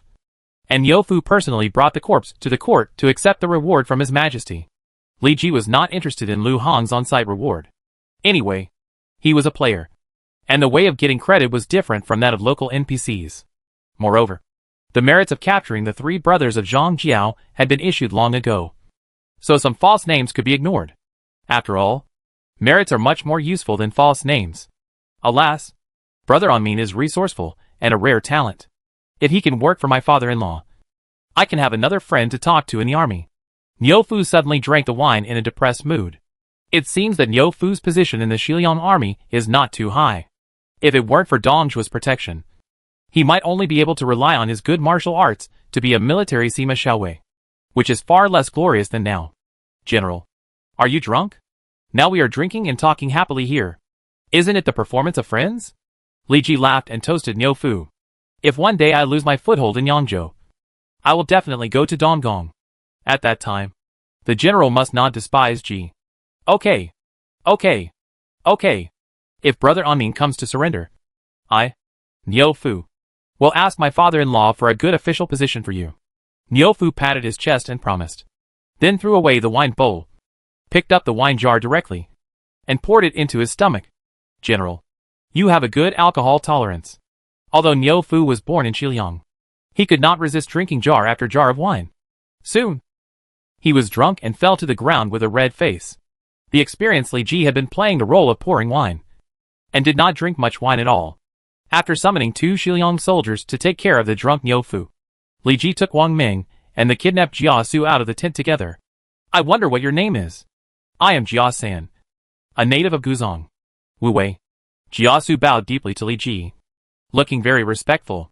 The system's loyalty reminder did not sound. Obviously Jiasu was just pretending, and did not pledge allegiance to Li Ji. Li Ji sneered. Bullshit. You are not Jia San at all. Chapter 134, the third stage.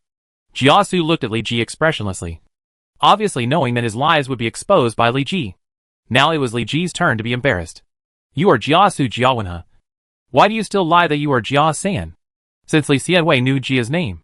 Why did you ask? Jiasu did not answer directly, but asked back. This? Li Ji did not know how to answer. He could not say that he had the skills to see through Jiasu's identity. My master is amazing, and has a keen eye for pearls. Wenha has a talent that can rule the world, so he can naturally know your identity. Wang Ming came to help Li Ji out. Jiasu obviously did not take Wang Ming's words seriously, and then bowed to Li Ji and said, Li Xianwei, Jia is just a clerk beside Niufu. How can he be worthy of being a clerk? Does Wenha think that his talent is average? Or that I have made a mistake? Li Ji put his hand on his waist. Jiasu looked at the blade that slipped out of the scabbard, and his expression finally changed a little. Since the general thinks I have talent, I can only be a clerk beside the general to repay the general's appreciation. Official civil servants, Jiasu pledges allegiance to you. Do you agree? Yes. It would be strange if he didn't agree. Even if Jiasu was half threatened and half helpless to pledge allegiance, he was still by his side, as long as he could come up with a plan at the critical moment. I got one, huh? Just like Gazu got Lu Ho and Xian Ho. Li Ji happily helped Jiasu up. Jiasu is an old fox, who knows the way to protect himself, knows what to do and what not to do, and will definitely not betray his faith and sneak back to Shiliang. My lord, you are too kind. When Li Ji took Jiasu and Wang Ming to pass by the place where Zhang Ning was imprisoned, he suddenly asked Jiasu, Wenha, if I want to subdue someone, but this person hates me very much, and there is a grudge between me and her that killed my relatives. Do you have any way to help me subdue him? Jiasu pondered for a moment, and then replied, as the saying goes, attacking the heart is the best. The Lord can use the threat of death to maximize his fear. Just like a drowning person, they will subconsciously grasp everything around them, and the Lord will play such a role. With the help of Su's methods, he will definitely be obedient. Isn't this Stockholm Syndrome? Interesting. Li Ji was a little curious about what methods Jiasu would use to make Zhang Ning obedient. Huaxia District National Announcement. Since the start of the second phase of the epic Yellow Turban Rebellion, the Battle of Guangzhong, many players in the Huaxia District have participated hard. When Lu Ji and Dong Zhuo were imprisoned one after another, and the Han army was in panic, they helped the temporary commander Zhong Yuan to repel the counterattack of the Million Yellow Turban Army. After Zhang Jiao died of illness, the Han army immediately broke through Guangzhong City and killed Zhang Bao, Zhang Liang and other important Yellow Turban Army generals. Since then, the Million Yellow Turban Army in Guangzhong City has been pacified. Huaxia District National Announcement. Han Army General Zhong Yuan won the Battle of Guangzhong. The system determines that the Han Army players won the second phase. In the next third phase, the combat effectiveness of the Han Army players is plus 5%. Huaxia District National Announcement. The second phase, the Battle of Guangzhong has ended, and the Million Yellow Turban Army in Guangzhong City has been cleared. The third phase, the Battle of Wancheng, is about to begin. Please choose whether to continue to participate within 3 days and arrive at the Wancheng battlefield within 3 days. No more than 3 days will be accepted. Congratulations to the player for winning the second stage, the Battle of Guangzhong. Due to the player's outstanding performance, the system will temporarily rate your performance as class as superior. Please choose whether to participate in the third stage, the Battle of Jiulu. If you choose to participate, the player will continue to participate in the event as the Han Army camp. If you do not choose to participate, the system rating level will be reduced to Class B Superior. After the death of the three brothers Zhang Jiao, the Yellow Turban Army became a mess. Some escaped, some ran away, and did not organize an army at all. The second stage of the epic battle also lasted for 2 months. But when Li Ji killed Zhang Liang and Zhang Bao, the second stage had only been over for more than a month. In the remaining time, Wang Fusong finally came here and put on his armor again. The death of the three brothers Zhang Jiao did not mean that Wang Fusong had nothing to do. The base camp of the Yellow Turban Army was Jiulu County, and the entire county was full of Yellow Turban Army, which required Wang Fusong to send troops to pacify it. Zhang Bao once set out from Zaiqiang to attack the Han Army. This city is now occupied by the Yellow Turban Army. Even without Zhang Bao's leadership, they rely on solid city walls to block the Han Army's front. A large number of Han Army siege equipment was destroyed by Zhang Jiao's thunder and lightning, which also took a certain amount of time to build. Zaiqiang is located in the north of Jiulu County, far away from Guangzhong, and heavy equipment cannot be transported there at all. So Wang Fusong decided to let the army go first, besiege Zaiqiang while using local materials to build equipment and attack the city as soon as possible. But this back and forth directly consumed the remaining time of the second stage. Before the battle started, the system prompted all players that the stage was over. It was also thanks to Li Ji's foresight that he did not follow Huang Fusong's footsteps, but led his troops to sweep away the small group of Yellow Turban army. After all, mosquito leg meat is also meat. Yes. The Nanyang battlefield in Jingzhou was presided over by Zhu Jun. Although his ability was not as good as Lu Ji and Huang Fusong, he was more than capable of dealing with a group of Yellow Turbans who had been besieged for a long time. And there was also Sun Jian and his capable generals to help. Tian, who started the game. How could you lose with a flying dragon riding on your face? Congratulations to the player for participating successfully. Please lead the army to the Nanyang battlefield within 3 days. Due to your outstanding performance in the Battle of Guangzhou, Emperor Ling of Han Lu Hong will continue to pay attention to you in the Battle of Nanyang. Please keep up the good work. Like the previous settlement, Li Ji still received Lu Hong's attention. Jiando summoned the army to Wancheng. The Battle of Guangzhou was very fierce, causing Li Ji to lose a lot of troops. Fortunately, Kinzai presided over the town and barely replenished the army. However, the cavalry given by Tang Mao was almost wiped out by the Yellow Turbans. There is no horse farm in Longke town, and the war horses purchased from Ding Xia and others will not be delivered until the battle is over. In the third stage, Li Ji has no cavalry to ride. After bidding farewell to Huang Fusong, Li Ji took a group of soldiers and several captured Yellow Turban army generals to the teleportation array. With a flash of white light, Li Ji and others left Guangzhou County and came to Nanyang. Jingzhou. Compared with the previous two battlefields, the Nanyang battlefield presided over by Zhu Jun seemed to have not yet fought, and there was not much blood in the air. Is the person coming Li Ji from Shanin? Kuaiji. More than a dozen riders had been waiting for a long time, and the leader had a broad forehead and face, a tiger body and a bare waist, and an extraordinary appearance. That's right. I don't know what the general's name is. While speaking, Li Ji observed these people and found that these people were strong and murderous, and they were all some real veterans of the battlefield. He might know the other party's identity. Chapter 135 Zhu Jun and Sun Jian. I am Sun Watai, the assistant military commander of Zhu Yu's Honglangjiang, and I have been waiting here for a long time, Sun Jian said with a bow. It turns out that you are Sun Watai, the fierce tiger of Jiandong. I have heard of your great name for a long time.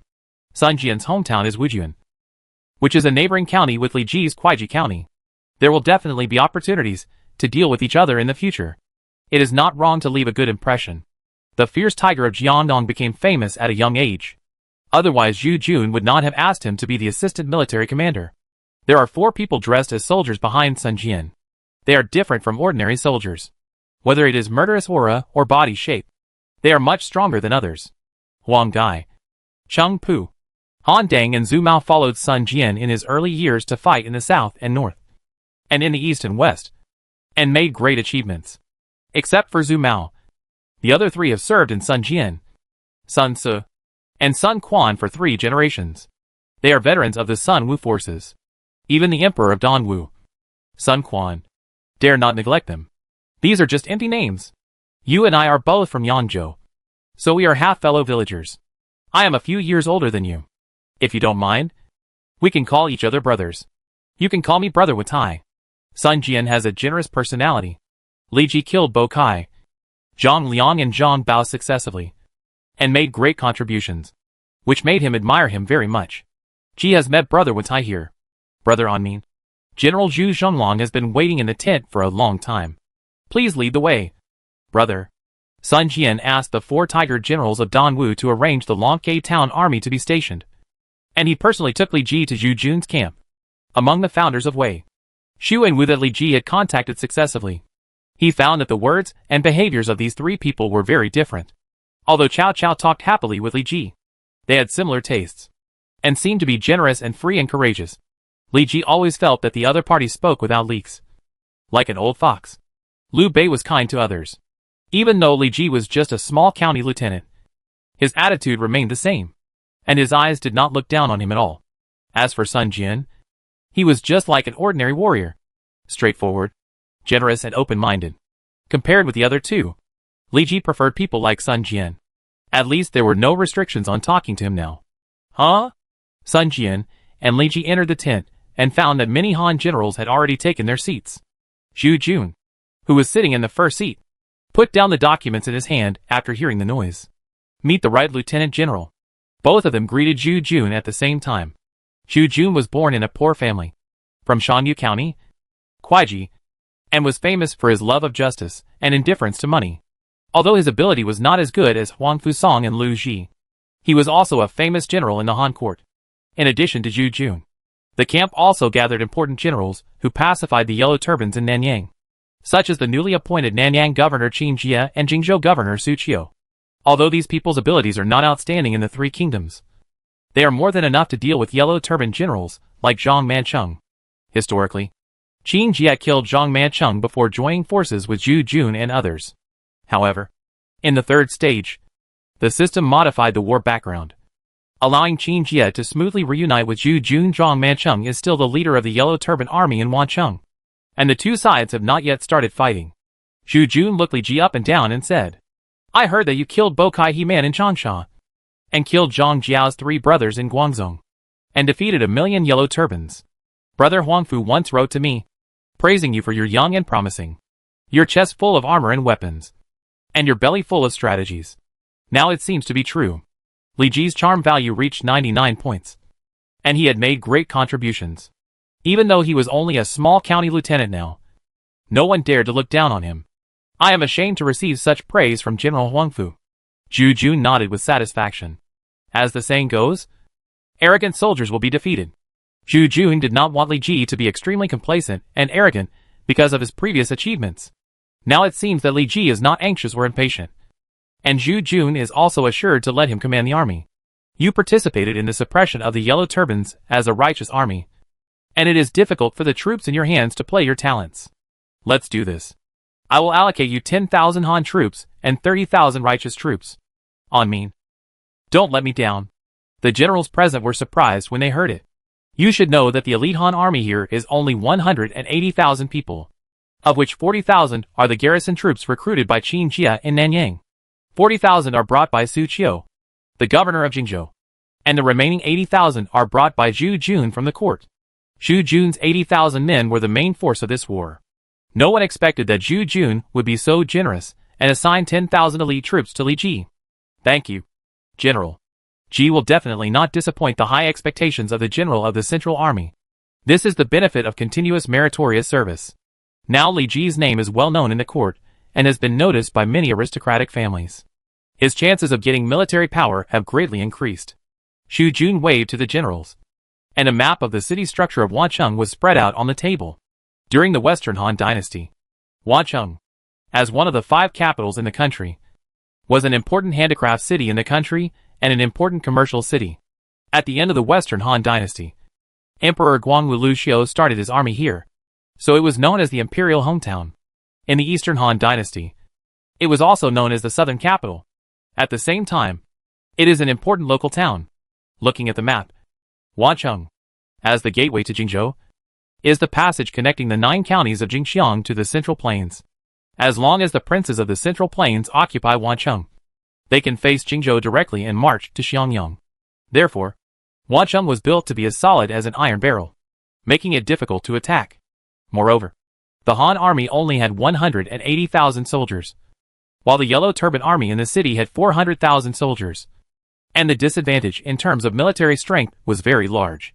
Zhang Mancheng called himself the God's envoy and gathered hundreds of thousands of people to besiege Wancheng. At that time, the Nanyang governor Zhu Gong was outnumbered due to the disparity in military strength, and Wancheng fell quickly. Zhu Jun tapped the blueprint with his fingers to explain the background to everyone. In fact, these generals had been here for a long time and had already known the situation in Wancheng. Zhu Jun's words were just for Li Ji to hear. "General, the only solution now is to attack by force. Wancheng is extremely strong. If we attack by force, we will probably suffer great losses." Zhu Jun shook his head and then looked at Li Ji. "On me. Do you have any ideas?" "General, Zhang Mancheng has captured Wancheng for a long time, but has never conquered the outside world. He has been staying in the city all day to have fun. Perhaps we can take advantage of this." Li Ji knew that Zhang Mancheng was killed by Qin Jie in history because he underestimated the enemy and was arrogant. He could use the opponent's flaws to lead the opponent out of the city. Tell me in detail. You can send a young general to gather a small number of troops and horses to pretend to attack the city. Zhang Mancheng, the Yellow Turban Bandit, is ignorant of the world and is likely to lead his troops out of the city to fight in the field. At that time, the fierce generals in the army will rush out and kill him. Once Zhang Mancheng dies, the Yellow Turban army will be in chaos.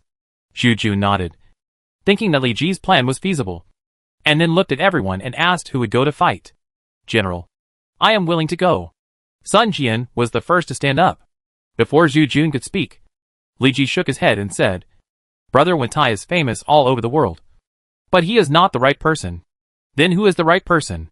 Ji is just a small county lieutenant, so he is naturally the most suitable person. Chapter 136 Divine Envoy Zhang Mancheng. Sir Divine Envoy, a Han general is provoking us under the city. The yellow turban soldiers rushed into the banquet in a panic, ruining the mood of everyone present. But Zhu Jun, Sun Jian and others are attacking the city? The important General Zhao Hong put down his wine bowl and asked.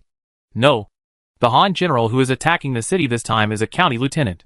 Zhang Mancheng, who was sitting in the first seat, laughed loudly when he heard this, with a look of disdain in his eyes. If Zhu Jun and Sun Jian personally led the troops to attack the city, we would naturally take it very seriously. Now it's just a small county lieutenant who comes to provoke us. But he is bullying us Yellow Turban army without anyone. The Han army has always thought that we are just a group of rabble, arrogant and presumptuous. Sir Divine Envoy, we must send troops to dampen their spirit. Han Dong, who was at the bottom, stood up and said loudly, Han Zhong's words are very much in my heart. Zhang Mancheng nodded with satisfaction. However, not everyone thinks that this is a good time to send troops. Xiao Hong also stood up and advised, Lord God, Nanyang Wancheng is one of the most fortified cities in the world, and we have the advantage in numbers. There is no need to fight with the Han army in the field. Zhang Mancheng waved his hand, signaling the other party not to say anything more. I have made up my mind. Don't say anything more. Under Wancheng, a small number of Han troops were stuck outside the archer's range. My lord, will Zhang Mancheng really come out of the city to fight? Chen Dao guarded Li Ji on both sides, staring at Wancheng, which was like a war beast not far away. Zhang Mancheng is arrogant and has been staying in the city without making any progress. If an unknown Han general comes with a small number of troops to challenge him, he will definitely lead his troops out of the city and fight with us in the field. Li Ji sat on a warhorse with 3,000 soldiers behind him. Boom! The gate of Wancheng opened, and a rebellious general rushed out first, and countless yellow turban troops rushed out like a tide. Who is coming? Zhang Mancheng pointed his spear at Li Ji, with an undisguised look on his face. Li Er, the county lieutenant of Shaanning County. I'm here to chop off your dog's head.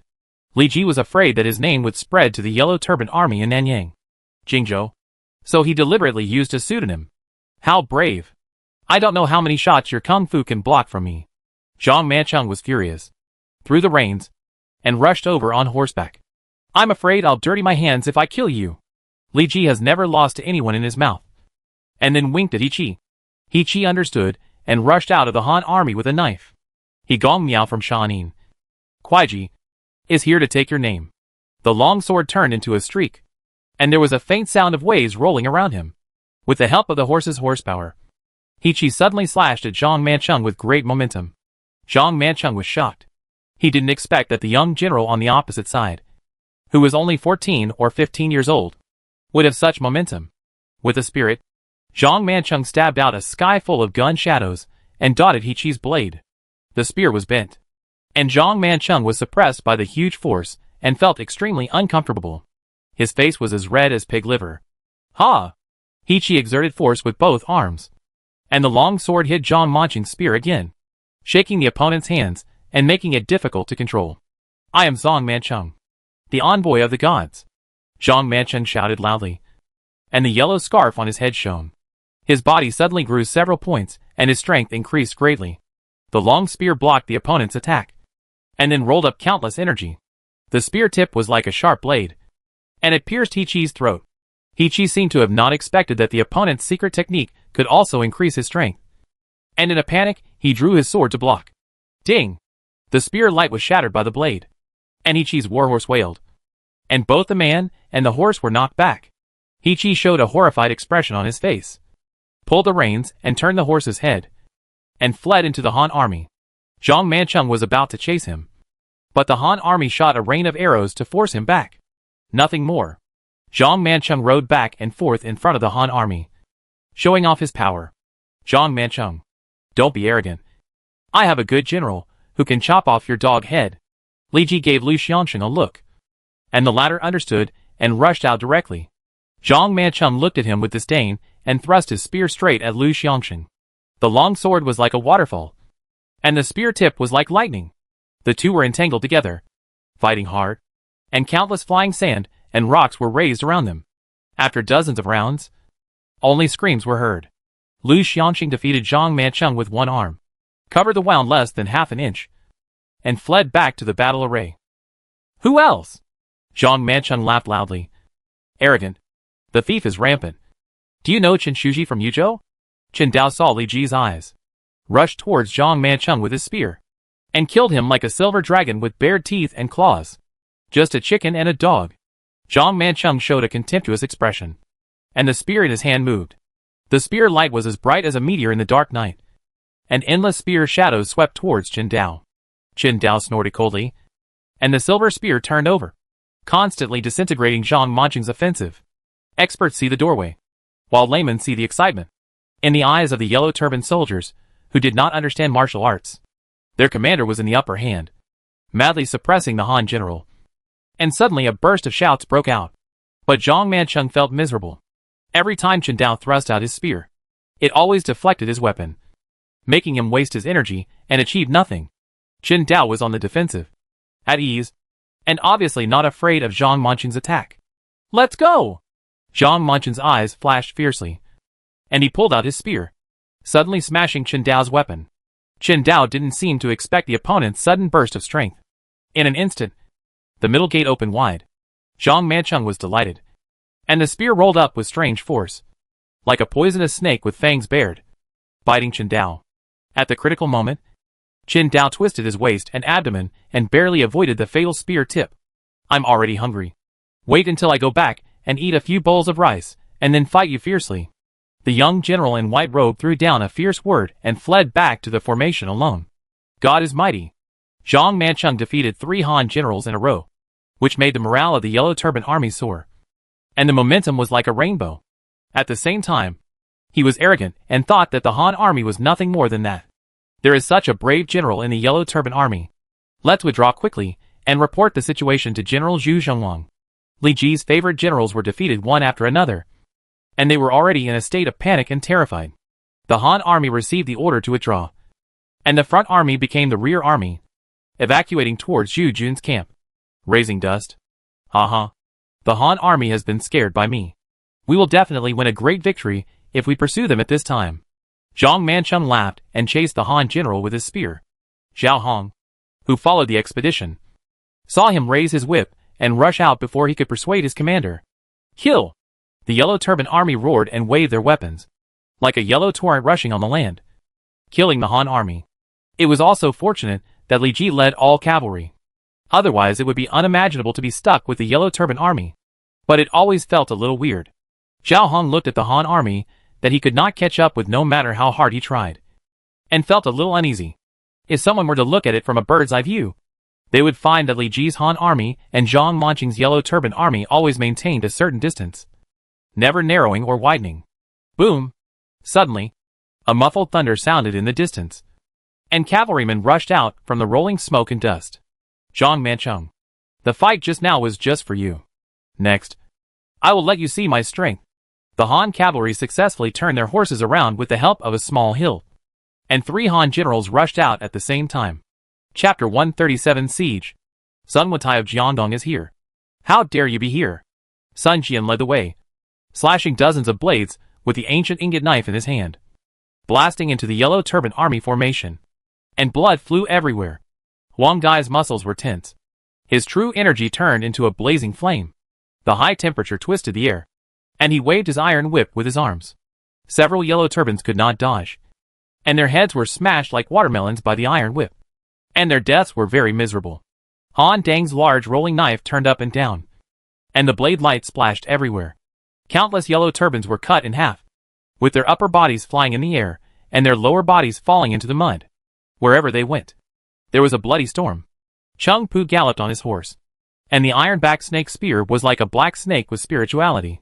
The tip of the spear was shining with cold light, constantly tearing the throats of the yellow turbans.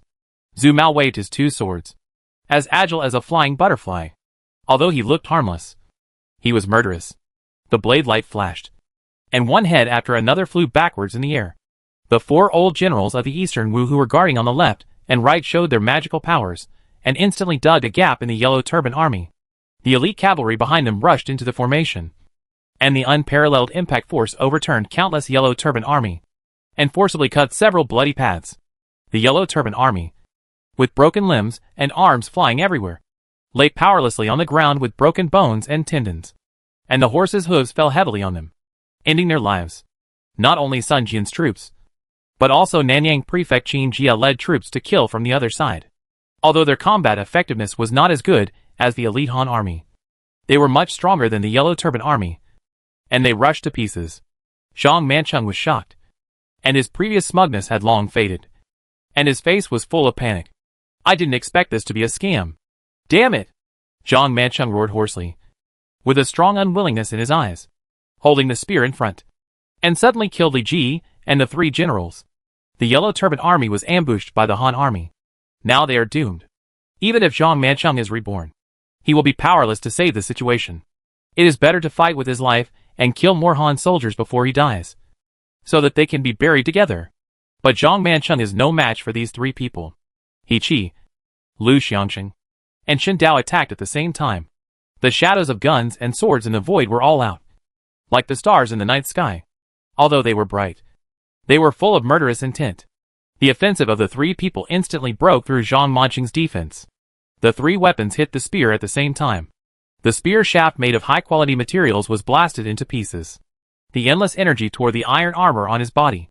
The heavy air waves caused him to bleed from all 7 orifices and lose his hearing. Zhang Manchung vomited blood and felt his body twitching. With a bang, the whole person suddenly exploded like a cannonball, and blood and flesh flew everywhere. Lord God! Xiao Hong exclaimed. His pupils shrank sharply. Li Ji noticed the situation here, drew his bow, and put an arrow on it. The arrow passed through most of the battlefield like a meteor, and pierced Xiao Hong's shoulder socket accurately. Xiao Hong felt pain and fell off his horse. The surrounding yellow turban soldiers surrounded him in a hurry to prevent him from being attacked by hidden arrows again. There was no killing prompt in his ears, which made Li Ji frown slightly. It seemed that he had to change to a better bow. Thinking of this, Li Ji started to slaughter the surrounding yellow turban soldiers with a gun. After killing Zhang Liang and Zhang Bao, his strength increased greatly, and his bravery value reached 84 points, which was at the level of a second-rate general. Li Ji's performance against the yellow turbans was like mowing the grass in the game. Wherever he went, no grass grew. This surprised the players who followed Li Ji. What kind of human is this Li Ji? Killing the yellow turbans is like killing chickens. Is he playing the same total war as us? Li Ji and I will kill them. You are responsible for the killing. Li Ji is responsible for the killing. Right? Everyone was talking about it. The Han army ambushed all of them. After Zhang Manchung was killed by Li Ji's 3 generals, the yellow turbans without a leader were no match at all, and were quickly suppressed by the Han army. Except for Zhao Hong and his yellow turban soldiers, who fought desperately to return to Wancheng. The rest of the yellow turbans were either captured or turned into corpses, which became the credit of the Han army soldiers. Current merit 340,766. Zhang Manchung provided Li Ji with 10,000 merit points, which is about the same as the value of Bo Kai's head. You should know that in the Battle of Wancheng, the leader of the yellow turban army had been several people, which means that the heads of these people are also worth 10,000 merits. Although it is not as big as the heads of the 3 brothers of Zongjiao, it is also a considerable amount. On me, the first credit for this battle must be you. Zhu Jun was overjoyed. He did not expect that Li Ji's strategy of feigning defeat and luring the enemy deep into the depths was so successful. Not only did he capture thousands of yellow turban army, but he also took advantage of the chaos to kill the leader of the yellow turban army, Zhang Manchung. If it were not for the help of my colleagues and the trust of the general of the Central Army, I would not have been able to kill Zhang Manchung. Li Ji did not dare to take all the credit. The generals and soldiers also nodded with satisfaction. They did not expect that this small county lieutenant from Yangzhou would be so sensible. Zhu Jun moistened his throat and then said, Zhang Mancheng is dead. The Yellow Turban Army is leaderless. And morale has plummeted. Even if we only have 180,000 troops, it is more than enough to attack Wancheng. Su Taisho. How are the siege equipment? Su Qiu bowed and replied, Since I received the order from the general of the Central Army, I have mobilized the people of Jingzhou to build equipment overnight. The number is enough to take Wancheng. Good. Zhu Jun touched his beard with satisfaction.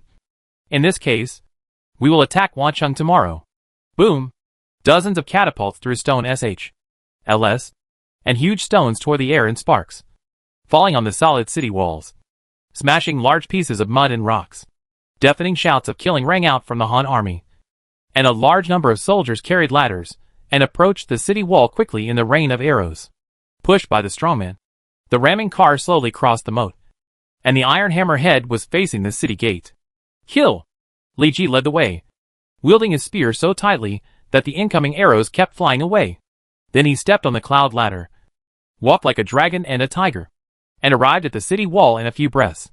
The cold light flashed, and the surrounding yellow turbans showed their swords and slashed at Li Ji with red eyes. The Zhanlei spear was launched, tearing the thunder and lightning clouds, and bursts of explosion sounded in the void, and the air waves rolled, blowing away several yellow turbans. A little cold light came first, and then the spear came out like a dragon. Li Ji showed his skills, and the long spear shook out several gun flowers in the air, spitting out sharp blades, piercing the throats of the yellow turbans. Li Ji relied on his bravery to quickly clear a space on the city wall. The Han soldiers who followed him shouted excitedly, waving their weapons, and successfully climbed the city wall along the cloud ladder. Under the leadership of Li Ji, they formed a formation and sat on the city wall like a reef. Even if the yellow turbans kept beating like waves, they still stood tall and motionless in it. Cough, cough, cough. A cough sounded from the city wall, and a yellow turban general with a pale face and lips appeared, startling the nearby yellow turban soldiers.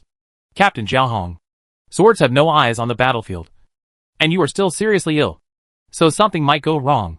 Chapter 138 Zhao Hong's death. The Han army is attacking the city. As the commander, how can I not go up to the city wall? Zhao Hong said, covering his chest. Zhang Mancheng was killed by the Han army. Zhao Hong successfully returned to Wancheng under the escort of the yellow turbans, but Li Ji's arrows seriously injured him. As the saying goes, a country cannot be without a king for a day, and a family cannot be without a master for a day. Zhang Mancheng, the commander of the yellow turbans in Wancheng, died suddenly in battle, causing panic among hundreds of thousands of soldiers in the city, and many people wanted to escape from the city. It was also thanks to Zhao Hong that he was highly valued by Zhang Mancheng and had great prestige in the army. He was half-heartedly surrounded by everyone and became the new god's envoy. The shouts and killings shook the earth. Zhu Jun knew that the Han army had a numerical disadvantage, so he did not adopt a siege strategy from all sides, but sent a large number of soldiers to attack one side of the city wall of Wancheng, guarded by the yellow turbans on both sides. Zhao Hong held a 3-foot sword and kept stabbing the surrounding Han army to death. The Han army is relying on siege equipment to attack us fiercely. The best plan now is to destroy their equipment as much as possible. Without the help of equipment, the Han army will naturally return empty-handed and be forced to withdraw. Zhao Hong began to analyze the situation. Leader, leave this task to me.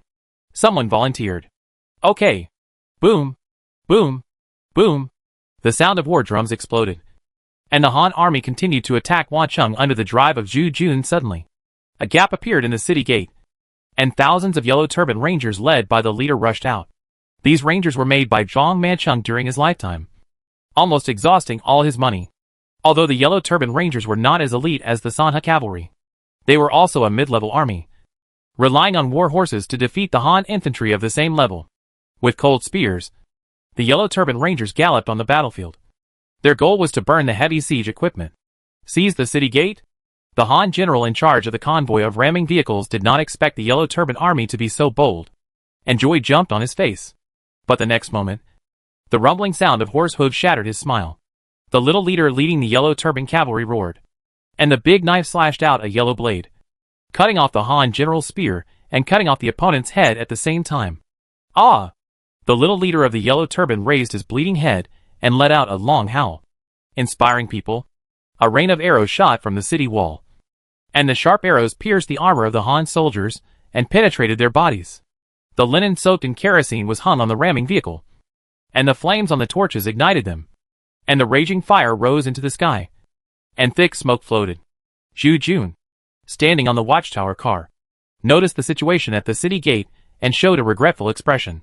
I thought Zhang Mancheng was dead, and the Yellow Turban Army was leaderless and could not stop our attack. But I didn't expect the new commander of the Yellow Turban Army to be so skilled and brave that he dared to go out of the city to destroy the battering ram. Qin Jie, the governor of Nanyang, said, General Zhongwang, our soldiers are extremely brave. So why should we fear the Yellow Turban Army? The battering ram has been destroyed, and the threat to the city gate has dropped sharply. Breaking through the city gate is no longer a good option. Order Sun Wentai and Li Amin to go all out and break through the city wall. After the Yellow Turban Rangers burned the battering ram, they were about to look for the next target, but found that the Han army was already on guard. After charging under the city wall, the Yellow Turban Rangers killed many Han soldiers and ran back to the city in a line. Leader, I'm glad to have fulfilled my mission. The Yellow Turban leader rushed to Zhao Hong to report, with a heavy blood around him. Zhao Hong patted the leader's shoulder excitedly, and his palm was stained with sticky blood. If we can successfully resist the attack of the Han army, the first credit should belong to you. Ding ding ding. Li Ji waved the Zhanlei spear, constantly swinging the weapons of the Yellow Turban Army, and then turned the spear tip around, slashing blood on their necks and taking their lives. The elite Han army around him fought hand-to-hand with the Yellow Turban Army, relying on sophisticated armor and weapons. And under the leadership of Li Ji and Chen Dao, they were unstoppable and continued to advance on the city wall.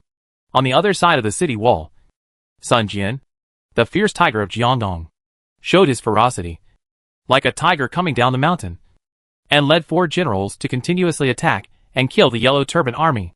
The Han army advanced at both ends, striving to occupy this side of the city wall in the shortest time. Who is that?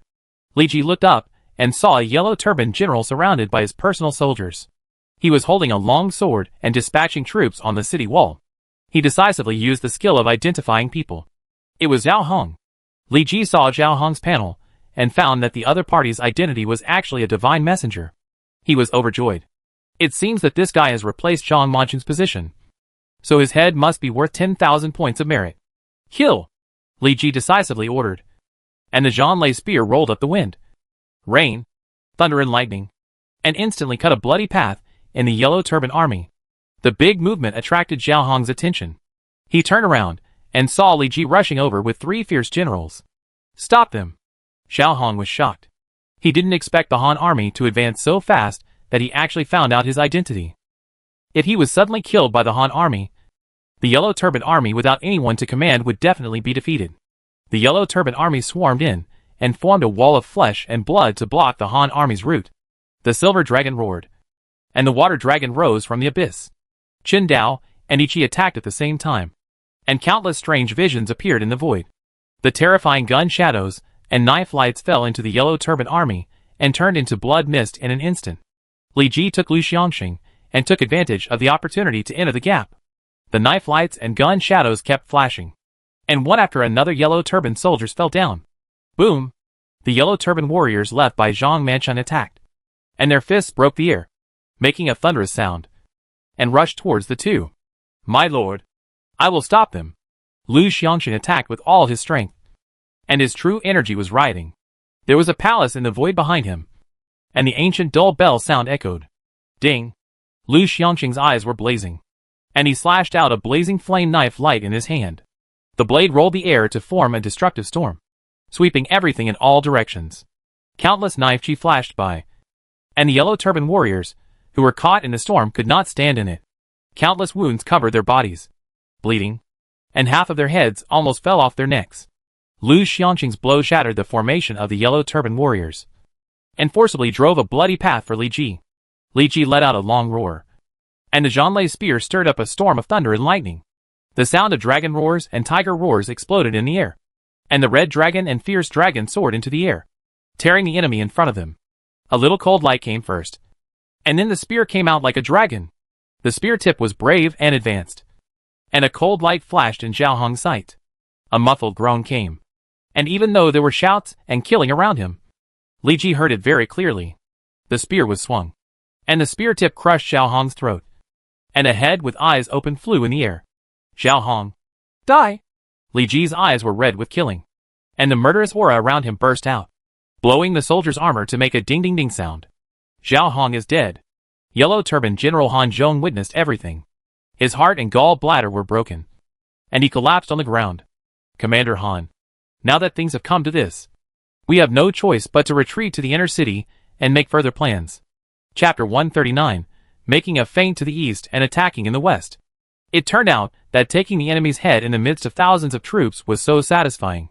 Although most of the enemies were blocked by Lu Xiangsheng and the other three, Li Ji had endless aftertastes, and finally tasted the taste of being a fierce general, carrying Zhao Hong's head wherever Li Ji went. The Yellow Turban Army was terrified and knelt down to surrender on the spot. The Yellow Turban Army began to be in chaos and was about to be defeated. If we retreat to the inner city, we will undoubtedly hand over Wancheng to the Han Army. At that time, there will be no possibility of victory. Now we have to gather all the soldiers, fight to the death, and drive the Han Army off the city wall. Han Zhong was appointed when the army was defeated, and decisively took over the command from Zhao Hong. The Yellow Turban Army, which was about to become a pile of loose sand, showed signs of cohesion. If we can't kill the Han generals, then kill the Han soldiers.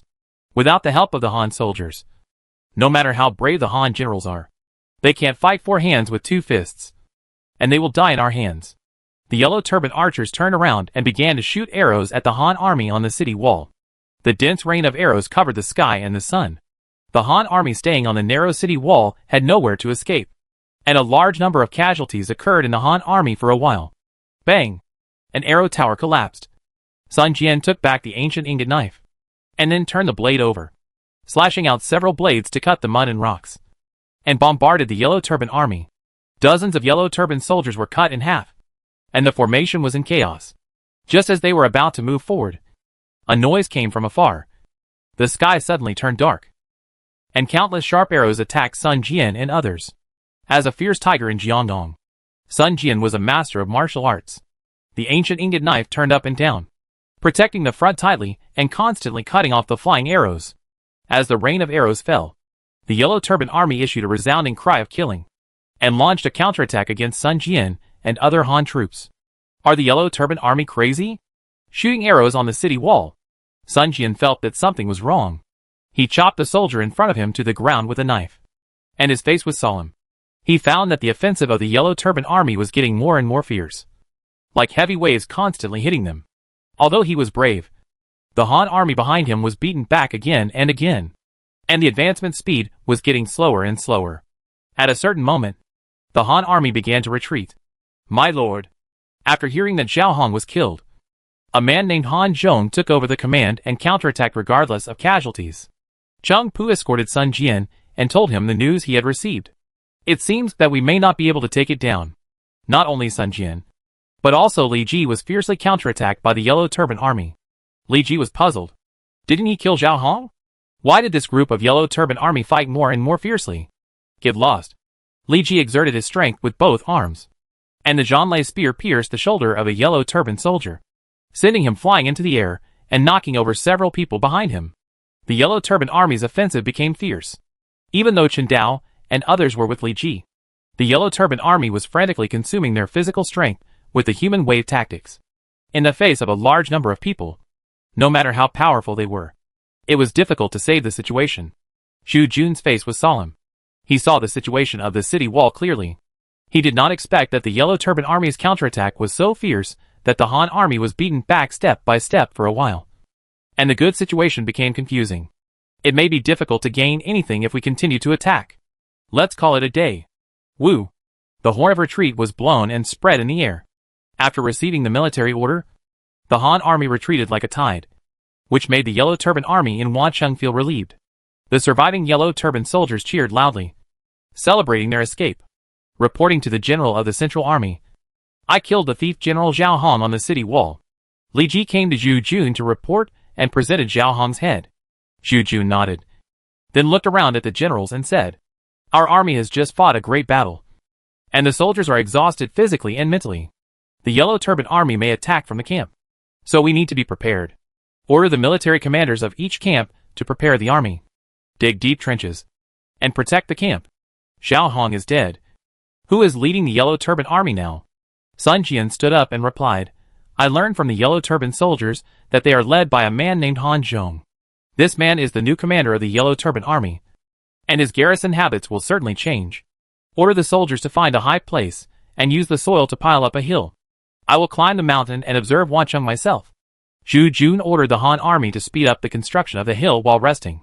And this behavior naturally could not be hidden from the Yellow Turban soldiers, who were monitoring the Han army. After hearing this news, Han Zhong's face was filled with sorrow. Zhu Jun's intention is just to observe the feelings on the city wall, and find our loopholes.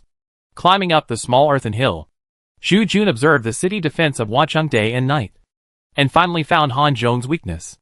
At the same time, the Han army also began to build new battering rams. The most effective device for breaking through the city gate is the battering ram, and the previous battering ram was destroyed by the Yellow Turban Rangers. Wentai, Anmin, I will personally lead the army to attack the southwest of Wancheng to attract the main force of the Yellow Turban Army. You will lead the elite to attack from the northeast and surprise them. Zhu Jun sat firmly on the top and began to deploy troops. As the number one figure in the army, no one dared to oppose him.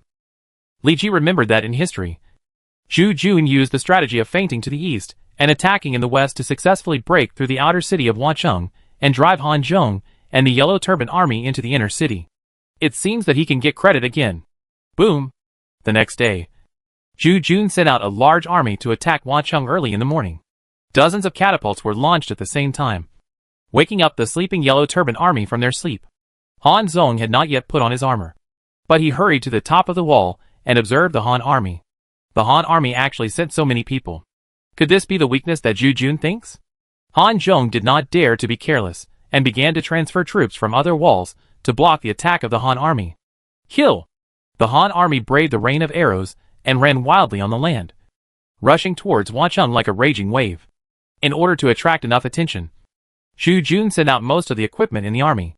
The heavy siege equipment slowly moved forward under the push of the strongmen, like a ferocious war beast, showing its fangs to Wancheng. The sound of fighting on the distant wall kept coming, making Li Ji and the Han soldiers behind him excited. They all knew that whether they could take Wancheng would depend on their performance in the next siege. After observing the situation on the city wall, Wang Meng whispered a few words in Li Ji's ear. Following the advice, Li Ji said to Sun Jian, Brother Wentai, the general of the Central Army has attracted a large number of defenders for us. If we don't attack now, when will we attack? Okay.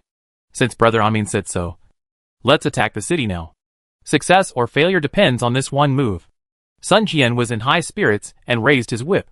The silent Han army suddenly burst into earth-shaking shouts, and many flags were raised high in the air, fluttering. The Yellow Turban Army on the city wall was highly tense, and found the traces of Li Ji's Han army at the first time. The Han army is attacking the city. Chapter 140 Breaking through the outer city. On the city wall, Li Ji clearly saw the fear of the Yellow Turban soldiers. Zhu Jun in the southwest led a large army to attack Wancheng, attracting Han Zhong's attention, and being forced to withdraw a large number of soldiers to resist. Now the city wall that Li Ji wanted to capture had few soldiers, even fewer than the Han army. He also saw some soldiers, who did not wear yellow turbans appearing on the city wall. They were civilians from the city. Han Zhong had no choice. In order to defend this strong city, he drove the soldiers to force the people to go up to the city wall, and pick up a variety of weapons to help defend the city. The people temporarily served as soldiers, and their combat effectiveness was far inferior to that of the Han army. Even ordinary rural warriors were better than them. In order to ensure the success of the strategy of making a feint to the east and attacking the west, Zhu Jun handed over the most elite troops of the Han army to Sun Jian, and Li Ji became Sun Jian's deputy general. Unfortunately, Zhu Jun's Sanhe cavalry, Tunqing, Yuqing and Changshuang were all cavalry, and it was difficult to exert their full strength when dismounting to fight. To capture a city and plunder a territory, you still have to rely on infantry. In addition, in order to attract enough attention, Zhu Jun sent all the siege equipment to attack the southwest, leaving only some simple ladders for Li Ji and Sun Jian. I will climb the city myself. Zhu Ji, you will command the soldiers to attack the city. Sun Jian was famous for his bravery. Whenever he led the troops, he was keen to be the first to climb the city. Leave it to me. Zhu Ji was from Danyang County. In his early years, he followed Sun Jian to fight in all directions. His qualifications were similar to those of the 4 veteran generals of the Eastern Wu. He was a rare good general. Brother Anmin, why don't we compete to see who climbs the city wall first? Brother Wentai is so interested. Ji dare not disobey. Okay. Sun Jian laughed. If I climb the city wall before you, I will shamelessly take a few jars of rice wine from you for free. Brother likes rice wine. After the Yellow Turban Army is pacified, come to my territory and drink as much as you want. Since Sun Jian came to Li Ji's tent and found that Li Ji brought the rice wine from Longhai town, he shamelessly asked for a bowl. And he seemed to be obsessed with his rice wine. I didn't expect that he would make a bet today and want to get Li Ji's rice wine for free. I won't take advantage of you for nothing. I heard that you haven't married yet. If you give birth to a daughter in the future, I will definitely marry you. Ahem. Sun Jian's words shocked Li Ji directly. The daughter he was talking about should be Sun, who married Liu Bei in history. In many unofficial history novels, Sun was called Sun Shangxiang. He remembered that Liu Bei was nearly 50 years old when he married Sun Shangxiang, and Mrs. Sun was in her prime at that time, which means that Sun Shangxiang was born around 190. This is too cruel. Don't be shy. My dear brother. It's only a matter of time before you get married and have children. Sun Jian thought Li Ji was just a pure man, and couldn't help shaking his head. Woo! The attack horn sounded, and while the two were talking, the Han soldiers had already carried the cloud ladder and launched a fierce attack on Wancheng. Sun Jian led the 4 tiger generals of Dongwu to charge into battle at such a fast speed that he stepped on the cloud ladder, obviously taking the bet seriously. Li Ji was not willing to lag behind, and he threw the soldiers to Wang Ming to lead, and took Chen Dao and 3 others to kill on the top of the city. The Jiangnan Tigers dominated the world, not only relying on their excellent skills, but also a group of elite soldiers from Jiangnan. Jiangnan soldiers? This is Sun Jian's own special unit, a mixed unit of infantry and cavalry, which makes Li Ji very greedy. He entered Total War as a player, and was born without any special units. He was a blank slate, and only by completing various tasks could he get the rewards of special units. Kill!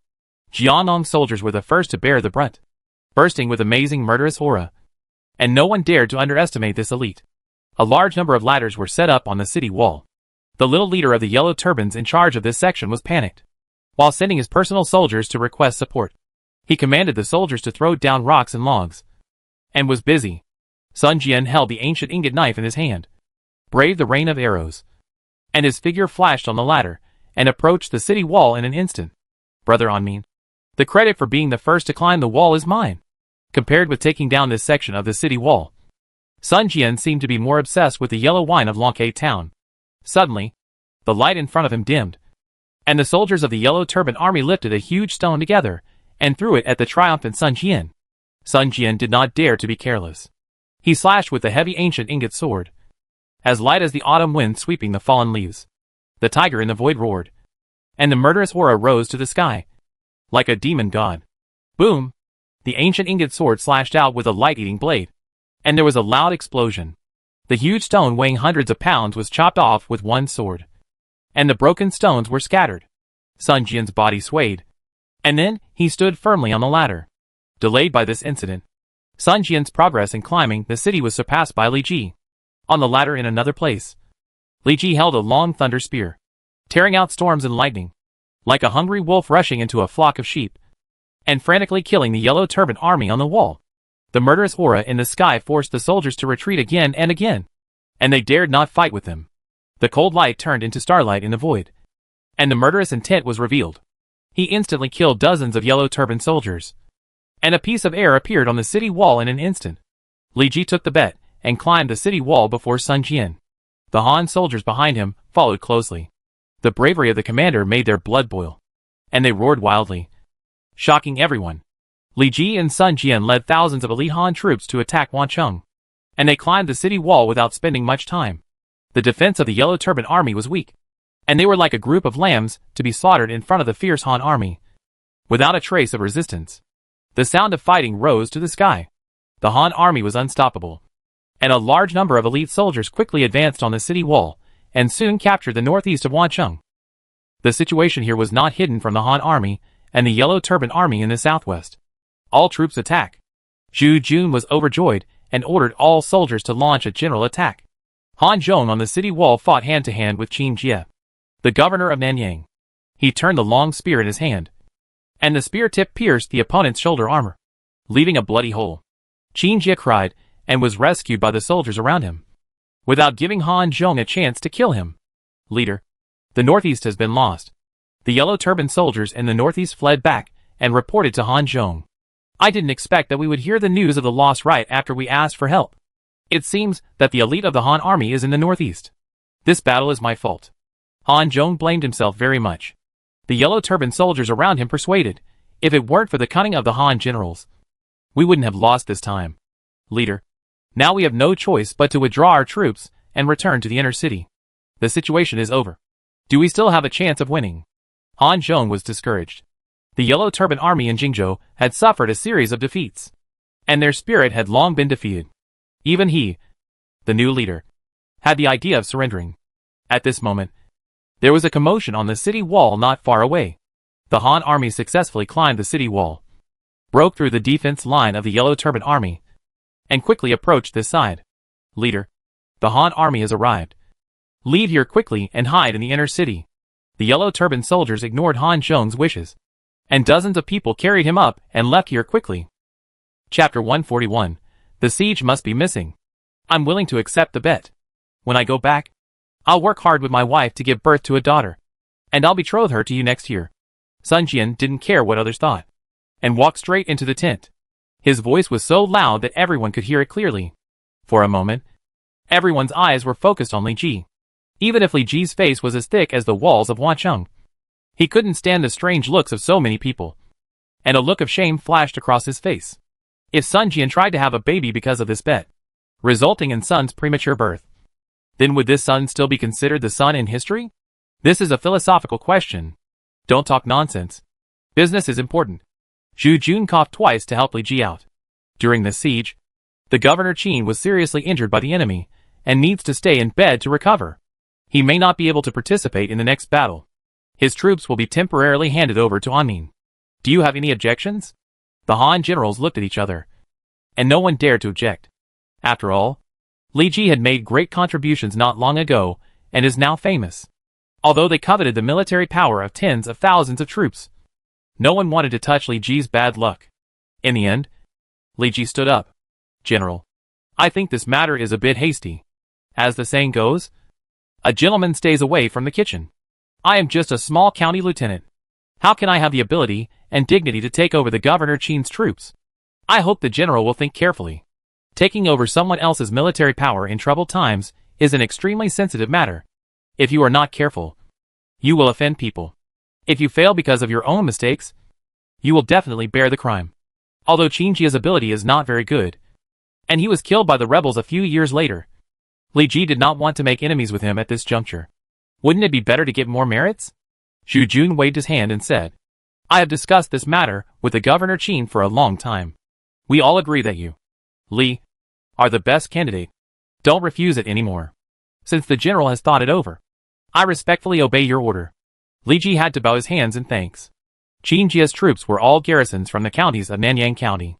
Their combat effectiveness was definitely not as good as the Han army from the Luo River, but they were much better than the yellow turban army trapped in the inner city. It's better to have it than not. Perhaps there will be large-scale military battles in the future battles. After Zhu Jun decided on the ownership of the troops, he discussed with the generals how to take down the yellow turban army hiding in the inner city with the least loss. Now the yellow turban army in Yuzhou and Jizhou was defeated by Huang Fusang. Some died, and some fled. The bodies of the three Zhangjiao brothers were transported to Luoyang not long ago to be whipped by Emperor Ling of Han. And the remaining yellow turban army could no longer form a climate. As long as Zhu Jun successfully wiped out the yellow turban army in the inner city, the rebellion of this group of mock bandits could be almost declared over. After that, it would only take the local officials to lead troops to continuously wipe out the yellow turban army remaining in the territory. Report to the right, Lieutenant General. The mock bandits sent an envoy to surrender. The soldiers guarding outside the tent rushed in. Zhu Jun looked a little unhappy, and then invited the envoy in. Meet the Lieutenant General. The envoy sent by Han Zhong was a cowardly person. Facing the murderous Han army, his mouth began to be clumsy. If you have something to say, please speak up. Xu Jun sat at the head of the group, looking imposing without being angry. He had been fighting on the battlefield for a long time, and had already created a murderous aura. His eyes shot out a murderous look, which frightened the envoy directly. General, my leader thinks he is not your opponent, so he sent me to surrender. I hope you will be generous and let us go. The envoy trembled and bowed to Xu Jun. His eyes kept dodging, and his cowardly performance made the people present laugh. The laughter made the envoy feel ashamed. Xu Jun saw that the time was right and waved his hand to stop the laughter. What do you want? A Han general stood up and said loudly, General, the Yellow Turban bandits have been frightened by us and are not qualified to fight our army anymore. In my opinion, their surrender is real. Xu Jun did not answer, and then asked several generals, and found that most of the generals in the account agreed to the surrender of the Yellow Turban army. Li Ji sat next to Sun Jian, closed his eyes, and did not participate in the discussion. As a player, he naturally knew the direction behind by relying on foresight. In fact, Xu Jun, who controlled the direction of the Han army, had already made up his mind, and no one could interfere with his decision. Xu Jun angrily slammed the table, swung his arms, and stood up angrily, pointing at the envoy and shouting, The Yellow Turban bandits rebelled, shook the foundation of our Han dynasty, destroyed the people's livelihood of our Han dynasty, and countless people were trapped in dire straits. Many people were forced to be displaced and lost their loved ones. If I accept Han Zhong's surrender, wouldn't it be telling the whole world that as long as they surrender, rebellion is not a crime? Then where's the majesty of our Han dynasty? Since ancient times, the two armies have not killed envoys. Now I will spare your life. But the death penalty can be exempted. But the living crime cannot be escaped. Come on. Drag him out and cut off his ears. The envoy thought that Han would accept their surrender, but he didn't expect Xu Jun to directly refuse the surrender and cut off his ears.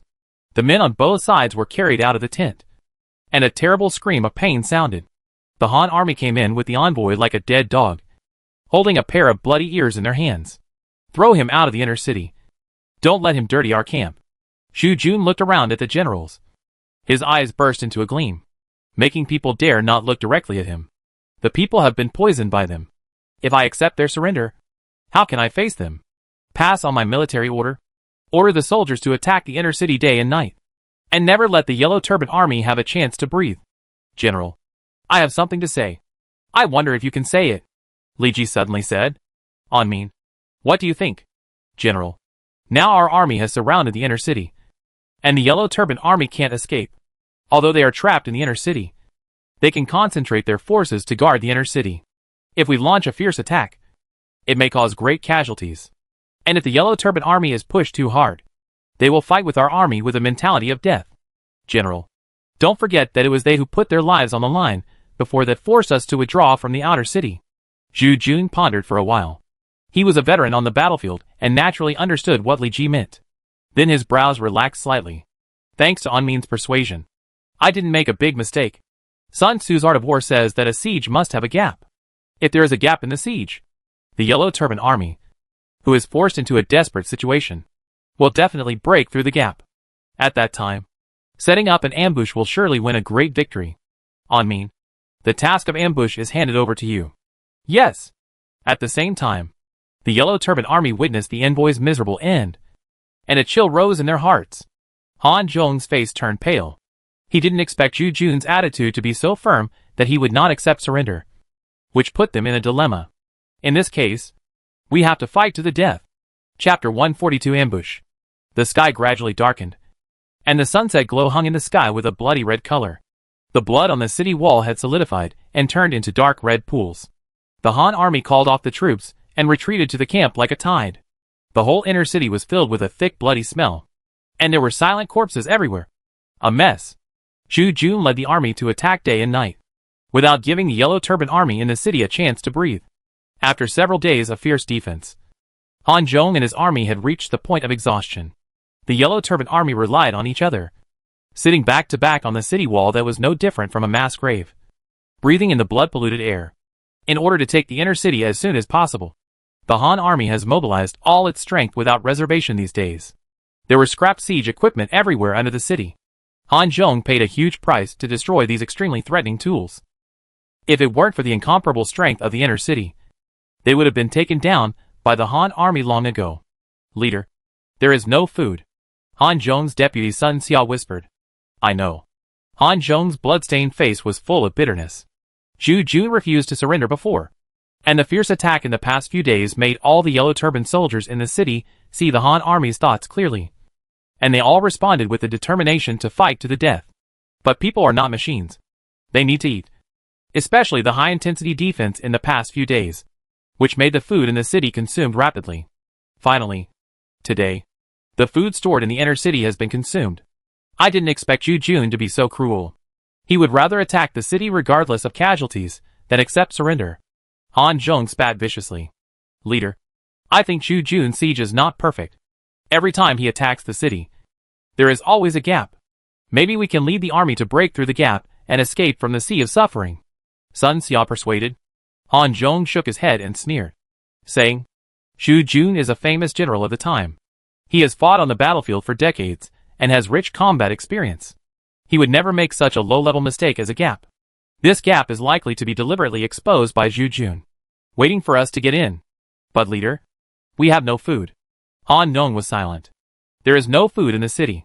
Even if the Yellow Turban army is brave, it cannot resist the invasion of hunger. When the time comes, the Yellow Turban army will automatically split without the Han army doing it themselves. Boom! Zhu Jun took a short break and sent the second batch of Han troops to continue attacking the inner city. The sound of war drums echoed in the void like thunder. The blood of the Han army boiled and made a deafening roar. The red clouds hanging high in the sky were almost shaken away. Whoever kills Han Zhong will be rewarded with 100 taels of gold. In order to boost morale, Zhu Jun also took out gold from his own treasury to boost morale. There must be a brave man under a lot of money. All the Han soldiers showed fanatical expressions, held their breath, burst out with unparalleled momentum and strength, and rushed towards the inner city. The exhausted Yellow Turban army tried their best to resist, but they could not withstand the ferocity of the Han army. Soon many Han soldiers climbed the city wall and fought with them in close combat. The sound of swords cutting into flesh and bones came out one after another. The Yellow Turban army was no match and suffered heavy losses for a while. The defense of the inner city was rapidly collapsing. Retreat. Han Zhong finally felt that he could not turn the tide. So he took the remaining personal soldiers and the Yellow Turban Rangers and quickly approached the city gate. As for the other soldiers, they could only pray for good luck. Boom! A city gate opened wide, and Han Zhong and his deputy Sun Xia held weapons, and hundreds of thousands of soldiers behind them rushed out, rushing madly into the surrounding Han army formation. Han Zhong pinched a Yellow Turban talisman in his hand, which ignited without fire. He and the soldiers around him were covered with a layer of dim yellow halo, and their speed increased instantly. This was the gap in Zhu Jun's encirclement. There was no general guarding it. Han Zhong and Sun Xia relied on their bravery to open the unparalleled moat, killing Han soldiers wantonly, and quickly killed a bloody road, and left with their personal soldiers. At the same time as Han Zhong broke through, the Han army used a ramming car to knock open the city gate and break the defense of the Yellow Turban army. The heavy city gate collapsed, and countless Han soldiers swarmed up, killing enemy soldiers on a large scale on the streets of the inner city. The flames were blazing, and the inner city was filled with shouts and screams. A large number of Yellow Turban soldiers lost their command and rushed around the streets like a headless fly. The bright white blades of the Han army quickly cut them and harvested their lives. Sun Jian brought the 4 tiger generals of the Eastern Wu to guard Zhu Jun and watched Han Zhong's breakout with cold eyes.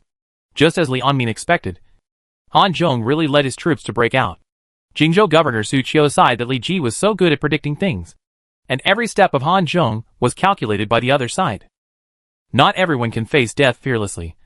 At least Han Zhong is not such a person. As long as there is hope of survival, he will never give up. Zhu Jun smiled and said, Anmin has been ambushing with his troops for a long time, waiting for them to fall into the trap. Wentai, you take 5,000 light cavalry to support Anmin, and don't let Han Zhong escape.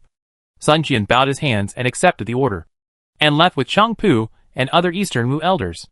5,000 Han army light cavalry followed closely behind to pursue Han Zhong's remnant army.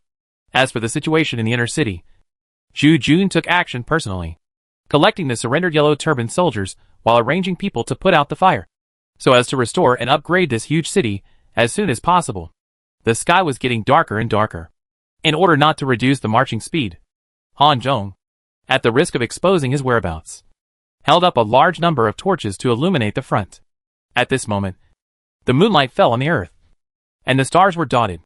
The Yellow Turban Rangers surrounded Han Zhong and Sun Xia, and the Yellow Turban personal soldiers without war horses hung at the end, relying on their legs to keep up with the troops as much as possible. We have been running for so long, but we didn't encounter an ambush by the Han army. Sun Xia panted. Don't be careless. Maybe the Han army is chasing us. Han Zhong spoke in a low voice. His eyes kept turning around, observing the surrounding situation. Suddenly, a breeze blew, blowing the surrounding grass and trees to make a rustling sound. Now they were in a state of being afraid of enemies, and they couldn't help but be startled. It was lonely at night, and the sound could be heard from a distance. Han Zhong seemed to hear an unusual sound. Leader, there seems to be someone ahead? There was a faint flash of a head in the dark night. Han Zhong felt uneasy, and a layer of cold sweat appeared on his forehead. Then he pointed out a few rangers and ordered, "You ride forward and see what's going on." Leader. The rangers who were pointed out showed panic on their faces. Han Zhong raised his eyebrows and said in a deep voice, "If you don't go, I will kill you right here." The Yellow Turban Rangers were helpless. If they went, they might die. If they didn't go, they would definitely die. They were caught in a dilemma and could only ride forward. The darkness completely engulfed their figures. Puff! A strange sound came, followed by a shrill scream in the night sky. Boom! The dull sound of horse hooves came from the ground. Chapter 143 Destruction. Boom! The sound of horse hooves exploded in the night sky like thunder. A group of elite cavalrymen came out from the darkness. Li Ji personally led his troops to attack Han Zhong's troops. I didn't expect the Han army's ambush to be so deep. They actually ambushed us here. Han Zhong was horrified and caught off guard by the sudden appearance of the Han army. Countless torches were raised around, driving away the darkness and revealing the appearance of the land. Han Zhong was only concerned with the road and did not notice that he had led his troops into a small mountain road. The two slopes were not steep, which was just right for the cavalry to charge down and form a momentum. Tap tap tap. The sound of countless horse hooves rang out on the hillsides on both sides. Lu Xiangxing and Qin Dao each led a group of cavalrymen, charging from the hillsides and rushing towards the belly of the Yellow Turban army. The ambush of the Han cavalry made the Yellow Turban army panic, and the firelight illuminated their expressions clearly. The only way to survive is to charge forward and disperse the army in front of us. Han Zhong was shocked and angry. He was trapped in a dead end. He could only survive by fighting to the death. So he shouted loudly and gathered the surrounding Yellow Turban soldiers and Yellow Turban Rangers, preparing to defeat the troops led by Li Ji. However, while he was speaking, an arrow shot up into the sky, and the cold light tore through the night, dragging fireworks like a meteor, and went straight to Han Zhong's throat. At the critical moment, the Deputy General Sun Xia beside him took action, slashing the big knife in his hand, and the blade cut the arrow with great momentum. With a flick of his wrist, Sun Xia's face flushed unnaturally, and the big knife turned, reluctantly cutting the arrow away. Han Zhong reacted at this time, and he was just escaping from the gates of H.L., and a cold sweat broke out on his back. Li Ji secretly said it was a pity. He didn't expect Sun Xia to react. Otherwise, if he shot Han Zhong first, he would have won the battle. Kill! The shouts of killing were so loud in the dark night that the surrounding grass and trees swayed left and right. Li Ji led the way, with the thunder spear in his hand whistling in the air, and suddenly pierced into the body of a ranger. With a shake of his arms, the Yellow Turban Ranger was picked off the horse and fell to the ground, like a boulder falling into a deep pool, splashing a lot of mud, stone and dust. Han General, report your name. Han Zhong was furious and rushed towards Li Ji. It's Li Air from Shanin. Kuaiji. Li Ji pretended to be a pig and ate the tiger, continuing to use the previous vest number, and took the opportunity to kill the opponent with the spear in his hand. Han Zhong was shocked, and his face was full of horror. At the beginning, the first divine envoy Zhang Mancheng was killed by a county lieutenant of Li Air, but he didn't expect that he would lead the Han army to ambush them now. Turning the weapon in his hand, Han Zhong used all his strength to barely block Li Ji's attack. A small county lieutenant actually has such martial arts. You must be no ordinary person. Although Han Zhong did not think he was a peerless warrior, his martial arts were ranked among the Yellow Turban army in Nanyang, Jingzhou. But now, he could not even defeat a county lieutenant of the Han army. Li Ji checked Han Zhong's panel. The opponent's bravery was only about 70 points. which was definitely the level of a third-rate general. How could he be a match for Li Ji, who reached the level of a second-rate general? The long spear was unyielding, like a nimble dragon and snake, entwining Han Zhong. And the spear tip was like a sharp tooth, constantly leaving blood holes on the opponent's body.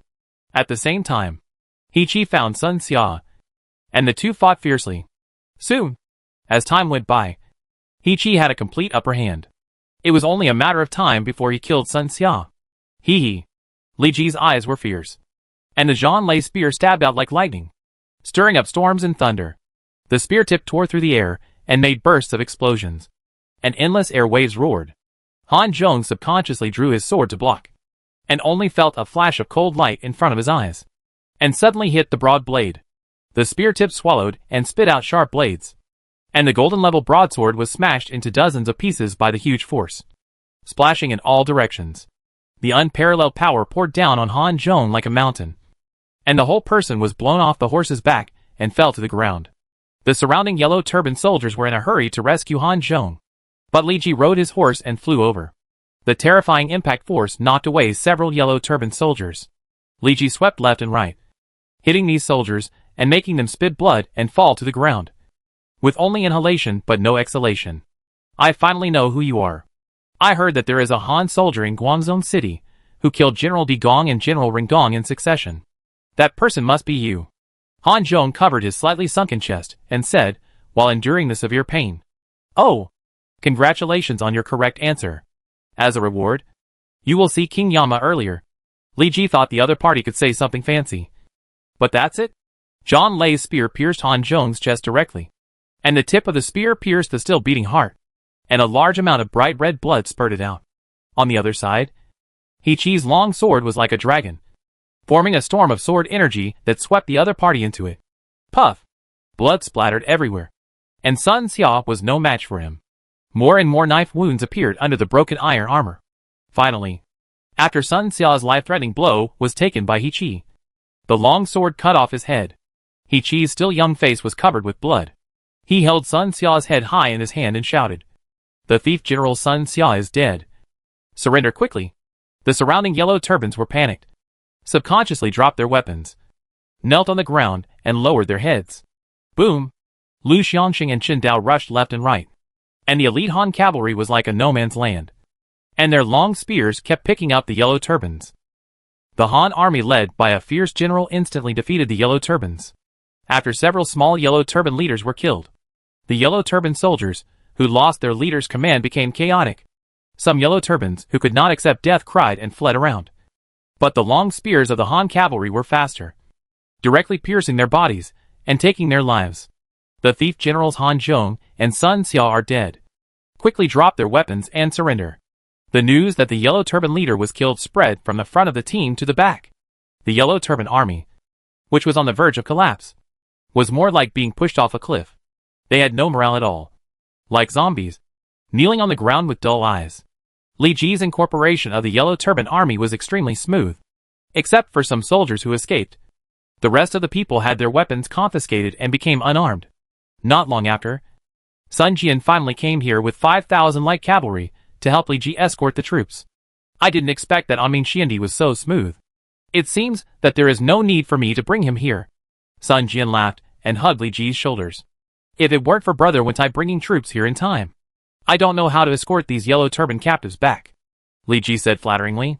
The ambush site was not too far from Wancheng, but there was a certain distance. Due to the presence of captives, Li Ji and others returned to Wancheng when it was almost dawn, and the right General Zhu Jun had already set up a big banquet in the county government to celebrate Li Ji's success in person. Chapter 144. The battle ends. Announcement from the Huaxia district. Since the start of the third stage of the epic battle Yellow Turban Rebellion, the Battle of Wancheng, many players in the Huaxia district have participated in it, helping the right General Zhu Jun and the assistant army Sima Sun Jian to first kill the god envoy Zhang Mancheng under the city, and then kill Zhao Hong when attacking the outer city. Finally, Zhu Jun set up an ambush to kill Han Zhong and Sun Xia. Since then, all the Yellow Turban generals in Nanyang, Jingzhou have died. Congratulations to the player for winning the third stage, the Battle of Wancheng.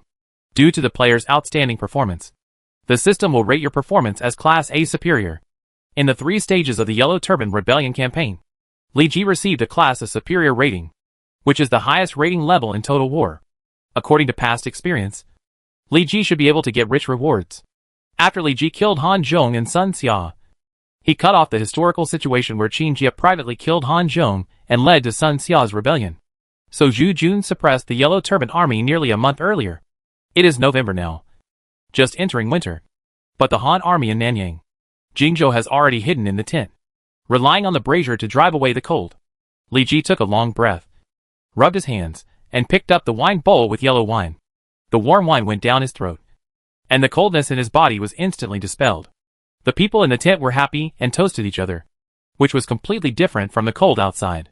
After the Yellow Turban army in Nanyang, Jingzhou was pacified.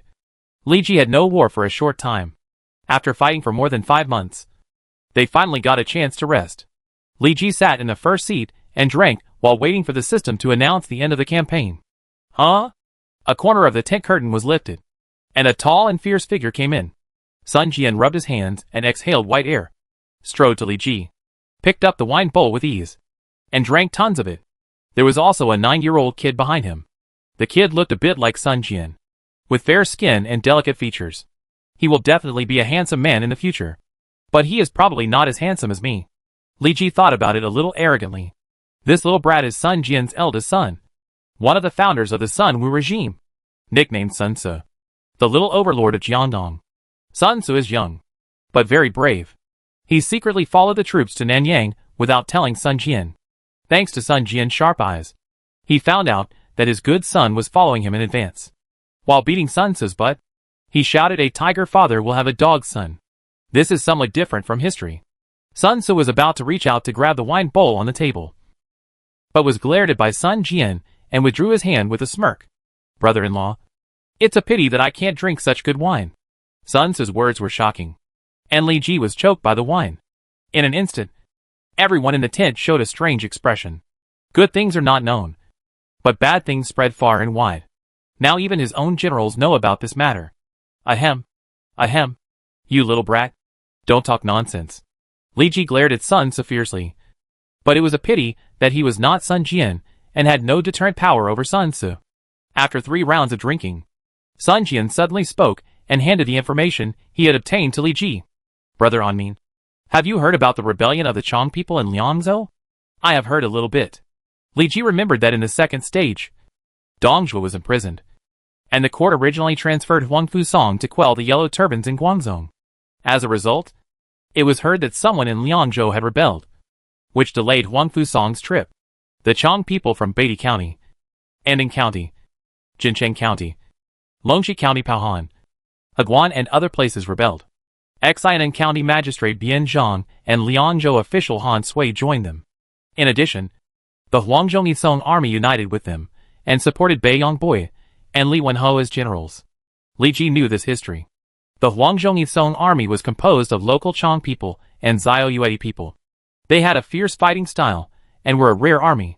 The Liangzhou Chong rebellion began in 184, and it was not until 192 that Ma Tang and Han Sui were officially granted official positions and recognized their status.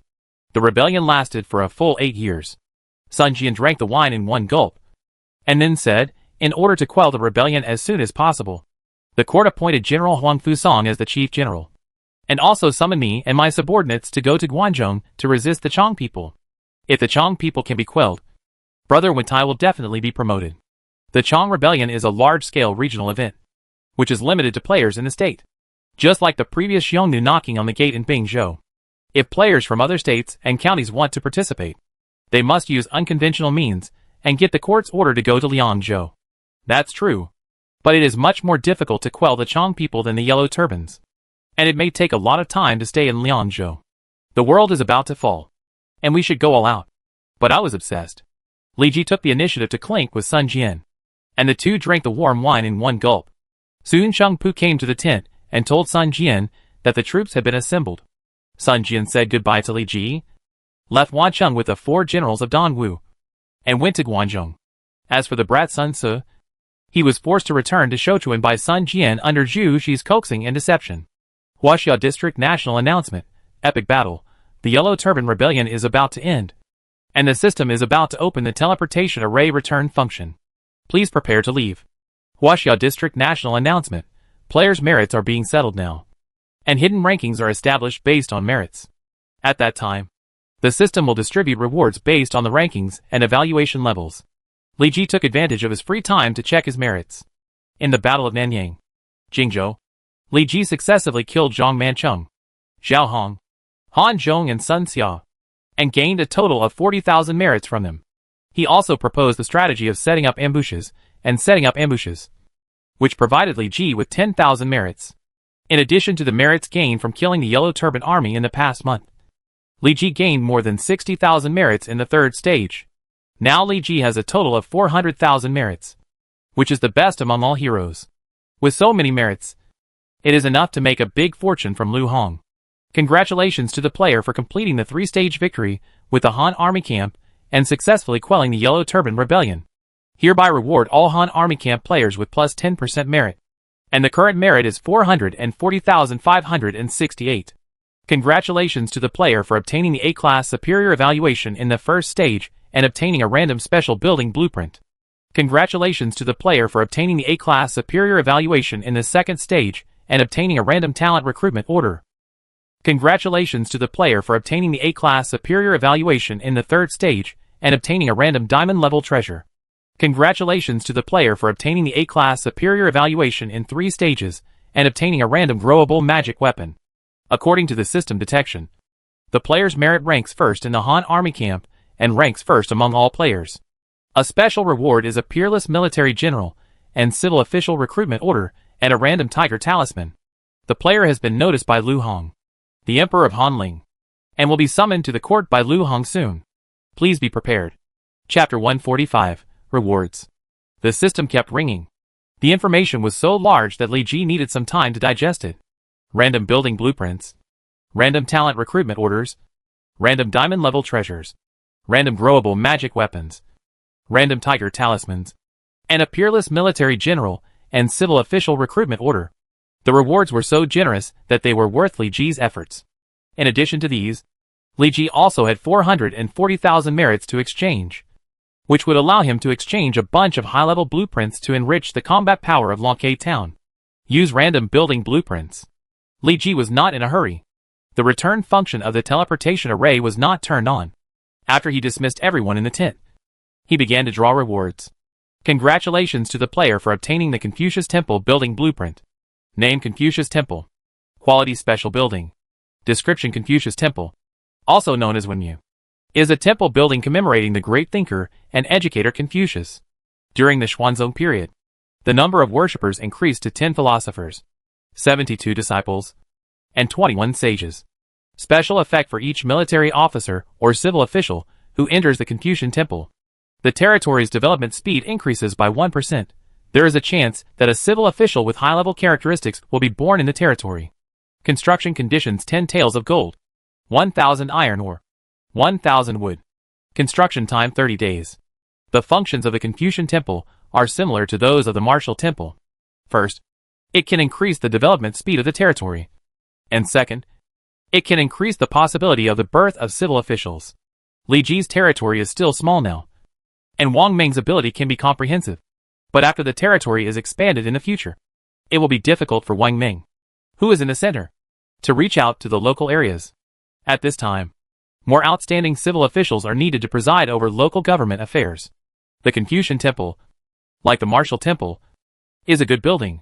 After putting away the Confucian Temple blueprint, Li Ji began to draw random diamond-level treasures. Congratulations to the player for obtaining the diamond-level treasure. Preface to the Lanting Collection. Wang Shiji's preface to the Lanting Collection. Li Ji held the paper in his hand and couldn't help but widen his eyes. Wang Shiji, the calligrapher, met friends at the foot of Lanju Mountain and wrote this piece of calligraphy, which is known as the best running script in the world, also known as Lanting Preface, Linha Preface, Chi Tai, Lanting Preface on March 3rd, etc. At that time, there were 41 people participating in Wang Shiji's Lanting gathering, including many great people like Xian. These people drank and wrote poems, and Wang Shiji compiled what he saw and learned into a collection and wrote a preface. Tang Taizong Li Shimin highly respected Wang Shiji and praised him as perfect. Looking through Wang Shiji's original work, Li Ji said that he couldn't understand it. But he was shocked. Name preface to the Lansing collection. Quality diamond grade. Condition intact. Description Wang Shiji's work. Known as the best running script in the world. Special effect the cultural development speed in the territory where the carrier is located is plus 20%. And if it is in Kuaiji County, it is additional plus 20%. It happened that Li Ji's territory was also in Kuaiji County. And the effect of this diamond level treasure could be doubled. Li Ji made up his mind to hang this treasure in his office, so that he could appreciate Wang Shiji's handwriting and cultivate his sentiments. And also so that he would not appear vulgar when he received other people. If someone could recruit Wang Shiji, and saw this preface to Lansing collection on the spot, he would not know whether he would sue Li Ji for infringing his intellectual property rights. Congratulations to the player for obtaining the growable weapon, Overlord Spear. After receiving the system's prompt, Li Ji suddenly had a spear in his hand. This spear was very heavy, about 12 feet and 9 inches long, and the spear shaft was as thick as a bowl. There was a 5-clawed golden dragon circling in it, and the word Overlord was engraved with it, full of domineering power. The tip of the spear was sharp like a blade, and it occasionally flashed with a cold light.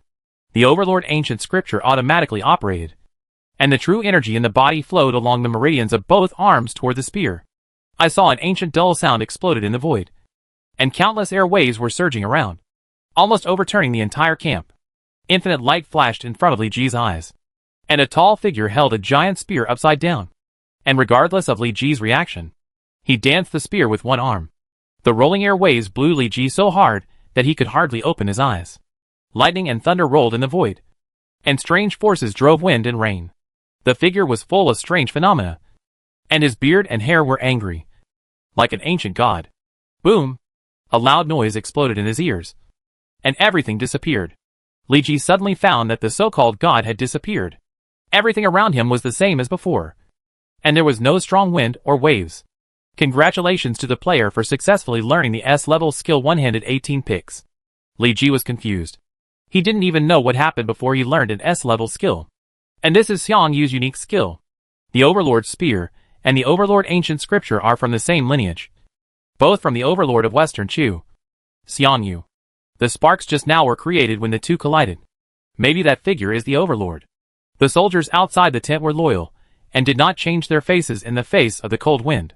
Obviously, they were not affected by what happened just now. It's not a loss to get an S-level skill for free. Name Overlord Spear. Quality growable magical weapon. Physical attack 999. Magic attack 999. Special effects. Innate divine power, when using this weapon in combat. Strength plus 50%. Stamina plus 500. Meteorite of Heaven, durability plus 100%. After leaving the battle, the durability can be slowly restored over time. Tyranny, when colliding with a weapon of a lower grade, the durability decreases by plus 50%. And there is a certain chance of breaking the opponent's weapon, the greater the grade difference. The higher the chance of breaking the opponent's weapon, the higher the probability of breaking. Bloodthirstiness, every time you kill a person, you will restore a small amount of physical strength and true chi to the holder. Description legend has it that before Xiang Yu started his army, a meteorite fell from the sky in Kuaiji County. Later, Xiang Liang privately asked local famous weapon forgers to use this stone to get iron to forge weapons for Xiang Yu. After 9 days and 9 nights, they finally forged a giant gold-engraved tiger head spear, which was 12 feet and 9 inches long and weighed 129 pounds. The spear shaft alone was as thick as a bowl.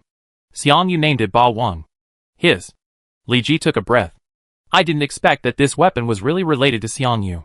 It's a pity that he was not a king after all, and he couldn't fully exert the full capabilities of the Overlord Spear. Growable magic weapons are different from ordinary magic weapons. They show different abilities according to the abilities of the host. In the hands of a second-rate general, its grade is the same as a bronze-level weapon. In the hands of a third-rate general, its grade is the same as a silver-level weapon.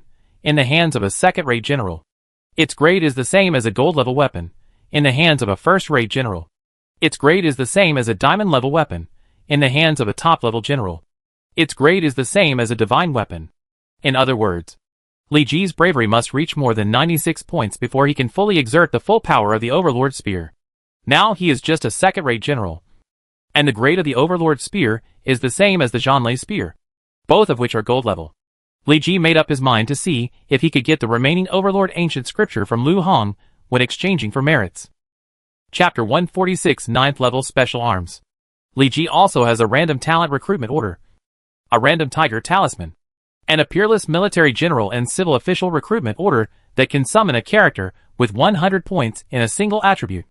Among these things, the most precious one is undoubtedly the peerless military general and civil official recruitment order. What does 100 points in a single attribute mean? Peerless military generals and civil officials are rare in China's 5,000 years of history, and it is estimated that there are not many people in the system's database. Li Ji guessed that only celebrities like Xiang Yu and Zhang Liang could be pacified as peerless by the system. But there are also gaps between peerless. Each person's characteristics have different bonuses to themselves, resulting in different combat effectiveness in the end. According to Li Ji's heaven-defying luck, he will definitely recruit the top talents in China. And there is even a chance to recruit the overlord Xiang Yu. It's really Xiang Yu's birth. Li Ji thinks it's a bit scary.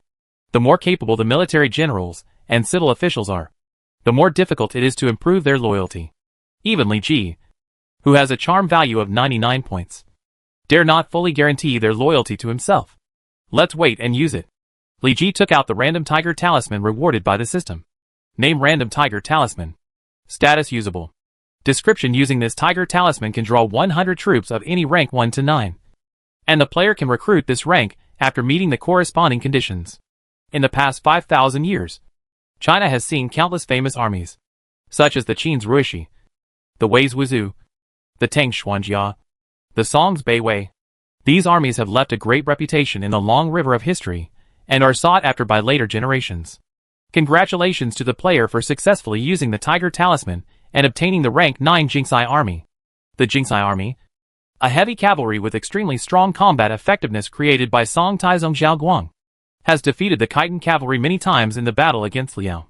It is known as the world's 5 great cavalry at that time, along with the Liao's Thailand army, the Shisha's Taiyozi, the Jurchen's Taifutu, and the Mongolian heavy armored cavalry. In the famous Tangha battle, the Jingsai army, as the county vanguard of the Song army, attacked the enemy's formation with 3,000 people and directly broke through the Liao army, helping the Song dynasty to defeat the Liao army. Name Jingsai Army. Quality 9th level heavy cavalry. Recruitment conditions: there is a 9th level cavalry barracks in the territory. Army requirements: bravery 45. Healthy. No age requirement. Army equipment: diamond level warhorse, diamond level heavy iron armor, diamond level hard bow, diamond level hook-linked spear. Army consumption: each person consumes 5 units of food per day, and a monthly salary of 1 or 2 gold. Army characteristics: Iron cavalry in the world, charge speed plus 50%. Greatly improved combat effectiveness. Invincible when full of 10,000. The more the number of Jingsai army, the higher the combat effectiveness, the higher the physical recovery speed, and the higher the charge speed. The effect is best when it reaches 3,000 people. Iron horse autumn wind, not affected by the environment. The combat effectiveness increases significantly when fighting outside the Great Wall. Horses trample on the iron forest when fighting with foreign races. All attributes of soldiers are improved. The charge speed is increased, and the morale remains high. Description: a combat-capable heavy armored cavalry in the early northern Song dynasty, founded during the reign of Emperor Taizong of Song Xiaoguang. The full force is 3,000 men, each with 5 horses, and can shoot 200 Jin hard bows, equipped with hook-linked long spears. The 9th level army, the Jingsai army, is a heavy cavalry unit, known for breaking formations, and is suitable for frontal combat. Previously, the 5 schools of the Northern Army that Li Ji had been commanding were all light cavalry, and their usage was different from that of the Jingsai army. Although he had obtained the 9th level troops, Li Ji was not very happy, because it cost a huge amount of money to recruit a soldier of the Jingsai army, and the territory must have a 9th level barracks. There were not many places in the entire Huaxia area that had 9th level barracks. As the seat of Kuaiji County, Shaanning County had very complete buildings in the county, but the highest barracks in it were only 6th level barracks, and high-level troops could not be recruited. Perhaps Liyang, the seat of Yangzhou, had high-level barracks, but it was impossible to have 9th level barracks, and the emperor would not allow places to have 9th level barracks. Only huge cities like Luoyang and Chang'an had 9th level barracks, in addition to the barracks of the Han dynasty for free. Li Ji could use merits to exchange for 9th level barracks. But the merits required were astronomical, and his more than 400,000 merits might not be enough to fill the gaps in his teeth. Not only did the 9th level barracks give Li Ji a headache, but he also needed to prepare various diamond level equipment for the Jingsai army. Now the highest talent in his territory is only at the gold level, and he is simply unable to create diamond level equipment. Oh, it's a headache. Fortunately, using the Tiger Talisman can get 100 Jingsai soldiers to experience it. I don't know if I can return it after the experience. Li Ji knocked his head and walked out of the tent. It was late autumn, and the temperature began to drop. A cool breeze blew and made Li Ji's armor rustle. After using the Tiger Talisman to obtain the Jingsai army, the system will automatically deploy 100 soldiers to the nearest training ground. Thanks to Li Ji's good relationship with Zhu Jun, the garrison camp was built separately, which did not cause riots. However, the sudden appearance of 100 heavy armored cavalry attracted Li Ji's subordinates to come and watch. This army is full of evil spirits and should not be underestimated. Lu Xiangxing was washing his BMW diligently and discovered this army at the first time. He was a good player in cavalry and could see the extraordinariness of the Jingsai army at a glance. He stared at the armor of the Jingsai army with envy, and said with great envy, "Since the Lord has such gorgeous iron armor, I must ask him for a pair later. Although the cavalry is brave, it is best to have infantry as guards. I have long wanted to form a guard army to protect the safety of the Lord."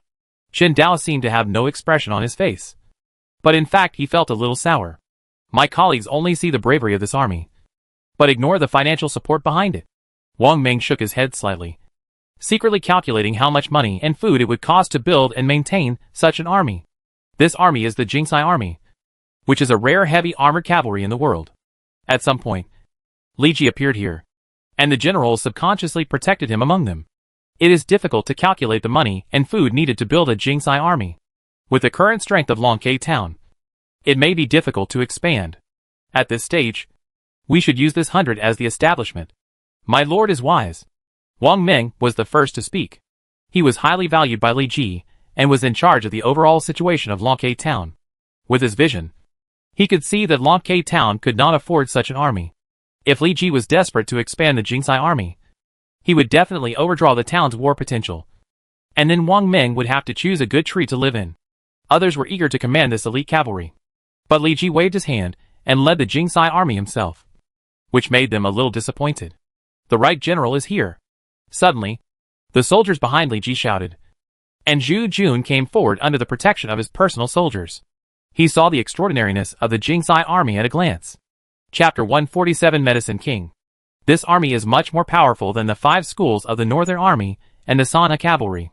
The veteran Zhu Jun was well informed and could tell the rank of the Jingsai army at a glance. Meet the general of the Central Army. Li Ji and the generals of Longke town greeted Zhu Jun. Zhu Jun waved his hand. Then his eyes kept sweeping over Chen Dao and others, and finally showed a satisfied expression. I finally understand why you, Anmin, can achieve such great achievements. It turns out that there are so many good generals to help you. Many hands make a fire burn high, and Ji is just the one who lit the match. Li Ji bowed and said, General of the Central Army must have important things to discuss this time. Not to discuss. I came to find you after receiving an order from the court. Oh! The two walked back to the tent, and the temperature brought by the brazier dispelled their coldness. Zhu Jun took a sip of yellow wine and licked his lips with satisfaction. You have made great contributions to the court. You have killed Bo Kai and He Man and others, and killed Zhang Jiao and his 3 brothers together with Niu Fu. His Majesty appreciates you very much and ordered you to go to Luoyang to meet the Emperor tomorrow. At the same time, Li Ji also received a notification from the system. National announcement of Huaxia District.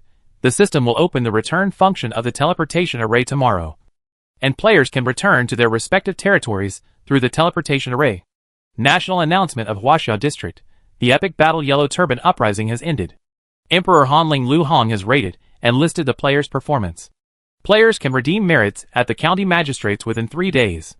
Congratulations to the players for being recruited by Emperor Hanling Lu Hong. Please reach Luoyang through the teleportation array within tomorrow. If you fail to reach Luoyang within the time limit, the consequences will be at your own risk. Players can directly redeem merits from Emperor Hanling. Note: the rewards that can be exchanged at the palace of Emperor Ling of Han Lu Hong are the most complete. Please check whether you have prepared enough merits. I am a citizen of the Han dynasty.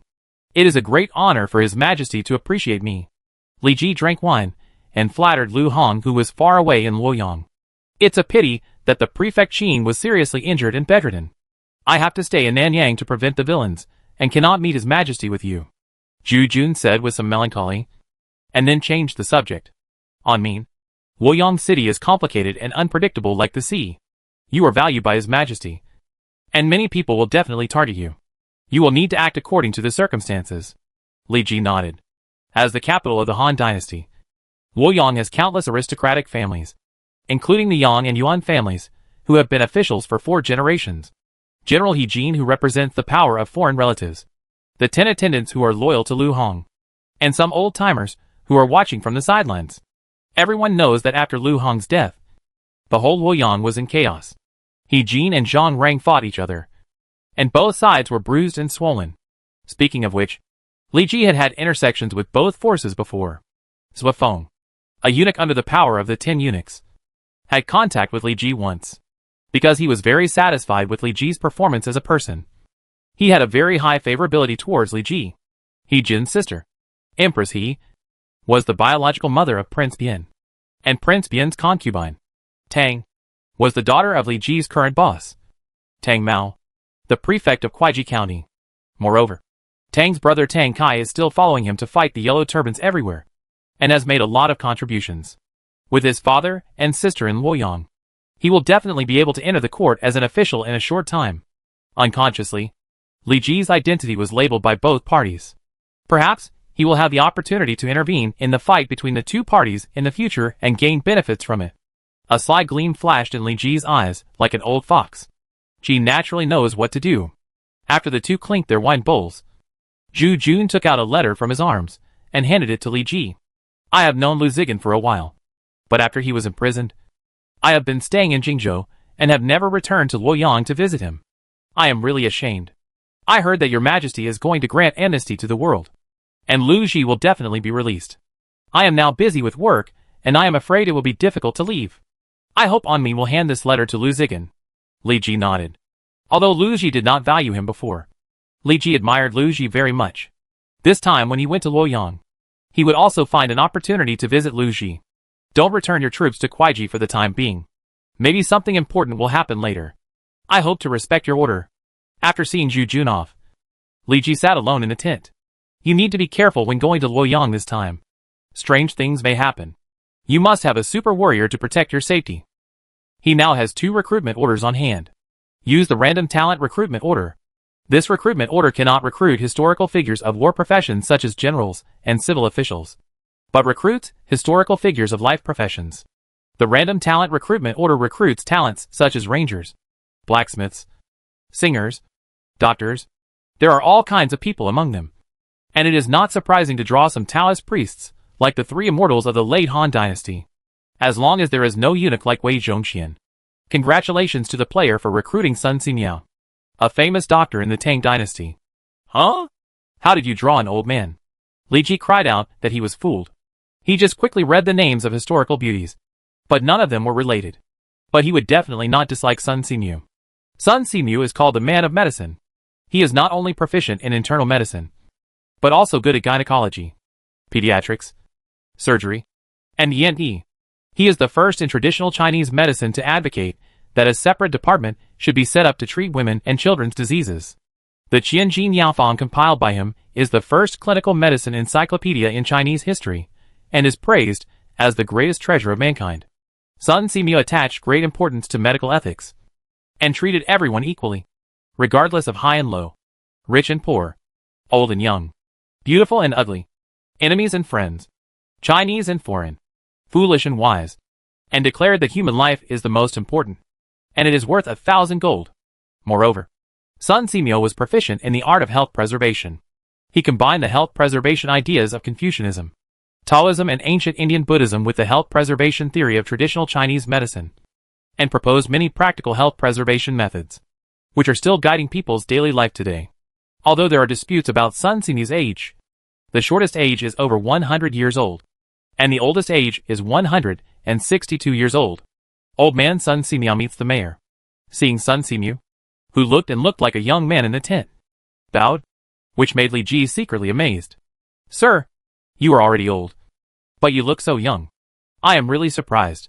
Sun Simu smiled and answered with full energy, as long as you can talk less, think less, eat less, and sleep less, the general will be as long-lived as me in the future. The other party is the king of medicine Sun Simu. No matter how arrogantly Ji is, he has no face to argue with Sun Simu. After secretly observing Sun Simu for several times, Li Ji retracted his gaze. I heard that the old gentleman has superb medical skills. 2 of my friends have been suffering from diseases for many years. I wonder if the old gentleman has any solution. I dare not make a diagnosis on my own. Please ask the mayor's friend to come. Chapter 148 The Fierce General Who Suppressed an Era. Name Sun Simu. Occupation Legendary Doctor. Life System. Identity Law K Town Citizen. Level 100. Brave 50. Commander 10. Wisdom 95, already affected by characteristics. Political Strategy 10. Charm 90. Luck 90. Personal characteristics. Master of 100 generations, gold when teaching a disciple. The disciple has a chance to gain enlightenment effect. And the grade has a chance to rise, enlightenment, temporary and significant increase in one's own wisdom. And significant increase in comprehension. Holy Child, gold Sun Simu's wisdom value is forcibly increased to 95. Miaoying Zhenren, gold the probability of infectious diseases such as plague in the territory is reduced. And the people in the territory gain a strong effect, strong. The probability of acquiring diseases is reduced. Health preservation technique, color personal lifespan is greatly increased. And the lifespan of the people in the territory is slightly increased. Great Doctor Sincerity, color Sun. When Simu is practicing medicine, his wisdom value rises to 100. The patient's vigilance against Sun Simu decreases. And there is a great probability of discovering the cause of the patient's illness. Bold but timid.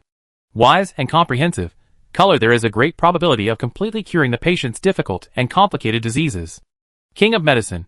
Color the therapeutic effect of the medicine used is 200%. And the patient's recovery speed is plus 100%. Skills Hanging Thread Diagnosis, S level. 1 Needle 2 Lives, S level. Mingtang Acupuncture Diagram, S level. Danjing Internal Sulfur Method, S level.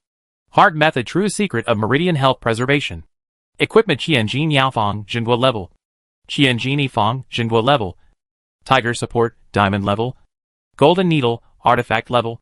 Medicine Bag, Diamond level. Special Arms None. Sun Simu, like Zhang Ning, is a life-oriented profession. And the level of wisdom is mainly reflected in medical treatment and teaching. However, Sun Simu was once called a saint child. And his intelligence and understanding are not low. Sun Simu was a famous doctor in history. If the news spread, many players would come to him to ask for good medicine. He was indifferent to fame and fortune all his life. Many emperors wanted to summon him to the court to serve. But they were all rejected by Sun Simu. Shi Shicai and Gui Jia sat upright in the tent, accepting Sun Simu's consultation. The two learned from Li Ji that the old man in front of them, who looked like a young man, had medical skills comparable to BNK in the spring and autumn period. Even Gui Jia put away his usual playful smile and accepted Sun Simu's examination. Soon, Sun Simu withdrew his gaze from the two and took out the medicine bag on his waist. Li Ji asked hurriedly, "Old sir, how can I cure the stubborn diseases of my 2 friends?"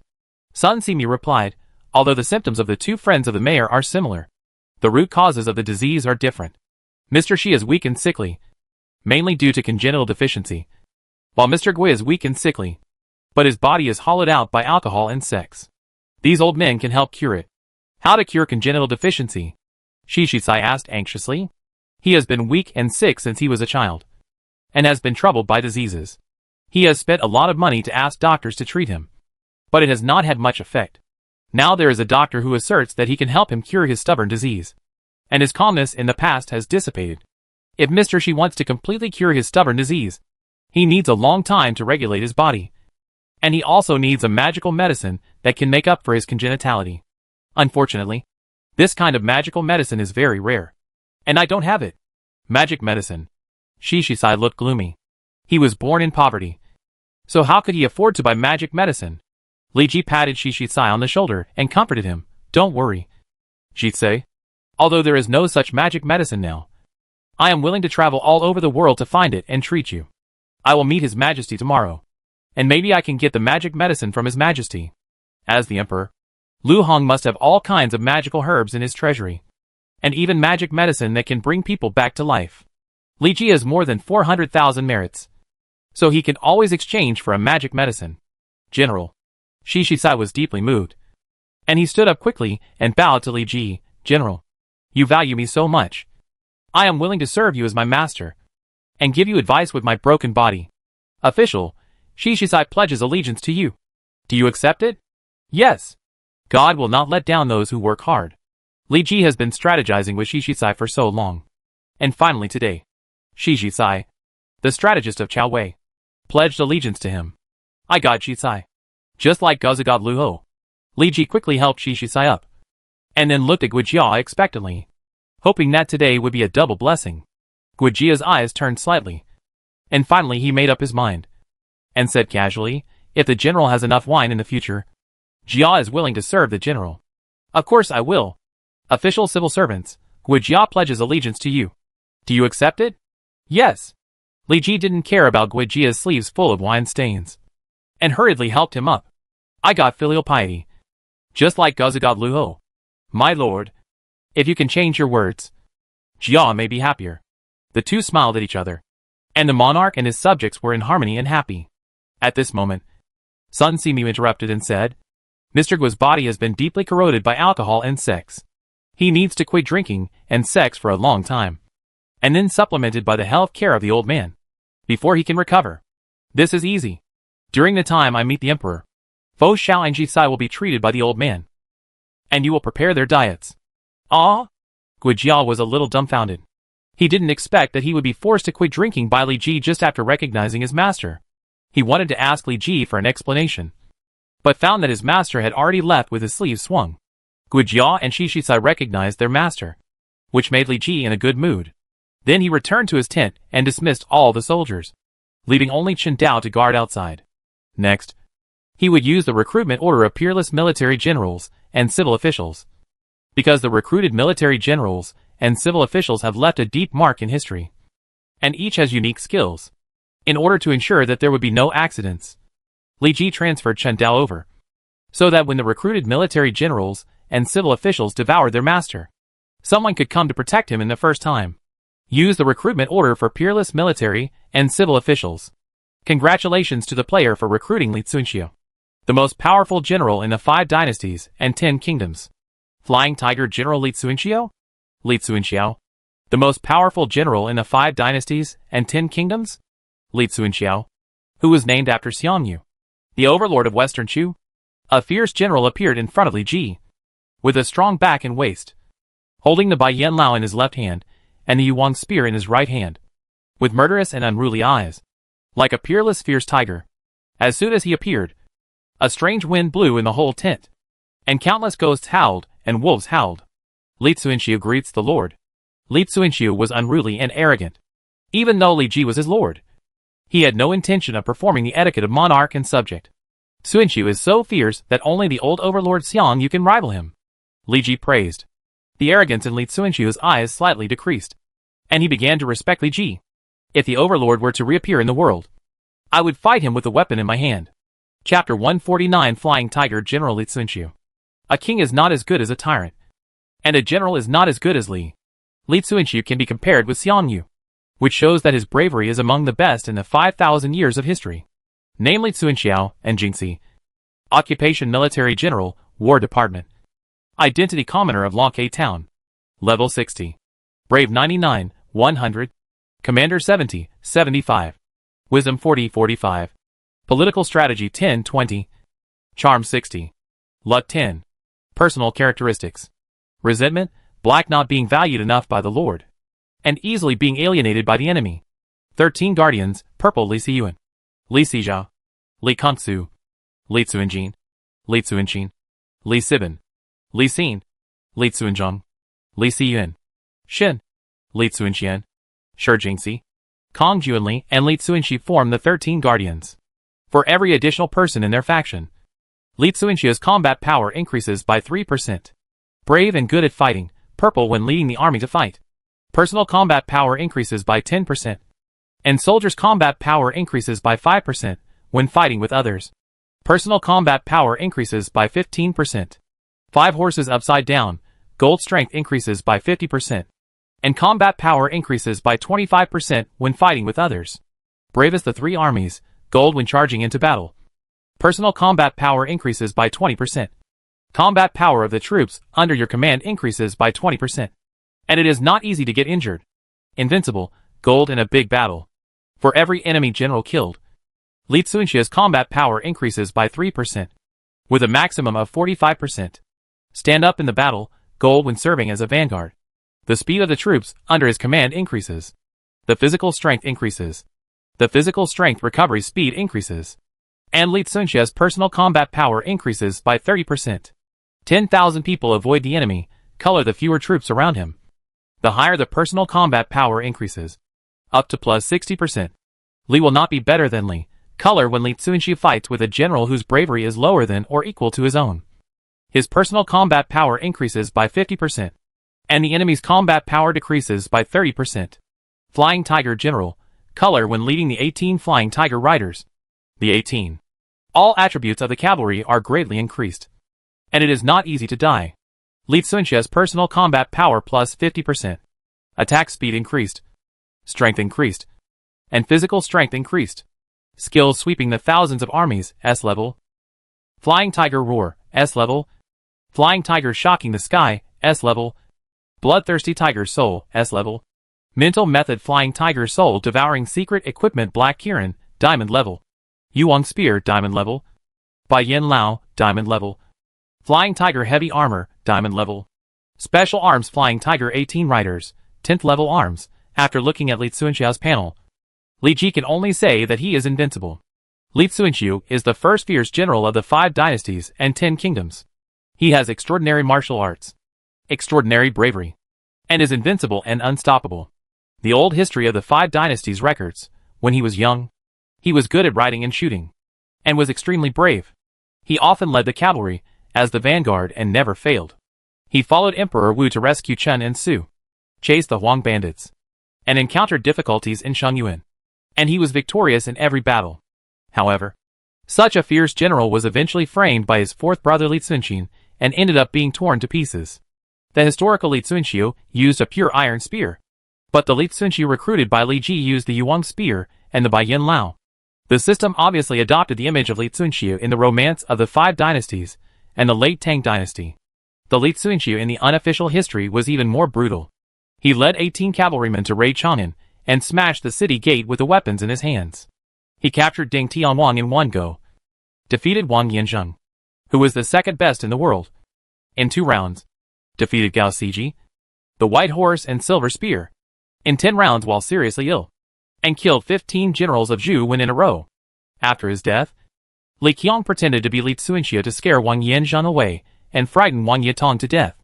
The status of Li Tsunxia in the Romance of the 5 Dynasties of the late Tang Dynasty is the same as that of Li Yuanba in the story of Tang Dynasty, both of whom are the best men in the world in the book. Later generations even rated the two as Li Yuanba in the early Tang Dynasty and Li Tsunxia in the late Tang Dynasty, both of whom hate that the sky has no handle and the earth has no ring. Of course, there is artistic processing in this. Li Tsunxia is invincible in the world, and a person of the same level as Xiang Yu is naturally difficult to control. He has a simple personality. He felt that Li Qiang did not value him, so he did not work hard and let Zhang Jun go. Later, under the false accusation of Li Tsunxin, he was torn to pieces by Li Qiang. After Li Tsunxia's death, Li Qiang lost his appetite and did not handle government affairs for more than 10 days, and his power began to decline. Fortunately, Li Ji recruited Li Tsunxia. For such a character, Li Ji at least had the means to suppress him. If he had drawn an ambitious general like Xiang Yu and Ran Min, he would have said a real man is born between heaven and earth, and stabbed Li Ji with a halberd. Li Tsunxia's special army is the 18 Flying Tiger Riders, which is higher in rank than Li Ji's Jingsai army. It belongs to the 10th rank army, and the recruitment conditions are extremely harsh. Moreover, the number of recruits is extremely limited, and only 18 people can be recruited. My lord, what did you find out? Chen Dao noticed that there was a terrifying momentum in the tent, and he rushed in with a silver dragon spear regardless of Li Ji's order. He saw a fierce general standing in the tent, and the momentum emanating from his body made him breathless. I am the Lord's General Li Tsunxia. Who are you? Li Tsuanxia's voice was like a bell, and he stared at Chen Dao with his eyebrows raised. I am Chen Dao, the guard general of the Lord. Are you qualified to be the guard general of the Lord? Li Tsuanxia looked at the thin young general in white robe and couldn't help but sneered. Chen Dao was about to refute, but found that the other party's momentum was strong. The true energy in his body was surging like a river, and his strength was far beyond his own. Li Ji shook his head slightly. After the battle with the yellow turban, Chen Dao's current level has reached level 76, and his bravery value has reached 93 points, which is a great improvement compared to before. But compared with Li Tsuanxiao, Chen Dao is still much more immature. Even if Chen Dao reaches the peak, he is not a match for Li Tsuanxiao. My lord, this person's strength is very poor. It is a loss of the Lord's identity to use him as a guard general. It is better to let me be the guard general of the Lord. Li Tsuanxia looked down on people and didn't take Chen Dao seriously at all. He came to grab Chen Dao's position. Uncle and nephew have followed me for a long time and have made great contributions. Tsuanxiao's courage is unmatched in the world. He should charge into battle for me and capture cities and territories. Li Ji gave Li Tsuanxia a sweet treat and dispelled Li Tsuanxia's dangerous thoughts. Then he patted Chen Dao on the shoulder and comforted him. Tsuanxia is a fierce general I just recruited. He has a strange temper. Please don't be angry. Uncle and nephew dare not. Although Chen Dao had a stern face all day and looked very arrogant, he was actually gentle and got along well with others. He could also understand and tolerate people like Li Tsuanxia, who were unruly. Afterwards, Li Ji introduced the newly joined Li Tsuanxia to the generals of Longke town. But Li Tsuanxia's character flaws made others embarrassed. It was the shrewd Wang Jinglu who stood up and flattered Li Tsuanxiao, quickly closing the distance. Li Ji now has Li Tsuanxiao, Chen Dao, Lu Xiangsheng, and Yi Qi in the military. Wang Ming, Jia Su, Gui Jia, Shi Jisai, and Kinzai of Yuanzai Longke town, as well as the king of medicine Sun Simu. This lineup is extremely luxurious. Tsuanxiao, uncle and nephew, I will go to Luoyang to meet His Majesty tomorrow. You too should follow me. Yes. Chapter 150, Subjugating the Yellow Turbans. Too weak. Too weak. Too weak. Li Tsuanxiao, bare-armed, strode like the wind, fearless of the sharp-hooked spears of the Jingsai army, and smashed into the army of 100 men like a human cannonball. The whole person was covered with a layer of true energy, as if cast in gold, and the huge momentum suddenly burst out, spreading in all directions. In an instant, the sky changed, and everything around seemed to be affected by Li Tsuanxiao's momentum. Both fists suddenly poured forward, and endless golden fist winds crisscrossed to form a giant dragon, killing towards the Jingsai army. Bang! The airways roared, rolling up heavy smoke and dust, and the horses neighed in waves. The soldiers of the Jingsai army were blown by the fist wind, and painful cries came from their throats, echoing over the entire parade ground. Li Tsuanxia's blow directly defeated the Jingsai army of 100 men, leaving the soldiers present stunned. Fortunately, most of the players left Wancheng. Otherwise it would cause a bigger commotion. Even if we join forces, we are still no match for Li Tsuanxiao. The generals of Longke town looked at the fierce general in the center of the parade ground with fear. Don't worry, everyone. Although Tsuanxiao is brave, he is simple-minded. If he betrays the Lord one day, I will design a plan to get rid of him. Wang Ming said confidently. In history, Wang Ming used the golden knife trick to use people's hearts. Although Fu Jian did not fall for it and execute Murong Chui, the effect of the trick was still remarkable. He tricked Murong Ling to return to the country and was eventually killed. Tsuanxiao is like my arms. How could he betray me? If anyone talks nonsense again, he will be severely punished. Li Ji taught the generals with a gloomy face. As the number of his subordinates continued to increase, they might have frictions and dislike each other because of their different personalities. At this time, Li Ji, the Lord, needed to mediate, testing Li Ji's ability to control people. My lord, the Jingsai army is just SOSO, and I didn't even use my full strength. Li Tsuanxia came to Li Ji and said, as if to ask for credit. Tsuanxia's courage is something few people in the world can match. I have heard that there is a general in Bingzhou named Lu Bu, who is known as the Flying General and often compares himself to the Overlord. Maybe he can fight with Tsuanxiao. Li Ji praised Li Tsuanxiao on the surface, but secretly began to make enemies. There is such a person. I wonder if Lu Bu can block my Yuwang spear and Bai Yin Lao. I will definitely go all out when I fight him in the future. Sure enough, The simple-minded Li Xuanxue was seduced, patted his exaggerated pectoral muscles, and said confidently, "With Xuanxiao here, why fear others?" Before leaving Wancheng for Luoyang, Li Ji had another thing to deal with, which was to persuade Zhang Ning and a group of Yellow Turban generals who were imprisoned by Li Ji to surrender. Since learning that the leader of the Yellow Turban army, Zhang Ju, had died, Lu Pai and Gong Du's position of never surrendering began to loosen. Moreover, the way Li Ji treated them was not like treating captives at all, but rather like treating his own subordinates. This made them want to pledge their loyalty. After all, Lu Pai and Gong joined the Yellow Turban rebellion because they were hungry. Now that they had a lord to provide food and accommodation, how could they refuse? When they decided to pledge their loyalty, Zhou Tsang and Pei Yuanshao were thrown in. After reading Li Ji's hints, Lu Pai and Gong began to persuade Zhou Tsang and Pei Yuanshao to pledge their loyalty with them.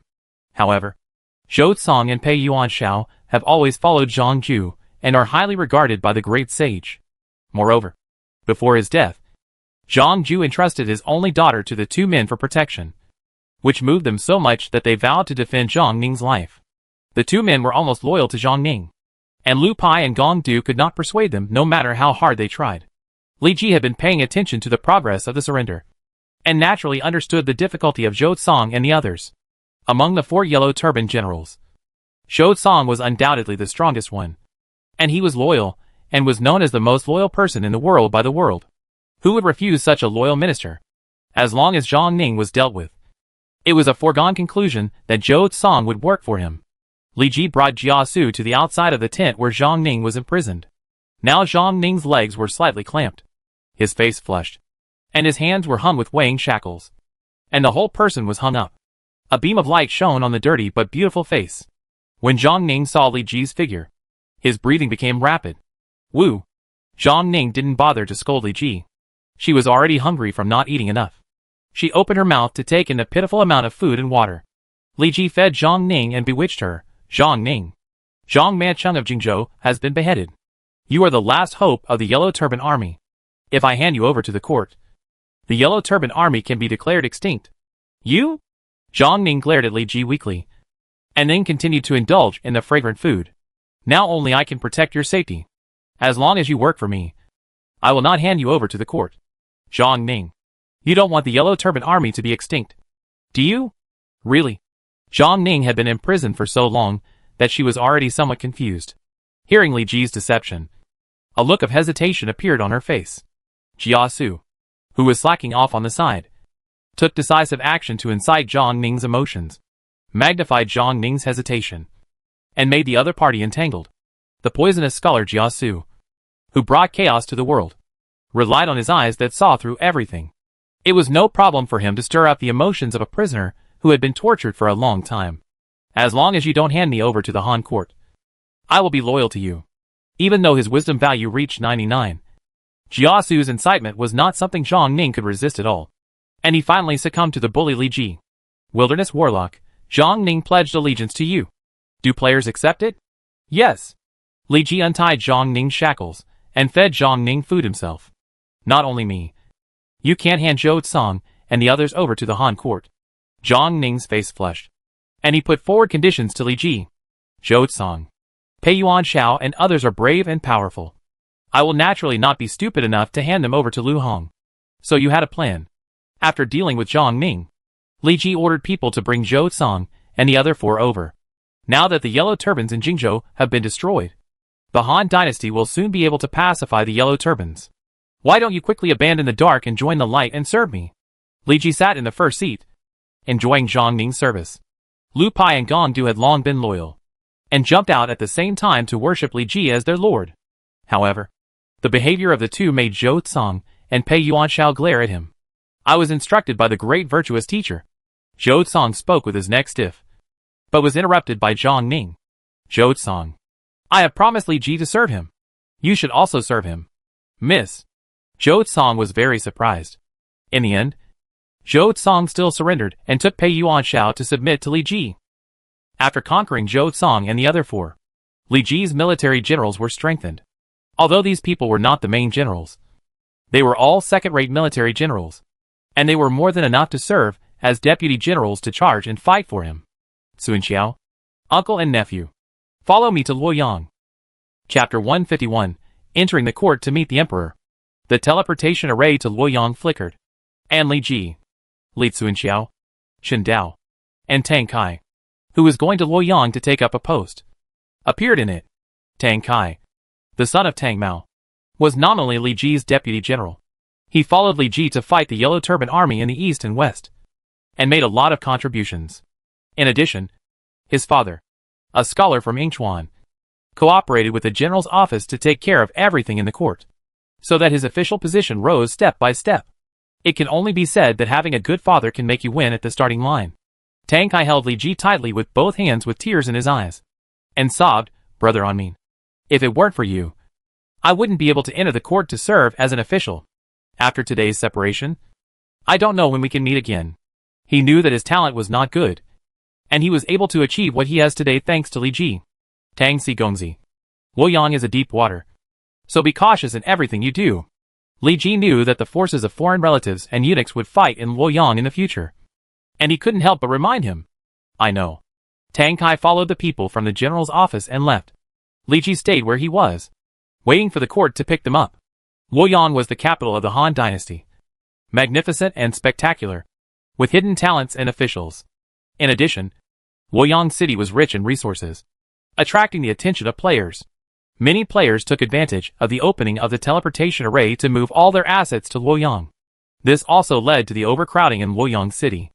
"I have seen this person. He is Yangzhou player Li Ji. He has been on the bulletin board several times. It seems that this guy has also been summoned by Lu Hong. The general behind this person is terrifying, and seems to be stronger than the giant general before. Stronger than Zhu Wuba. How is it possible? It can't be Overlord Xiang Yu, Flying Tiger General Li Cunxiao, and Wudao Heavenly King Ren Min. Who is Li Ji's young general in white robe? Is he Zhao Zilong from the Three Kingdoms? How could it be Zhao Zilong? Not to mention that Zhao Zilong has not been born yet. He doesn't look like a man with thick eyebrows and big eyes. Li Ji's appearance is amazing. He was recognized instantly, and was surrounded by many players, who pointed and talked about him. Chinese players are not short of gossip attributes. They are keen to dig out all kinds of big melons. Li Ji did not speak, and silently identified the news from their mouths. Zhu Wuba is a rival of Silver Halberd Tai Sui Snow Heavenly King Jia Fu, a true peerless general. It seems that there are also players who have obtained opportunities and received the recruitment order for peerless generals and civil officials. Soon, an elite Han army came and drove away the nosy players. "General, long time no see. How are you these days?" A slightly familiar duck voice sounded from it, and a little eunuch came out. Li Ji saw that it was the eunuch's Wafeng, so he greeted him enthusiastically, and at the same time, a package accidentally fell off his body. "Eunuch Zwa, you dropped something." Li Ji picked up the package, lifted a corner, and the golden luster was revealed. General Li is really a wonderful person. Zwa Feng made a clucking sound, like a rooster crowing, and his strange eyes swept over, making Li Ji feel cold. "Please, please." Along the way, Zwa Feng's words were full of meaning, and it seemed that he intended to pull Li Ji on the pirate ship. Fortunately, Li Ji had imagined such a situation before, so he was more comfortable dealing with it. The master behind Zwa Feng was the 10 eunuchs headed by Zhang Reng, and the object they served was the current emperor Lu Hong. Because of Lu Hong's favor, the 10 eunuchs had a high voice in the court. But as eunuchs, they were looked down upon by many scholars. Among them, the foreign relatives represented by Yi Jin were the most brutal, and they formed the two largest forces in the court with the 10 eunuchs, controlling the Han dynasty. It was good that Emperor Ling of Han Lu Hong was not dead, and the 10 eunuchs at least had the support of the Han Emperor. But once Lu Hong died, the 10 eunuchs lost their backers and lost the power to speak. He Jin and others have always regarded them as thorns in their eyes and thorns in their flesh. In order to control the Han dynasty, the foreign relatives will definitely not let the 10 eunuchs go, so they need to find off-site support. And Li Ji, who suddenly appeared, was targeted by them. The two pulled back and forth, and Zwa Feng's ambiguous attitude towards Li Ji was always unpredictable, and finally shook his head helplessly. Announced Li Ji to the court. Li Ji, led by the little eunuch, entered the court with a dragon-like and tiger-like step. He Jin, Wang Yun, Sun Yu and other ministers in the court gathered together. staring at the extremely young general in front of him. Lu Hong sat on the dragon throne, with Zhang Rang and other 10 attendants serving on his left and right. Lianmin, the county lieutenant of Shanin County, Kuaiji, received your majesty's grace and assisted the generals in pacifying the Yellow Turban army, and lived up to your majesty, Li Ji said. It's really strange that a small county lieutenant has such talent and killed Zhang Liang and Zhang Bao. Lu Hong sneered and said to the 10 attendants on both sides. Zhang Rang, who was called Rang's father, replied, "This is all thanks to your majesty's governance. Now that your majesty is in charge of the Han land, so many talents have emerged. Good, good, good." Lu Hong was very happy with the flattery, and a blush rose on his somewhat sick face. Your majesty, Li Ji has made great contributions to pacifying the Yellow Turbans, and he should be rewarded. Zhang Rang struck while the iron was hot, and got a generous reward for Li Ji to win over Li Ji. The ministers who had conflicts with the 10 eunuchs looked at each other, and finally settled on General He Jin. However, He Jin, who had conflicts with Zhang Rang in the past, surprisingly did not oppose Zhang Rang today. Those who have made contributions should be rewarded. I wonder if my father has any suggestions. Emperor Ling of Han Lu Hong soon became entangled. He did not want to disappoint the soldiers, nor did he want to bleed himself. So he simply raised the ball to Zhang Rang. Zhang Rang was also a little embarrassed. Shouldn't the reward be decided by you, your majesty? How can he, a small eunuch, make the decision? Lu Hong's approach was undoubtedly to put him on the oil pan and cook him. Many ministers below shook their heads secretly, feeling a little disappointed. At this moment, He Jin, who had been silent, finally stood up and said loudly, "Your majesty, not long ago, the prefect of Kuaiji County, Tang Mao, was transferred to the court by your majesty, and the current prefect of the county has not yet been selected. Li Ji is both civil and military. I heard that the territory under his rule is peaceful and prosperous, and he is deeply loved by the people. Why not let him be the prefect of the county? General, what you said makes sense." The ministers of the power of the foreign relatives all supported it. Lu Hong looked at Zhang Rang, who nodded slightly. Since Li Ji has such a good reputation, let him take the position of prefect of Kuaiji. In addition, there are rampant Shanyu bandits in Yangzhou. I allow you to cross counties and other prefects to suppress Shanyu. Lu Hong thought that he could increase Li Ji's workload, but he didn't know that it was exactly what Li Ji wanted. He had always been troubled by how to obtain a large population, and Lu Hong also gave him privileges, allowing him to go out to suppress bandits with a legitimate reason. Li Ji hurriedly bowed to thank him, fearing that Lu Hong would regret it. Soon after Li Ji and others left, a tall figure found Li Ji's tent, knelt outside the gate, with tears in his tiger eyes, and lowered his proud head to the many soldiers in the camp. I heard that there is a miracle doctor in the army, and I hope the miracle doctor can treat my child. Chapter 152. Zhang Rang. I am a little tired. If you have nothing important to do, then let's leave the court. Lu Hong sat lazily on the dragon chair, looking bored. After rewarding Li Ji, the ministers reported to Lu Hong the progress of the Liangzhou rebellion. But Lu Hong had no interest in this, so he became a little impatient. Leave the court. Seeing this, Zhang Rang used his hoarse voice to suppress the voices of the crowd, and then left with Lu Hong. Li Ji followed the big guys to leave the court, his eyes constantly turning around them. I remember Sun Yu was the Yellow Gate minister, but I don't know which one. Suddenly, a hoarse voice shouted from behind, and the little Yellow Gate's Wafeng found Li Ji again. Li Taisho, the emperor has ordered. Please follow me to the side hall to receive the appointment documents. Li Ji nodded and followed Wafeng to leave. Looking at the door plaque in front of him, Li Ji's face trembled helplessly. The so-called side hall turned out to be Zhang's mansion. As Li Ji expected, Wafeng personally took him away under the instruction of his master, and his master was Zhang Rang. Zhang Rang used a conspiracy to trick Li Ji into coming to his mansion, so that all the scholars outside believed that Li Ji had become his eunuch. Please! Li Ji shook his sleeves fiercely and strode across the threshold of Zhang's mansion. Now he still had more than 400,000 merits to spend. If he didn't blackmail Zhang Rang, he would never swallow this breath. At the same time, many spies who were secretly observing left and informed their masters of the news. Zhang Rang in the inner hall had been waiting for a long time, and he was even more delighted to see Li Ji coming reluctantly. Eunuch Zhang is really good at tricks. Li Ji sat down with the buttocks, facing Zhang Rang. Zhang Rang laughed sharply, which made people feel goosebumps. Li Taisho is a dragon among men. So he naturally knows what I mean. What if I say no? As soon as these words came out, Zhang Rang's eyes instantly became sharp, and a strong momentum burst out from his seemingly harmless body. For a moment, gusts of cold wind blew in the inner hall, and Li Ji felt that the invisible pressure was as heavy as a mountain. It's really unexpected that eunuch Zhang hides so deeply. Li Ji smiled, and the true energy in his body surged, turning into an invisible qi gang to isolate the pressure from the outside. With the protection of the overlord ancient scripture, he is least afraid of those who use power to suppress others. In this palace, this eunuch has such a status because he is walking on ice. Zhang Rang saw that Li Ji was not affected, so he had to retract his momentum. He led the 10 eunuchs to fight against the foreign relatives represented by General He Jin, relying not only on Lu Hong's favor, but also on his own strong skills. The reason why Emperor Ling of Han favored them was not only because they could speak, but also because they had unique skills and mysterious abilities. If he didn't have some ability, how could he have fought with the foreign relatives for so long? What do you think of Li Taisho? Zhang Rang glanced at the dark, then looked at Li Ji gloomily, like a poisonous snake spitting scarlet tongue at the other party. What can I get? Li Ji avoided the main point and asked for benefits. Is the post of Taisho not enough? This is the general asking for the post of Taisho for me, and it has nothing to do with eunuch Zhang.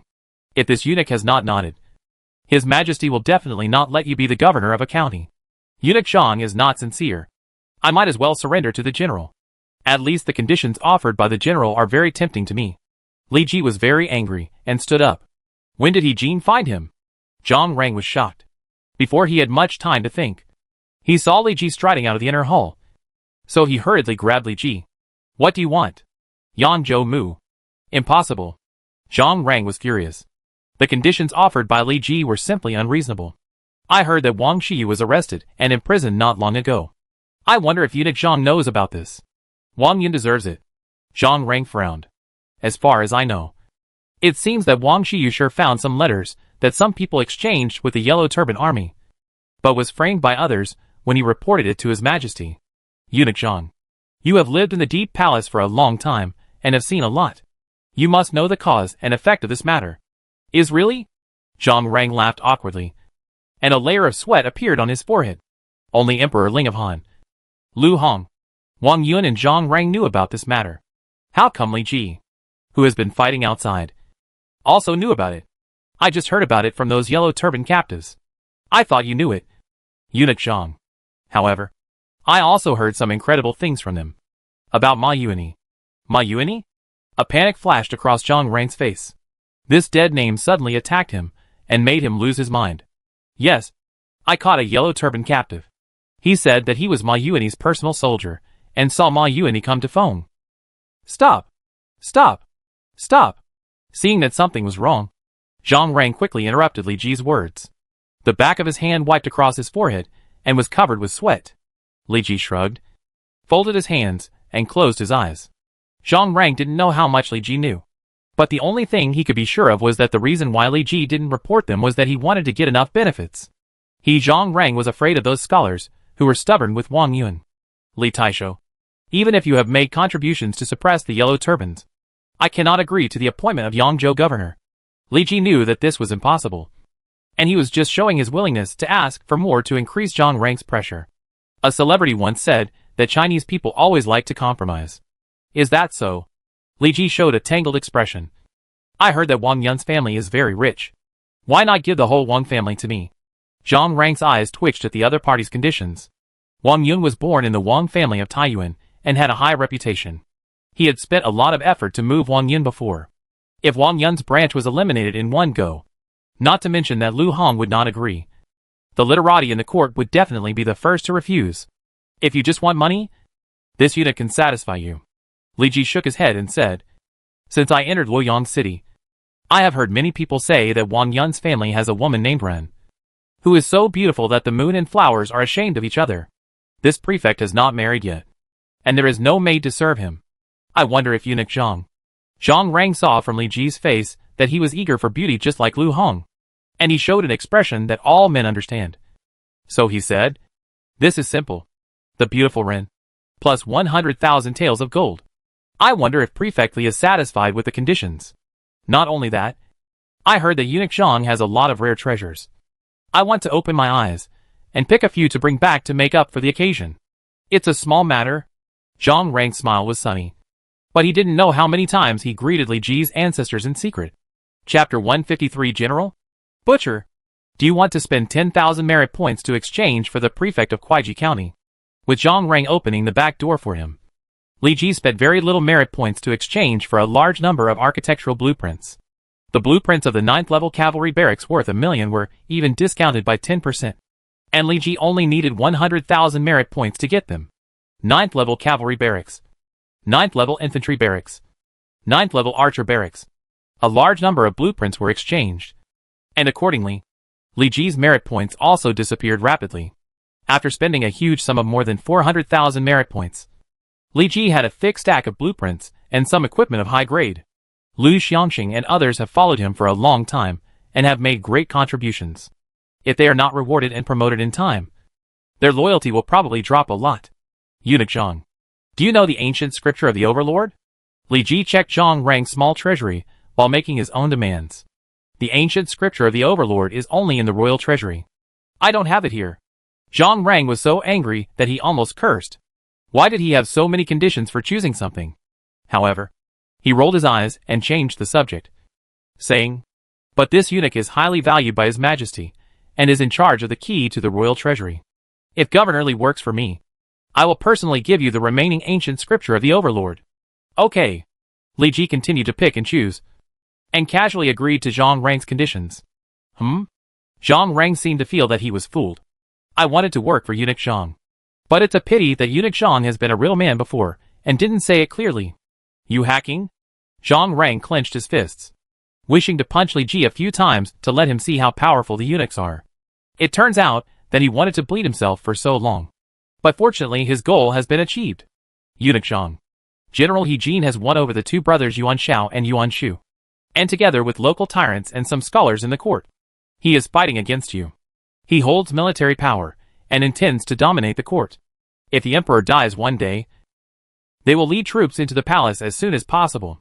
You who have lost your backers will not be able to resist their front. Li Ji grabbed several treasures with a sincere look in his eyes. The other party gave too much, and he always felt a little embarrassed if he didn't do something. This eunuch is worried about this. So I hope you can lead troops outside to respond. Although He Jin was born a butcher, he has the two brothers Yuan Shao and Yuan Shu to advise him. When he enters Luoyang, he will definitely send troops to block the gates of Luoyang. At that time, even if I bring 1,000,000 troops, it will be useless. Then what Li Taisho means? I will go to He Jin. On the surface, I am He Jin's man. But in fact, I am Eunuch Zhang's man. Be an undercover? Li Ji's suggestion made Zhang Rang's eyes light up.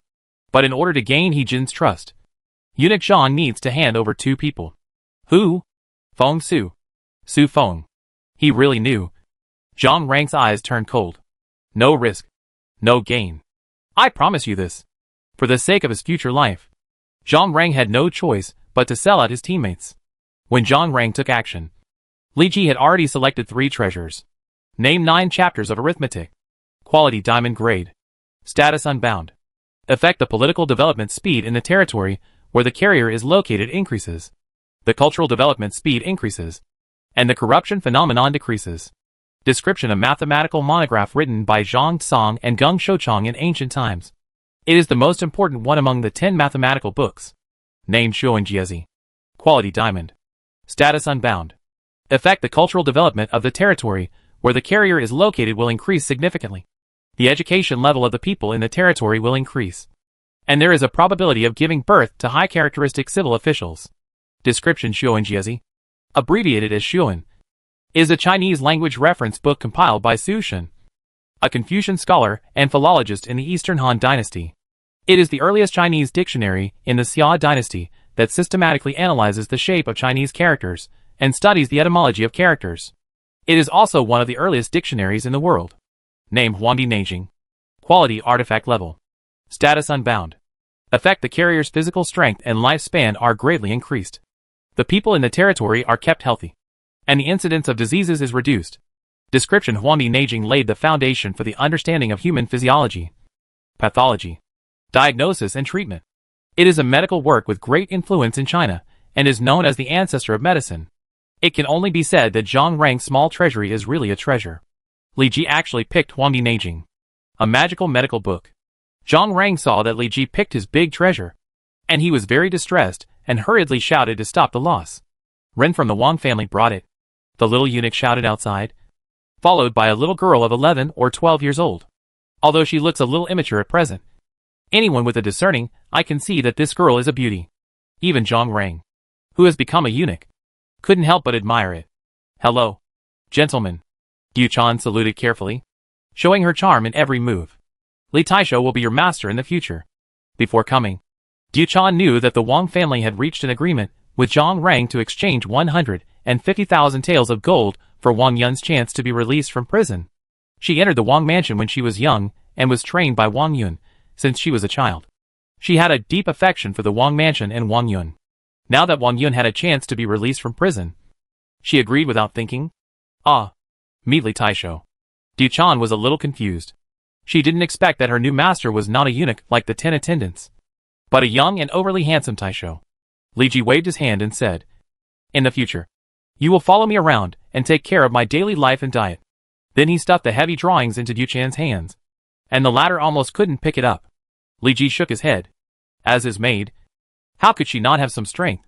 It seems that he will find an opportunity to train Yu Chan in the future.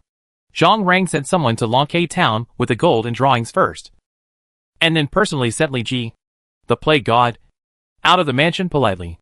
My lord. Li Xuanxiu and Chen Dao were brought by Zhang Rang's eunuch, and had been waiting outside for a long time. This is Zhang Rang's mansion.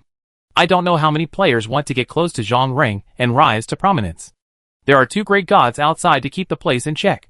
For a while, countless players surrounded this place. Li Ji gave the 2 of them a look, and Li Xuanxiu and Chen Dao knew what was going on. Their momentum erupted like a volcano, intimidating everyone. At this moment, there was a commotion outside the players, and countless war horses neighed. Teams of Imperial Guards appeared, dividing the crowd of players into several groups.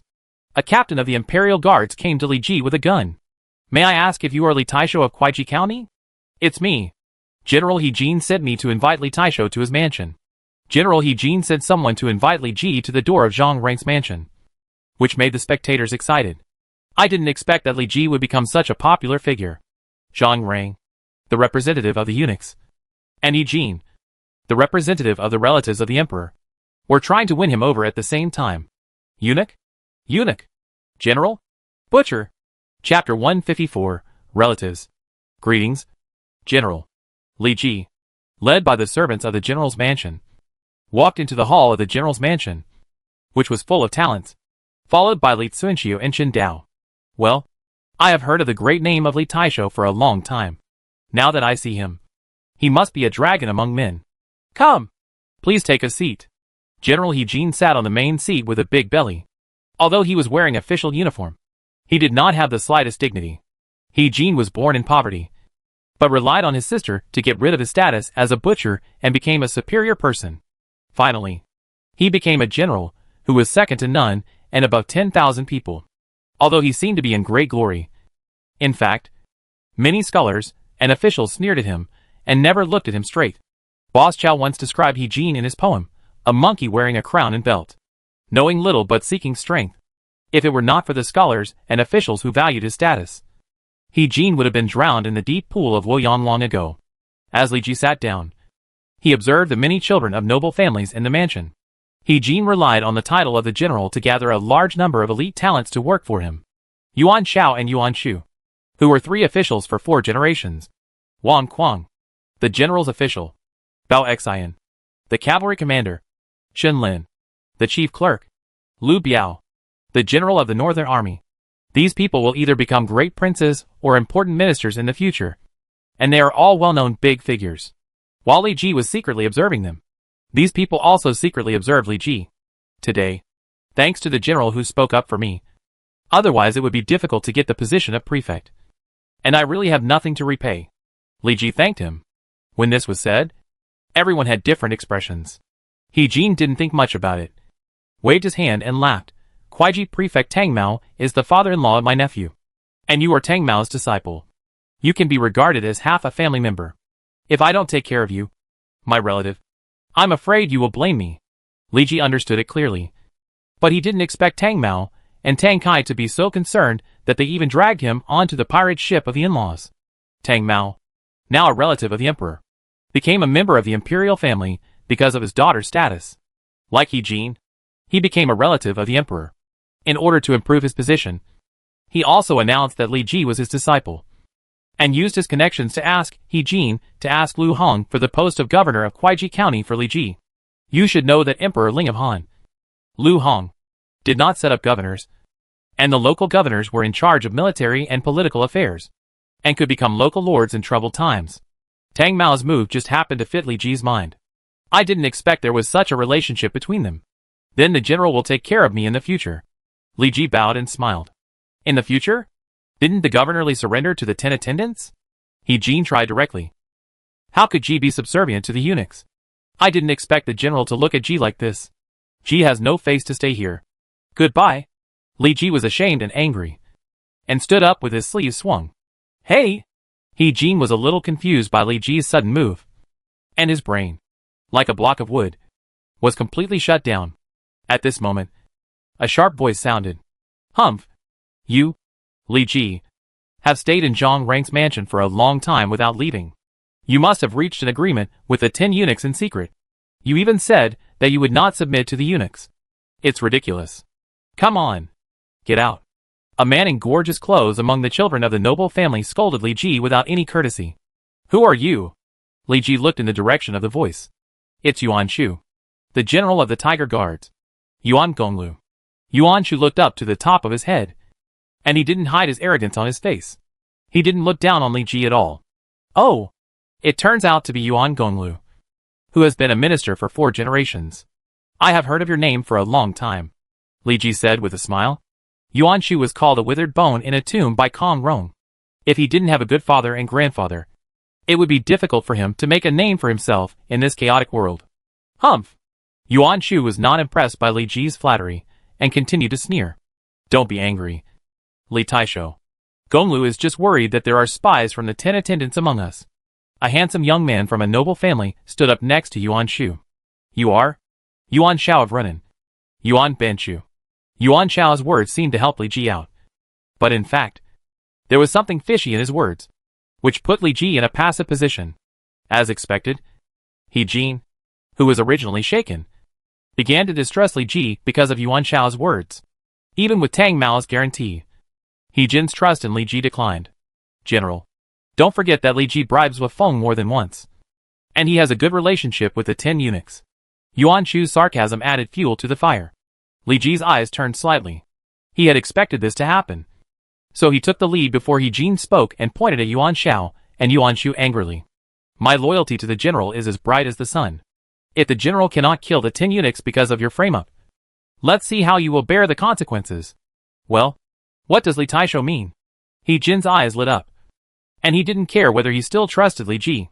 This prefect followed General Huangfu and others through life and death to suppress millions of yellow turbans. I'm not like some people who stay in Luoyang to sow discord and make trouble out of nothing. You? Li Ji meant something, which made Yuan Shao and Yuan Shu furious.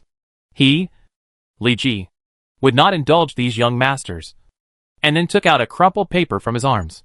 General, when I was guarding the yellow turban captives, I received some incredible letters from them. He Jin took the letter, glanced at it, and was shocked. This letter actually records that Ma Yuani bribed Feng Chen and Su Feng, trying to let these 2 people act as insiders and raise troops in Luoyang City to respond to the actions of the Yellow Turban Bandits. What? He Jin's words made the scholars present instantly uneasy. Shen Lin, come and take a look. He Jin handed the letter to Shen Lin, one of the 7 scholars of the Jianan period. The latter was talented and was highly regarded by the general. Shen Lin's eyes kept scanning it back and forth, muttering, this looks true. Whether it is true or not, the general will know it soon after a try. Li Ji said calmly. Zhang Rang wanted to cut off his tail and survive, so he pushed these 2 guys out. In history, it was these 2 people who were bribed by Ma Yuani, and later the matter was exposed and killed. Li Ji's actions were nothing more than letting them die early. Why not use their lives to gain He Jin's trust? Zhang Rang could save his life, Li Ji could blend into the power of the relatives. And He Jin could kill these two people to gain great merit. No matter how you look at it, there is no loser. Come here. Send the Imperial Guards to arrest Feng Zhen and Su Feng and put them in prison. This general will personally interrogate them. He Jin didn't care whether this matter was true or not. Anyway, they were irreconcilable with the eunuchs. He would not let go if he had the chance to deal with the 10 attendants. General. The two brothers Yuan Shao and Yuan Shu had always wanted to drive Ji out of the general's mansion, and didn't want me to tell this. I have reason to suspect that these two people are the real spies. Li Ji was very stingy. He would not be a gentleman if he didn't take revenge. The two brothers Yuan Shao and Yuan Shu had just offended him. And now he wanted to turn the tables on them. Chapter 155 Dog Bites Dog. General. Yuan Shao and Yuan Shu's faces changed immediately. They knew that He Jin was soft-hearted and easily influenced by others' words. If He Jin was really fooled by Li Ji, even if the two of them had the Runan Yuan family to save their lives, they would most likely be swept away by He Jin's foreign relatives. Okay. The two brothers Ben Shugonglu were born in the Runan Yuan family, and would never do such things. Li Taisho. Don't mention this matter again. He Jin waved his hand and said. Yuan Shao breathed a sigh of relief, looked at Li Ji with a little apology, and secretly took note of this account. In contrast, Yuan Shu's scheming was not as deep as Yuan Shao's. He stared at Li Ji with a resentful look. While the atmosphere was delicate, the outside was already in chaos. The general has ordered that the eunuchs Feng Chen and Su Feng are suspected of colluding with the Yellow Turban Army. Anyone who stands in their way will be killed on the spot. He Jin asked for instructions from Emperor Ling of Han, Lu Hong, and sent out the Imperial Guards to capture the two. The rumbling sound of horse hooves rang out on the street, and waves of Imperial Guards galloped on their horses. Some people were unable to dodge, and were knocked out alive by the war horses, crushed to pieces. He Jin is sick. Right? This is a frame-up. This is a frame-up. Feng Chen and Su Feng were drinking tea and chatting together, but they were caught off guard by the sudden appearance of the Imperial Guards. Save what you have to say until you see the general, the Imperial Guard captain said unceremoniously, waving his hand to mobilize the soldiers behind him to suppress. I want to see your majesty. I want to see Lord Zhang Reng. Feng Chen and Su Feng stood back to back, and their momentum suddenly burst out. Waves of ghosts and wolves howled, and strange winds blew, making everyone afraid to move forward. Let me do it. Cavalry Captain Bao Xian took the initiative to attack. The long spear in his hand burst into brilliant light. The spear tip was brave and advanced, and drew a mysterious trajectory in the void. He did not hold back in this attack. The purpose was to take the lives of these two people. Feng Chen and Su Feng were horrified, and hurriedly used their means to resist. The withered palm burst out brown claws, and slapped the spear tip. Boom! Endless air waves swept in all directions, raising clouds of smoke and dust. Each of the 10 eunuchs had unique skills, and their martial arts performance was no worse than Bao Xian and others. Damn it! Bao Xian's face was a little ugly. He thought that he had practiced martial arts for many years, but he couldn't even take down 2 eunuchs. How embarrassing it was for him. Feng Chen and Su Feng took a lot of effort to block Bao Xian's attack. At this time, they were disheveled and embarrassed. They no longer had the arrogance and domineeringness of the 10 eunuchs before. Come again! Bao Xian strode forward, his spear circling around him, sweeping towards the two like an extremely nimble snake. Su Feng put his 2 fingers together, and a dim yellow halo covered them. He was as hard as iron, and stopped the fatal spear tip with his flesh and blood. Feng Chen flicked his sleeves, and countless skulls emerged from his sleeves with the sound of ghosts crying and wolves howling, and suddenly rushed towards Bao Xian. The cavalry captain had no choice but to pull back his spear and stab out a spear light like lightning. The terrifying thunder force bombarded it, making a sharp explosion. The 3 of them fought back and forth, like gods fighting, and no one could do anything to anyone. Countless spear lights and ghosts scattered around, and everything around them exploded and turned into debris. Ha! Bao Xian shouted loudly, and the skull hit his body. The terrible force shook his internal organs, and the spear in his hand dragged fireworks in the void like a meteor. The spear tip was sharp, and it suddenly pierced into Su Feng's right shoulder in the horrified eyes. The power of thunder and lightning was hidden in it, directly smashing half of his body.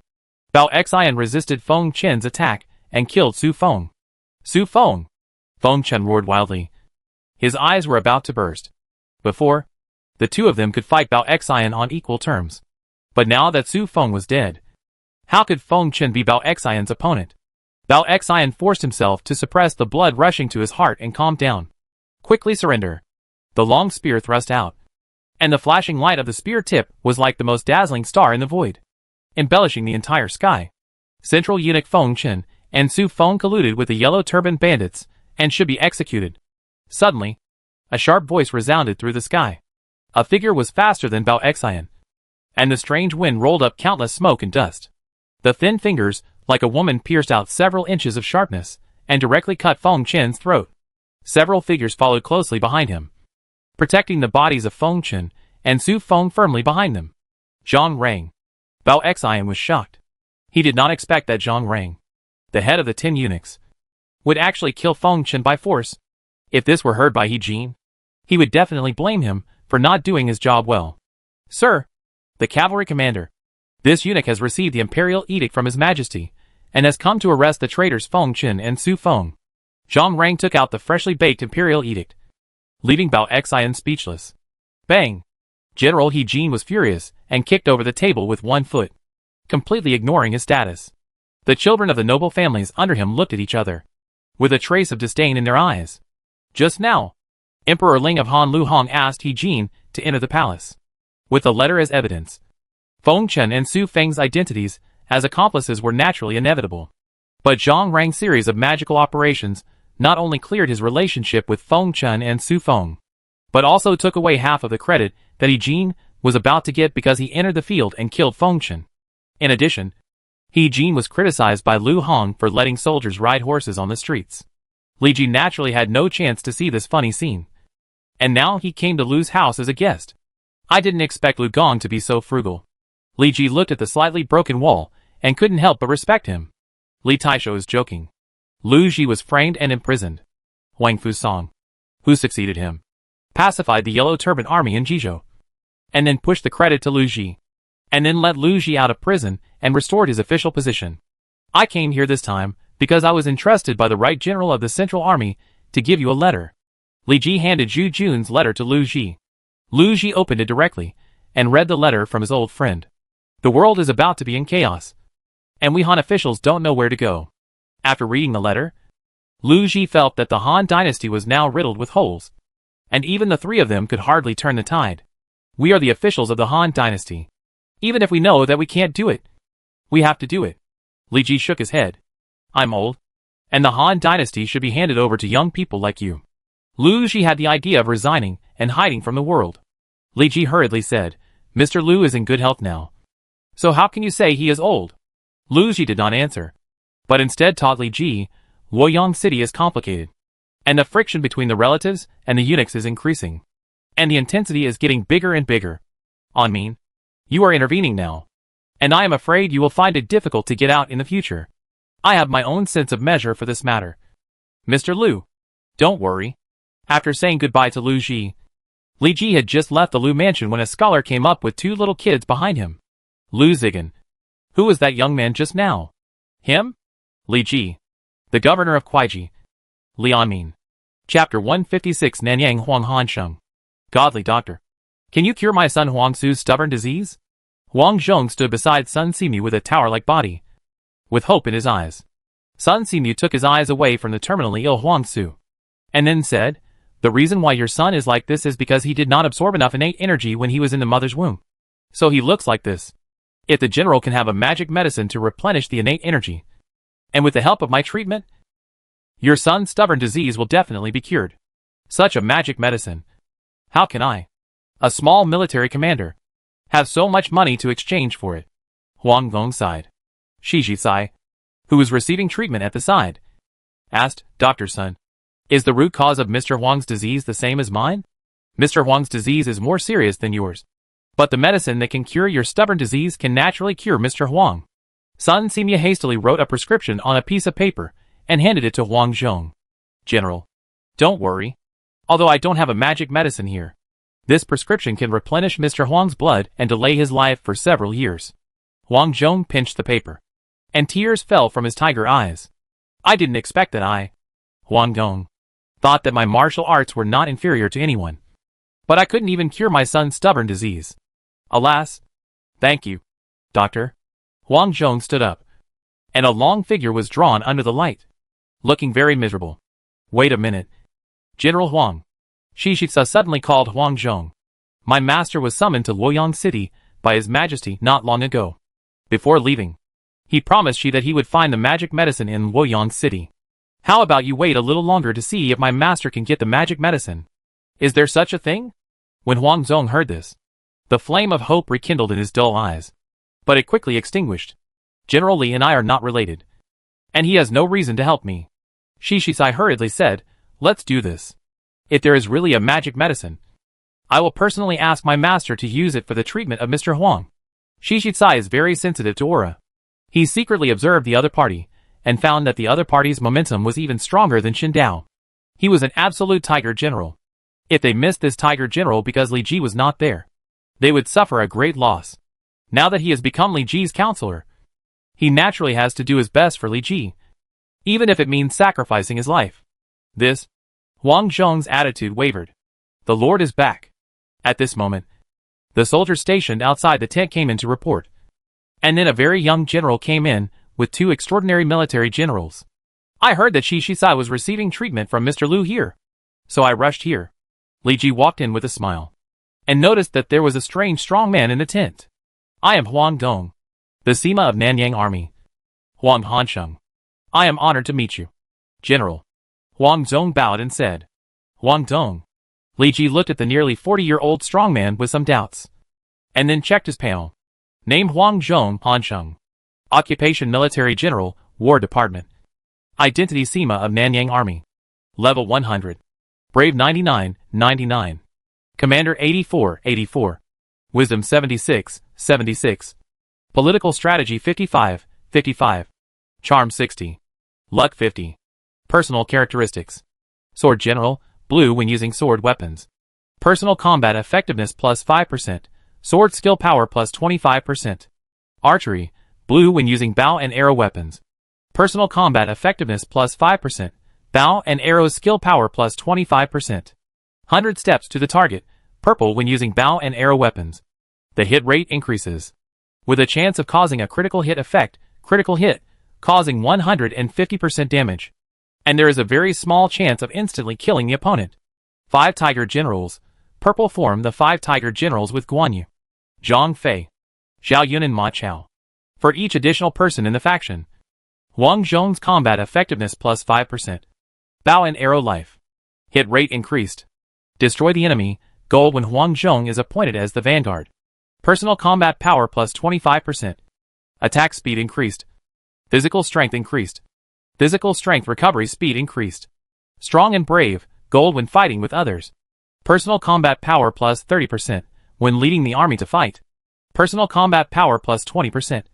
Combat power of the troops under his command plus 15%. Gold and feather, gold when leading the Phoenix Longbowmen to fight. Huang Zhong's combat power plus 25%. The combat power of the troops plus 20%. Attack speed increased. And attack range increased. Brave and brave, gold when charging into battle. Personal combat power plus 20%. Combat power of the troops under his command plus 20%. Not easy to get hurt. Old and strong, gold the attributes will not decrease with age.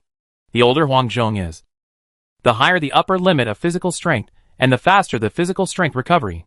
When fighting with others, the greater the age difference with the opponent, the more obvious the effect of reducing the opponent's combat effectiveness. Up to 30%. Dingjun Yongwei, color when leading troops to fight. Huang Zhong's personal combat effectiveness plus 55%. The combat effectiveness of the troops plus 30%. The charge speed increases. The attack speed increases. The physical strength recovery speed increases. The physical strength increases. And the morale remains high. Skills Big Knife goes east, S level. Sunset Arrow, S level. 10,000 Arrows, S level.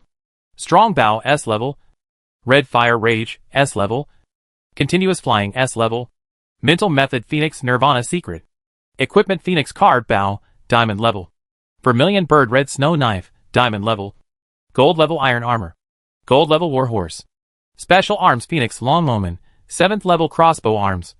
The upper limit of recruitment is 15,000 people. It's really Huang Hansheng, one of the 5 tiger generals of Shu Han. Li Ji had a blank expression on his face. But in fact, there were turbulent waves in his heart. How did this fierce general appear here? I wonder what the Sima Huang is doing here. Li Ji did not dare to be careless, and brainstormed in his mind, trying to come up with a way to subdue Huang Zhong. In the 3 kingdoms, Lu Bu is the only one, and the next is the 5 tiger generals of Shu Han, who are highly skilled in martial arts and terrifying in combat. Guan Yu and Zhang Fei have long followed Liu Bei, and it is impossible to poach them. Zhao Yun and Ma Chao are still learning and growing, so it is difficult to subdue them. Only Huang Zhong, the oldest of the 5 tiger generals, has a little chance of being subdued. However, Huang Zhong holds an important position, and most of the current players do not have an official position, and are unable to persuade Huang Zhong to abandon his position and follow them.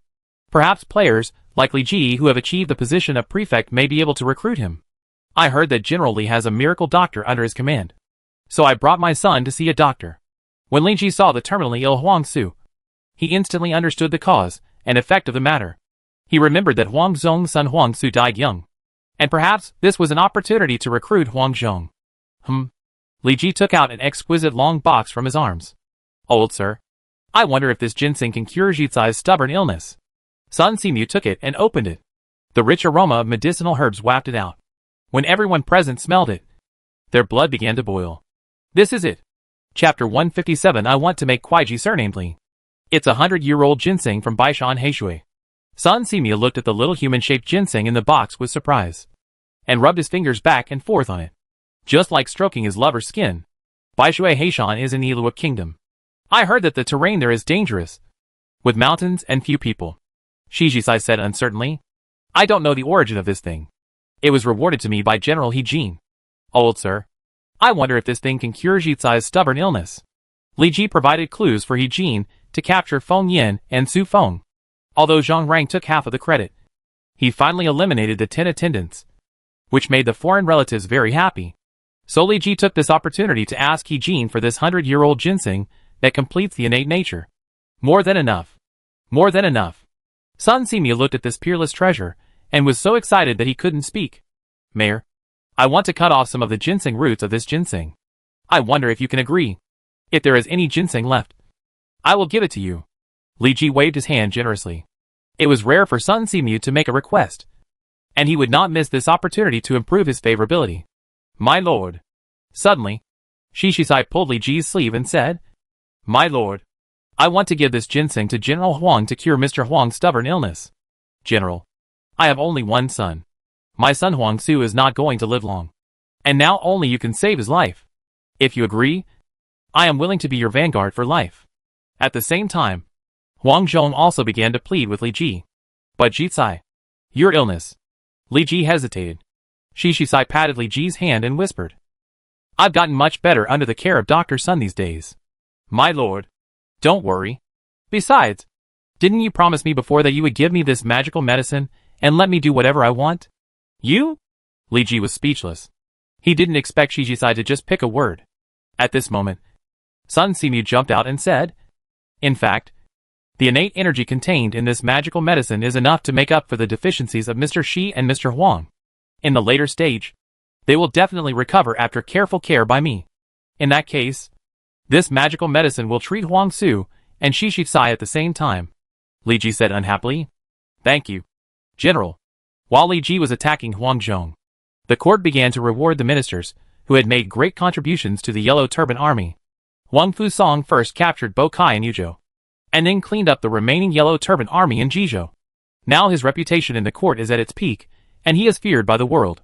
So he was appointed as General of Chariots and Cavalry by Lu Hong, and was appointed as Governor of Jizhou.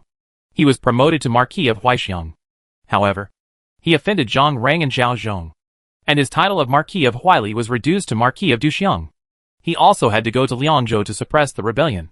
With the help of Huang Fusong, Lu Ji was released from prison early, and his official position was restored as Shangshu. Xu Jun made great contributions in pacifying the Yellow Turbans in Jingzhou, and was appointed as General of Chariots and Cavalry on the right, and was granted the title of Marquis of Xixiang. The 3 heroes of the late Han dynasty were the main generals who pacified the Yellow Turbans. They made great contributions, and were promoted several levels, especially since Huang Fusong was in his prime. Yan Zong, a native of Hanyang, once advised him to seize the opportunity and rule the south. Unfortunately, Huang Fusong was not very cautious and did not accept the other party's advice. Dong Zhuo, who was imprisoned, was released early because Li Ji attributed the credit for killing Zhang Ju and his son-in-law Li Ru. He was then appointed General Palu and served under Huang Fusong. Father-in-law, you can get out of prison thanks to the help of Li Ji and his brother. Niu Fu helped Dong Zhuo sit down. Well, I didn't expect that Li Ji was so righteous that he only needed some war horses and a clerk. Maybe we will need this person in the future. Come on. Give Li Taisho another 1,000 war horses. Dong Zhuo was ambitious and had a great reputation in Liangzhou. Many local tyrants followed him. And he had Li Ru, a strategist, to advise him, which made him eager for the throne day and night.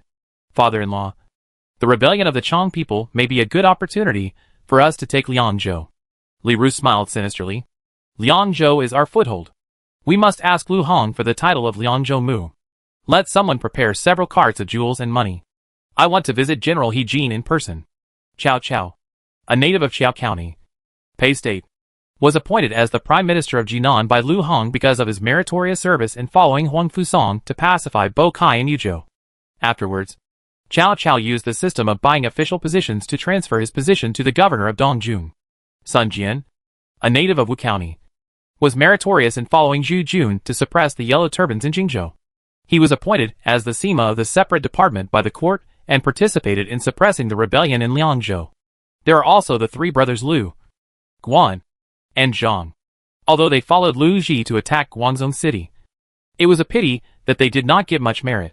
In addition, no one spoke for him in the court, and he only got the county lieutenant of Anqi County. At the instigation of the player, these three decided to abandon their official positions and run away. Before leaving, they tied up the inspector of Anqi County and beat him up. Liu Bei beat him 200 times, and Zhang Fei beside him was itchy and beat him 100 more times, making the inspector feel so painful. Surrounded by a large number of players, Lu, Guan and Zhang joined the forces of their good friend Gong Sun Zan. Li Ji and Wang Meng were chatting face to face, and Jia Su beside him closed his eyes, looking as if he had nothing to do with the matter and was indifferent. As for Guijia and Shishitsai, they had long been sent to Sun Simiu to recuperate. Especially Guijia. Li Ji gave a death order that he could not leave Sun Simiu's sight until he stopped drinking. After Jitsai and Huang Su's illness is cured, we will return immediately. Wang Ming shook the feather fan lightly, and then said, My lord, this time you went to Luoyang City. You not only gained the friendship of Zhang Rang, but also the trust of Yi Jin, which is very helpful for your future actions. There are many hidden dragons and crouching tigers in Luoyang City. Walking here is like walking on ice. You must be careful. But fortunately, I finally got the position of prefect of Kuaiji County. Li Ji smiled quite easily. Although the lord is the governor of Kuaiji, you still need to be prepared. Why does Jinglu say that? Wang Ming glanced at Jia Su and found that he was still slacking off. So he continued, Kuaiji County is vast and sparsely populated, with many mountains and forests, hiding an unknown number of Shanyu clans. Moreover, there are many powerful families in the counties of various places, and they are deeply rooted. These need to be dealt with by the lord. In addition, there are many people who own territories in the wild. They may look very weak, but once they unite, they will definitely become a force that can threaten the lord. You need to be cautious when dealing with him. Although Li Ji is now the governor of Kuaiji County, the huge Kuaiji is not his one-man show. There will definitely be people who pretend to obey him, but secretly disobey him. The first thing he did when he returned to Kuaiji was to bring the entire Kuaiji County under his control. And he would also need to use force. At that time, there will definitely be a bloody storm. Jinglu makes sense. I will let Kuaiji be surnamed Li. Chapter 158. Wake up and see the divine soldiers descend from the sky. Huang Hanqing, you are not my opponent. Li Tsuanxia laughed crazily, and his whole body was covered with golden true energy, as if he was cast in gold. The 800 Jin Yu Wang spear cut through the wind and clouds, and suddenly smashed on Huang Zhong's Suzaku Chishua knife. Bang! The weapons collided. The airways roared, and the sand and rocks flew, and countless cracks spread on the ground centered on the two people. The power of the four symbols exploded, and Huang Zhong resisted Li Tsuanxia's power. An unnatural blush appeared on his face. and his iron tower-like body sank. The ground under his feet could not withstand the collision of the two people and sank. It has been 3 days since Li Ji left the general's mansion. Wang Su and Shi Shisai have greatly improved their conditions after taking Sun Simu's magic medicine. As long as Sun Simu carefully regulates them in the future, the two will be able to recover perfectly. So Li Ji said goodbye to Zhu Jun and returned to Longke Town with the troops of Longke Town. Wang Zhong kept his promise and recognized Li Ji as his master. Li Zuinshu had practiced martial arts for many years and could tell at a glance that Wang Zhong was an extraordinary martial artist. As soon as he returned to Longke Town, the big man challenged Wang Zhong to a duel. The two fought fiercely, and the passionate collision attracted many soldiers to watch. Hey! Li Zuinshu's eyes were like lightning, and the Yuan spear and Bai Yin Lao in his hands attacked at the same time. The power of his arms was as terrifying as a meteorite falling to the ground. Wang Zhong could no longer hold on, and his whole body was blown away, and his feet plowed deep marks on the ground. Wang Gong, one of the top fighters in the Three Kingdoms, fought with Li Zuinshu for dozens of rounds, but was eventually defeated. Too fierce. Everyone present witnessed everything and couldn't help but exclaimed, "Oh! My newly built parade ground." Among the crowd, only Li Biao looked at the messy parade ground and felt very painful. Li Ji, who was in the Lord's mansion in Longke Town, naturally knew about the fight between the two and shook his head with a smile. Kenzei, who was in charge of Longke Town's affairs in the past few months, sat opposite and began to report to Li Ji. Diachan next to him was making tea for the two of them. I didn't expect that someone would not participate in the battle, stay in the village to farm, and still not be upgraded to the town level? Li Ji shook his head in disappointment. This player damaged the reputation of the flower-growing family. Kenzei spread out the map, which was the result of the past few months. It recorded in detail the territories and general information of each player in Shanin County.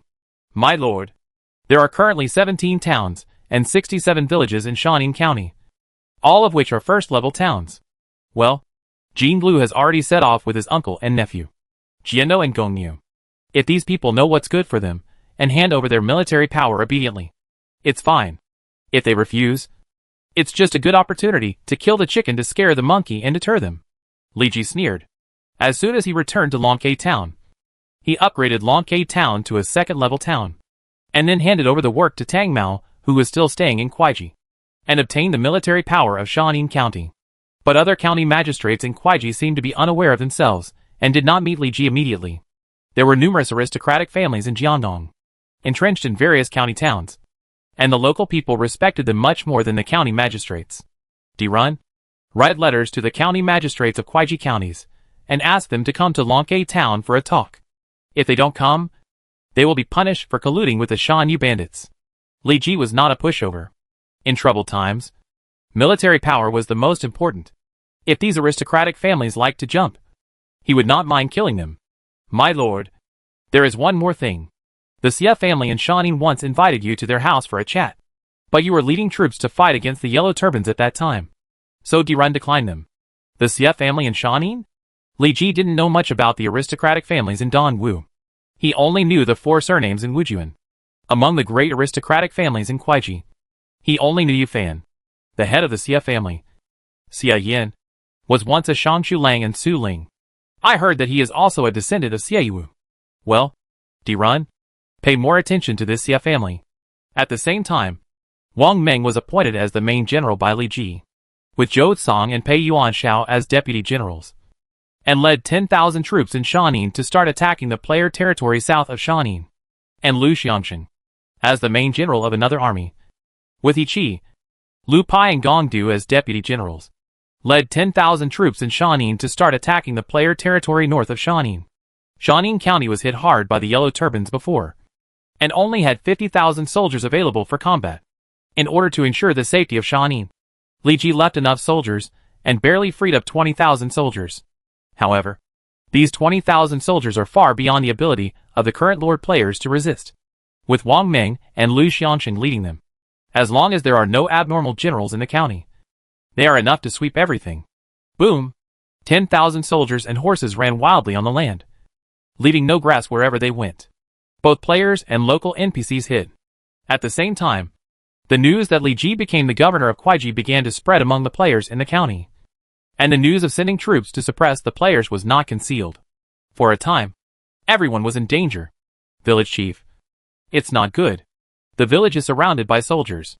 There are so many soldiers that I can't count them. I have never seen so many people in my life. The lord of the Yonglao village just woke up and heard the news. As if struck by lightning, several militiamen on the village arrow tower trembled, looking at the army that was like a black ocean. Their legs trembled, and they could not raise the momentum of resistance at all. TND. Is it wrong to slack off? Which god brought so many people to attack my village? The lord stood on the arrow tower and cursed it angrily. I am a general under the governor of Kuaiji, and I am here to negotiate with the village chief. Wang Ming rode a tall horse, with Zhou Cong and Pei Yuanshao as guards. Negotiation? The lord player was dumbfounded. Who would bring so many soldiers to block someone else's door, and talk about negotiation with a smile? Wait, isn't the governor of Kuaiji Tang Mao? Why did he change? My lord Li Ji was appointed as the governor of Kuaiji by the court a few days ago, and I was specially sent to lead troops to negotiate with people like you who own territories. The lord scratched his head, and always felt that the name was familiar. Hack. This Li Ji is not the Li Ji who was on the notice. How dare you call the lord by his name?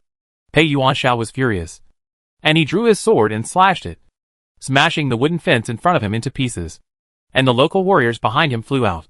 The lord couldn't help but twitch his mouth when he saw this. This Li Ji was clearly a big fish eating small fish, and small fish eating shrimp, relying on the position of prefect. He forcibly deprived the lords of their territories, and made the entire Kuaiji county his one-man show. Heroes, let's talk nicely. We are all good people in Yonglao village.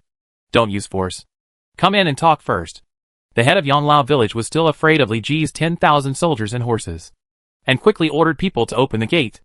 I don't know what the general's name is. The head of the village led Wang Ming and the other two into the village, while cautiously testing. Li Ji's reputation among the players is in full swing. There must be historical talents behind him who give him advice.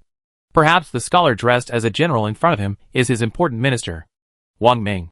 Wang Jinlu. Hiss. The head of Yonglao village took a deep breath, as if he had discovered something incredible. Chapter 159. Stop it. It's all Li Ji outside. Thank you, General. Thank you, General. The villagers of Yonglao village counted the money, and left with 2 servants happily. Li Ji told Wang Ming and Lu Xiangxin that as long as the players were willing to give up their territory and the position of lord, they could get a generous sum of money and a job in Longke town. This is also the reason why Li Ji insisted on attacking the noble families. Players are engaged in various industries in reality, and there are many elites in the industry who can replace the children of noble families in the county. Moreover, they are influenced by the present world, and their vision is much higher than that of ordinary NPCs. Zhou Cong broke the Lord Stone tablet with one punch. Longke town was upgraded to a second-level town, and the number of affiliated villages increased from 4 to 10. It was a pity that the geographical location of Yonglao village was average, and the development was not very good. There was no need to spend precious vassal quotas to keep Yonglao village. Before leaving, Li Ji had already handed over the villages and towns that needed to be taken in Shaanxi County to Wang Ming and Lu Xiangxin, and the 2 of them would make them vassals while advancing. At present, there are only 2 options for conquering other lords' lands. Either to make it their own vassal territory, or to destroy the stone tablet and make the village disappear permanently from the earth. Obviously, in the next period of time, Li Ji will sweep the entire Kuaiji with thunderous means. Send out 100 soldiers and bring everyone back to Longke town. After Longke town was upgraded to a second-level town, Li Ji learned the conditions for upgrading to a third-level town, one of which was that the population reached 100,000. This is an extremely large number, and it is unknown how long it will take to take in refugees alone. The fastest way now is to migrate the population in Kuaiji County to Longke town, and rely on the resources of the entire county to forcibly upgrade the level of Longke town. Boom! Lu Xiangxing's long sword turned into a streak, and the hot sword energy swept the general in front of him like a hurricane. Only a shrill scream could be heard, and countless bloodstains suddenly appeared on the general's body, and he fell off his horse. Lu Pai and Gong Du led the soldiers to charge left and right in the town, showing their true colors as bandits. The mayor of this town colluded with Shan Yu and should be executed, a small town north of Shaanxi, because the mayor of this town thought he could stop the sharp edge of Li Ji's army. He rejected the conditions offered by Li Ji. So Lu Xiangxing pressed the suspicion of collusion with bandits on the other party's head, and took the town with 10,000 soldiers and horses. The mayor was about to surrender, but was smashed in the head by Gong Du with a fist. Send someone to inform the Lord to send enough officials to take over this town. Lu Xiangxing and Wang Ming frequently sent troops in Shaanxi County, and on average, they would take down several villages a day. Now Lu Xiangxing has even broken through the town, intimidating everyone. You should know that the territory at the level of a small town is ranked among the top in the entire Shaanxi County. And players who own a small town territory basically recruit powerful generals. However, they were forcibly taken down by Li Ji, the bully of Kuaiji. How could this not surprise all the players in the county? After a few days, Li Ji had gained nearly 10,000 people in total, which was hundreds of times faster than the speed of accepting refugees. Li Ji, who was firmly seated in Longke town, began to accept the looted population every day and arranged their accommodation with the help of cans, Jiasu and others. A large number of people moving in would impact the people's hearts and public security in the territory. But Li Ji had noticed this problem long ago. On the one hand, he sent some soldiers to patrol the territory day and night. And on the other hand, he hired them to build the territory. People have a sense of recognition of land. They have lived in a land for a long time, but were forcibly moved to a strange place. So they would naturally complain. Li Ji hired them at this time. Firstly, he could divert their attention. They naturally had no time to complain, because they had work to do and wages to get. Secondly, they participated in the construction of Longke town, and it would not take long for them to recognize Longke town. The increase in the population of Longke town means an increase in the labor force, and the architectural drawings brought back by Li Ji began to be put on the agenda. With the gold cheated from Dong Zhuo and Zhang Rang, Li Ji had enough to expand Longke again. Dong Zhuo's 5,000 Liang'o horses were delivered, and 1,000 war horses were also sent out, which made Li Ji guess Dong Zhuo's thoughts. Li Ji placed them in the newly built horse farm, which was the best place they could find nearby. In addition, Su Xia and Shi Lang's trading route has been established, and they will soon send a caravan to station here. Although it spans nearly the entire Han dynasty, the trading route is protected by the system, which may take a long time, but it is safe. Li Ji's construction is in full swing, while other lords in Shaanxi County are basically in a bad mood. In the lord's mansion of Daming Town, a lord sits in the first seat, followed by a heroic general. If Li Ji still has an impression, he will probably recognize this man. He has seen him in front of the prefect's mansion. When Wu Huan attacked Shaanxi, Tang Mao appointed this man's general Li Jinglong as the temporary garrison commander. Zhu San, the mayor of Daming Town, is a great lord in the north of Shaanxi County. With the help of Li Jinglong, he took down 4 vassal villages with a population of more than 20,000. His strength should not be underestimated. Li Ji is a man with evil ambitions. He actually wants us to hand over our territory obediently. He is so shameless. The news that Lu Xiangxing was sweeping across the north had spread a long time ago. Most of the small lords followed suit. Only some small lords were stubborn and had their territories taken away by force. Nowadays, only players like Zhu San who have small town-level territories are not afraid of Li Ji's edge. But Li Ji's 10,000 troops are not for show. A single great lord is no match for him. Only by uniting can we resist Li Ji's troops. Zhu San summoned all the great lords in the north to form an alliance. The great lord with a population of tens of thousands said, Li Ji is a governor, and he is legitimate. If you resist him, you will be accused of colluding with bandits. I am afraid that this is not a righteous act. At the moment of life and death of the territory, the so-called righteousness is just this. Are you willing to give up your territory and become Li Ji's running dog? The great lord below showed a reluctant expression. They have worked hard to build their territory for a long time. Not to mention that they have already developed feelings for it. The territory is their foothold for future hegemony. Now that they are in troubled times, how can they give up that little hope? But Li Ji has a full 10,000 soldiers and horses. And the general who leads the troops is very likely to be a famous general in history. Can we stop them? Zhu San waved his hand and said, I also have the Ming Dynasty god of war Li Jinglong. What is there to fear? We will gather 10,000 soldiers and horses and hand them over to Li Jinglong for command, together with the various military generals and civil officials you have recruited. It will be enough to stop them. The lords below felt uneasy instantly. Chapter 160 Li Jinglong goes to war. Zhu San. Li Jinglong defeated Zhu Di 4 times in history, harmed hundreds of thousands of Ming troops, and destroy Zhu Yunwen's dynasty with his own strength. If we use this man to lead our army, we may have no chance of winning against Li Ji's army. A great lord below immediately objected. If we don't appoint Li Jinglong as the commander, do you think you can be the main general? May I ask if you can command the army? Zhu San snorted coldly, leaving the other party speechless. They basically didn't learn how to command troops systematically, and they were not even as good as Li Jinglong in commanding the army. You, and you, either recruited civil officials who were county magistrates, or unknown generals who were drowned in the long river of history. May I ask if you have any suitable candidates to be the main generals? Zhu San stood up and counted the people. The great lords below shook their heads. They recruited some unknown people, but they were lucky enough to avoid the early Yellow Turban sweep, and then successfully upgraded their territory to a small town. Among them, Zhu San's Li Jinglong was the most famous. Even if his ability was not very good, he was much better than those who did not know military law. As for the lords of small villages, they were not even interested in inviting them. After all, their territories were not even small towns, and they would not have any powerful generals. I also know Li Jinglong's shortcomings, but with us filling the gaps beside him, we may be able to resist Li Ji's troops. Zhu San then took out a prop from his arms. And I have this. What is this? A lord asked. This is a special prop I got in the battle, which can check the breakthrough tasks of historical generals. Zhu San explained. Breakthrough tasks? What is that? The lords present looked at each other, and Zhu San's props touched their knowledge blind spots.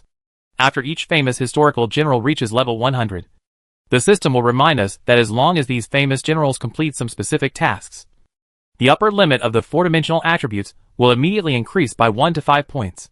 This item can obtain Li Jinglong's specific tasks in advance, and can obtain specific task information when he is less than level 100. Zhu San then showed the description of the item to the friendly army. Name breakthrough book status usable effect. Use it on the generals and civil officials under the account. Immediately ignore the level limit, and obtain the specific tasks of the generals and civil officials' description. They have highs and lows in the long river of history. There is such a good thing. The lords of the 8 towns in the north smiled happily.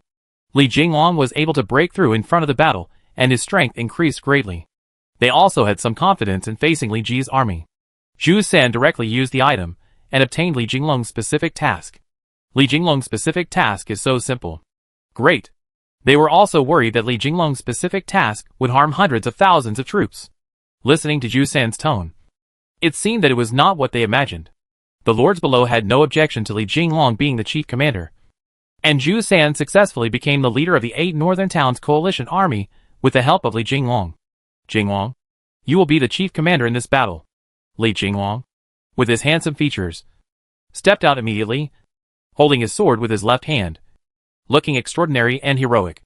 I, Li Jinglong, have been familiar with the art of war since I was young. Even if the Marquis of Huayin is reborn, I dare to fight him, with only 10,000 troops. Let's see how I can defeat the enemy. Li Jinglong's arrogant words made the other lords sweat. In history, Zhu Di once commented on Li Jinglong. Li Jiujiang, a son of a foster family, has few strategies and is arrogant, looks fierce but is weak, is jealous and self-righteous, and has never practiced military training. Seeing a battle, he immediately gave 500,000 troops to the enemy, which is a self-defeating move.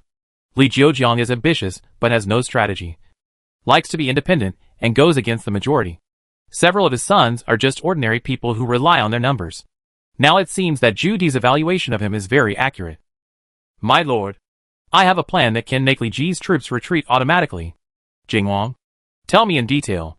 Shaonin was once seriously injured by the Yellow Turbans, and lost a large number of troops. Li Ji is now attacking the southern and northern parts of Shaonin at the same time, sending a total of 20,000 troops, which is almost the number of troops he can mobilize. I dare to conclude that there are not too many garrisons in Li Ji's territory. Now the direction of Li Ji's troops' attack is obviously not our northern 8 towns, and there is no possibility of threatening us for the time being. If we send a large army and directly attack Li Ji's territory, we will definitely force his 20,000 troops to return to defend the city. At that time, we can set up an ambush on their way back. If they are exhausted and we are full, our army will definitely win a great victory. Li Jinglong talked freely, and he treated Li Ji's 10,000 troops as nothing while talking and laughing. The plan of besieging Wei to save Zhao? That's right.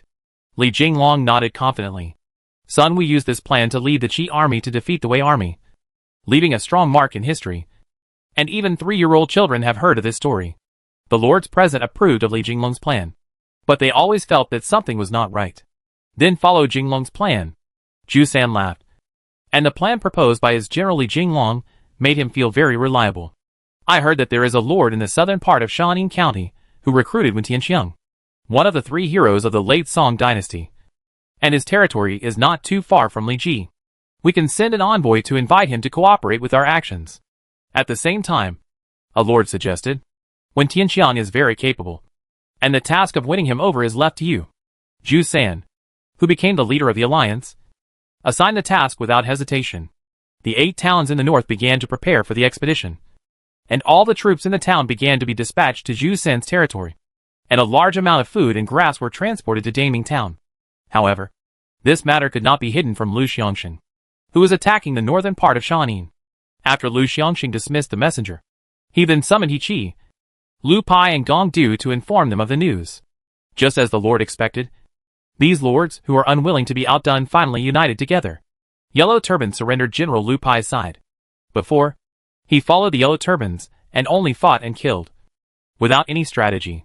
Now he is attacking villages under Li Ji's assignment. Everything the enemy thinks and does is within Li Ji's calculations. How can he not admire his lord? Then what should we do? Gong Du has the lowest wisdom among the 4. It's okay to let him attack cities and plunder land. But if he is asked to make suggestions, wouldn't it be embarrassing for him? The 8 towns in the north united together because they saw how strong our army is. Although they are a group of miscellaneous soldiers, they need to be treated with caution when their numbers are large. He Qi pondered. Gong Niao's words make sense. Lu Xiangxing nodded, and then said, the northern 8 have been constantly dispatching troops to Daming Town, and at the same time have concentrated a large amount of food and grass together. Perhaps they intend to abandon other towns and concentrate on defending Daming Town. Then do we need to attack Daming Town fiercely? No hurry. Other territories are all our targets. Since the other party has delivered it to our mouths, there is no reason not to eat it.